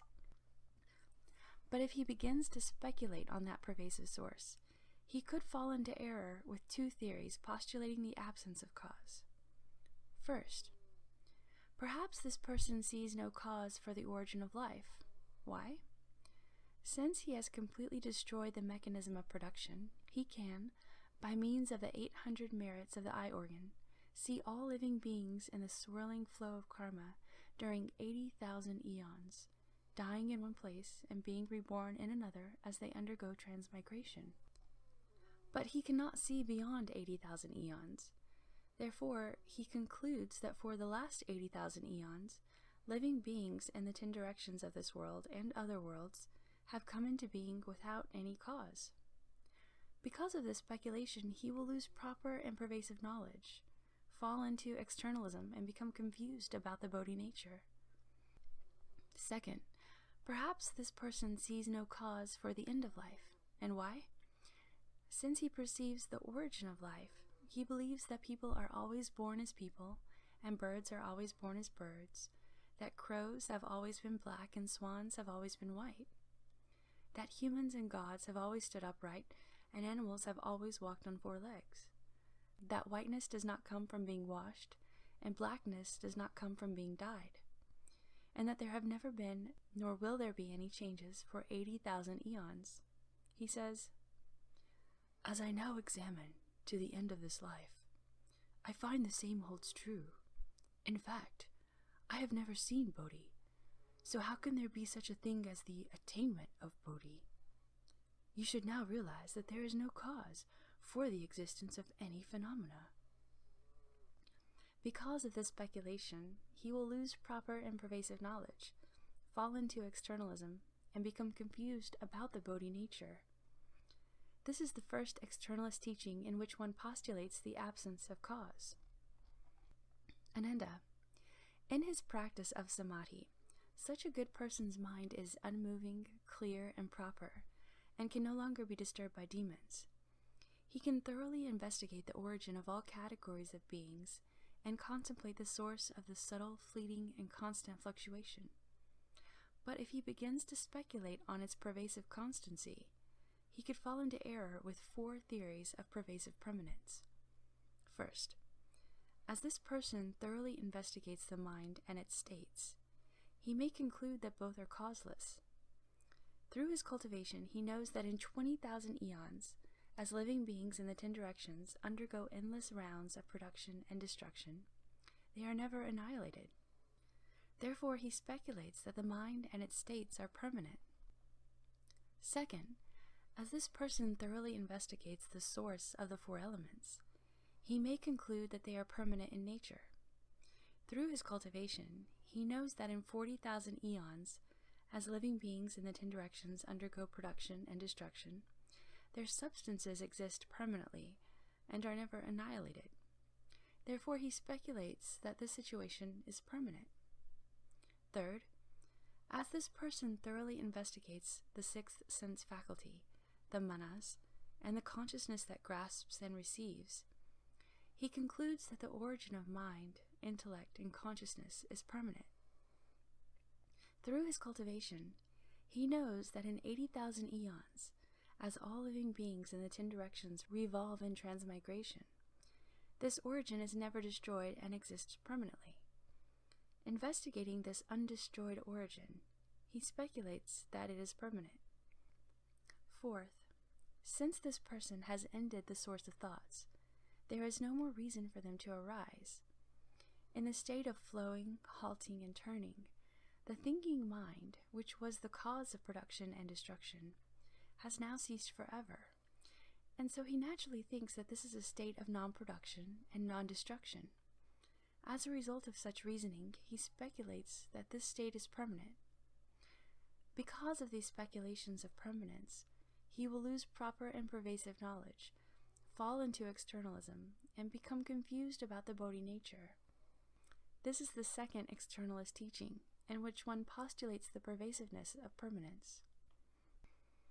Further, in his practice of samadhi, such a good person's mind is firm, unmoving, and proper, and can no longer be disturbed by demons. He can thoroughly investigate the origin of all categories of beings, and contemplate the source of the subtle, fleeting, and constant fluctuation. But if he begins to speculate about self and others, he could fall into error with theories of partial impermanence and partial permanence based on 4 distorted views. First, as this person contemplates the wonderfully bright mind pervading the 10 directions, he concludes that this state of profound stillness is the ultimate spiritual self. Then he speculates, my spiritual self, which is settled, bright, and unmoving, pervades the 10 directions. All living beings are within my mind, and there they are born and die by themselves. Therefore, my mind is permanent, while those who undergo birth and death there are truly impermanent. Second, instead of contemplating his own mind, this person contemplates in the 10 directions worlds as many as the Ganges sands. He regards as ultimately impermanent those worlds that are in eons of decay, and ultimately permanent those that are not in eons of decay. Third, this person closely examines his own mind and finds it to be subtle and mysterious, like fine motes of dust swirling in the 10 directions, unchanging in nature. And yet it can cause his body to be produced and then to be destroyed.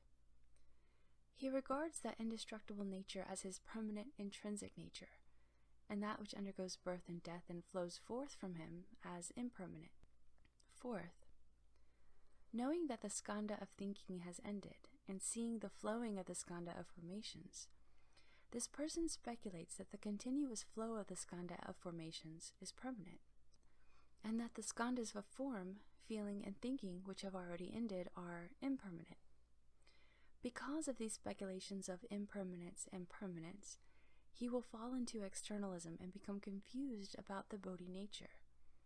This is the third externalist teaching, in which one postulates partial permanence. Further, in his practice of samadhi, such a good person's mind is firm, unmoving, and proper, and can no longer be disturbed by demons. He can thoroughly investigate the origin of all categories of beings, and contemplate the source of the subtle, fleeting, and constant fluctuation.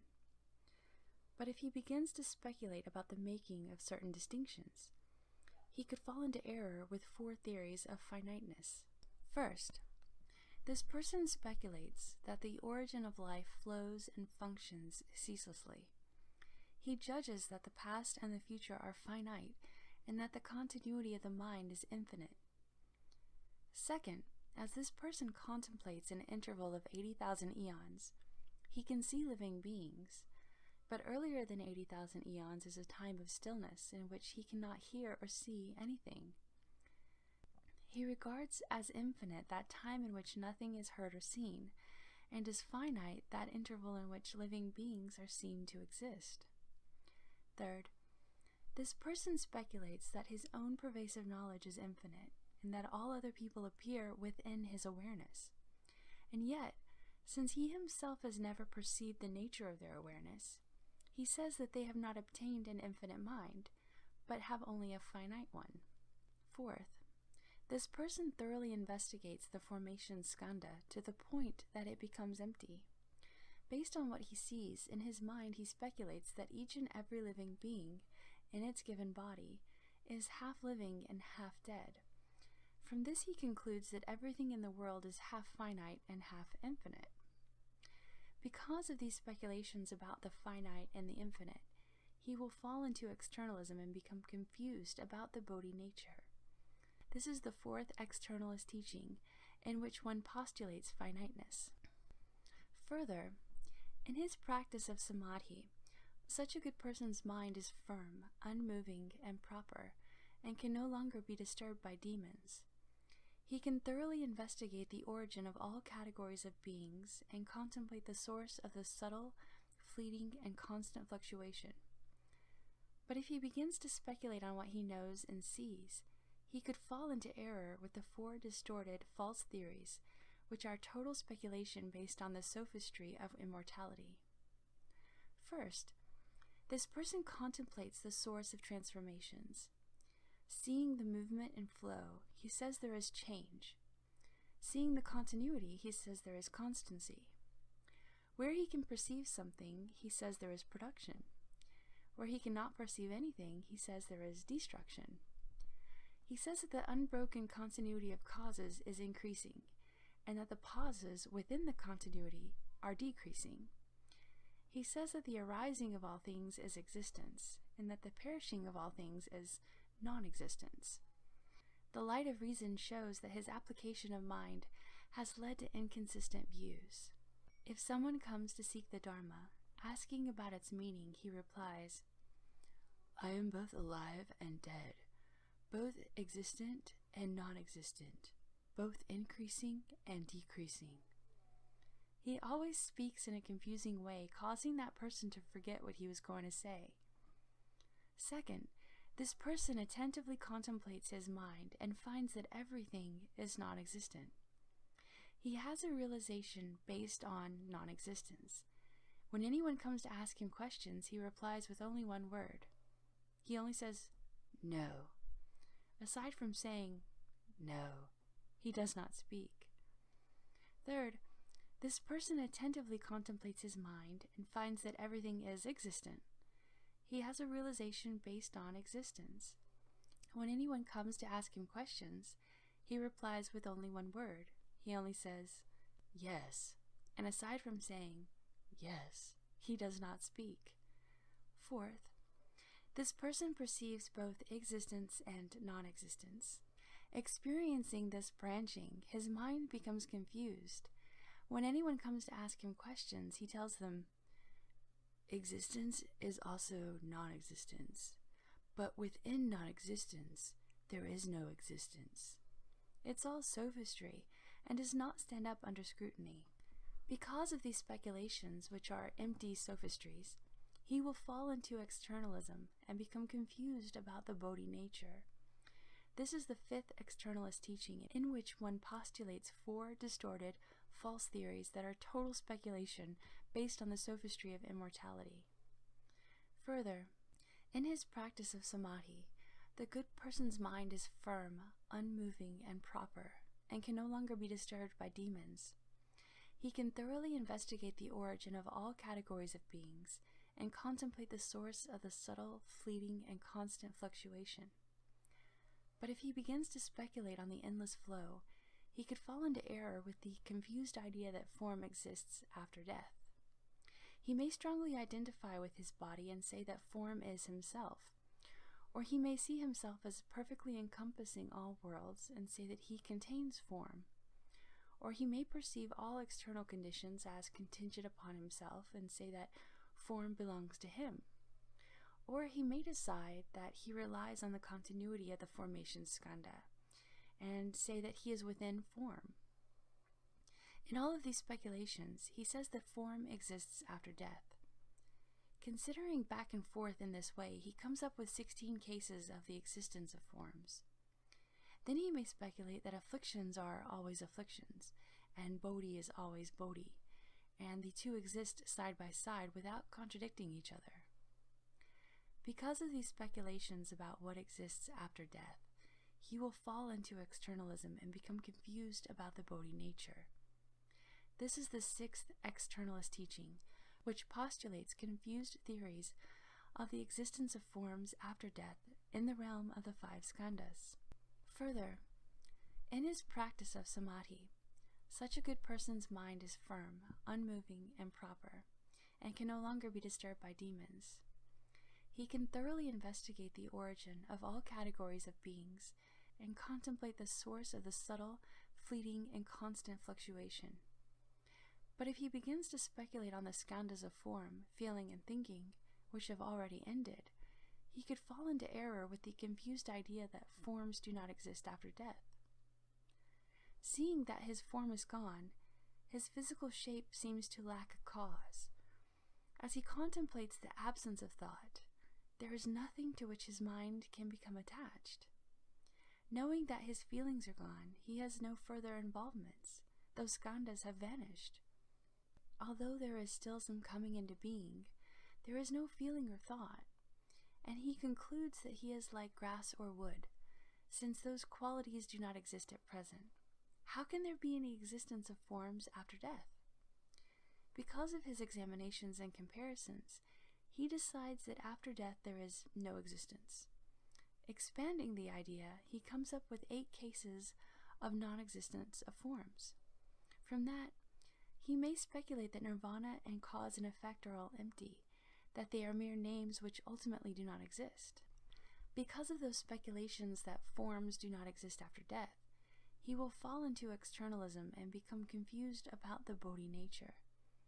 This is the 7th externalist teaching, which postulates confused theories of the non-existence of forms after death in the realm of the 5 skandhas. Further, in his practice of samadhi, the good person's mind is firm, unmoving, and proper, and can no longer be disturbed by demons. He can thoroughly investigate the origin of all categories of beings and contemplate the source of the subtle, fleeting, and constant fluctuation. In this state, where the skandha of formations remains, but the skandhas of feeling and thinking are gone, if he begins to speculate that there is both existence and non-existence, thus contradicting himself, he could fall into error with confused theories that deny both existence and non-existence after death. Regarding form, feeling, and thinking, he sees that existence is really not existence. Within the flow of the formation skandha, he sees that non-existence is not really non-existence. Considering back and forth in this way, he thoroughly investigates the realms of these skandhas and derives an 8-fold negation of form. No matter which skandha is mentioned, he says that after death it neither exists nor does not exist.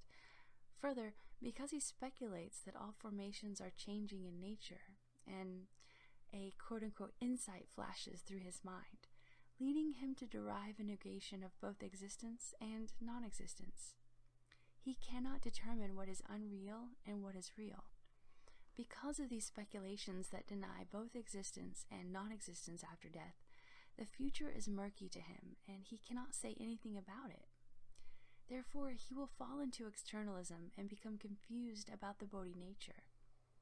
This is the 8th externalist teaching, which postulates confused theories that deny both existence and non-existence after death in the realm of the 5 skandhas. Further, in his practice of samadhi, the good person's mind is firm, unmoving, and proper, and can no longer be disturbed by demons.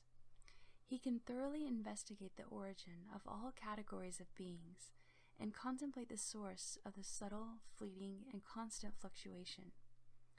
But if he begins to speculate that there is no existence after death, he could fall into error with 7 theories of the cessation of existence. He may speculate that the body will cease to exist, or that when desire has ended, there is cessation of existence, or that after suffering has ended, there is cessation of existence, or that when bliss reaches an ultimate point, there is cessation of existence, or that when renunciation reaches an ultimate point, there is cessation of existence. Considering back and forth in this way, he exhaustively investigates the limits of the 7 places, and sees that they have already ceased to be and will not exist again. Because of these speculations that existence ceases after death, he will fall into externalism and become confused about the Bodhi nature. This is the 9th externalist teaching, which postulates confused theories of the cessation of existence after death in the realm of the 5 skandhas. Further, in his practice of samadhi, the good person's mind is firm, unmoving, and proper, and can no longer be disturbed by demons. He can thoroughly investigate the origin of all categories of beings, and contemplate the source of the subtle, fleeting, and constant fluctuation. But if he begins to speculate on existence after death, he could fall into error with 5 theories of nirvana. He may consider the heavens of the desire realm a true refuge, because he contemplates their extensive brightness and longs for it. Or he may take refuge in the first dhyana, because there his nature is free from worry. Or he may take refuge in the second dhyana, because there his mind is free from suffering. Or he may take refuge in the third dhyana, because he delights in its extreme joy. Or he may take refuge in the fourth dhyana, reasoning that suffering and bliss are both ended, and that he will no longer undergo transmigration. These heavens are subject to outflows, but in his confusion he thinks that they are unconditioned, and he takes these 5 states of tranquility to be refuges of supreme purity. Considering back and forth in this way, he decides that these 5 states are ultimate. Because of these speculations about 5 kinds of immediate nirvana, he will fall into externalism and become confused about the Bodhi nature. This is the 10th externalist teaching, which postulates confused theories of 5 kinds of immediate nirvana in the realm of the 5 skandhas. Ananda, all 10 of these crazy explanations may occur in dhyana as one's mental effort interacts with the formation skandha. That is why these quote-unquote insights appear.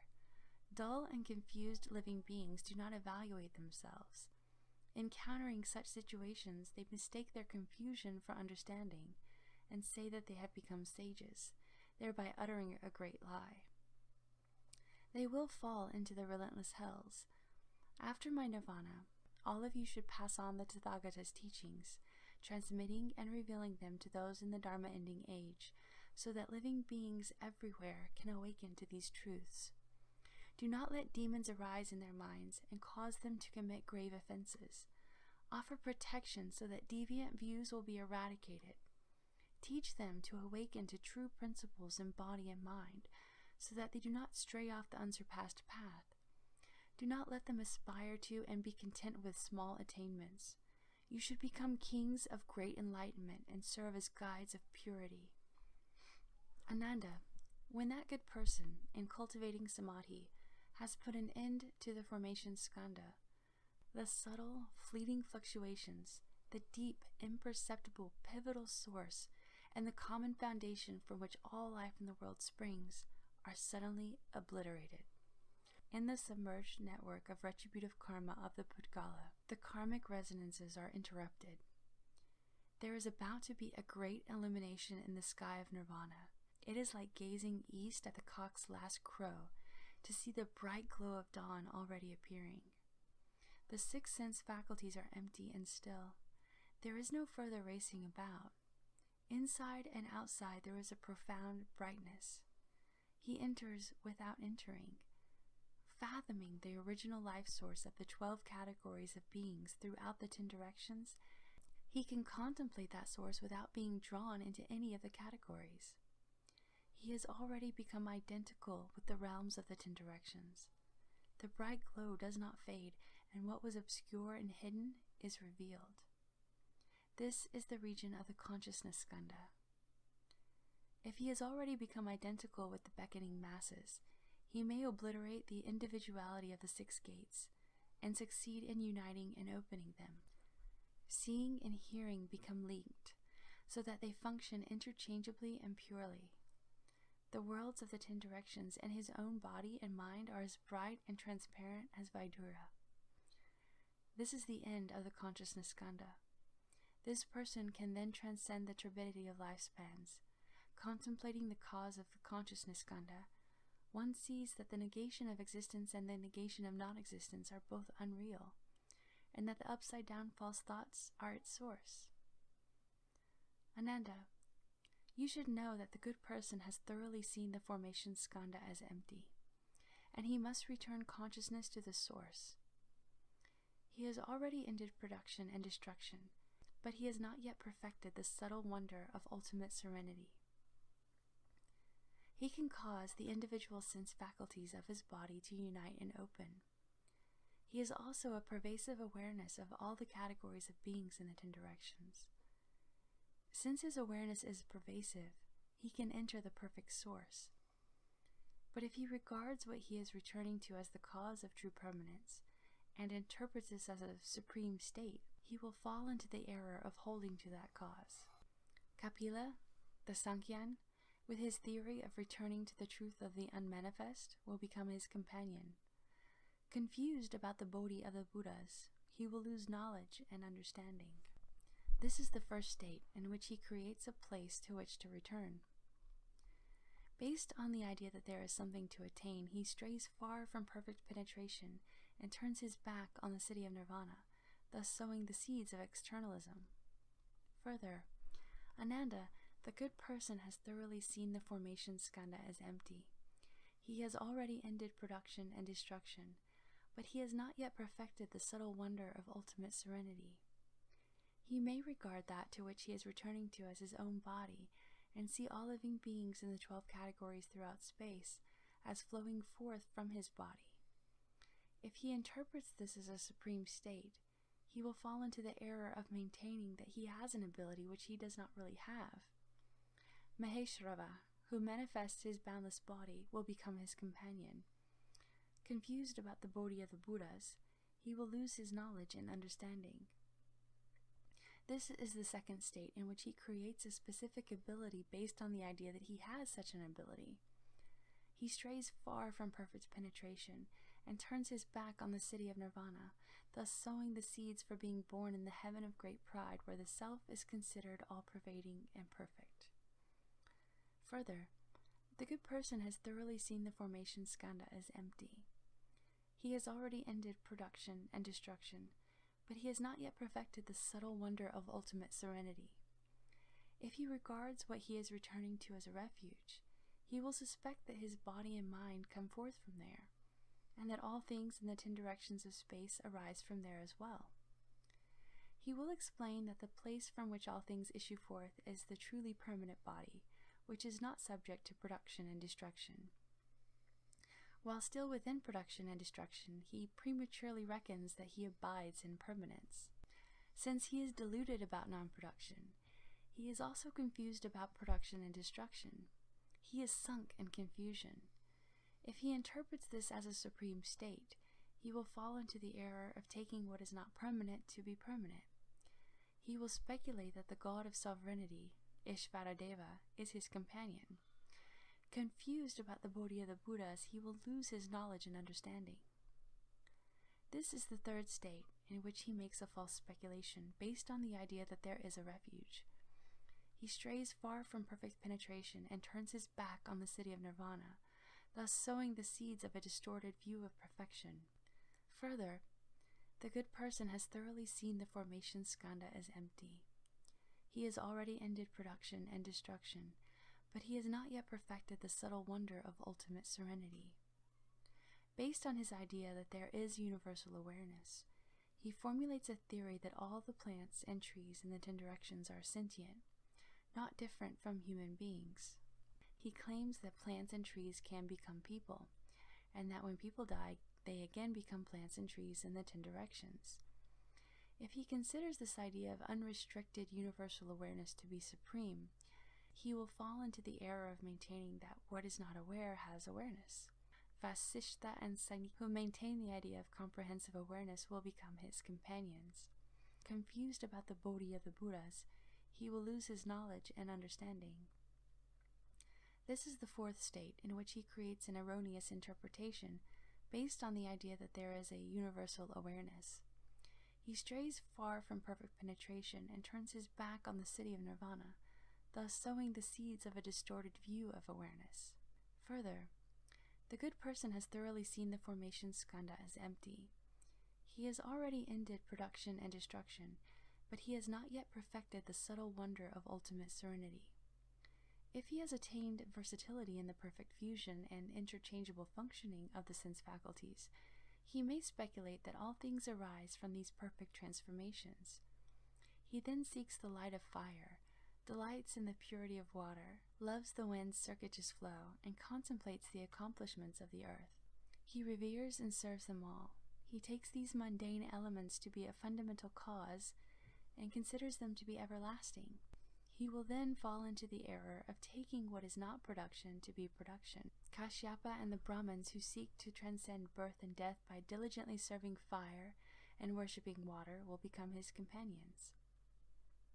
Confused about the Bodhi of the Buddhas, he will lose his knowledge and understanding. This is the fifth state, in which he confusedly pursues the elements, creating a false cause that leads to false aspirations based on speculations about his attachment to worship. He strays far from the perfect penetration and turns his back on the city of nirvana, thus sowing the seeds of a distorted view of transformation. Further, the good person has thoroughly seen the formation skandha as empty. He has ended production and destruction, but he has not yet perfected the subtle wonder of ultimate serenity. He may speculate that there is an emptiness within the perfect brightness. Based on that, he denies the myriad transformations, taking their eternal cessation as his refuge. If he interprets this as a supreme state, he will fall into the error of taking what is not a refuge to be a refuge. Those abiding in shunyata, in the heaven of neither thought nor non-thought, will become his companions. Confused about the Bodhi of the Buddhas, he will lose his knowledge and understanding. This is the sixth state, in which he realizes a state of voidness based on the idea of emptiness within the perfect brightness. He strays far from perfect penetration and turns his back on the city of nirvana, thus sowing the seeds of annihilationism. Further, the good person has thoroughly seen the formation skandha as empty. He has already ended production and destruction, but he has not yet perfected the subtle wonder of ultimate serenity. In the state of perfect permanence, he may bolster his body, hoping to live for a long time in that subtle and perfect condition without dying. If he interprets this as a supreme state, he will fall into the error of being greedy for something unattainable. Ashita and those who seek long life will become his companions. Confused about the Bodhi of the Buddhas, he will lose his knowledge and understanding. This is the seventh state, in which he creates the false cause of bolstering and aspires to permanent worldly existence based on his attachment to the life source. He strays far from perfect penetration and turns his back on the city of nirvana, thus sowing the seeds for false thoughts of lengthening life. Further, the good person has thoroughly seen the formation skandha as empty. He has already ended production and destruction, but he has not yet perfected the subtle wonder of ultimate serenity. As he contemplates the interconnection of all lives, he wants to hang on to worldly enjoyments and is afraid they will come to an end. Caught up in this thought, he will, by the power of transformation, seat himself in a lotus flower palace, conjure up an abundance of the seven precious things, increase his retinue of beautiful women, and indulge his mind. If he interprets this as a supreme state, he will fall into the error of taking what is not the truth to be the truth. Vignakara will become his companion. Confused about the Bodhi of the Buddhas, he will lose his knowledge and understanding. This is the eighth state, in which he sets up the result of indulging in worldly enjoyments, based on the cause of his deviant thinking. He strays far from perfect penetration and turns his back on the city of nirvana, thus sowing the seeds for becoming a demon of the heavens. Further, the good person has thoroughly seen the formation skandha as empty. He has already ended production and destruction, but he has not yet perfected the subtle wonder of ultimate serenity. In his understanding of life, he distinguishes the subtle and the coarse, and determines the true and the false. But he only seeks a response in the mutual repayment of cause and effect, and he turns his back on the way of purity. In the practice of seeing suffering, eliminating accumulation, realizing cessation, and cultivating the way, he dwells in cessation and stops there, making no further progress. If he interprets this as a supreme state, he will fall and become a fixed nature hearer. Unlearned Sanghans and those of overweening pride will become his companions. Confused about the Bodhi of the Buddhas, he will lose his knowledge and understanding. This is the 9th state in which he aspires toward the fruition of cessation based on perfecting the mind that seeks responses. He strays far from perfect penetration and turns his back on the city of nirvana, thus sowing the seeds for becoming enmeshed in emptiness. Further, the good person has thoroughly seen the formation skandha as empty. He has already ended production and destruction, but he has not yet perfected the subtle wonder of ultimate serenity. In that perfectly fused, pure, bright enlightenment, as he investigates the profound wonder, he may take it to be nirvana and fail to make further progress. If he interprets this as a supreme state, he will fall and become a fixed nature pratyeka. Those enlightened by conditions and solitarily enlightened ones who do not turn their minds to the Mahayana will become his companions. Confused about the Bodhi of the Buddhas, he will lose his knowledge and understanding. This is the 10th state in which he realizes the fruition of profound brightness based on fusing the mind with perfect enlightenment. He strays far from perfect penetration and turns his back on the city of nirvana, thus sowing the seeds for being unable to surpass his attachment to the brightness of perfect enlightenment. Ananda, these 10 states of dhyana are due to crazy explanations along the way. Relying on them, the cultivator becomes confused and claims to have attained complete realization before actually having done so. All these states are the result of interactions between the consciousness skandha and his mental efforts. Dull and confused living beings do not evaluate themselves. Encountering such situations, their minds are confused by their individual likings and past habits, so they stop to rest in what they take to be the ultimate refuge. They claim to have fully realized unsurpassed Bodhi, thus uttering a great lie. After their karmic retribution as externalists and deviant demons comes to an end, they will fall into the relentless hells. The hearers and those enlightened by conditions cannot make further progress. All of you should cherish the resolve to sustain the way of the Tathagata. After my nirvana, transmit this Dharma door to those in the Dharma ending age, universally causing living beings to awaken to its meaning. Do not let demons of views cause them to create their own grave offenses and fall. Protect, comfort, and compassionately rescue them and dispel evil conditions. Enable them to enter the Buddha's knowledge and understanding with body and mind, so that from the beginning to the final accomplishment they never go astray. It is by relying on this Dharma door that the Tathagatas of the past, as many as atoms of universe and eons, as many as the Ganges sands, have had their hearts open and attained the unsurpassed way. When the consciousness skandha ends, your present sense faculties will function interchangeably.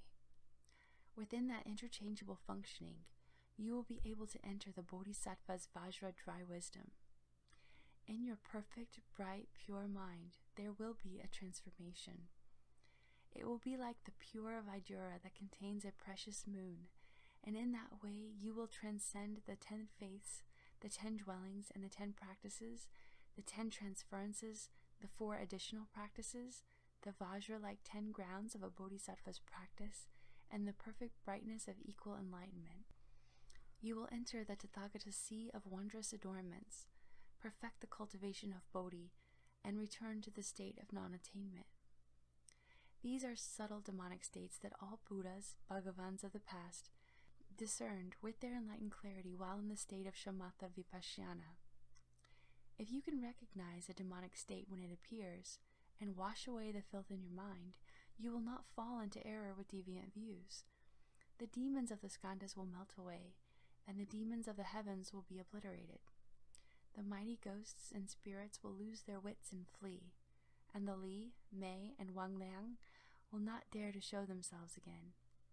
You will directly arrive at Bodhi without the slightest weariness, progressing from lower positions to great nirvana without becoming confused or discouraged.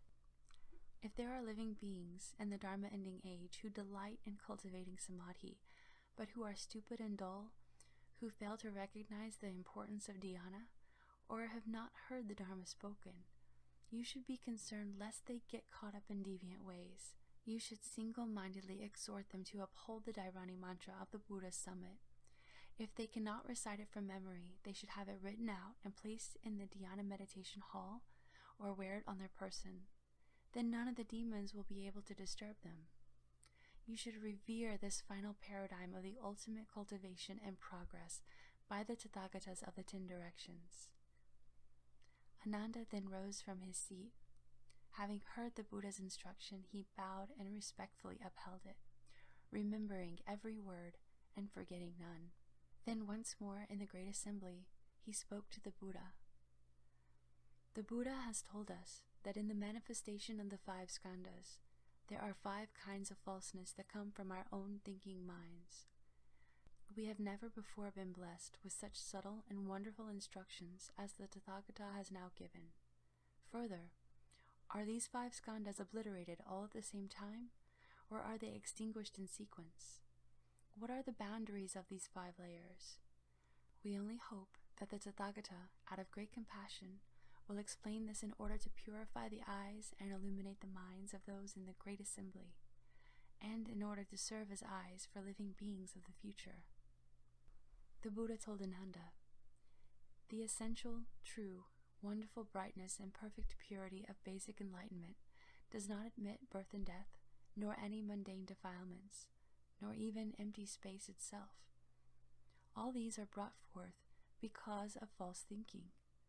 The source of basic enlightenment, which is wonderfully bright, true, and pure, falsely gives rise to the material world. Just as Yajnadatta became confused about his head when he saw his own reflection. The falseness basically has no cause, but in your false thinking you set up causes and conditions.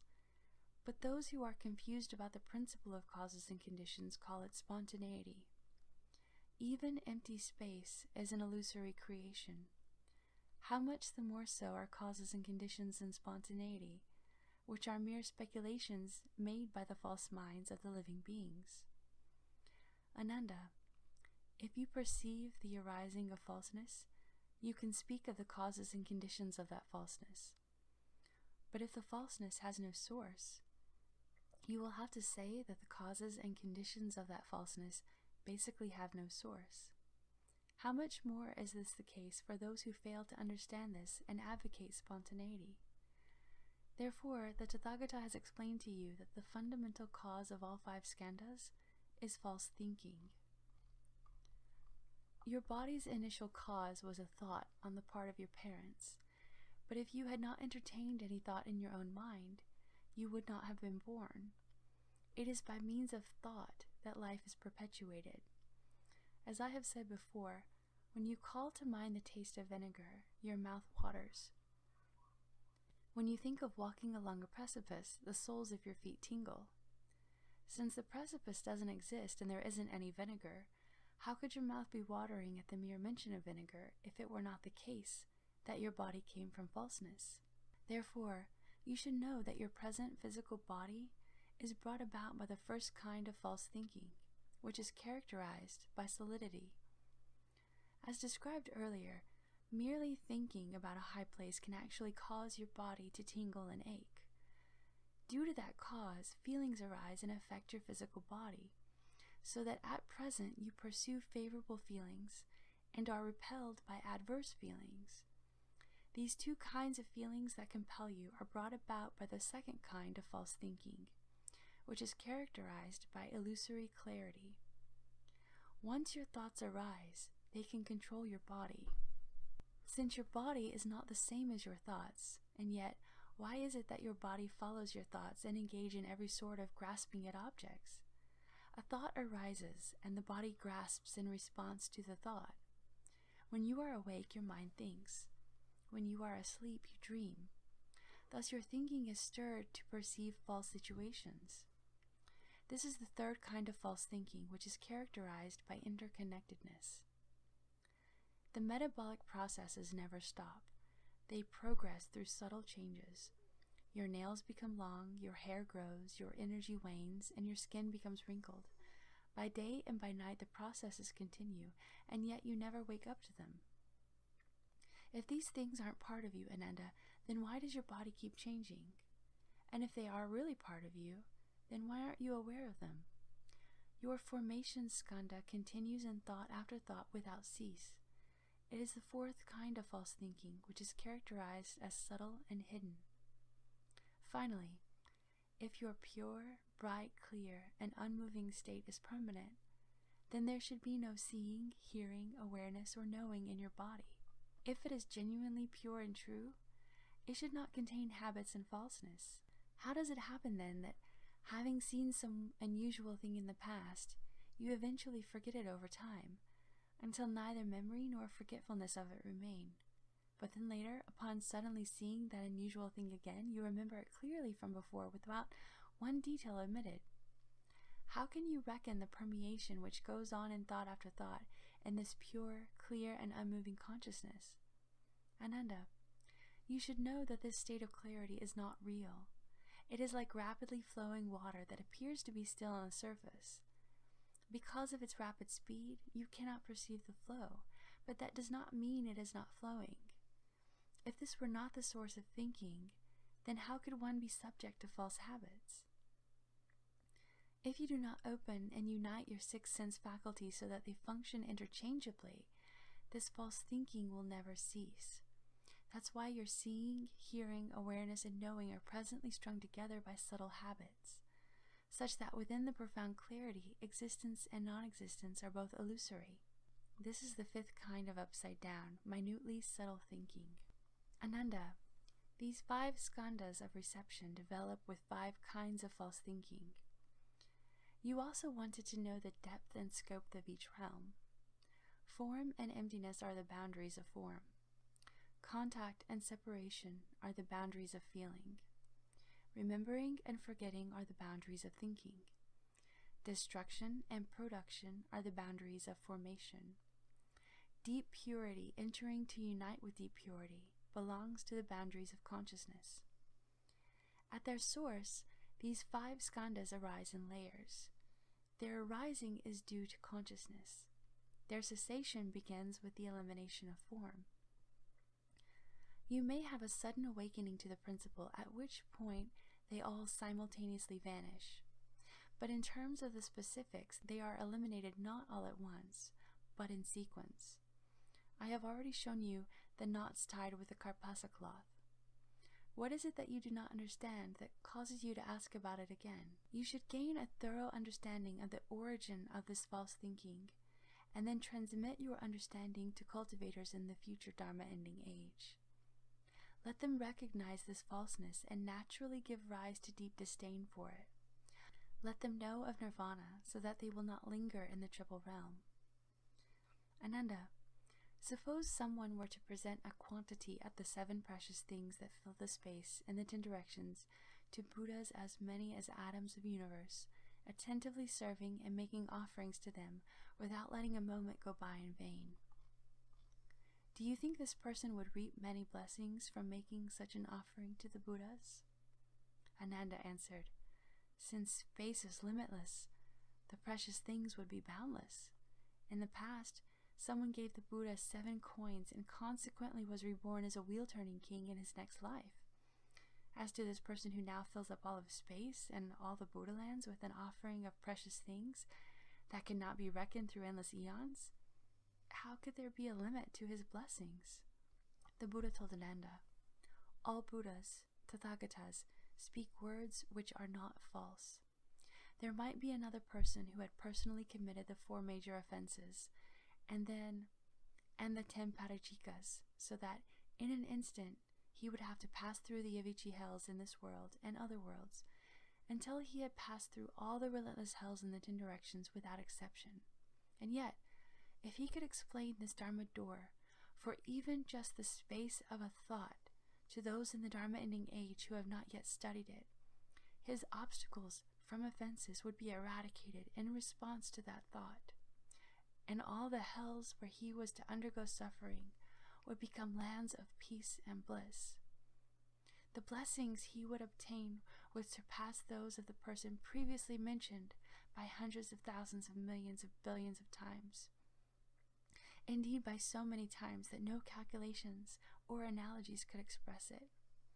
Ananda, if living beings are able to recite the sutra and uphold this mantra, I could not describe in endless kalpas how great the advantages will be. Rely on the teaching I have spoken, cultivate in accord with it, and you will directly realize Bodhi without encountering demonic karma. When the Buddha finished speaking the sutra, the bhikshus, bhikshunis, upasakas, upasikas, and all the gods, humans, and asuras in this world, as well as all the bodhisattvas, those of the two vehicles, sages, immortals, and pure youths in the other directions, and the mighty ghosts and spirits of initial resolve, all felt elated, made obeisance, and withdrew. This is the end of the Shurangama Sutra.